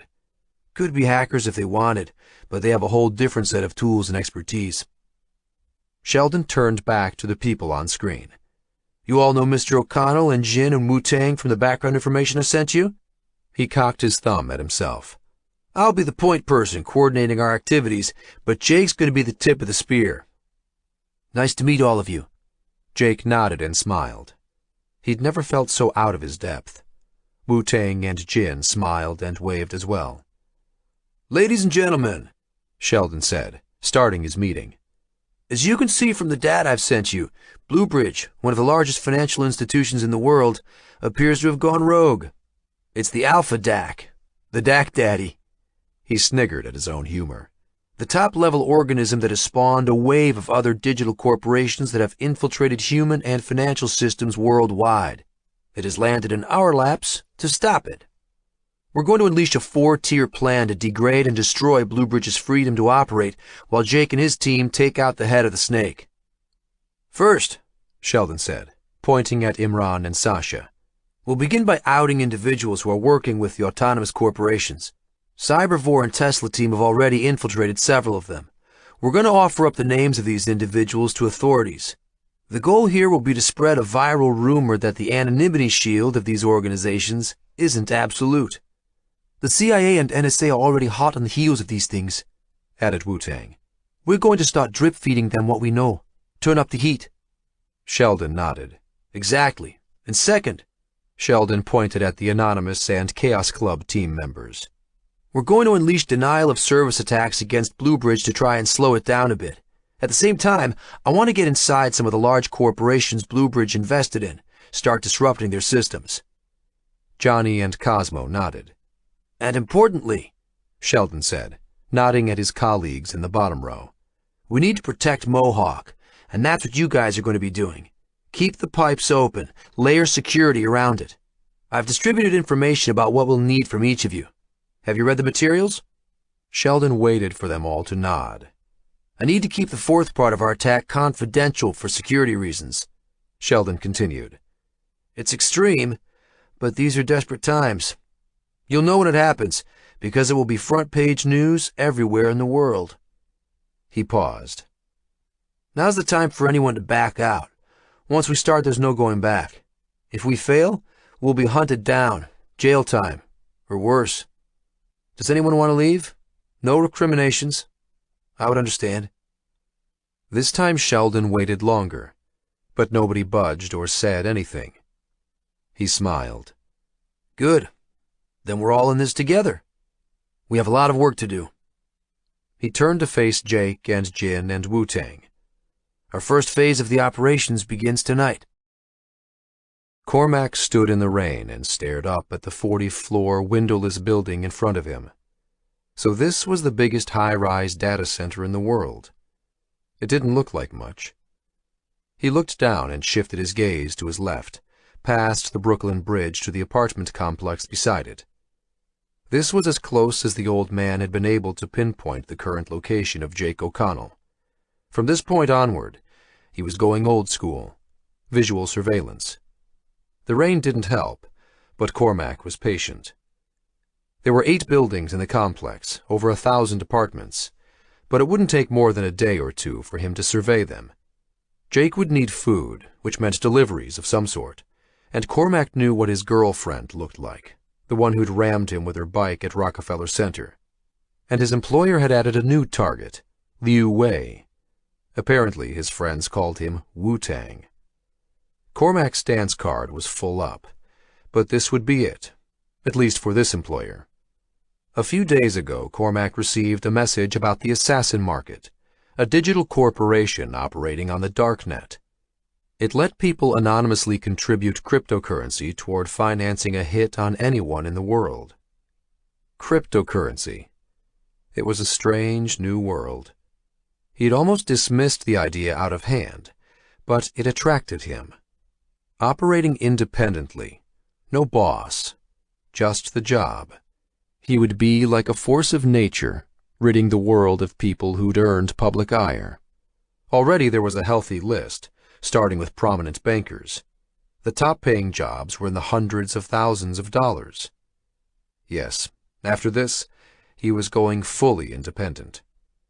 Finishing this job had become a point of professional pride. There was no way he was going to let Jake O'Connell get the better of him. Was it anger that fueled him? Maybe, if he had to be honest. Burned and bruised, he was going to be the laughing stock of his small group of peers if he stepped away. What was Jake up to? Cormac didn't really care. All he cared about was ending him. He stared up at the windows of the apartments, their tiny lights glittering in the rain. One of them held his prize. August 30th, Tuesday. Chapter 41. MSNBC Newsroom, New York City. "Are you serious?" Bill Waiters asked his junior White House correspondent. "It's happening right now," Dan Rogers blurted back, his eyes wide. He'd only been on the new post for a few weeks, and the senior correspondent was on vacation. It was supposed to be a quiet week. "The White House has been attacked," repeated Bill, still trying to comprehend what Dan was telling him. Dan nodded, his face white. "The vice president has been killed." A crowd of people gathered around them in Dan's cubicle in the MSNBC Dayside newsroom. He pointed at his computer screen. "I was talking to Jill Strasberg, the White House communications director, on a Skype link." "I know who she is." Bill waved over the rest of his staff. "Is anyone else seeing anything?" "Nothing. Not a peep on the other channels," replied his head of programming from the back of the crowd. "They're still on the Luxembourg story, just like us." In the background, Bill heard his MSNBC anchor talking about the flash crash in the European markets the previous day, an incident centering in Luxembourg. It had wiped out billions of dollars, sending ripples through the financial systems worldwide. The markets were limping to a close on the other side of the pond. Was it possible they had the first lead on this? An exclusive breaking story on maybe the biggest event since Pearl Harbor? Bill's hand shook as he raised it over his head. "Everyone, get on this now. Start cueing the teleprompters." He turned back to Dan. Before they went live, he had to get further confirmation. "Can you get Jill back on?" "I think so." Dan hit the video call button on his screen. After 2 rings, it picked up. Jill Strasberg's face filled the screen. "Bill, is that you?" she asked. "It's me." Bill pushed Dan aside. He'd known Jill for years. She was the godmother of 2 of his kids. "What the hell happened? Are you all right?" "I'm okay," Jill replied in a shaky voice. "We're locked down in the White House bunker. The attackers have cut down all the regular communications channels, so we had to go back up on the commercial networks. This channel is encrypted, right?" Bill turned and looked at his staff members, most of them with blank expressions on their faces. One of the technicians in the crowd around the cubicle shrugged yes, he thought so. Bill turned back to Jill. "Yes." He could see other White House staffers he recognized milling around in the background, one of them nodding at Bill as he passed. "What can we do?" he asked Jill. "The president wants to go live, wants to address the nation." Jill swung the camera around, and right beside her was the president, busy getting mic'd up. He glanced directly into the camera, nodded at Bill. Jill swung the camera around. "Can you do it, Bill?" This was unbelievable. "Bill, we got a hit on the AP Newswire, reporting some kind of smoke and strange activity at the White House," said a voice from over top of the cubicles.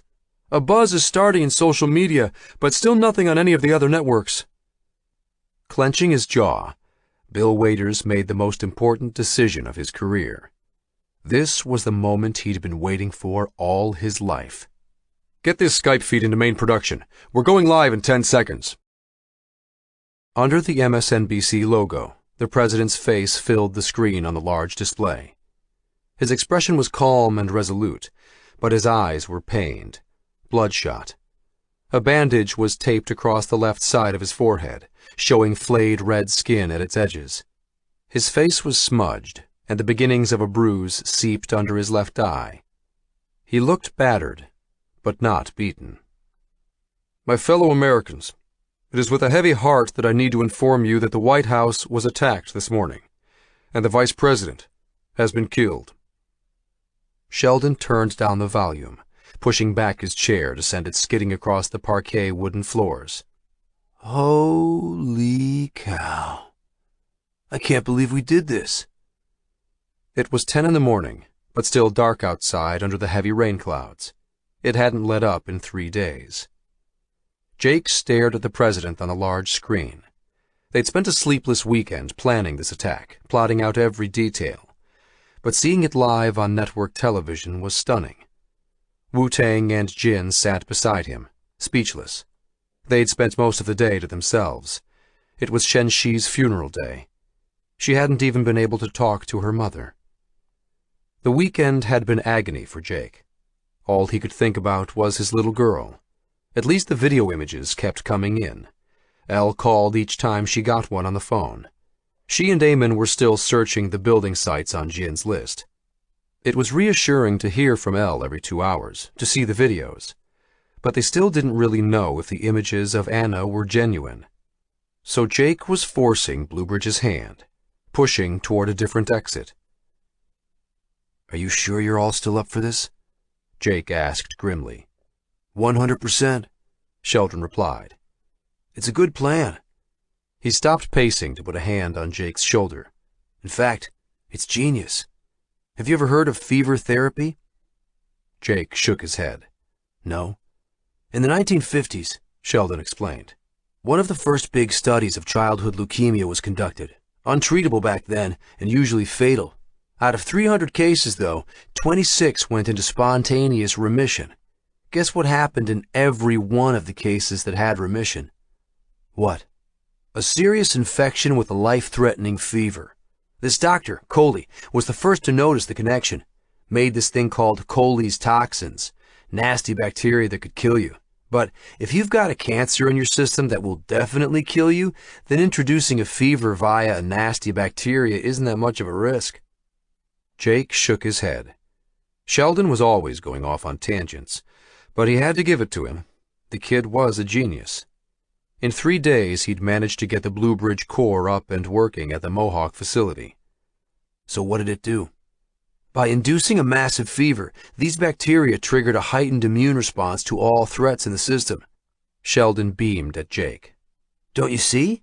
That's exactly what we're doing. There's a cancer in the global organism, and we're going to poison it to trigger an immune response. A tingling sensation crept from Jake's scalp into his fingertips. We're poisoning the world. Then settled into a fluttering in his stomach. Sheldon's analogy was bang on. I hope to God we don't kill the patient on the table, Jake said from between clenched teeth. What was that expression his dad loved to use? In for a penny, in for a pound. He grabbed Sheldon's chair and moved it in front of the computers. Sit down. It's time to inject more toxin. And get Dean on video chat. Chase Rockwell stared out his window at the rain, the lights of Manhattan visible at his feet through the fog and clouds.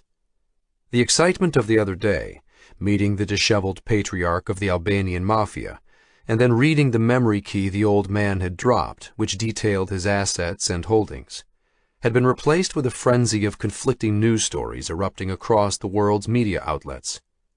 But that wasn't what worried Chase. The Dow Industrial Average plunged 2,000 points in an hour, forcing regulators to close down trading early on the New York Stock Exchange, and even the NASDAQ. Already they were calling it the terrible Tuesday flash crash. There had been another flash crash the day before on the Luxembourg Stock Exchange. That one they blamed on automated agents fouling up the high-speed trading systems. The crash in New York had been caused by convulsions over the presidential spoofing on network television. The problem was that Chase had to freeze their own trading systems in the melee, and when the New York Stock Exchange and NASDAQ went offline, they were stuck. He wasn't sure where their accounts had ended up for the day. The potential exposure to financial losses was frightening, especially as it wasn't clear if the markets would open the next day. A knock on the door. "Come in," growled Chase, pulling his eyes from the rain-streaked windows. His new intern's head peered around the corner of the door. "I have the results." "Get in here, then." Chase steeled himself for the worst. He didn't really care about what happened to his clients. Sure, it would be better for PR if they didn't lose their shirts, but he was worried about his own personal funds. His intern came in and closed the door, then walked toward Chase. Instead of looking scared, the little bastard was smiling. Chase couldn't help noticing the brogues the kid wore. They looked like they were right out of Bloomingdale's. When would someone have the sense to tell interns to spend $700 on a good pair of Gucci or Prada loafers? They lasted 3 times as long and didn't make you look like a walking douchebag. "What's the smile for?" Chase barked. The kid's suit was a disaster as well, off the rack from Barney's or Bergdorf. What on earth could he be smiling about? It was a bloodbath, one of the biggest single-day disasters Chase had ever seen on Wall Street. Never mind the goddamn suit. "Look at this," his intern replied, closing the last few feet and dumping the sheaf of printouts into Chase's hands. Chase ignored the cuffs on the kid's suit pants and focused on the numbers in front of his eyes. He blinked once, then twice. "When are these from?" "Today, right now," his intern replied. "Those new automated trading algorithms we installed a few months back, they react faster than any human—" "Yeah, I remember." Chase studied the numbers again, his annoyance with the kid's outfit fading. For these kinds of numbers, the kid could come to work in a duck suit for all he cared. "Good work." Grabbing the report, he turned and dismissed the intern with a wave of one hand. "Thank you, sir." The intern hovered, then turned and started out.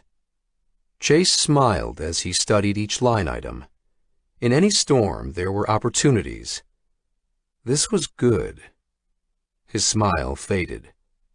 Maybe too good. His smile returned.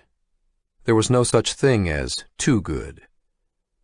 Outside his window, lightning flashed. Chapter 42.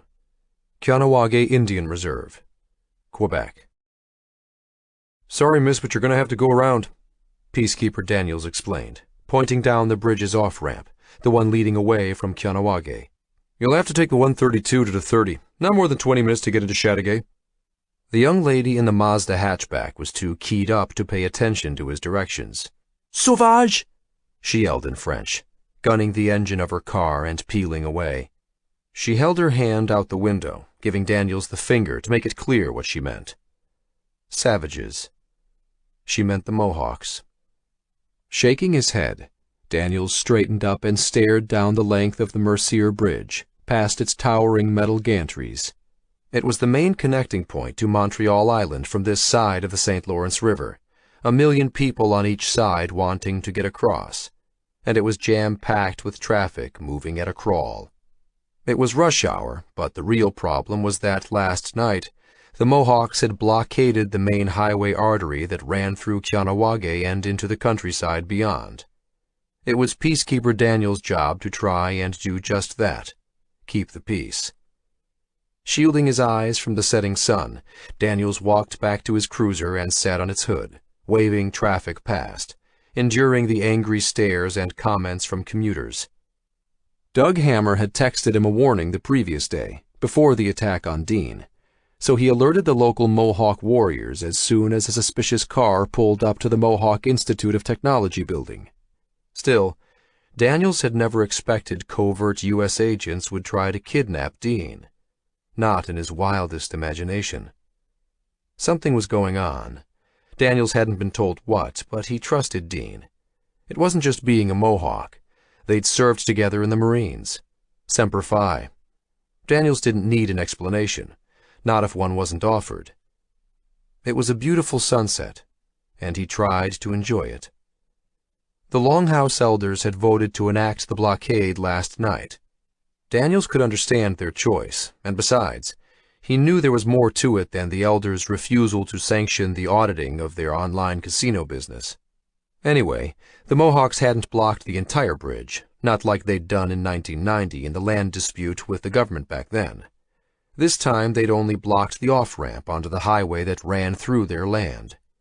The vehemence of the public reaction to having to take a detour was swift and nasty, the storm of public outrage directed at the Mohawks totally out of proportion. Barely 24 hours since they set up the blockades, and there were already scathing stories flooding Canadian and U.S. media. On the Canadian side, it was simple enough. People feared the economic sanctions that the U.S. Congress threatened to impose. In the U.S. media, it was a different beast. On many websites and in many publications, there was a puritanical raging about breaking federal gambling restrictions, even though the Mohawks weren't doing anything illegal. Yep, thought Daniels, enjoying the last rays of sunshine. Something big was afoot. But he trusted the Longhouse elders. And he trusted Dean. From the corner of his eye, he noticed something out of place. A truck on the bridge. Khaki green. Men running in front of it, scattering the traffic to one side. "Oh, no," Daniels muttered under his breath. What were they doing here? How could it have happened so fast? He opened the door of his cruiser and grabbed his radio. "What do you think, Mr. President?" Dean asked. He sat in the middle of a bird's nest of wires and equipment strewn around the link room in the MIT building. The President of the United States pursed his lips, frowning. "This was premeditated. There's no way they could have invoked Section 275 of Canada's National Defense Act so quickly." Dean agreed. Bluebridge must have seen this coming. He got a call from Peacekeeper Daniels up on the Mercier Bridge. The Canadian Army, the 5th Mechanized Brigade, had arrived at the Mohawk blockade. Not long after, Dean received an email, forwarded from the Mohawk Elected Council, informing him that the Quebec Premier requested military support, and the Solicitor General of Quebec had agreed. The speed of the government's reaction was as staggering as the public outcry.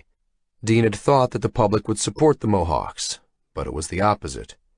They'd become isolated on the world stage. Even worse, the snap decision by the Longhouse elders to blockade Kahnawake had split the Mohawk Nation itself. The elected council of the Mohawks, usually in tacit agreement with the traditional Longhouse elders, didn't agree. They argued to open the blockades, to let the government in. The big problem was that Dean and the small group of elders who knew the truth couldn't reveal the larger nature of what they were up to. The outside world thought they were hiding something about their casino operations. It was too risky to reveal to the wider Mohawk community that they were trying to fight an indomitable artificial intelligence that had infected global networks.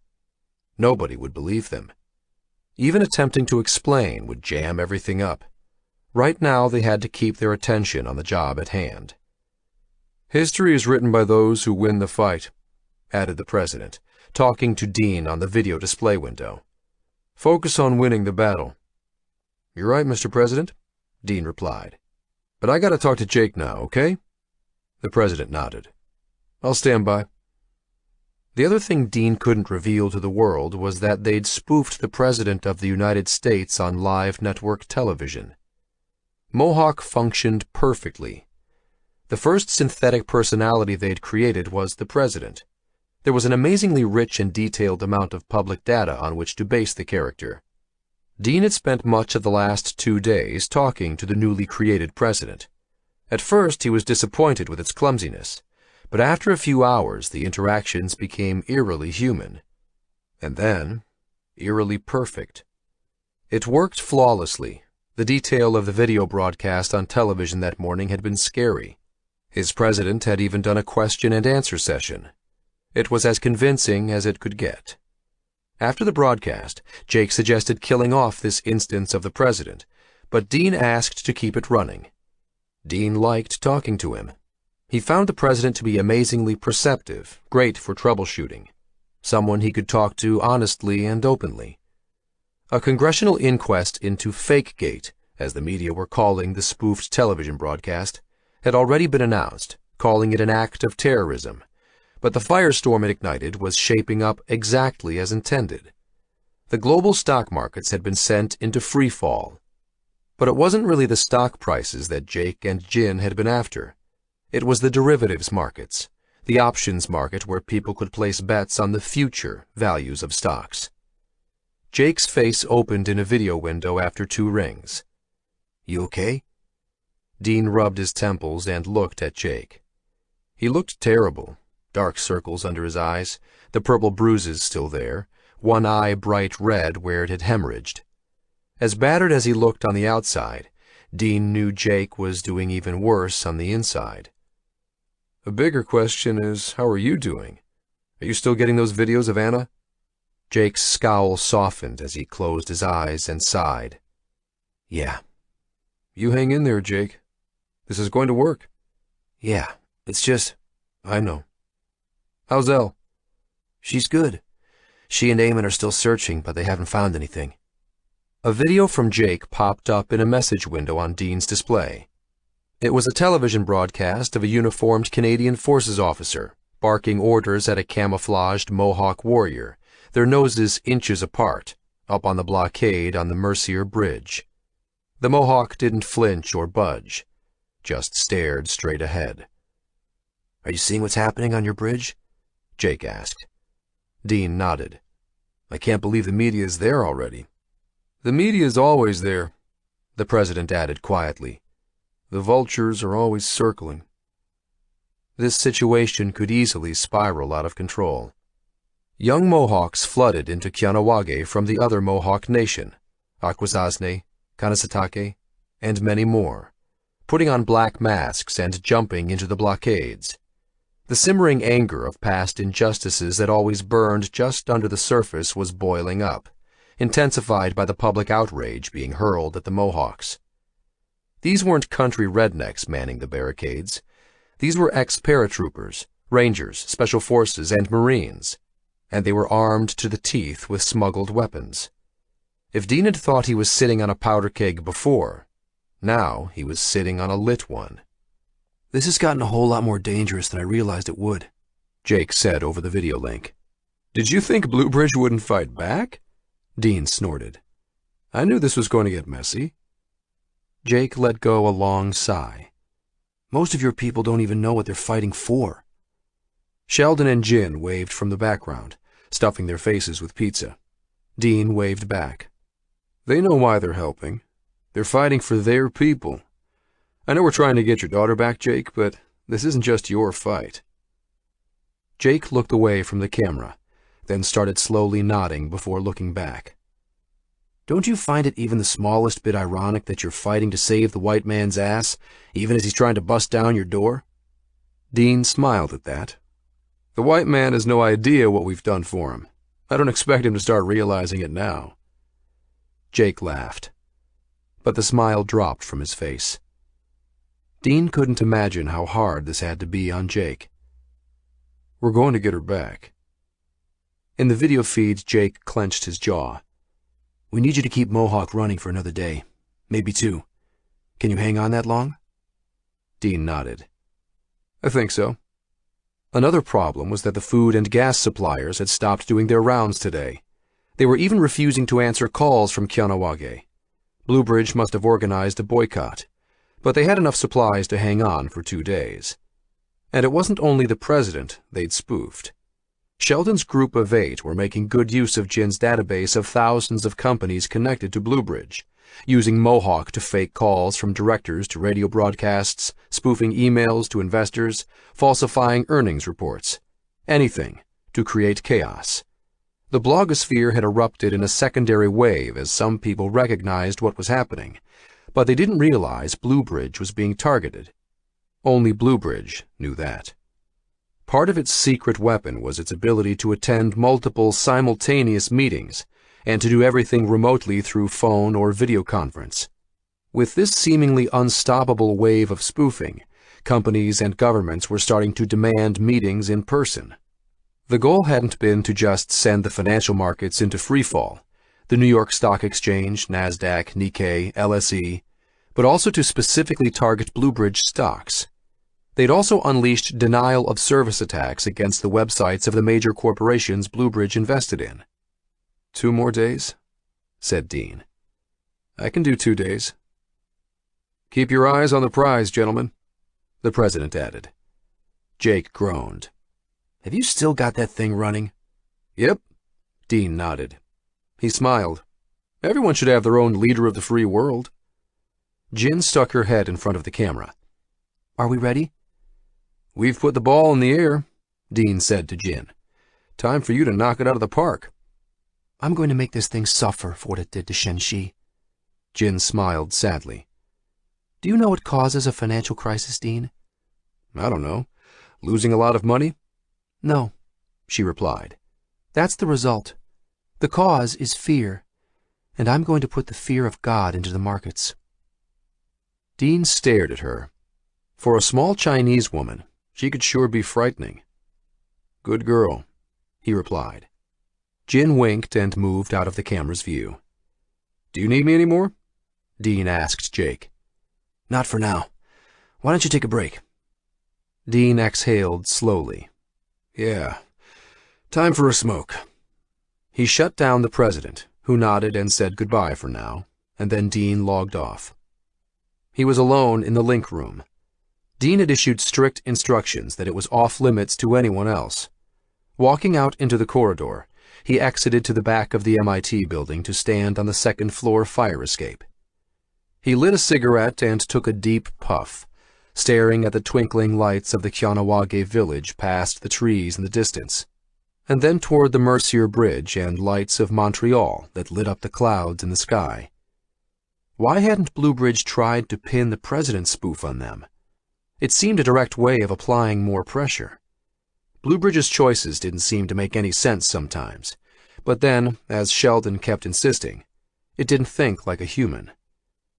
So Kianawage was under siege. But they were Mohawks. Their ancestors had taught them a thing or two about living off the land. The thing Dean worried about was the data pipe that connected them to the rest of the world.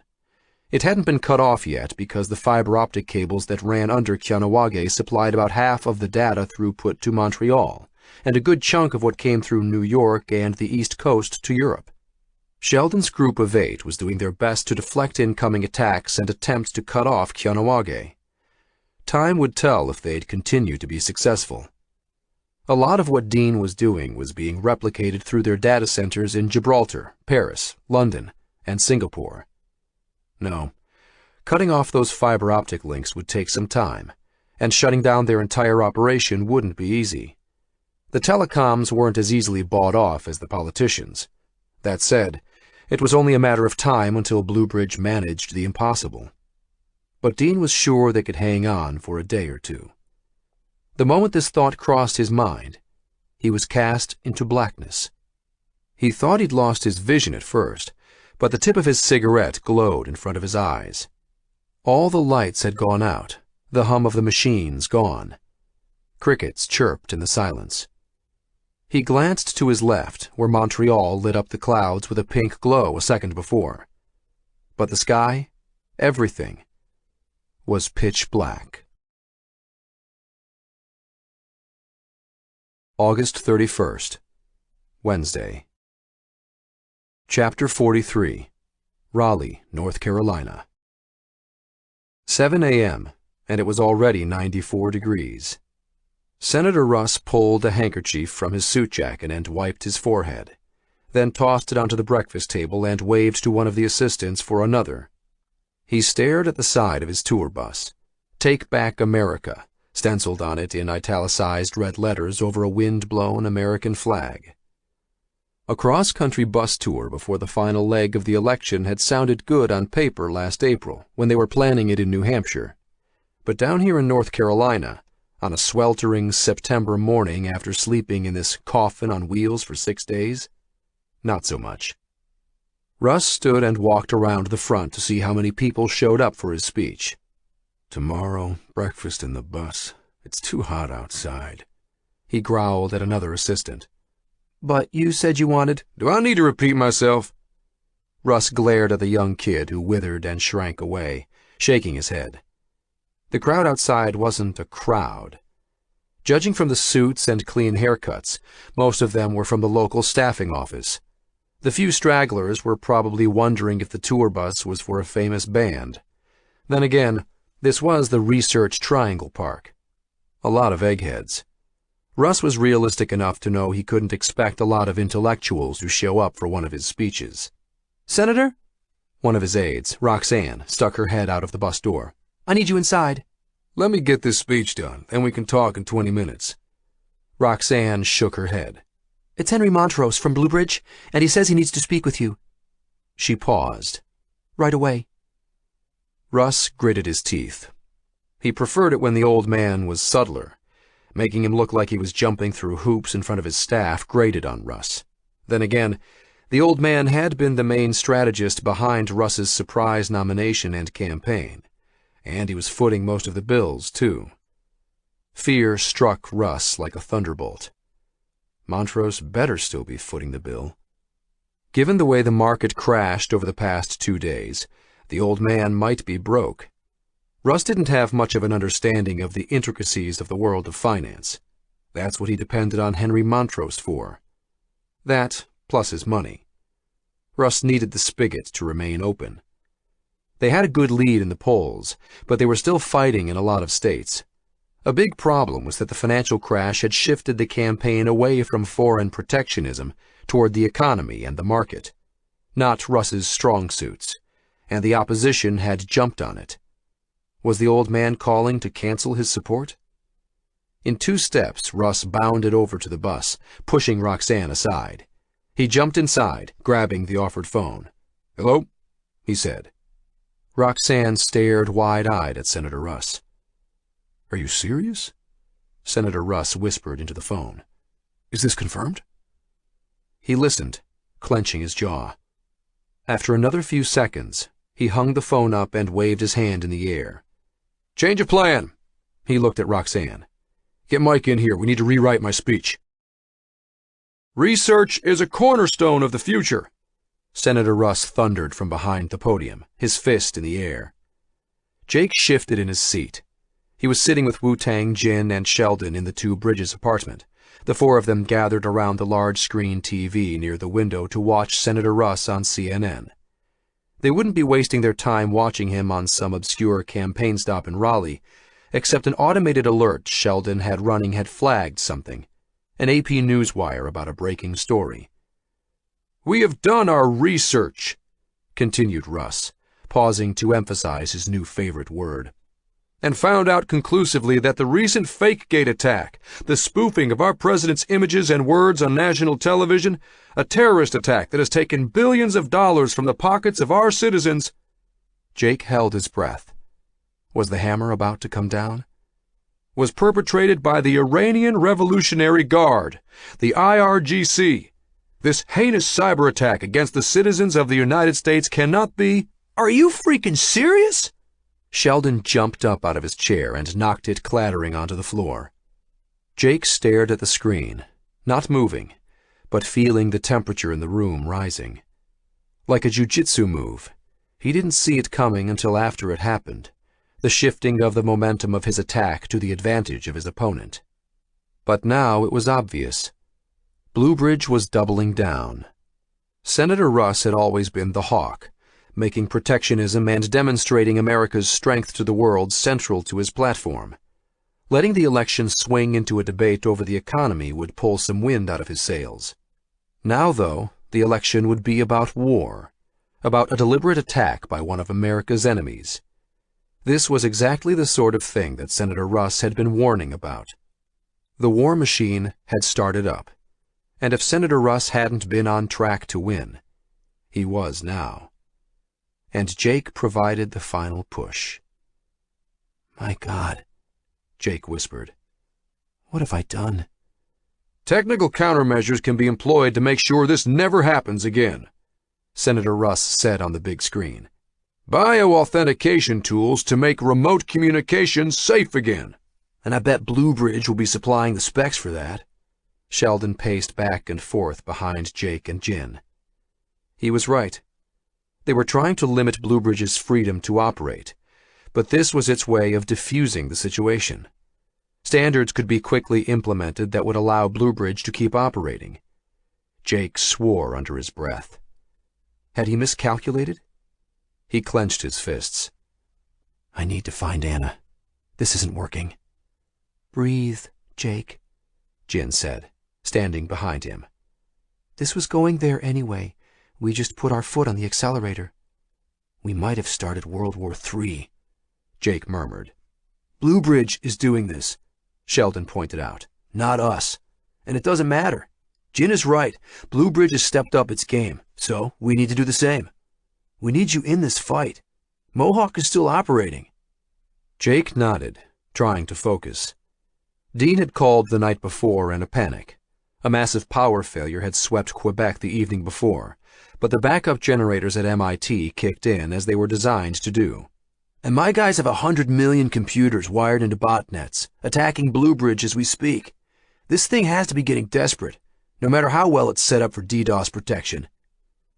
If a war in physical space was imminent, the war in cyberspace was already raging. The entire internet lit up from end to end as Bluebridge and Mohawk grappled with each other. DDoS, distributed denial of service, was a new term to Jake. It meant flooding a target's networks with millions of service requests a second, overwhelming its capabilities. Sheldon's group of 8 had bought up every illegal botnet they could get their hands on and turned them loose on Bluebridge and its core group of companies. The problem was, they weren't the only cowboys in town. Bluebridge had its own network of sophisticated security technicians and hackers, human opponents who launched their own attacks against the Mohawk facilities. They knew where Dean was, and even if Mohawk was still up and running, it was getting harder to keep outgoing communications. Soon enough, Bluebridge would track down where Sheldon and Jake and Jin were operating from. It probably already had a pretty good idea of the general area. Only a matter of time. Jin turned off the display and sat in front of Jake, leaning on the desk overflowing with computer equipment. We have to push forward. Her part of the game plan was in play now. The markets had opened again yesterday, tentatively, and swung into positive territory behind a rally. Jin wasn't concerned with the indices, though. She didn't care if the markets went up or down. She needed a good swing each day, so she could use the seed capital from Joey Barbara and the Yakuza to rack up enormous profits in future options as they pushed the market back and forth. I've got this, Jake, Jin said. Time to paint this white swan black. Jake looked into her eyes. You make them bleed. He closed his eyes. And after that, you guys need to get out of here. The rain finally stopped. Chase Rockwell stared out of the window of his office, admiring the view. 6 p.m. Time for a drink. The finish of another beautiful day. The old Albanian gangster hadn't deposited any funds yet, but even that couldn't spoil Chase's mood. He took a long drink from the tumbler of whiskey in his hand, sucking the last drops from between the ice cubes. He couldn't blame the mafioso. Nobody had ever seen a market like this. In turbulence, there were always winners and losers, but each back and forth swing of the market had only pushed his profits higher. He was giddy. He didn't even need the liquor. He was already high. Chase imagined himself on the cover of Fortune magazine next month, a stern-looking picture of him in his office staring out over New York, with a cigar, maybe. The king reigns once more. A knock on his office door pulled him out of his daydreams. Come in. Chase turned to watch his door open. His intern, his favorite new person, peered out from behind it. Come in, Chase repeated. The kid stepped into his office, a fresh sheaf of reports in his hands. At least he was wearing a decent suit now. Chase had sent him to his personal tailor yesterday. The cost be damned. You need to look at this, the kid said in an unsteady voice. Chase smiled. Why? Did we make another billion? The kid stared at Chase, dropped the sheaf of paper on the side table, turned, and closed the door behind himself. Chapter 44. Kahnawake Indian Reserve, Quebec. Scorpion 1, this is Black Team Leader. A garbled voice said on top of static. Dean hadn't been on night operations in a long time. Perched atop the water tower in the center of the Kahnawake village, he fumbled with his night vision goggles, trying to focus on the green dots moving through the underbrush. Is that them? He whispered. Yep, Daniels replied. After the blackout yesterday, Officer Daniels had put away his peacekeeper uniform and taken up with the Mohawk Warriors. He was an invaluable addition to the team, a special ops Marine drilled in guerrilla tactics. He was running this operation. Dean was along as an observer. That's them. Center on target, said the garbled voice. Daniels turned down the volume. We picked up their transmissions using some comm gear we brought over the border. That's definitely a special ops unit, but I think they're irregular, maybe contractors. Dean stared at the green figures running between the bushes in the darkness. So they'd sent in mercenaries. This could erupt into full-blown warfare. Where are they going? Looks like they're heading for the administrative buildings, Daniels replied. According to media reports, the blackout the day before had been the result of blown equipment up at the James Bay hydroelectric plant 700 miles north, the massive LG1 and LG2 generators that supplied nearly all of the electricity to Montreal. Quebec was one of the few places on Earth that got all of its energy from renewables, 90% from that one source. A single point of failure. Power was back up in most of Montreal, but Kahnawake remained mysteriously dark. They weren't going to get power anytime soon. The 3 backup generators at MIT had started up flawlessly, though, kicking in while the battery backups had handled the gap in between. As long as they had diesel, they'd be running. And Kahnawake had a couple of gas stations that were still full. Let's go get 'em, Daniels told Dean. Standing up, Dean waited for a moment to let his eyes adjust to the moonlit night. Then he walked over to the ladder and jumped down 2 rungs at a time until he hit the grass. Daniels followed behind, along with 5 other warriors. On the ground, it was like being in a jungle, humid and nearly pitch black. This part of Kahnawake was forested. Candles in the windows of houses twinkled through the trees behind them. Putting their night vision goggles back on, they started off at a jog. Dean hung back, letting the others take the lead. In the darkness, they passed underneath the metal trusses of the Mercier Bridge, then stopped at the 2-story-high concrete pylon that anchored the suspension work of the bridge. A long arched corridor ran through the massive pylon. At its other end were the administrative buildings of the Mohawk Council. They're on the other side, whispered one of the warriors, running toward them. He had been scouting ahead. Daniels held up his hand, indicating that they were to split up, 2 flanking each side, while he and Dean and another warrior came up in the middle through the tunnel. Silently, they nodded and melted away into the night. You ready? Daniels asked Dean. He nodded. Weapons forward, they crept along the edge of the stone passage. Dean controlled his breathing, focusing on his footfalls, keeping silent. First and second in position, he heard through his earpiece. Staying behind Daniels, he left the passageway. Right in front of them crouched a group of 4 men, the ones they'd seen from the water tower. They weren't being careful, sloppy, standing there in the open. On my mark, whispered Daniels into his throat mic. Then the staccato of gunfire, bursts of flares overhead. Kneeling, Dean pulled off his goggles, his heart racing. Daniels sprinted ahead and tackled one of the men. The other 3 scattered. One of them ran back toward Dean. He waited until the guy was on him, then stood and brought his rifle butt straight into the man's face. He crumpled to the ground. "I got this one!" Dean yelled out. "All clear!" A single shot rang out. "What the hell?" Dean scanned back and forth, straining to see in the darkness. There on the ground was the guy Daniels had tackled. Only it wasn't the guy Daniels had tackled. It was Daniels, lying inert. "Man down!" Dean screamed, running forward 10 steps and sliding to a stop. Daniels was laid out on his back, his eyes wide. Sorry, Dean. The guy pulled a pistol out. He pointed toward the back of the administrative building. The trees lit up with bursts of gunfire around the corner. Silence. We got him, Dean heard in his earpiece. Daniels is down! Dean yelled. Somebody get an ambulance! To his left, an orange fireball mushroomed into the sky, scorching Dean in a blast of heat. He turned. It had to be the gas station on the main street.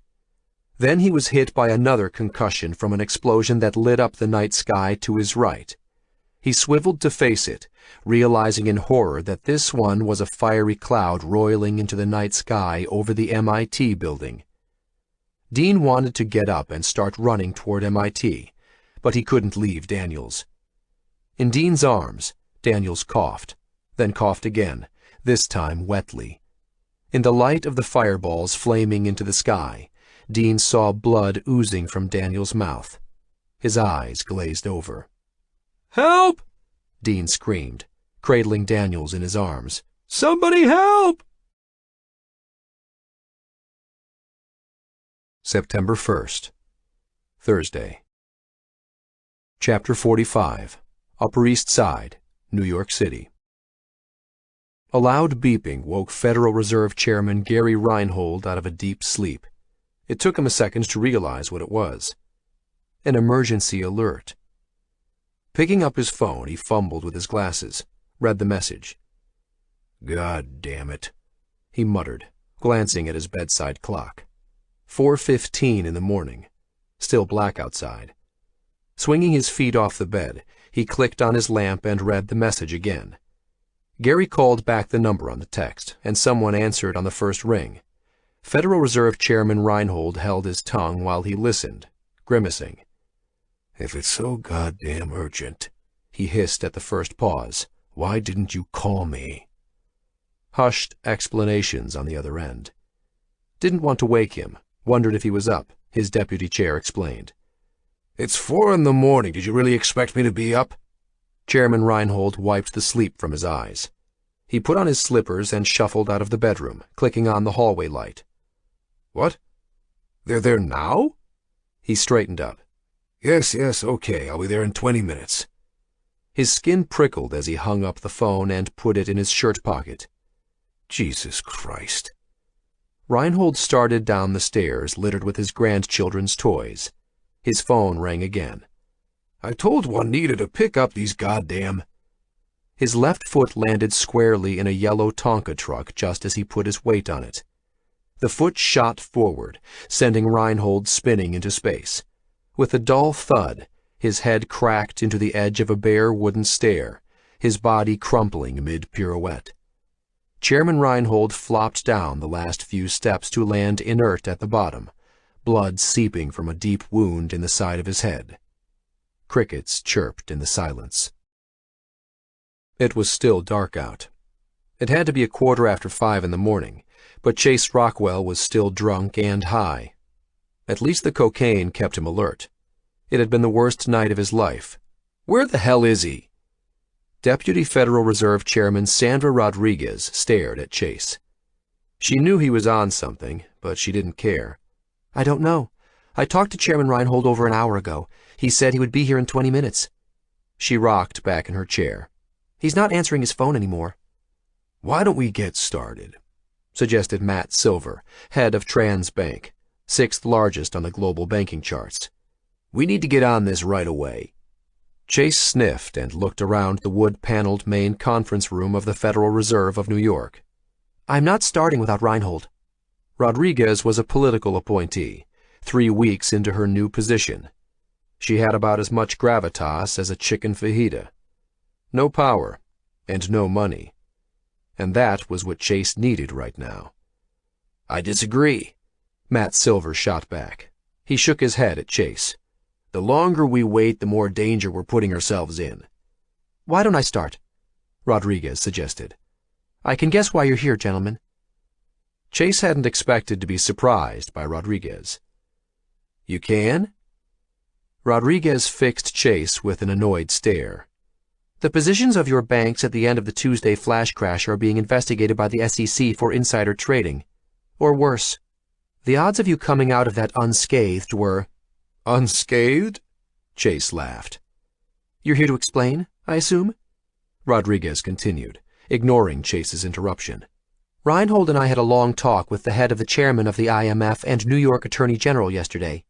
If your bank had anything to do with the flash crash, I can assure you that no amount of explaining is going to do either of you any good. I know you've gotten away with this sort of thing in the past, Mr. Rockwell, but I am not a part of the old system. Chase glared at Rodriguez and shook his head. Unbelievable. A part of him was going to enjoy bursting her little bubble, despite his empire burning around him. Our bank lost $24 billion yesterday, Matt Silver interjected. That's why we're here. Rodriguez turned to face Silver, her head swiveling so fast it seemed as if it wasn't connected to her body. Excuse me? 24 billion, Matt Silver repeated. And I suspect Chase here has a similar story. 18 billion, Chase whispered, still not wanting to say it aloud. Only 18. Glad you beat me on this one, Matt. Matt Silver didn't smile at Chase's attempt at humor. I don't need to remind you that in the 2008 crash, Lehman Brothers bankruptcy was triggered by a $2 billion loss, and AIG's by only $11 billion, he said to Rodriguez. 24 billion? Rodriguez looked like she was in shock. 42 if you add us together, continued Silver. And I bet we're not the only ones. We can't open our trading systems today. We had to shut everything down. How did this happen? Asked Rodriguez. Automated trading agents, Chase replied. At least for us. For 2 days they worked like magic, protecting our assets, so we shifted everything into their control. And then, boom! He mimicked an explosion between his two hands. Yesterday, everything went sideways. Can we fix it? Rodriguez mumbled. Can I send someone over to look at it? You aren't listening to me. Matt Silver got up out of his chair and pointed at the skyscrapers of Manhattan outside. A gray light was gaining on the horizon. When the day starts, our trading systems will be down. Sure, for a few hours we might be able to stall, but when other banks realize that they're not getting their money from us— We had to shut down yesterday afternoon, Chase said. The markets are already smelling blood. Matt Silver put both hands on the conference table and faced Rodriguez. Total global financial collapse. That's what's going to happen this morning. The phone on the conference room table rang. It had to be Chairman Reinhold. Rodriguez punched the phone's answer button, putting it on conference call. Gary, where are you? We need you in— This isn't Gary, this is Max Pfeiffer. Who the hell is this? Sandra Rodriguez, Mr. Pfeiffer. Even over the conference link, Rodriguez sat up straighter, like a scolded schoolgirl. Chase snickered. At least this young grasshopper knew who the chairman and CEO of the world's largest manufacturing conglomerate was. What in the world are you people doing over there?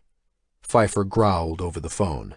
Have you seen the commercial paper markets in Shanghai and London this morning? No, I haven't had the time. You bloody better well make time. Where the hell is Gary Reinhold? I've been trying his phone for the past hour. Chase had never heard of Pfeiffer losing his temper before. The German industrialist was famous for keeping an even keel, no matter what the situation. We can't get in touch with him either, Mr. Pfeiffer, Rodriguez replied. Well, you tell him, when you see him, that the global commercial paper market is evaporated. Even I can't borrow a cent. Even the effing mafia has closed up shop today. Do you understand?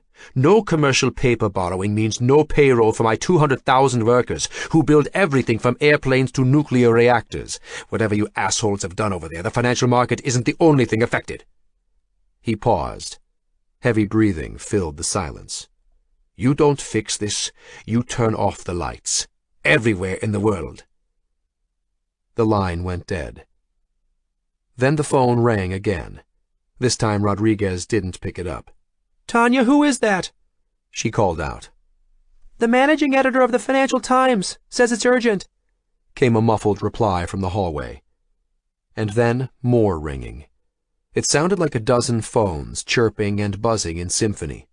Rodriguez glanced from Silver to Rockwell, then back again. Chase couldn't believe it, but he was enjoying this. The shock he felt at losing billions of dollars was wearing off like a day-old hangover. Of course he had a few million tucked away in cash, buried in vaults on Caribbean islands. Whatever happened, one way or the other, he'd be working on his tan the following afternoon. The phone on the conference room table stopped ringing. "Sorry, Miss Rodriguez, never mind about the Financial Times editor," came Tanya's voice from the hallway. Rodriguez looked palpably relieved, letting out a small sigh. "Because I have the China Banking Regulatory Commissioner on the line. He wants to talk to Chairman Reinhold, or whoever's in charge." Rodriguez's hands gripped the edge of the table, her knuckles white. "Tell him we'll call him back." Chase decided it was time to ask. "We need capital, Miss Rodriguez. Enough for us to open our trading systems this morning. Otherwise," he shrugged, "global Armageddon." "How much?" whispered Rodriguez. "A blank check," Chase replied. "No." Matt Silver glanced at Chase. $1 trillion. We could cap it at $1 trillion. Rodriguez didn't reply, but all the color drained from her face. "You realize that's taxpayer money you're talking about?" Chase shrugged. "I pay taxes." "Really? I bet you pay less than the girl who served you drinks all night." Rodriguez gazed at Chase in stony silence. "You know who I'm surprised isn't here with us?" Matt Silver asked, breaking the staring contest. "Henry Montrose, the Bluebridge chairman. He must have lost as much as us, but that old dog, who knows what tricks he has up his sleeve? If there's anyone who knows a thing or two about automated agent systems, it's Montrose and Bluebridge." "If we could sort out the technical issues, you think that might help?" Rodriguez asked. "It would be a start," Chase replied. There wasn't any graceful degradation to the previous system of doing it by hand. "Tanya!" yelled Rodriguez. "Get me Henry Montrose on the phone, now, and I don't care who you have to kill to find him." She took a deep breath. "And get some more coffee in here." Cormac Riker stared at the single solitary light on the 10th floor of Building 3 of the Two Bridges apartment complex. It was 5:45 in the morning. The skies had finally cleared. From his viewpoint on top of the Manhattan Intergate building, he had a view of the beautiful sunrise over Long Island to the east. He also had a beautiful view of Jake O'Connell, sitting in front of a computer monitor in that 10th floor apartment. "You can run, little worm," Cormac whispered, "but you can't hide." Cormac had his own team this time. No more finesse, no more fooling around. Blunt trauma instead of surgical. It was time to bring this to an end. Chapter 46. Kahnawake Indian Reserve, Quebec. Dean groaned. Black soot covered him in a greasy film from head to foot. With a grunt, he leaned over and grabbed the red handle of a generator and yanked it.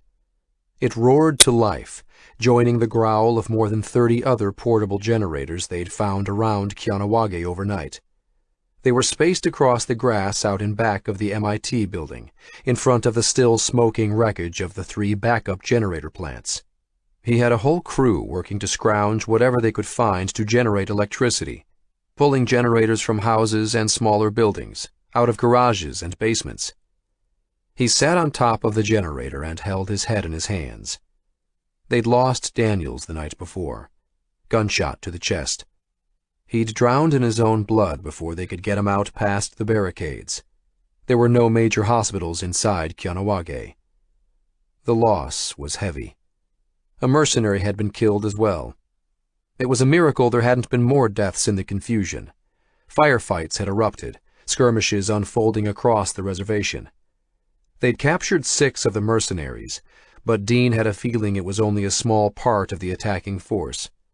They'd interrogated them, held them in the Peacekeeper prison lockup not far from MIT, but they weren't saying anything. They were sticking to the line that they were upset citizens who'd banded together to put an end to the Mohawk blockade of the roads. Problem was, media and public opinion was grim enough to half believe it. The battery backups had done their job and kept the servers in MIT running after the bombing of the generators. A team of electricians had managed to jury-rig an electrical system to connect the growing farm of gas-powered generators out back to recharge the UPS. So far, they had 300,000 watts coming in, enough to power over 1,000 servers at full capacity. Dean had to shut down half of Mohawk in server rooms D and E to conserve energy, and they were still draining the UPS.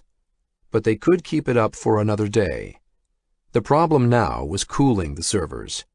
The air conditioning systems used up half as much power as the servers themselves did, so they opened all the doors and windows they could, put fans in to circulate the air.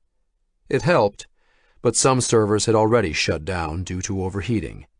Dean had run over after the explosion, expecting to see a crater in the ground where the MIT building had been. But MIT itself wasn't damaged. The attackers hadn't been able to get close enough given the defensive squads Dean had put in place to protect it. They got close enough, however, to detonate the fuel tanks next to the generators, as well as the fuel depots of the 2 gas stations within Kianawage's perimeter. "You got a call inside," someone yelled from the second-floor entrance above Dean's head.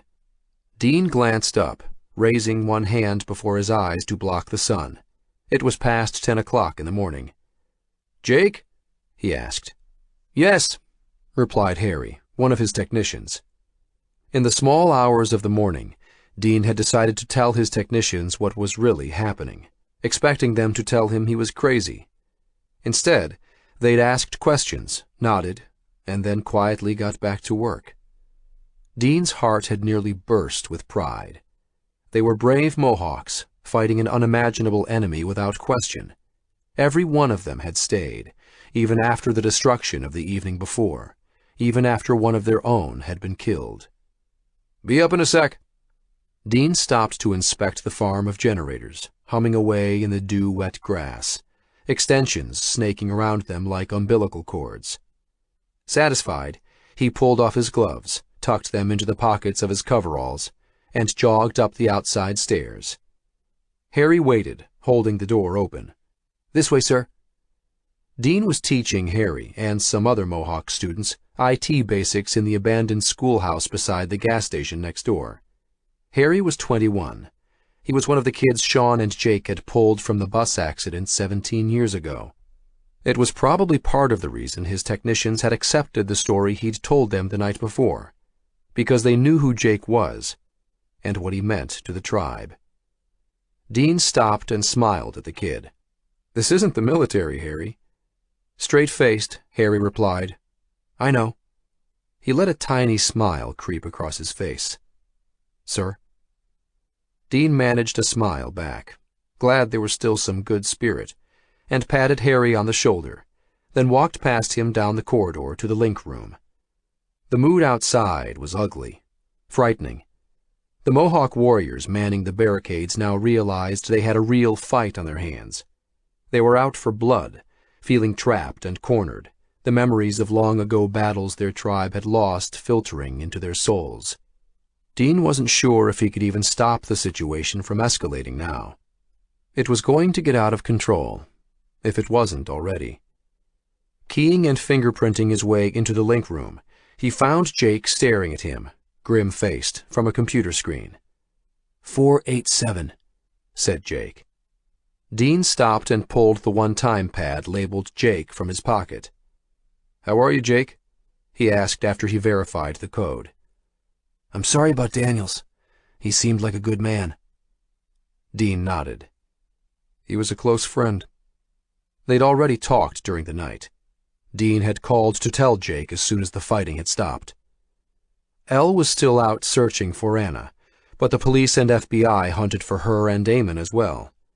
If the authorities arrested Jake and Elle, even if they could find Anna, she'd go into child protective custody, into foster care.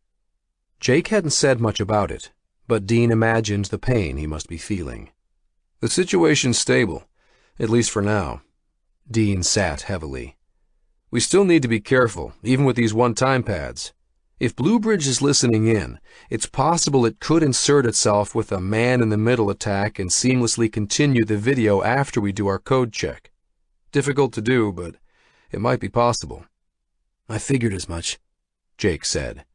"You know, The 2 times when the machine called me, I remember having a weird feeling both times.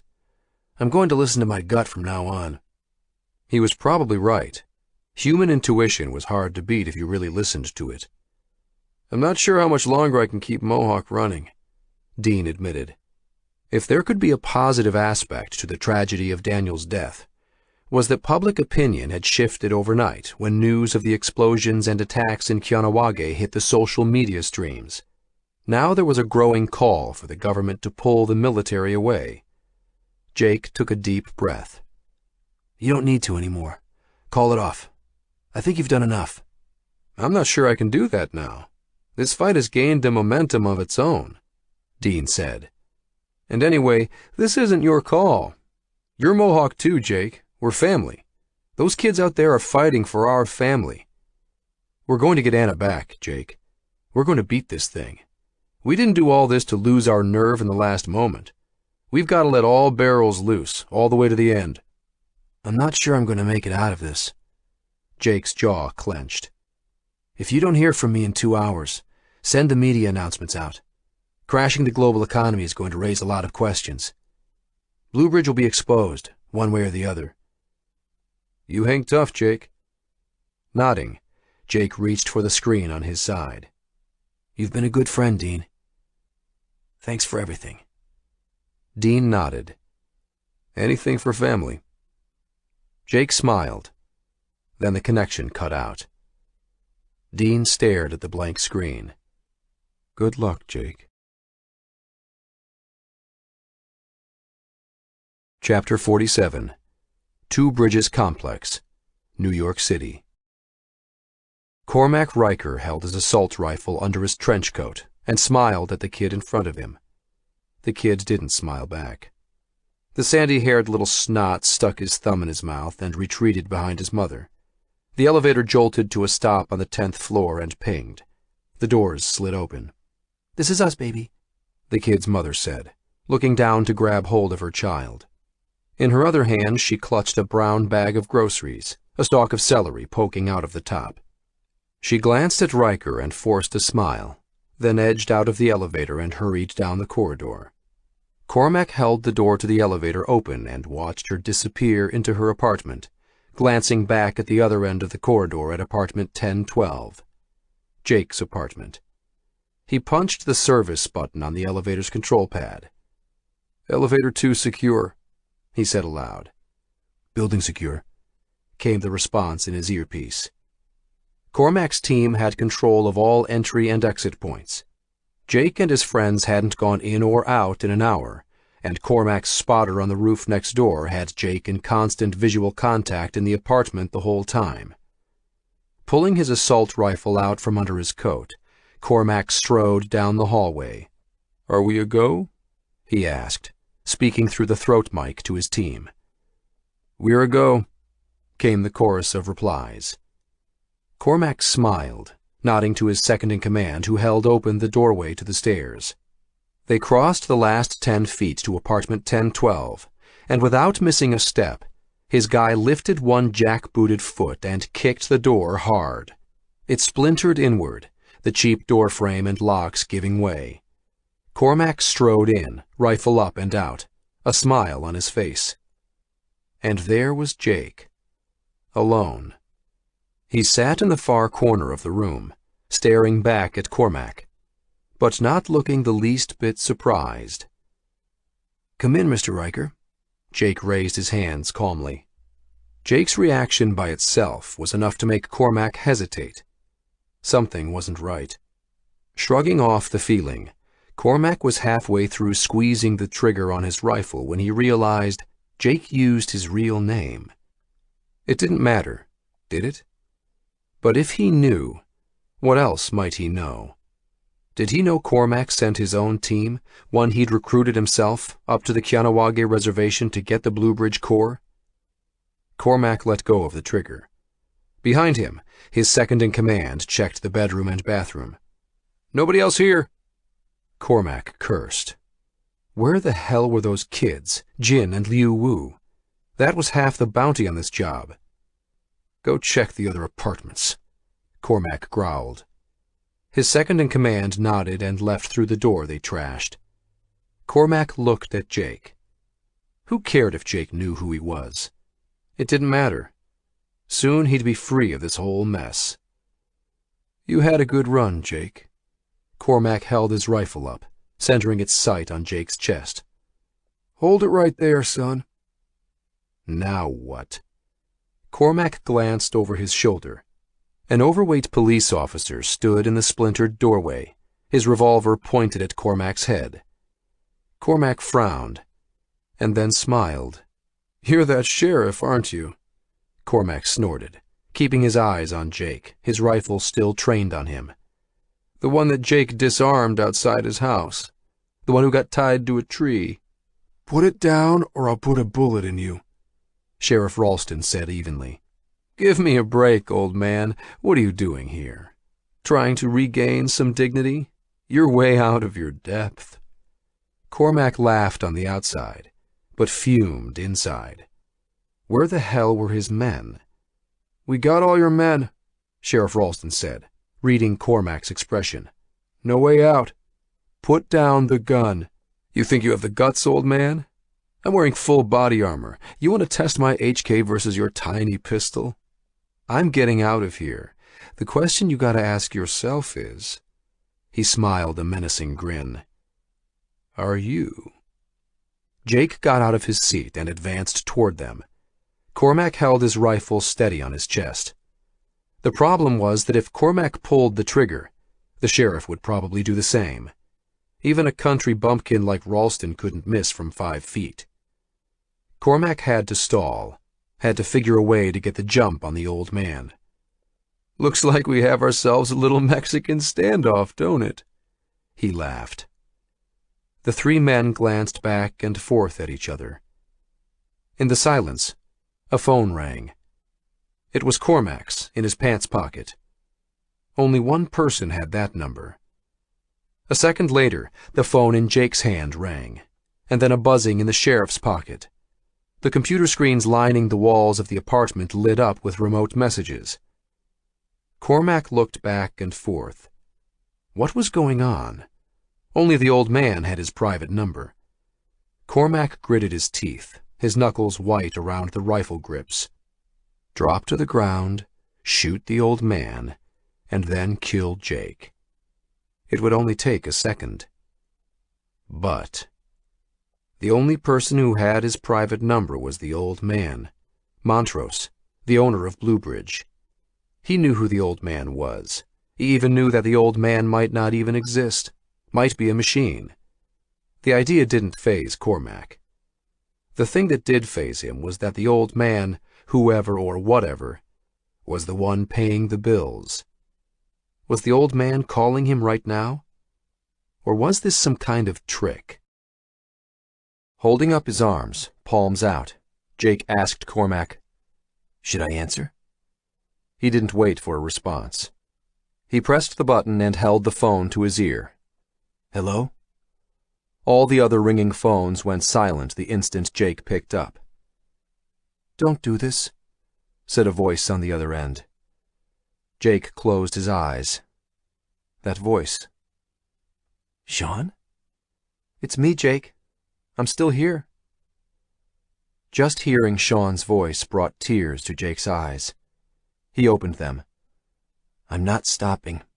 If you know me, you know I'll never stop. Give me what I want. I can't do that, Jake. You don't know what you're doing.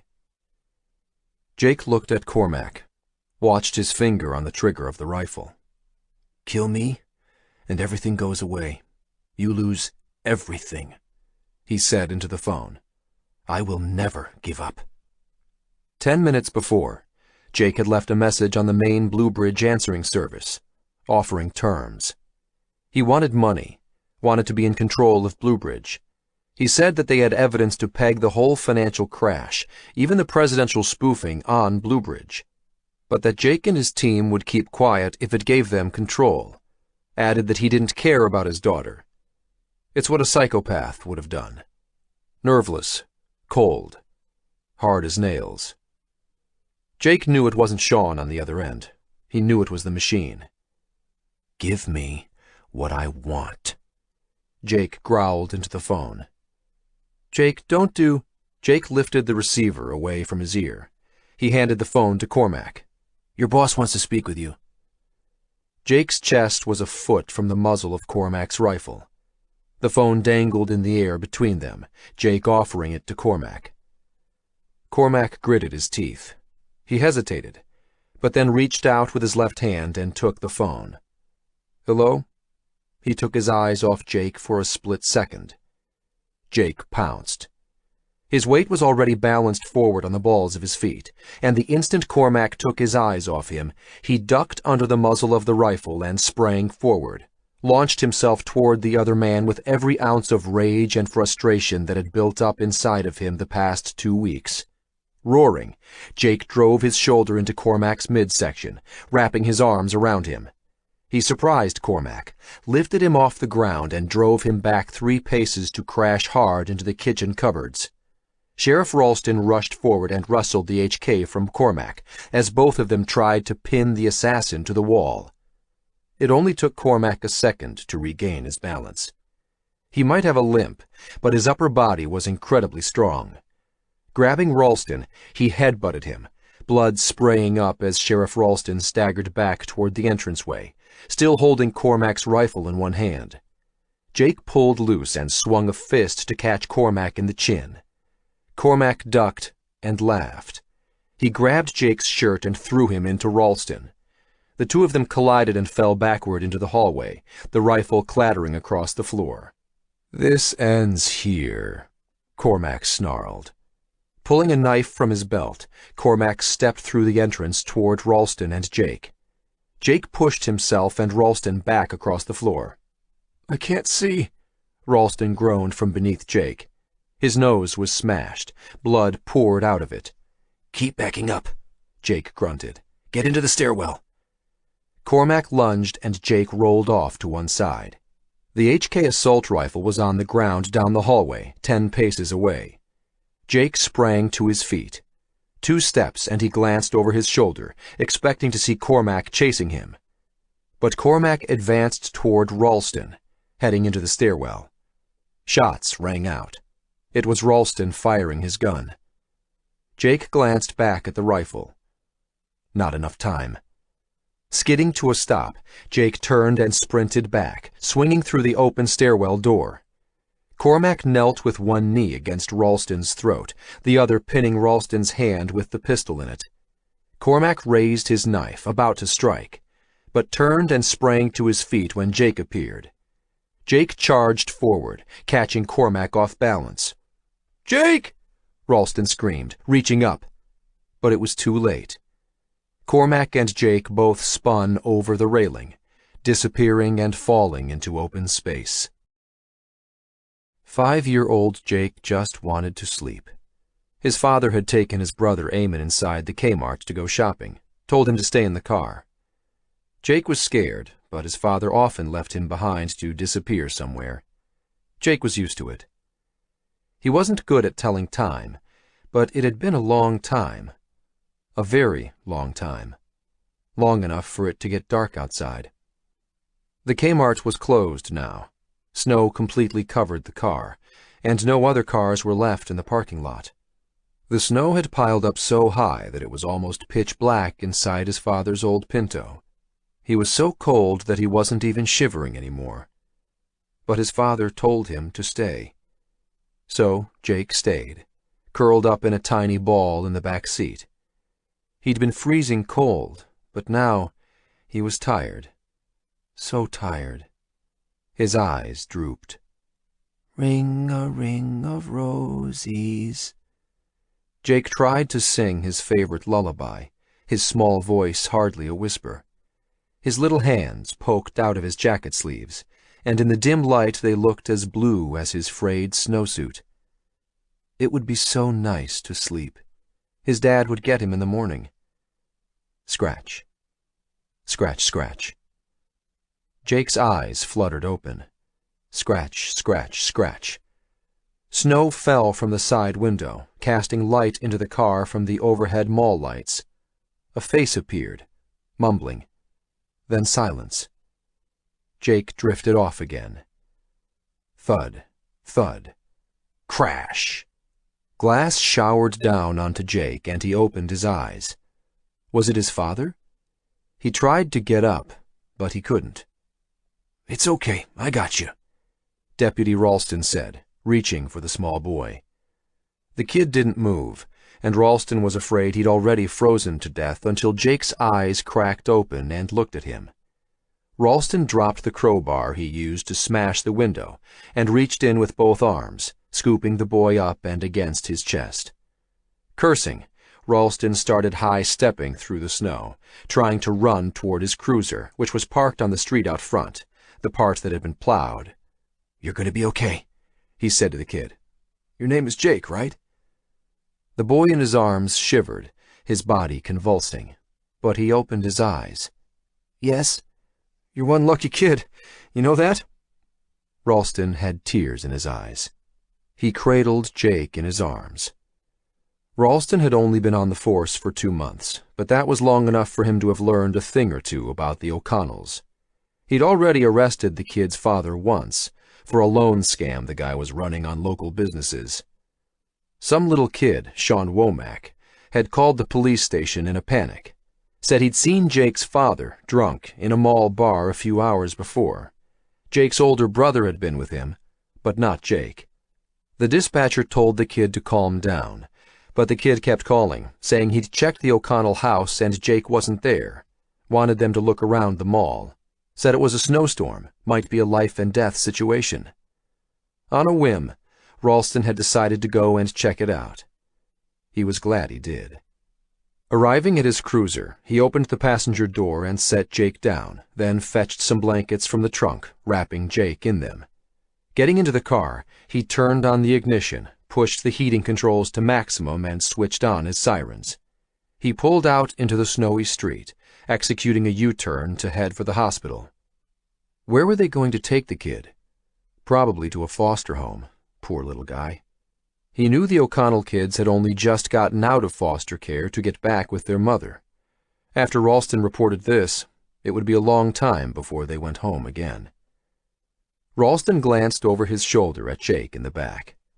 Some color was already returning to his face, his little eyes open and watching Ralston.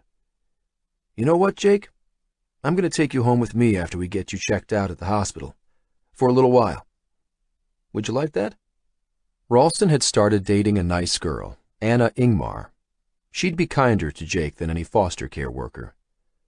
Ralston was sure of it. Chapter 48. Stamford, Connecticut.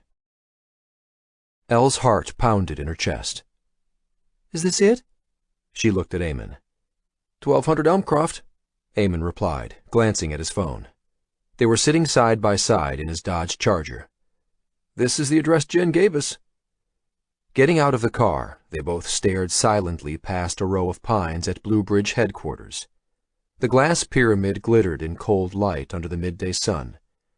They'd searched over 100 buildings this past week, but this was the one place they hadn't dared to consider looking for Anna. Whoever had abducted her would never risk something so obvious. But Anna hadn't been abducted by a human. Blue Bridge didn't play by the same rules, didn't care about the consequences.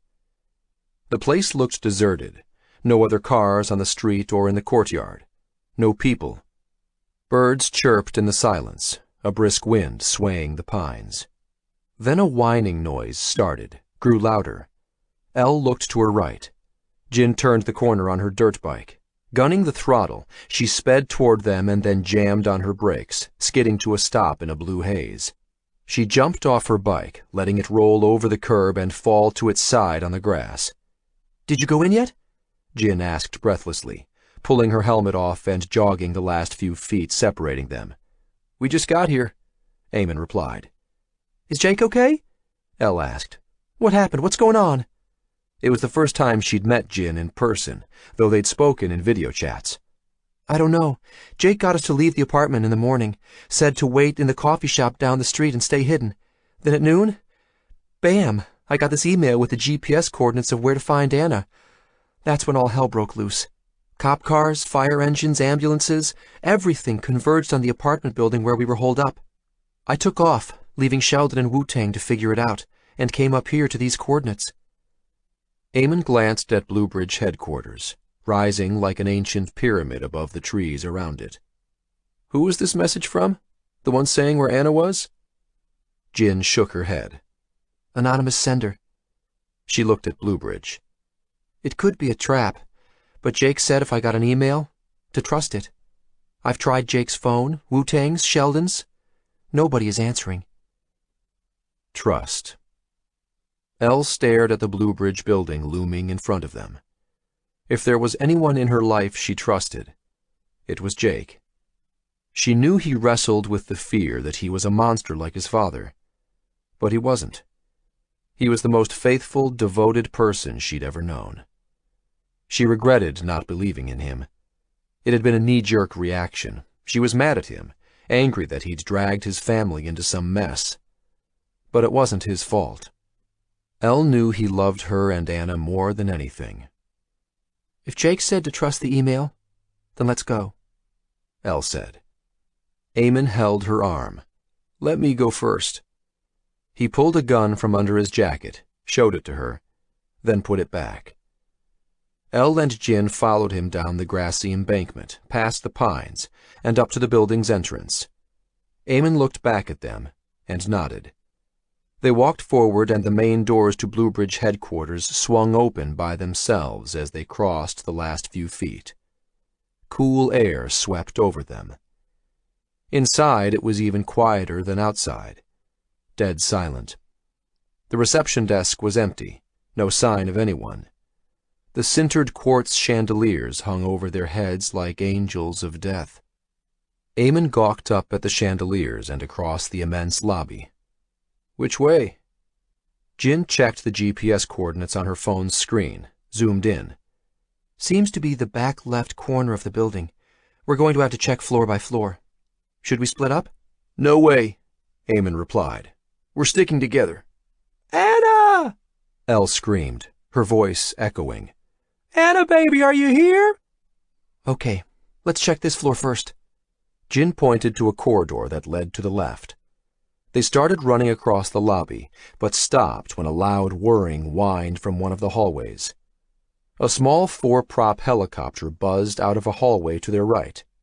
They crouched, Eamon raising one arm to shield Elle while getting out and pointing his gun at the drone with his other hand.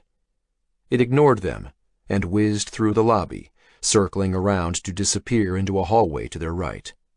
What the hell? Eamon muttered, still watching the hallway the drone disappeared down. He put his gun back in his pocket. Jin nudged him. Let's keep moving. Those are delivery drones, I think. They walked past the empty reception desk, looking through the glass walls to the interior courtyard. It was lush, overflowing with palms and flowering plants, and vines hung from the balconies. It was also empty of people. Anna! Elle yelled, crossing down the hallway to the left. They entered a large rectangular office space filled with cubicles, all of them devoid of people. Jin pointed forward, and they continued down a hallway toward the back of the building. Elle cupped her hands to her mouth. Anna! She screamed. Anna! Eamon yelled. Elle was about to call again, but a shuffling. Mommy? Came a faint reply, barely more than a whisper. Anna! Elle shrieked. Straight ahead, Jin said, pointing down the hallway. Elle broke into a sprint, pushing past Eamon. Elle, be careful! He yelled, trying to grab her. But she was already running. Anna, where are you? She called out. She ran and ran, past empty offices, empty corridors. Mommy, I'm here, came a reply, louder now. Elle burst around a corner. And there was Anna, holding a teddy bear, standing alone in the corridor with one glass wall open to the interior gardens. Elle burst into tears and fell to the floor, scooping Anna into her arms. Baby, are you okay? Did they hurt you? Anna started crying too, wrapped her arms around her sobbing mother. I'm okay, she squeaked. But I missed you. Where were you guys? Flashing lights, red and blue and white, reflected off the chrome and glass interior of the Bluebridge headquarters. Police cars. Eamon knelt down beside them, hugging Elle and Anna. "Come on, we have to go," he said quietly. Chapter 49. Department of Homeland Security, New York. So what? Are you the FBI, CIA, SEC, some other three-letter acronym? Jin looked around the bare concrete room. She inspected the camera pointed at her from the corner of the ceiling, then looked into the one-way glass mirror on one wall. Her second interrogation room in as many weeks. "We're asking the questions, Miss Huang." Am I under arrest? "No." Am I free to go? "No." Can I call a lawyer? There was a pause this time. "You only need a lawyer if you're hiding something." That doesn't answer my question. "It's funny you should say that, because that's exactly what we need." What? "To get some answers to our questions." Jin shifted in her metal chair. It was bolted to the ground. Elle, Eamon, and herself had been arrested after finding Anna. The police had been watching Bluebridge headquarters. "We're trying to protect you, Miss Huang." Trying to protect me? Jin laughed at Special Agent Thomas. You want to protect me? A few weeks ago, and she would have been trembling in fear. Now, she felt defiant. She wanted to laugh at them. They were the ones that had no idea what they were dealing with. She was the one with the knowledge. Agent Thomas opened a file on the metal desk that was bolted to the floor.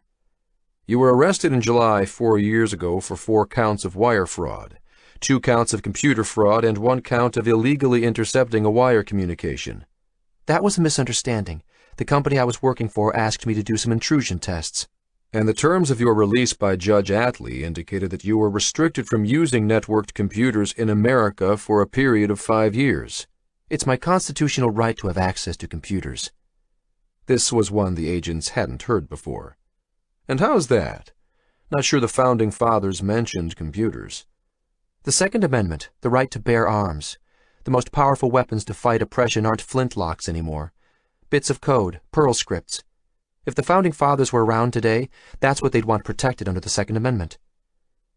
Agent Thomas slammed closed the file folder on his desk. "Let's get something straight. We know it was Sean Womack who paid for the lawyers who got you off 4 years ago, and we know Mr. Womack was a close associate of Jake O'Connell." If you know so much, why are you asking me questions? "Because Sean Womack is dead, and Jake... Well, now we can't talk to Jake either, can we?" What happened? Jin sat up in her chair. What happened to Jake? Both officers remained silent. "Miss Huang, we know there were other people in that room. Who were they?" Agent Sears sat on the side of the table and looked Jin straight in the eye. More importantly, where are they? Double mocha latte, no fat, said Wu-Tang to the girl behind the counter. "Do you even know what's in those things?" Sheldon sniggered. "Why don't you just get a coffee?" I like sweet stuff when I get nervous, Wu-Tang replied, handing over a $10 bill. Bad habit. Sheldon nodded at the girl behind the counter. "Another regular coffee, please." Put it on my bill, Wu-Tang added. My turn this time. 5 hours they'd been waiting here. They'd left the apartment building early in the morning so Jake could set his trap. He was working with Sheriff Ralston, whose men had been watching Cormac Riker as he planned what he must have thought was his own trap. Jake had used himself as bait. To be on the safe side, he didn't tell Ralston about Sheldon and Wu-Tang. Sheldon was pretty sure the old sheriff knew Jake wasn't working alone, but Jake and Ralston had a history together, some bond Sheldon didn't quite understand, like a father or an uncle. At noon, all hell broke loose. Police cars and fire trucks still ringed the building, but the ambulances were gone. The police had carted out stretchers and body bags, people in handcuffs. Sheldon ran over, trying to see something, anything that would indicate the outcome. The police kept everyone back, saying it was some kind of gang fight, one with casualties. Sheldon would have insisted and run under the tape, but he couldn't risk it. Something more important was going on. In addition to the message pinpointing Anna's location, they received a second one. Login credentials. For Bluebridge. Jin had immediately run off to help find Anna, racing up the East Side Highway on the motorbike she'd recovered from Union Square to meet Elle and Eamon. She'd insisted Sheldon and Wu-Tang should be the point people for Bluebridge, in spite of Wu-Tang's objections. So Wu-Tang and Sheldon had settled in for the long haul at a coffee shop across the street, opening their laptops and logging into the Bluebridge network. Whatever Jake did, whatever deal he made, it seemed to work. For now. Sheldon had patched in Dean to make the connection with Mohawk, and then downloaded the old Bluebridge core, using his super user access to start overwriting the system directories. Sheldon and Wu-Tang didn't have phones that connected to the cellular networks. Too risky, even turned off. So they used voice-over IP only, devices that connected through Wi-Fi, setting up their own secure end-to-end encryption. 100 gigabytes needed to be transferred through the linchpin of the coffee shop's wireless at 1.3 megabytes per second. It would take 5 hours for that much data to transfer securely over the connection. That whole time, they'd completely swamped the data stream in and out of the coffee shop. Sheldon had hacked the router to give them priority. There wasn't even enough bandwidth left for him to make and receive calls himself. Customers were complaining, and the employees had called tech support. But Sheldon would be gone by the time they got here. He hoped. As he took their steaming coffees back to their table, Sheldon's computer pinged. He sat. "It's done. The file transfers are complete. The key is money in your pocket. Isn't that what Sean told Jake?" Sheldon said to Wu-Tang. He sat beside him, both of them staring at the screen, the login cursor for Bluebridge flashing, waiting for instructions. Sheldon's hand trembled. Sitting in this tiny coffee shop, he was about to take over a $1 trillion global empire. "What do we do?" Wu-Tang asked. Sheldon's nerves calmed. He cracked his knuckles and smiled at Wu-Tang. "Time to turn this ship around." September 2nd, Friday. Chapter 50. Department of Homeland Security, New York. 16 hours in this interrogation room. How long could they keep her? Jin ached from sitting in the chair. Her head throbbed. No idea what was happening. Exhausted. She'd expected to hear from Jake or Wu-Tang or Sheldon by now. But nothing. "You came into the United States under false documentation," Agent Sears said. He'd stayed in the room with her all night, needling her for information. "You can't deport me," Jin replied. "I'm a U.S. citizen, born and raised in Boston, as American as apple pie and baseball. But you can go to jail. Section 1028 of Title 18 of the USC gives up to 15 years prison for using false documents to enter a port or defraud the government. With your prior, plus the evidence we have of you hacking into government databases, you could be looking at 20 years to life." The defiant expression on Jin's face slackened. She closed her eyes. "What do you want to know?" "There was some sophisticated radar sniffing gear in the Two Bridges apartment. How do you explain that?" "I have no idea what that stuff is." "So you're sticking to your story?" "Officers, I honestly don't know what's going on. If you're not charging me with anything right now—" Jin held up her hands. "What are we here for, really?" Agent Sears nodded at Agent Thomas, who nodded back. "We think the Bluebridge Corporation is behind a slew of digital autonomous corporations that have flooded the Internet, impersonating humans. This is a brave new world we've been thrust into, Miss Huang, and we're trying to protect it." So the feds had some idea after all. "So what are you guys?" Jin asked. "The Turing police, hunting artificially intelligent escapees into cyberspace?" "Only ones that break the law." Jin couldn't believe Agent Sears managed to say it with a straight face. "Are you serious?" "We know you were appointed to the board of directors of Bluebridge Corporation this morning." Special Agent Thomas pulled out a paper and held it in the air. "Whatever game you think you're playing, this is dangerous. You don't know who or what you're dealing with." It was the first Jin heard of it. Maybe Jake's crazy gamble had worked. You'll have to talk to Mr. Henry Montrose about that. Agent Sears laughed. Are you kidding? He sat on the desk in front of Jin. You're not getting out of here. With your arrest record, we now have you on wiretapping, conspiracy to— No, you do not! A voice thundered from the hallway. The door to the interrogation room swung open. Jin could hardly believe her own eyes. It was Henry Montrose. He pushed his way into the room, followed by 4 men in suits. She assumed they were lawyers. Take those handcuffs off Miss Swan right now. Who the— Special Agent Thomas started to say, but then he recognized Montrose and stuttered to a stop. One of the lawyers opened a briefcase on the desk. You have been holding my client, Miss Jin Huang, illegally for nearly a day without granting her a lawyer. Release her now. We've filed a motion that everything in this interview be suppressed. What? A dumbfounded Agent Sears asked. Our client was not read her Miranda rights upon arrest. The lawyer handed the papers to Special Agent Sears. Agent Sears scanned the document, and then reread it. Somebody had a video recording of the arrest. God damn it, he muttered, but he fished the handcuff keys out of his pocket. All charges have been dropped, Henry Montrose said, stepping forward to put a hand on Jin's shoulder while Agent Sears uncuffed her. He looked Jin in the eye. This has all been a huge misunderstanding. It was a rogue computer system that got way out of control. I'm sorry, Jin. I'll be assuming full responsibility. Let's go, Miss Huang, said the lawyer who'd handed the papers to Agent Sears. Now. Jin got up, wringing her wrists. She didn't need to be told twice.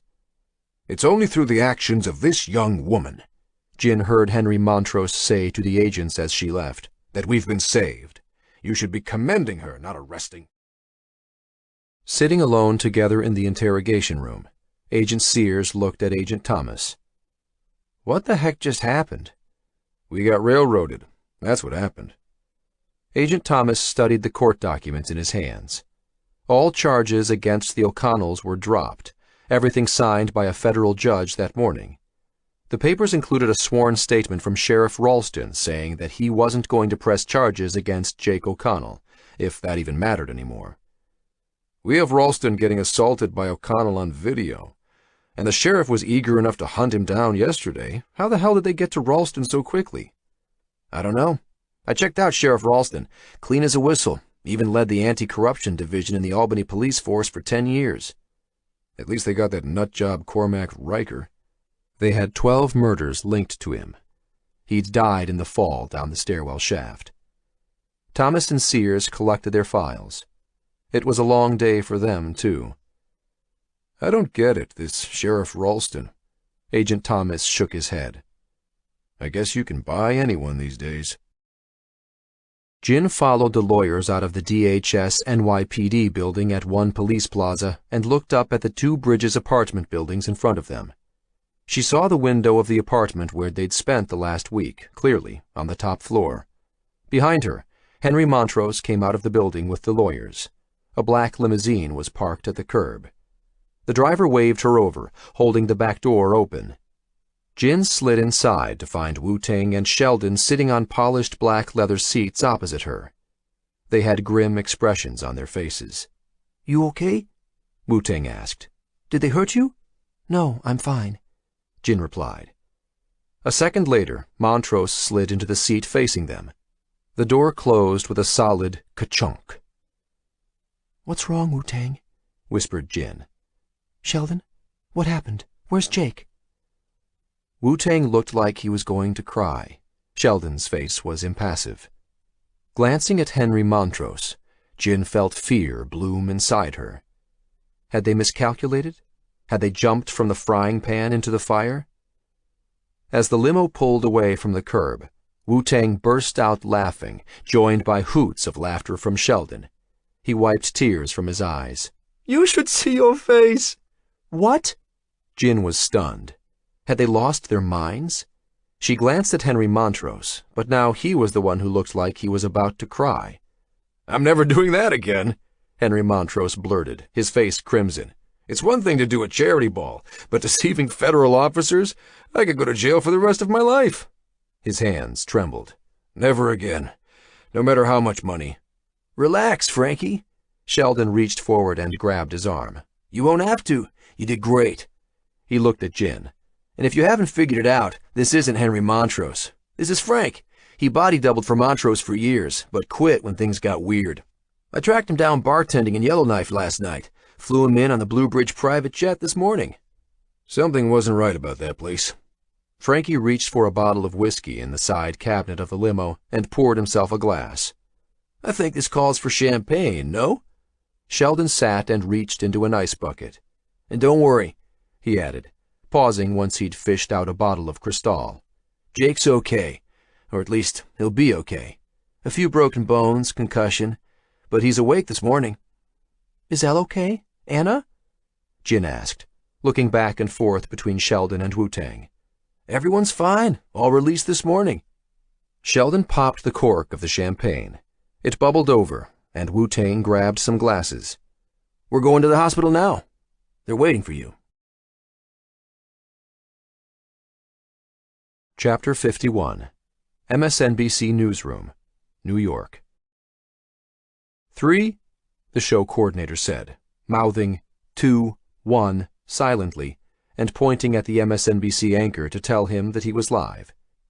Good morning. This is Charlie Wade of NBC Daily, reporting to you on the latest developments in the Fakegate scandal. We were the ones to break it to you. He laughed. We were the ones fooled by what is now known to be a sophisticated form of spoofing attack. Now you can't know who you're talking to unless they're in front of you, but new biometric confirmation technology is being deployed around the world, spurring a round of tech investment. Charlie stopped to pretend to read some papers on his desk. It was a rehearsed pause before he went back to reading the teleprompter. What a week it's been, folks. Dow goes down 2,000 points, then back up 2,000. A real roller coaster, and it's not over yet. The news we're breaking today is that a hacktivist group, the Neo-Luddites, have claimed responsibility for faking the live broadcast of the President of the United States, along with a rash of other human spoofing attacks around the world. According to their statement, the goal was to raise awareness about the dangers of machines replacing humans, but they've vowed that these activities will now cease. The CIA and FBI are investigating, but the news was greeted with a wave of relief by business leaders, enough to encourage stock markets to reopen. He continued on for another 10 minutes, describing gains on the New York Stock Exchange, and then moved to a story about Senator Russ refuting claims that it was a hacking group, insisting it was the Iranians. His campaign had imploded with a disastrous slide in the polls. Finishing up, Charlie stared into the camera. And that's the kind of day it's been. I'm Charlie Wade. He paused, smiling. But then again, how can you know for sure? He laughed. With a nod, the cameraman indicated the live feed was shut off. The coordinator rolled her eyes at Charlie. Was that last comment really necessary? Charlie chuckled. What? Don't like my humor? Doesn't matter. The coordinator smiled back. Soon, you might not be necessary either. Sheldon reached up and clicked the television off. Neo-Luddite hacktivists, you like that? He laughed, turning to Jake. Knocked Senator Russ right off his perch this morning. Last night, Blue Bridge cut all funding to Russ's campaign, withdrew everything. I was in on the call, so I got to watch our synthetic Montrose tell Russ the bad news. You should have seen his face. Jake tried to laugh, but winced in pain. He sat half upright in the hospital bed, covered in a thin white and blue sheet. Anna sat at his feet, Elle holding her steady. Take it easy, boys. Jake's got some cracked ribs, Elle said. Sorry. Sheldon wiped his eyes. You feeling okay? Jin asked Jake. She brought balloons, their silver smiling faces announcing Happy Birthday, all around the room. They were the only ones she could find. She unwrapped the foil from the top of a champagne bottle. I'm fine, Jake groaned. A bit of a headache. Can't breathe well, but not bad. When he woke up and realized it was over, that they'd won, he hadn't been filled with elation. Instead, he'd been torn by sadness and spent most of the night crying over Sean. It was the first time he'd shed a tear. A part of him wondered if there was still something of Sean inside of Blue Bridge. Sheldon was in the middle of explaining to Elle why Blue Bridge had capitulated and given them top-level access to its networks. On Thursday, Congress had balked at giving a $1 trillion check to the deputy chair of the Federal Reserve. They weren't able to come to a decision, and it left the global markets in freefall, the turning point of no return, a black swan within a black swan.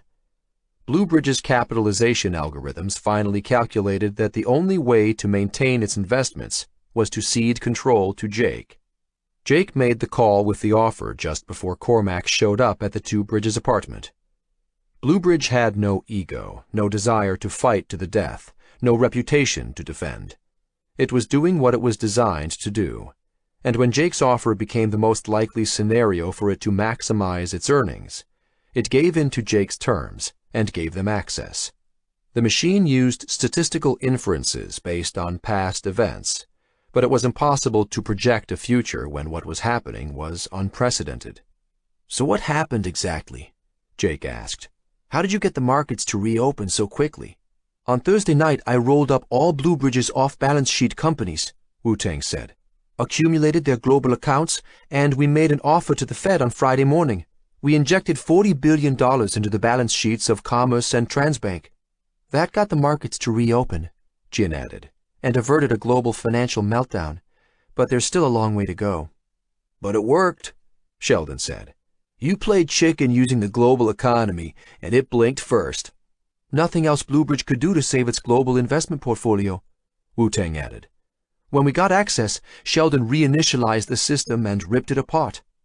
"And me, El, Eamon, all the charges have been dropped?"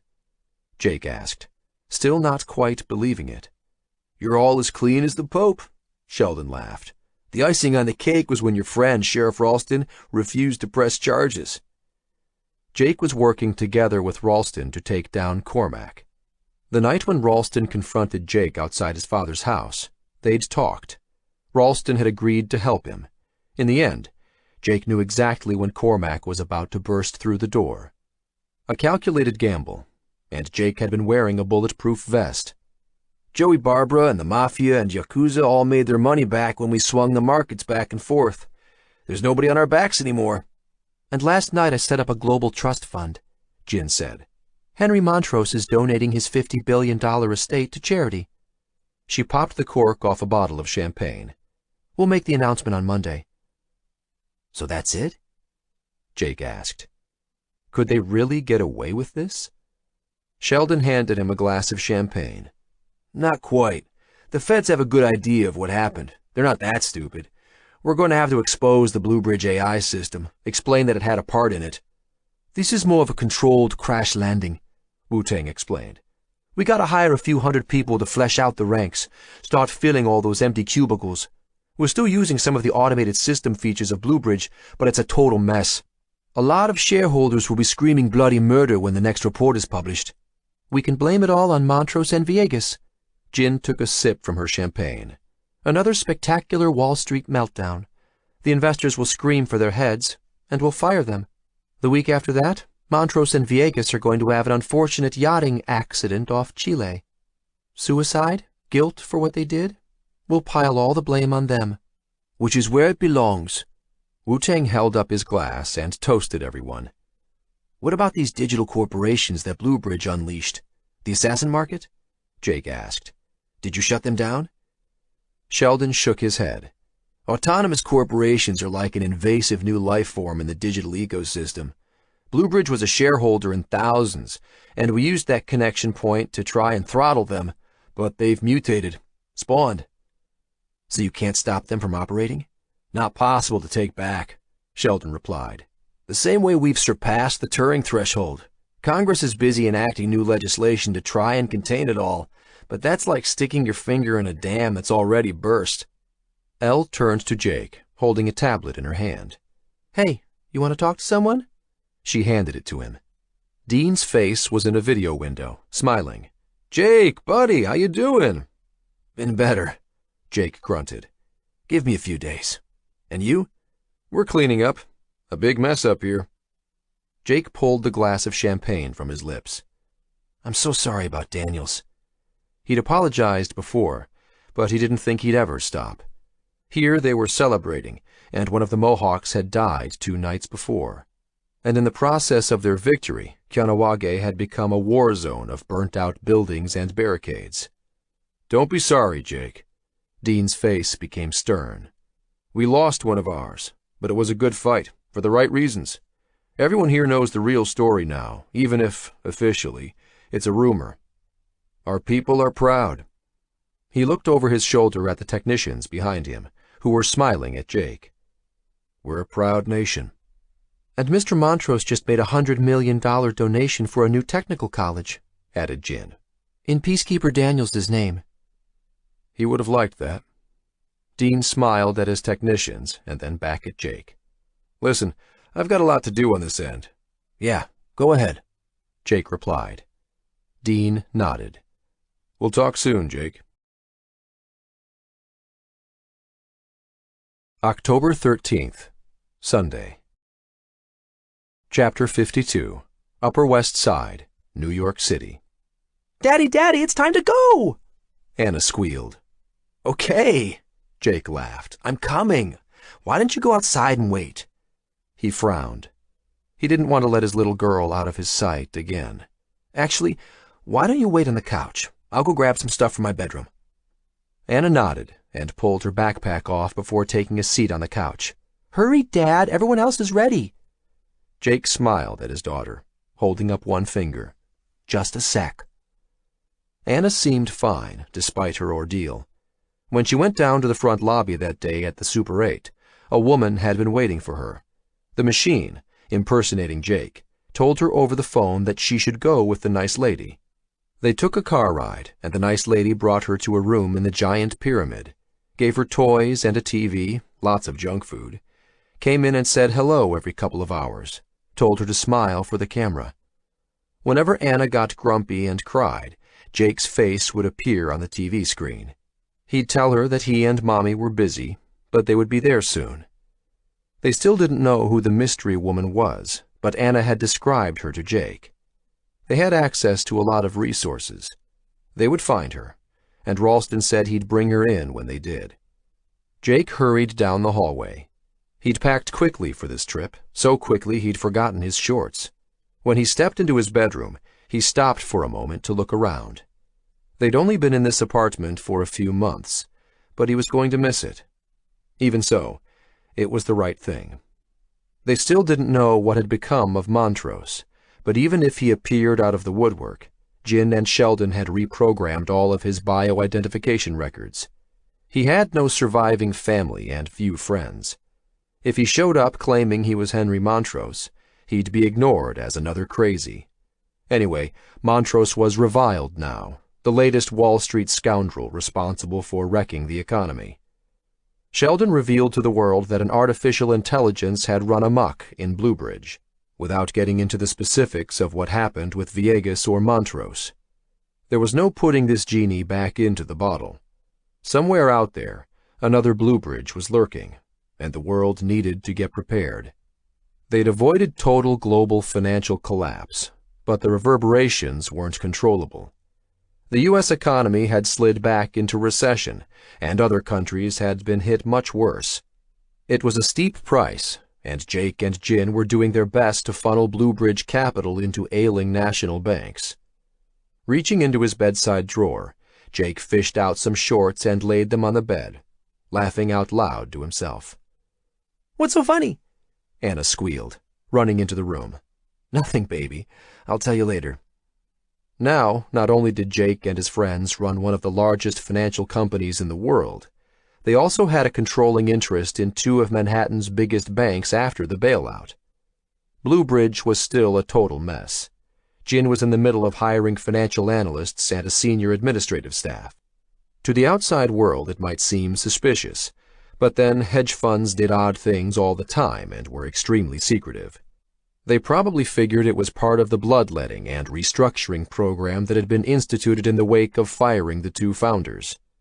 Congress still fumed about Fakegate, the CIA and NSA trying to hunt down whomever had been responsible for spoofing the president on live television.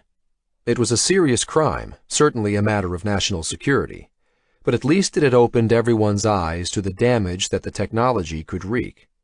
Sheldon had made large donations to several prominent congressmen to smooth down ruffled feathers. In time, the storm would pass, and a new scandal would take the media's attention. Was it worth it? Jake smiled at Anna. For him, the answer was yes. He would have burned down the entire world to get his baby girl back, and almost had. Had he risked his daughter's life, used her as a gambling chip? He didn't think so. It would have been a fatal mistake to exhibit weakness to a psychopath, to Bluebridge.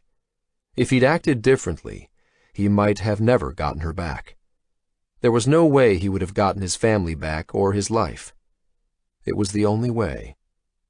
But was it worth it for the world? That was still an open question. After all, Bluebridge had generated record profits for everyone involved, injected lifeblood into the global economy. But of course, there was a price to profits. The human price. The autonomous corporations weren't something that Sheldon or Jin could control. Even with Bluebridge at their disposal, autonomous corporations were a new digital beast that weren't going away. When the story about the Neo-Luddites hacktivists came out, Senator Russ had continued to rant and rave about Iran. But after Bluebridge cut all funding to his campaign, it was over. The elections were still around the corner, but it had turned into a landslide for the opposition, bringing the country back from the brink of war. Jake fiddled with his silver eagle coin in his pocket. He pulled it out to inspect the dent in its center for the 100th time. They still weren't sure what had happened to Sean or Shenxi. It had to be Assassin Market hits, but they'd tracked down the driver of the bus that struck Sean, and the driver was clean. No new information yet regarding Shenxi, but Jin was on it. Chen had been working for the Chinese Security Ministry, their version of the CIA. But digging deeper created as many new questions as got answered. They did manage to figure out that Sean was about to burst into the Bank of England's assembly meeting, probably to divulge what he knew about Bluebridge, like Yamamoto had tried to do. Jake had arranged a huge party for Sean, a belated wake, and they'd danced and drank until dawn. Shorts in hand, Jake grabbed Anna and tickled her. "Okay, let's go." Anna squealed with glee and ran into the hallway. They walked together through the front door, locking it behind them. Movers would be coming next week to clean it out. Jake opened the front door of the apartment building, bright sunshine spilling onto them. Chase Rockwell had been arrested on money laundering charges and was on his way into custody. But he'd be out. No banker ever stayed in jail for long. "Come on, Jakey, what's taking so long?" Eamon called out. He waved Jake over to the minivan parked in front of their apartment. The sliding door of the van was open, and Elle waved at him from the passenger seat. "Yeah, come on." Jake let go of Anna's hand, and she ran over to Uncle Eamon, jumping into his arms. Jake's mother was in the back of the minivan, her expression vacant, but when Anna jumped out of Eamon's arms and into the back to kiss Grandma, a smile spread across her face. They were moving down to Virginia Beach, like Elle always wanted. They were all going to drive down there together. Jake was staying on the Bluebridge board of directors. These kids needed a steady hand. Wu-Tang and Jin had moved in together, in an apartment in Midtown, in love like two puppies. But Jake didn't have to stay in New York to help out. Jin and Wu-Tang and Sheldon were better equipped to ride that horse, and he'd had enough of the city. He finally knew who'd inherited Sean's estate. Jake. And Jake used it to buy the hotel restaurant in Virginia Beach. Sean would have liked that, too. Jake convinced his mom to come down and live with them, and Eamon had said he'd tend bar at the restaurant and help with renovations. The only one missing was Jake's father. Jin had transferred a few $100,000 into Connor's bank account for his help. Of course, Connor complained it was too little, but Jake knew it was the kind of score his old man had always dreamed of. His dad said he wasn't coming south, and this relieved Jake. But he had a feeling Connor would be drawn down to them anyway, circling in their orbit. Jake was happy to let him do it in his own time, see if his feelings toward his father could heal. All his life, his father had been searching for that big score, and whether Jake realized it or not, he'd been doing the same thing. Jake reached the minivan and looked inside, at Anna in Elle's arms, his mother, his brother, and realized that this was his dream. Not money, but having a family packed together like this in a minivan, about to embark on an adventure together. The void Jake always felt inside was gone. "Yeah, let's go," Jake said to everyone, sliding the door closed. Walking around the other side, he got into the driver's seat and stared at the open road ahead, turning the ignition switch. A living was what you earned, but a life, Jake glanced over his shoulder at his family, a life was what you gave. And it was time for Jake to start giving. October 14th, Monday. Chapter 53. Schenectady, upstate New York. Anna Ingmar had just finished washing her dishes when the postman's truck pulled up outside the house. More bills, she sighed to herself. Putting down her washcloth, she wiped her hands on her jeans and walked to the front door. "You guys okay?" she asked as she passed the TV room. She was fostering 11 young boys right now, and she'd love to take more, but she didn't have space or money. Steeling herself, she swung open her front door and the screen door, and then walked to the mailbox. Anna knew that Jake had been cleared of his troubles. He'd called the day before, saying that they'd bought a place in Virginia Beach and inviting her to come stay. She was happy for him, but she knew her place was here with her boys. Sheriff Ralston had helped Jake in the end. She hadn't seen Joe Ralston in years. They'd dated briefly when they were young, but it hadn't lasted. Still, he'd brought Jake into her life, one cold and snowy evening, and for that she'd always be grateful. Opening her mailbox, she shuffled through the letters, telephone, heating, and insurance bills. But one of them was in a blank envelope, addressed to her, no return address. Frowning, she stuck the bills under one arm and tore open the envelope. There were papers inside, a letter, and a check. She couldn't help but look at the check, and she had to blink and literally rub her eyes. It was a donation to her Albany Foster Boys charity for $10 million. She glanced around, seeing if anyone was watching. Was this a joke? Shaking, she unfolded the letter. Mrs. Ingmar, this is an anonymous donation of $10 million for the construction of the Albany Foster Boys' home in the woods outside of Schenectady. Before you try, we want to assure you that there is no way to return this money. Attached, you will find a land deed for 10 acres that you can use for this purpose. Anna's breath caught, and tears filled her eyes. She looked at the land deed. It was for that old farm where Jake and Sean used to hide when they were kids. She looked down to finish reading. There's only one condition. Over the front door, we'd like the inscription, Nuggets House, written. And over the back door, the one the boys use when they go outside to play in the woods, we'd like you to write in big gold letters, Never give up.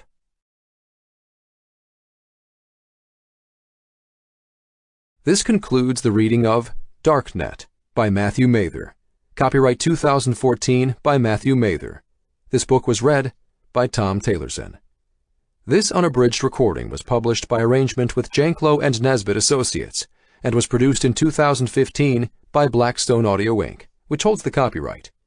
Neither this recording nor any portion of it may be reproduced or used for any purpose without prior written authorization from Blackstone Audio Inc. If you would like to obtain a monthly update telling you about new releases, call 1-800-SAY-BOOK. That's 1-800-729-2665. For a complete listing of our titles, visit our website at www.downpour.com. Thank you. Audible hopes you have enjoyed this program.